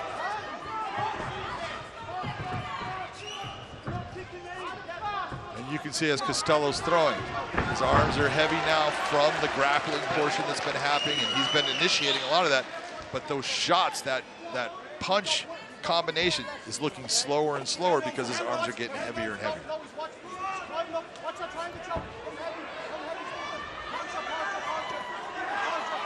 Moskotov, who was hunting for a triangle, just trying different things. Right now, doesn't have a triangle, but is looking for a scissors as far as his leg position. This is usually not good. A lot of times you're going to see guys trying to keep their hips in, but you see how he's trying to locate that arm. Exactly. There he is. But he's not in a position to put the pressure on that arm the way it is. It's not in that hyperextension position. He doesn't have the angle right now. You see Costello is just hanging out right here. He's starting to work his way through. You see the elbow coming past the hips. No, watch the foot. And the knowledgeable fans recognized it immediately. Heavy side control here to end the round. Nice step over the mount. But late in the round, can he do any damage with it? Yes, he can, is the answer. Red, you good? Round 2, boys. Let's go, Blue.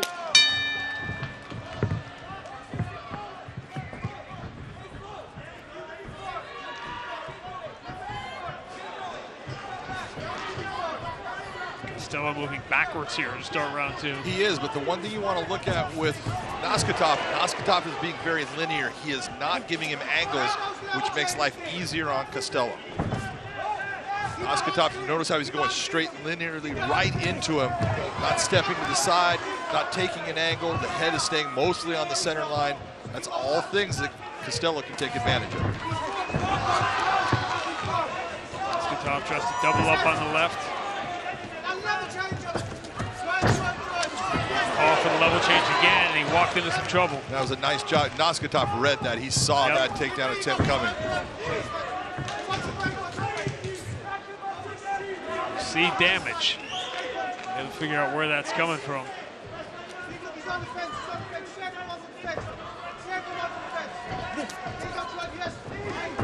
Well, I think we were fooled by how smooth that first level change was. Well, again, that's part of that adrenaline and everything coming.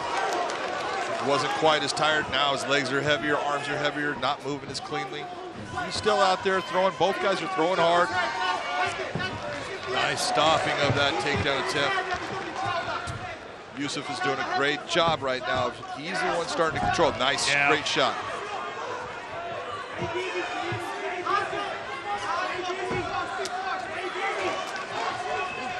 Noskotov needs to stop throwing kicks, as we would say, raw dog, without having his hands come out first so he can hide the kicks.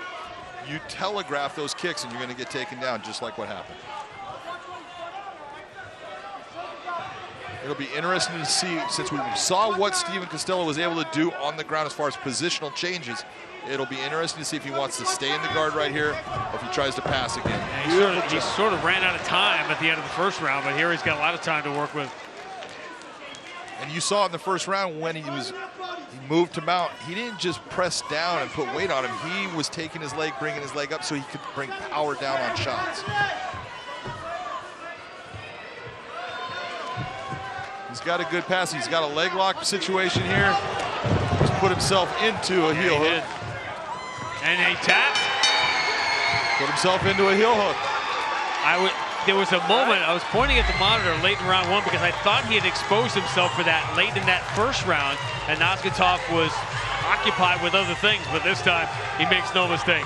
No, that was a very nice transition, and it was actually Costello that started looking towards that leg lock, and Noskotov was the one that grabbed that heel hook, torqued it, got the quick tap. Here we go. This is a beautiful position change. Watch how he takes it, steps over, but he's in his right leg is in trouble. He quickly tapped. That was a lightning fast tip. Take a look again. This is when now he's got nothing, no pressure on Noskotov's legs at all. Right away, tapping due to that heel hook.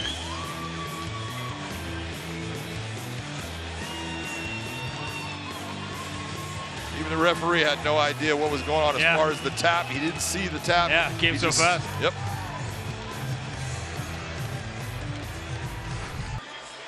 Michael C. Williams will make this official. Ladies and gentlemen, inside the Bellator cage, the tap comes by way of a heel hook. Your official time, 2 minutes, 24 seconds, round number 2 by submission. Yusuf, not the face, Nazkatov. Michael C. Williams puts Yusuf Nazkatov in the record book. We go to the tail of the tape for this, the final preliminary fight here at Bellator 271. There's the big thing. Look at the weights are exactly the same. It's amazing, but 6'8" to 6'3", and at 6'8", Steve Mowry will bring that knee to your chin very quickly.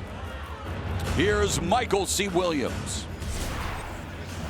Tonight from Hard Rock Live, the time has come to conclude the Bellator 271 prelims. We'll do it with 3 5-minute rounds in the heavyweight division. Introducing the blue corner, at 6'3", weighing in 249.6 pounds. Making his Bellator debut, the veteran brings 22 professional victories, 13 losses, 1 draw. From Dayton, Texas, Rakim, the Boogeyman, Cleveland. And across the cage, his adversary, out of the red corner, at 6'8", weighing in 249.6 pounds. As an undefeated professional, he enters with 9 victories, no losses. By way of Pittsburgh, Pennsylvania, he fights out of Deerfield Beach, Florida, presenting Tall Steve Mowry. And the referee, in charge, Mike Beltran.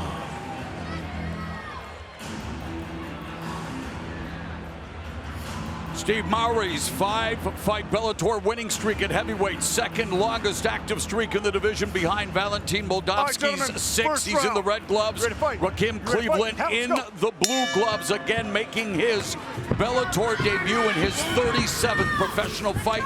Comes out into southpaw stance, blocks that high kick attempt by Mowry. Yeah, a lot of experience with Rakim, and if you watch him in the stand-up, he is very smooth, he's very agile, he moves well.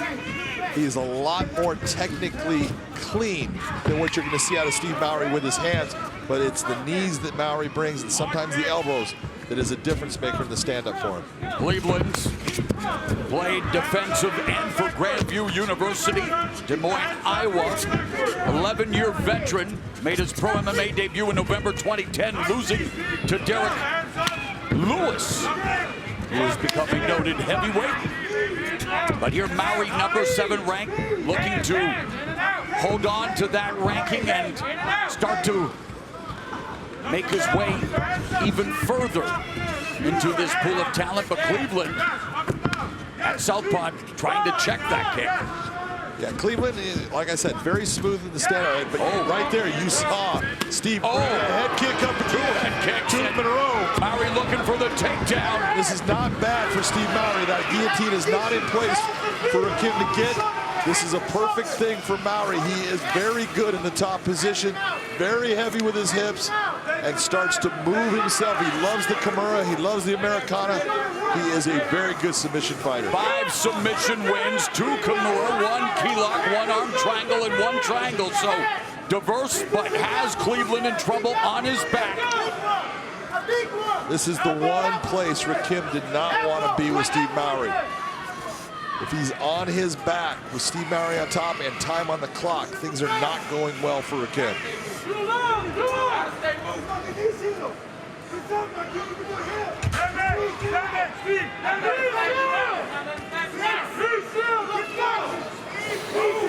Steve Mowry starting to set up that Kimura. He loves the Kimura, and as soon as that arm is in place, he will just start to attack it. He's great at controlling the head.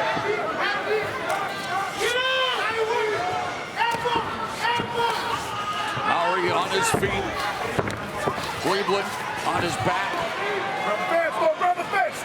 Midpoint of the opening round, and Cleveland able to take Mowry down momentarily, and Mowry stuffing Cleveland's head down, looking to take his back. Yeah, well, he did not take him down. He entwined the leg, and Mowry took the step the wrong way, and that's why he went down. But this is where he wants to be. This is a great place, and look at right away, starting to go for that arm. He's got 2 Kimura submissions in his last 2 fights. So looking for his 3rd straight Kimura submission victory. In terms of submissions, those were his last 2 submissions. There he did, just locked up the arm. Now it's the question of, you see that Rakim is actually grabbing his shorts. He can do that because those are his shorts. Now he doesn't have a grip on him. And now Steve's starting to move, and he's trying to get that leg up over the head.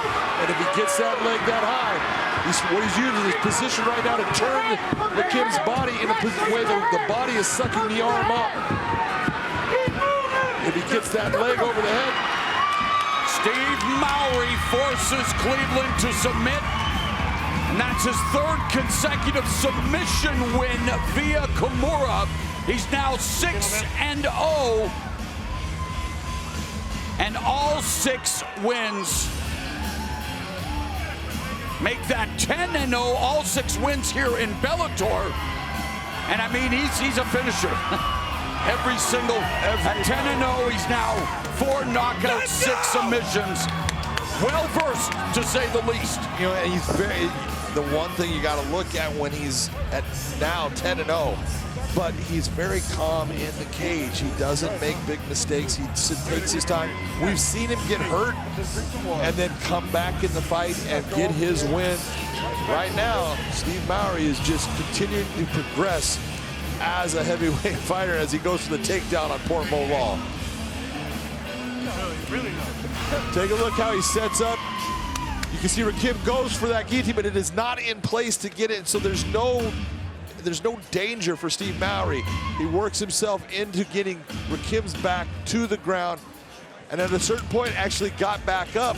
But when he goes for this Kimura, you see him using that spinning attack, using Rakim's body to start to trap the arm. What he wants to do is bring that leg over the head to separate the head and the arm. He didn't even need to do it. That's a power move, and he's very, very technically good with the Kimura as far as his body positioning and how to get that arm behind his opponent's back.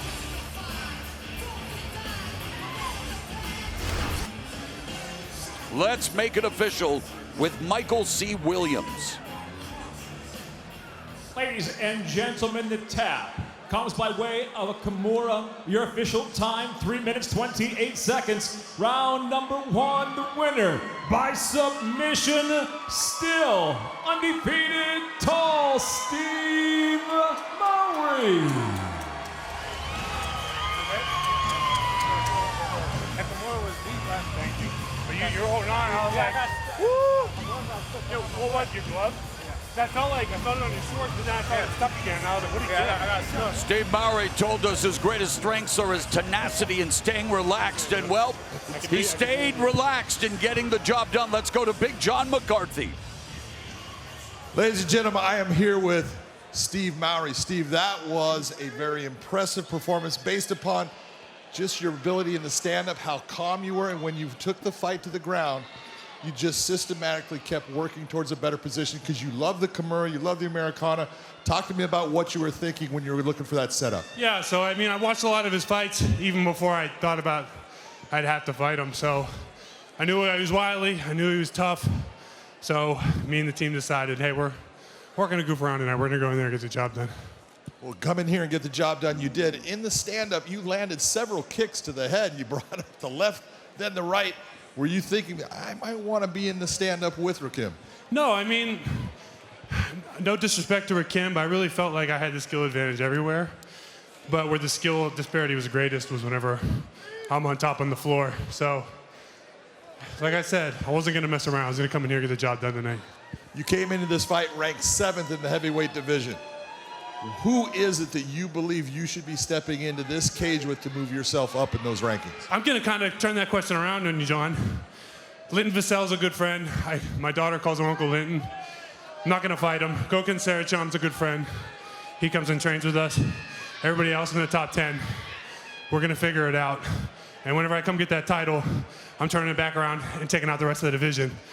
But that said, I know he thinks I'm not paying attention, but Marcelo Golm, we can do it. We got business. Sounds good to me. Ladies and gentlemen, give it up for tall Steve Mowry.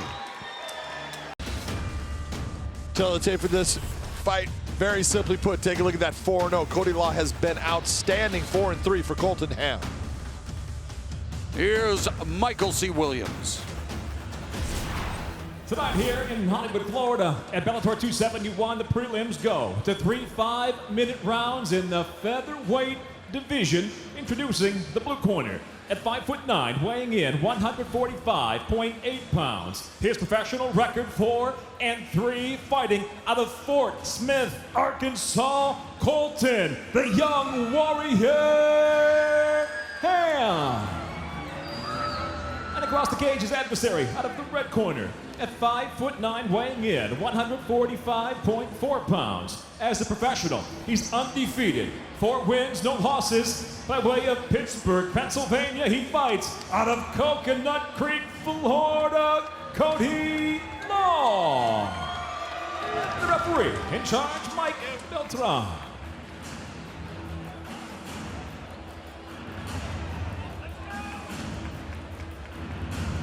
Cody Law, 4-0 in the red gloves.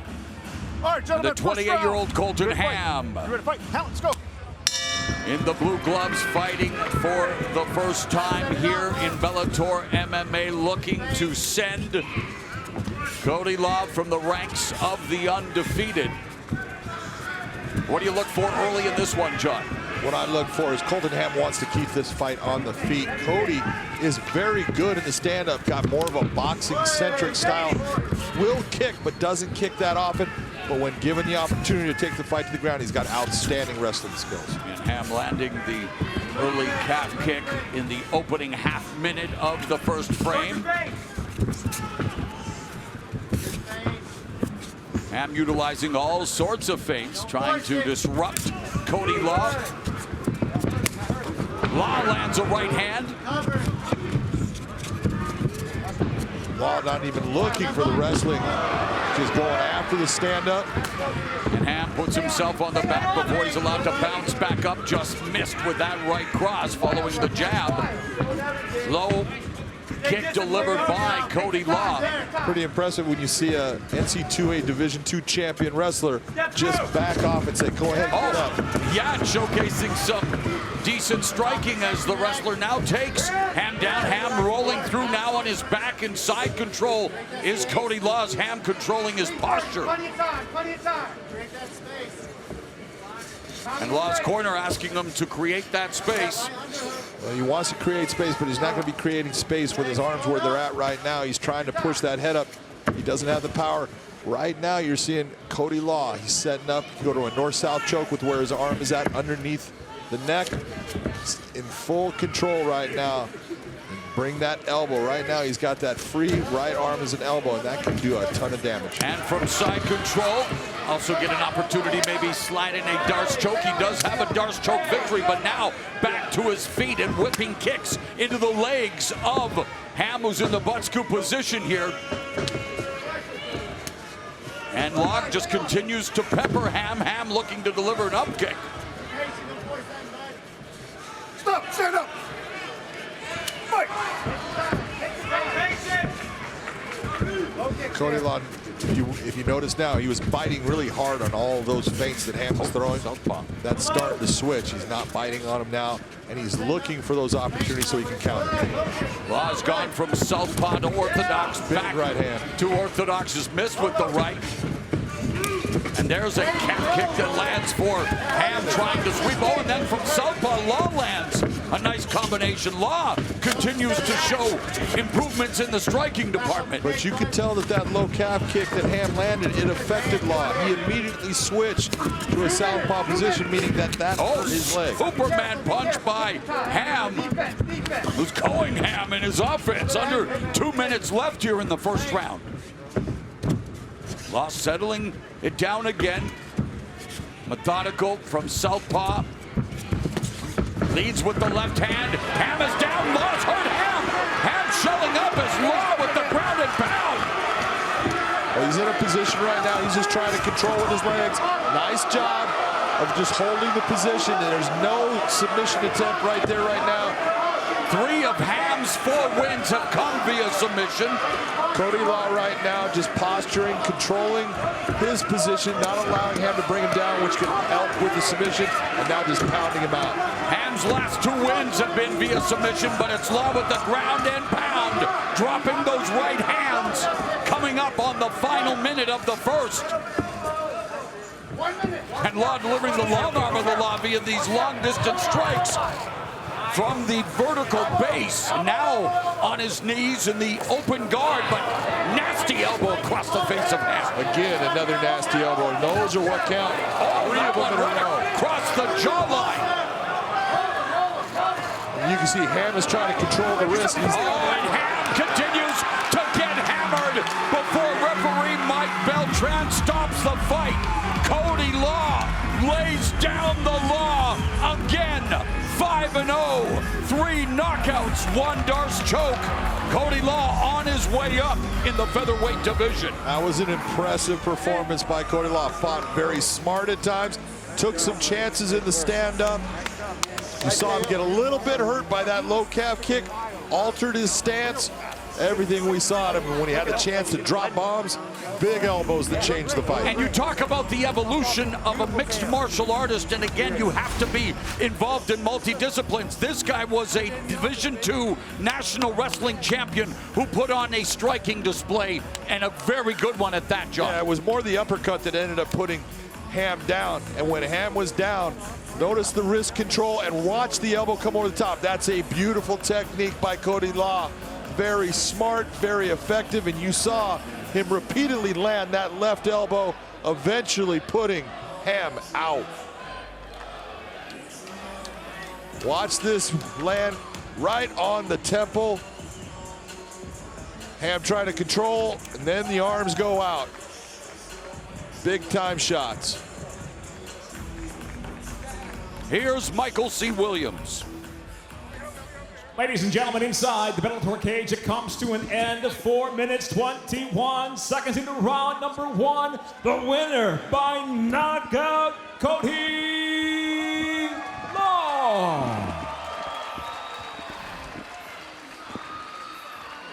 ATT Army out in full effect. Dan Lambert sitting here at cage side to watch 4 members of his gym embrace in combat here tonight, including the man you're about to talk about here with the tail of the tape. Very simply put, take a look at those records. 3-0 against 2-0, so someone's always going to go. This should be fun. You should copyright that. Let's go to Michael C. Williams. Ladies and gentlemen, good evening and welcome to Hard Rock Live as Bellator MMA returns to the great state of Florida. Tonight, Bellator 271 gets underway now with 3 5-minute rounds in the welterweight division.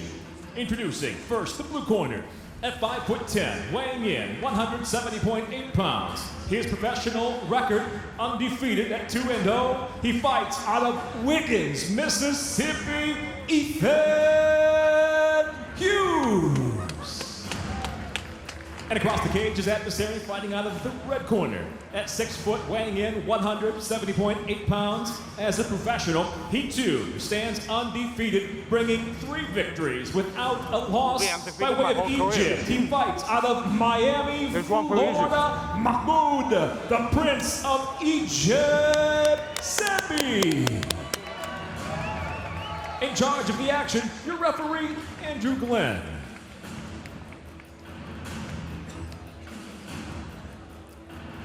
Welterweight action to begin the proceedings here. Bellator 271 Step back, from the Seminole Hard Rock Hotel and Casino in Hollywood, Florida. The bell and round 1.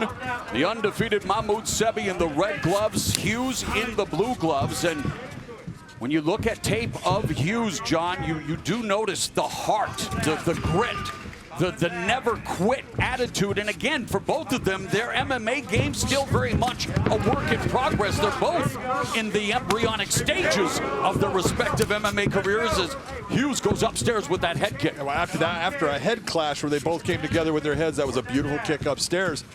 But the real thing that you're looking at, look, both guys are young in the sport, but I think you're going to see just a difference in speed with Sebi.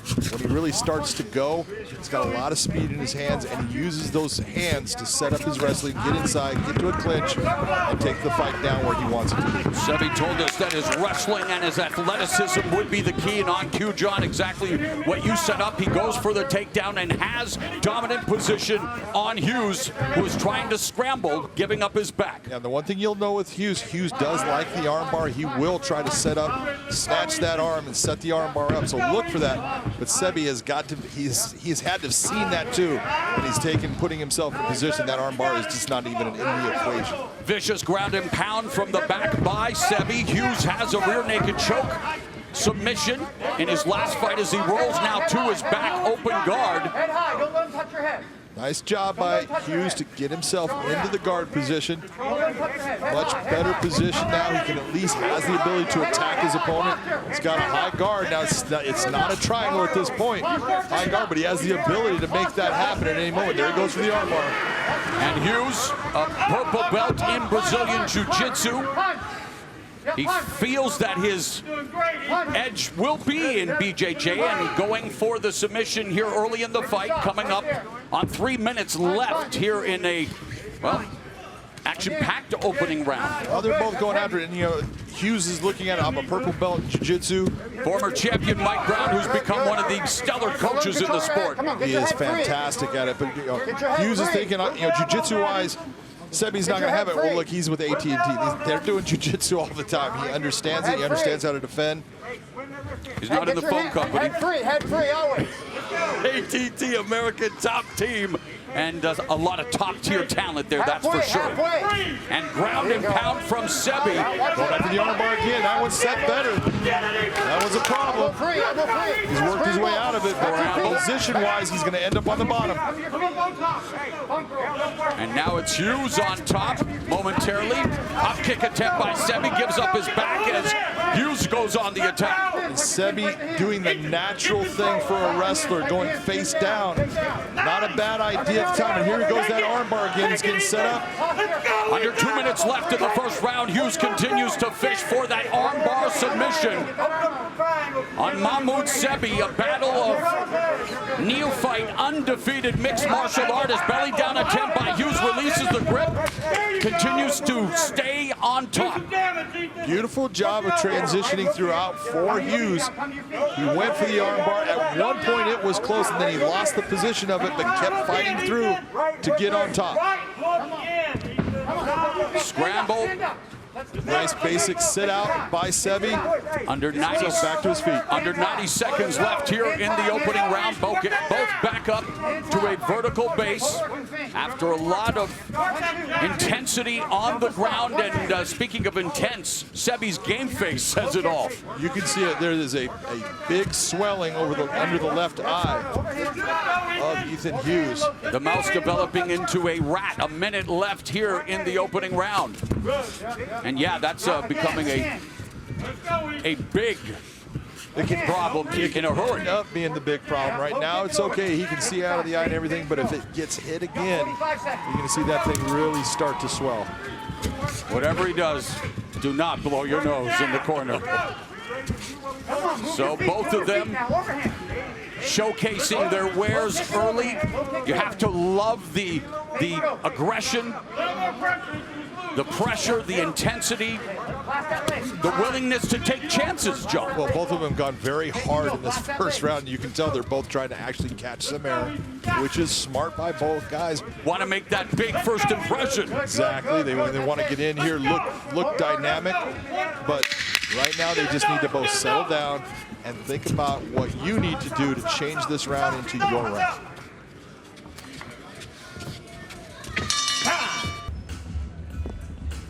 For the first time in 4 professional fights, Mahmoud Sebi will see a second round, while Ethan Hughes He wants to continue to exploit what he believes is his biggest advantage, the grappling. You ready?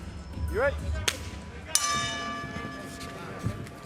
Bell in round 2, sign of sportsmanship before they renew hostilities, and it's Sebi coming out with a high kick that's blocked by Hughes. So Sebi with 3 first-round knockouts. The combined fight time was 4 minutes and 20 seconds before this fight, so conditioning will definitely be taxed for the first time. Well, it's the first time he's entering the second round, and we're going to see how he handles that. Right now, he's doing a nice job, front kick up the middle, but he needs to get back to his basics of wrestling. To be outside with his stand-up, you can see he's just not as comfortable in the stand-up art as he is in the grappling art, so take the fight down to the ground and get into what you do best. Nice low calf kick by Sebi. Sebi pawing the jab before missing with that low kick. Hughes wearing the marks of battle again. That left eye still open, swelling around the eye, but it doesn't appear to be any more of an issue than it was in the opening round. Both of them wanting the other to lead this dance. Both of them a little wary of each other's skill set now. Sebi needs to, when those hands come together like that, it's time to start getting into your art. Start closing the distance, get that clinch, and start taking this fight to the ground. Ethan Hughes now going after him in the stand-up. Front kick there by Hughes has showcased a diverse offense, uppercut and shot, but then eats that jab by Sebi, and then Sebi stuffs the takedown attempt by Hughes. Knee up the middle by Sebi, some distance, and there's a right uppercut. Well executed by Hughes. Very nicely done. A little bit of dirty boxing there, grabbed a single collar tie, brought the uppercut. Uppercut on full display. Showtime pay-per-view last Saturday, where Canelo became the first undisputed 168-pound champion. Anthony Durrell with the highlight reel uppercut KO, and man, the uppercut has become de rigueur in combat sports. Always been there, but we're seeing much better use of it, I believe, lately, more so than in the last few years. Absolutely, because it's a devastating punch and very difficult to see if it's set up right. Coming up on the midpoint of the round and the fight. Hughes again with that right uppercut, jacking the jaw of Sebi. Sebi nods as if to say no, which usually means, yeah, okay. Sebi's making a big mistake in that he's not using his hands to get himself inside. And notice he's keeping his hands and pushing them out. Yes, and missing wildly, not at all in range, and becoming frustrated by Ethan Hughes' gutsy attack that has been full of that heart and never quit mentality that he talked about. Hughes really doing a good job mixing up his offense, John. Well, there's no doubt Hughes has taken over the offense in this fight. He's the one that's leading this right now. He's the one determining where it's going to take place. Sebi is not utilizing his striking. See, right now, he's lazy jabs. Throwing the jab, it's lazy, and he's not doing anything to count, to set it up with a next shot or to go into the clinch. And again, Sebi, a decorated wrestler who is training with some of the sharpest striking minds and our best overall MMA fighters at American Top Team. But again, his fourth pro fight, his striking remains a work in progress. And against a guy like Hughes, he might want to go with that thing called wrestling that he has in his toolkit. Right now, I would tell you he's making a mistake in that he's allowing Ethan Hughes to dictate where this fight is at. He needs to utilize his hands to create the situation where Hughes needs to bring his hands up jab by Hughes, and then shoot down, get into the legs, get into the clinch, and take him to the ground. Well, Hughes may be beginning to fall in love with his handiwork and baiting Sebi and hand low, but he did score with the jab. Nice counter jab off the missed uppercut attempt by Sebi. That was a nice hook landed by Ethan Hughes. Landed clean. He's landed a lot of clean shots in this round.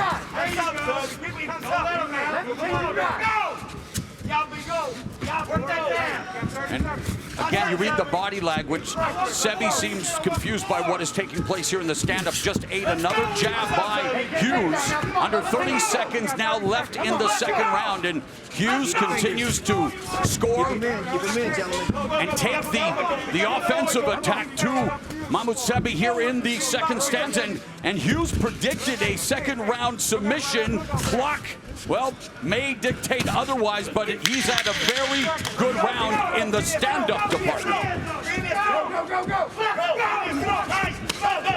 Nice counter. Two-punch combination by Hughes. Last round, gentlemen. You ready? You ready? Third and final round. 20-year-old Ethan Hughes. Biggest motivation is brother Dennis Hughes Jr., who has always inspired him. And he's had an inspired performance, but Sebi takes down Hughes early in round 3, finally utilizing what got him to the dance. You could tell Mike Brown in the corner told him, you must take this fight to the ground. You need to use your wrestling. That's what Sebi was doing. Kind of went in there with a little bit of danger involved, but did a nice job of getting to the ground. We'll see what he can do. With a growing Instagram following of over 1 million, Sebi's built a strong social media presence, and he would love to go viral with a highlight reel win here and looking to come back in round number 3, but Hughes trying to fend him off along the fence, scrambling underneath. Nice scramble by Hughes, but he was going into armbar positions without the arm in place. Obviously didn't work for him. He got caught with a lot of hammer fist. You can take a look at those strikes landed right now. Hughes is ahead, not by a huge amount, but landing at 49 to 42%. Hughes turns into Sebi, and Sebi now in his guard, open guard on his back, so Sebi unable to take advantage of the takedown to kick off the 3rd round, and now Hughes in top position, looking to bring the pressure, looking to bring the strikes. Watch your fingers. Sebi was able to land a couple of those hammer fists, and we'll see if Hughes is able to get it back here now that he's in the top position. Hammer fist from Hughes from the top position, closed guard. And Sebi trying to control the arms, needs to control posture. There he goes. Right before the fight, Mahmoud Sebi said, I'm never going to lose. You can hear him saying it to the camera. And if he doesn't do something special with the rest of the time, 3 minutes left in this round, he's going to lose his first fight. Well, he's known for his motivational videos. He's going to have to dig down deep. And Ethan Hughes continues to smother him, continues to attack him. There was a slashing elbow strike now. Hughes posturing. Hughes needs to figure out that Sebi is not a jiu-jitsu guy off of his back. He doesn't have that attack with the different submissions. And so he can do certain things. He can frame off when he gets his arm across, frame off on his neck and create space so he can land heavier shots. 2.5 minutes left in the fight. And it's been a terrific fight thus far for 20-year-old Ethan Hughes, his 3rd professional bout, his Bellator MMA debut against, well, the man who came with the headlines, Mahmoud Sebi. He did. Sebi was looking for a triangle. It was never set in place. Sebi still has hold of the leg, but he's not in a great position right here. Well, it's not a new one. It was the wrong side. Yeah. That's why you see Hughes just step right around, puts the foot on, excuse me, the knee on the neck or the face. Side control for Hughes. A minute 45 left in the fight. Knee on belly. Now half guard. But Hughes in dominant position goes to full mount, and now ground and pound by Ethan Hughes. Take a look at those arms sticking up. If you're a guy that likes the arm bar, that arm is in position for you to take it. Less than 90 seconds left in the fight. Ground and pound resumes for Ethan Hughes, looking to pound his way to victory here in the Bellator MMA cage to hand Sebi his first setback. Sebi doing a nice job of trying to buck him up. Does not work. And Ethan Hughes just lighting him up. Those aren't real heavy shots. But they're relentless. They are relentless. There's a lot of volume there. Mount guard is off and the fight is over.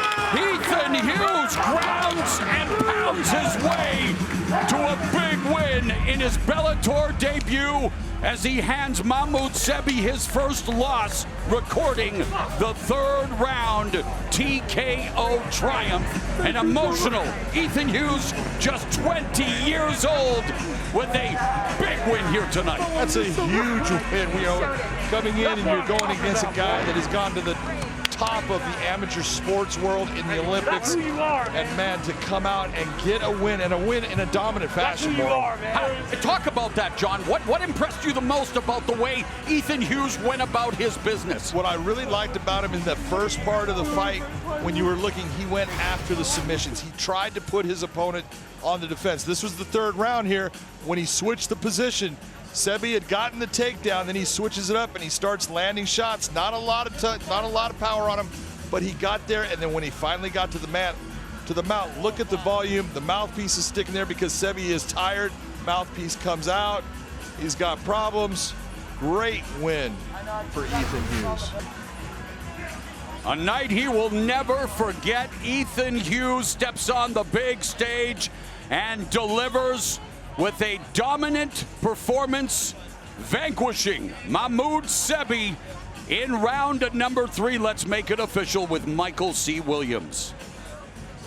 Ladies and gentlemen, inside the Bellator cage, referee Andrew Glenn steps in, waves off the contest due to strikes. Official time, 4 minutes, 5 seconds into round number 3. The winner by TKO, still undefeated, Ethan Hughes.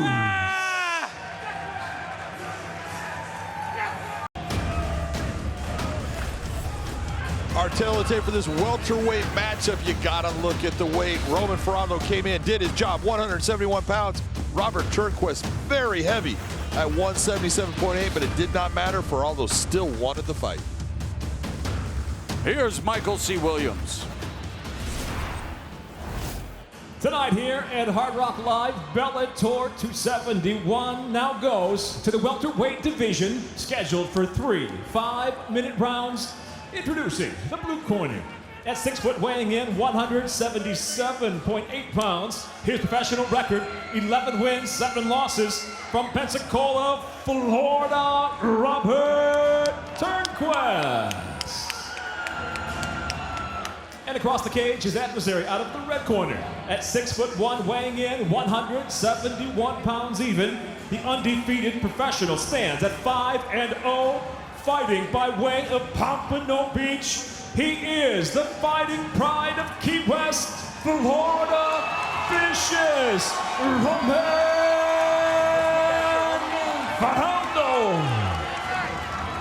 And with the bell rings, the referee in charge, Jason Herzog.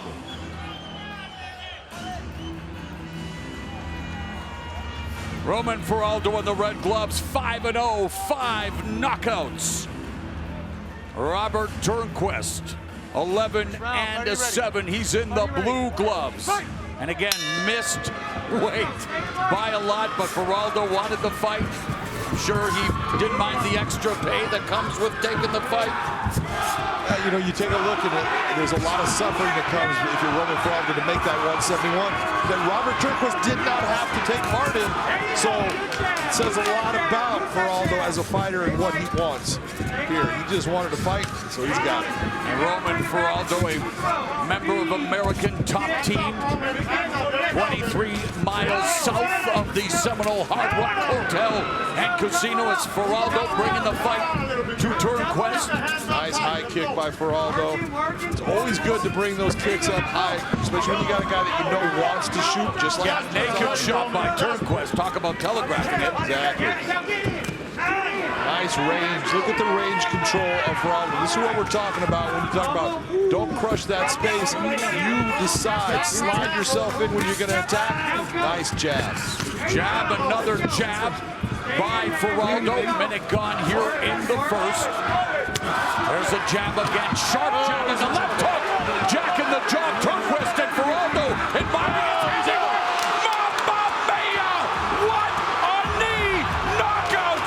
A virtuosic display of violence by Roman Ferrando.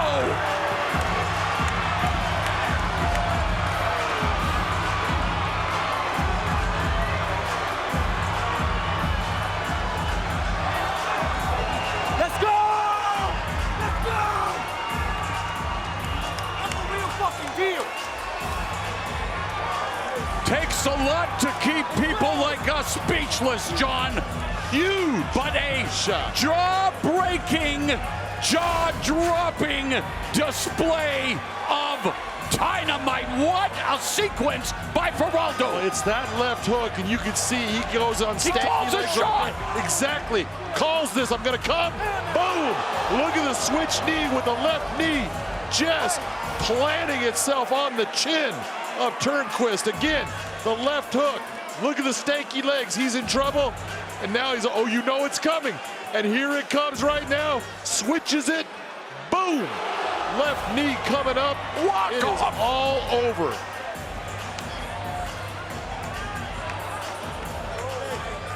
A walk-off knee knockout that has left more than one person here saying WTF. What a KO.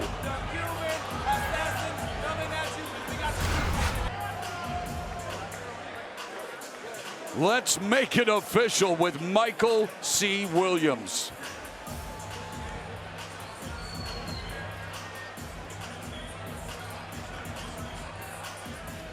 Ladies and gentlemen, the end comes suddenly. 1 minute, 17 seconds into round number 1. The winner by knockout, Vicious Roman Geraldo. If you are a Roman Geraldo follower, that was vicious and delicious. Let's go to Big John McCarthy. You know now.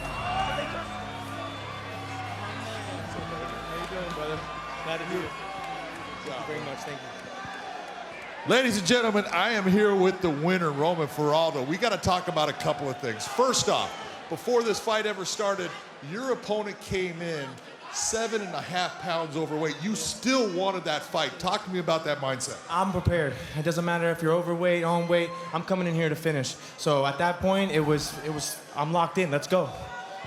When you hit him with that left hook, you could see he went on stanky legs. And you pointed at him going, oh, you know it's coming. And you just switched that knee. Talk to me about what was going through your mind at that point. It's preparation every day. Paulino Hernandez, I got the best corner in the world. Paulino Hernandez, Mike Brown, my cousin Juan Carlos. We work on this. This is not a fluke. This is prepared. That happened for a reason. That happened for a reason. That is going viral. There's no doubt about it. That's ESPN is going to be showing that over and over. Look, you're now in a position undefeated. Who is it that you should be stepping in this cage with next? Somebody in the top 10. I'm looking, I think a great fight between me and Jackson. What's his name? Number 4. I can't remember. Jason Jackson? I think me and Jason Jackson will put on, for sure. Well, Jason Jackson is right out there. I think that'd be a fantastic fight. I want to congratulate you on an incredible knockout. Hey, I just want to thank everybody for coming out, man. The hometown support is real. I want to thank my coaches, my wife, my baby girl, who, because of her, I'm in here, really. She pushes me, she motivates me. And yesterday was Veterans Day. Thank you all, everybody in the military, for your support. And I wouldn't be here without you guys, so thank you. Thank you to everyone. Ladies and gentlemen, get back on your feet for Roman Geraldo. Roman Geraldo starched Pat Casey in his Bellator debut with a flying knee knockout at Bellator 252 in November 2020. And tonight there's Jason Jackson, who Geraldo just called out, but the night belongs to Roman Geraldo.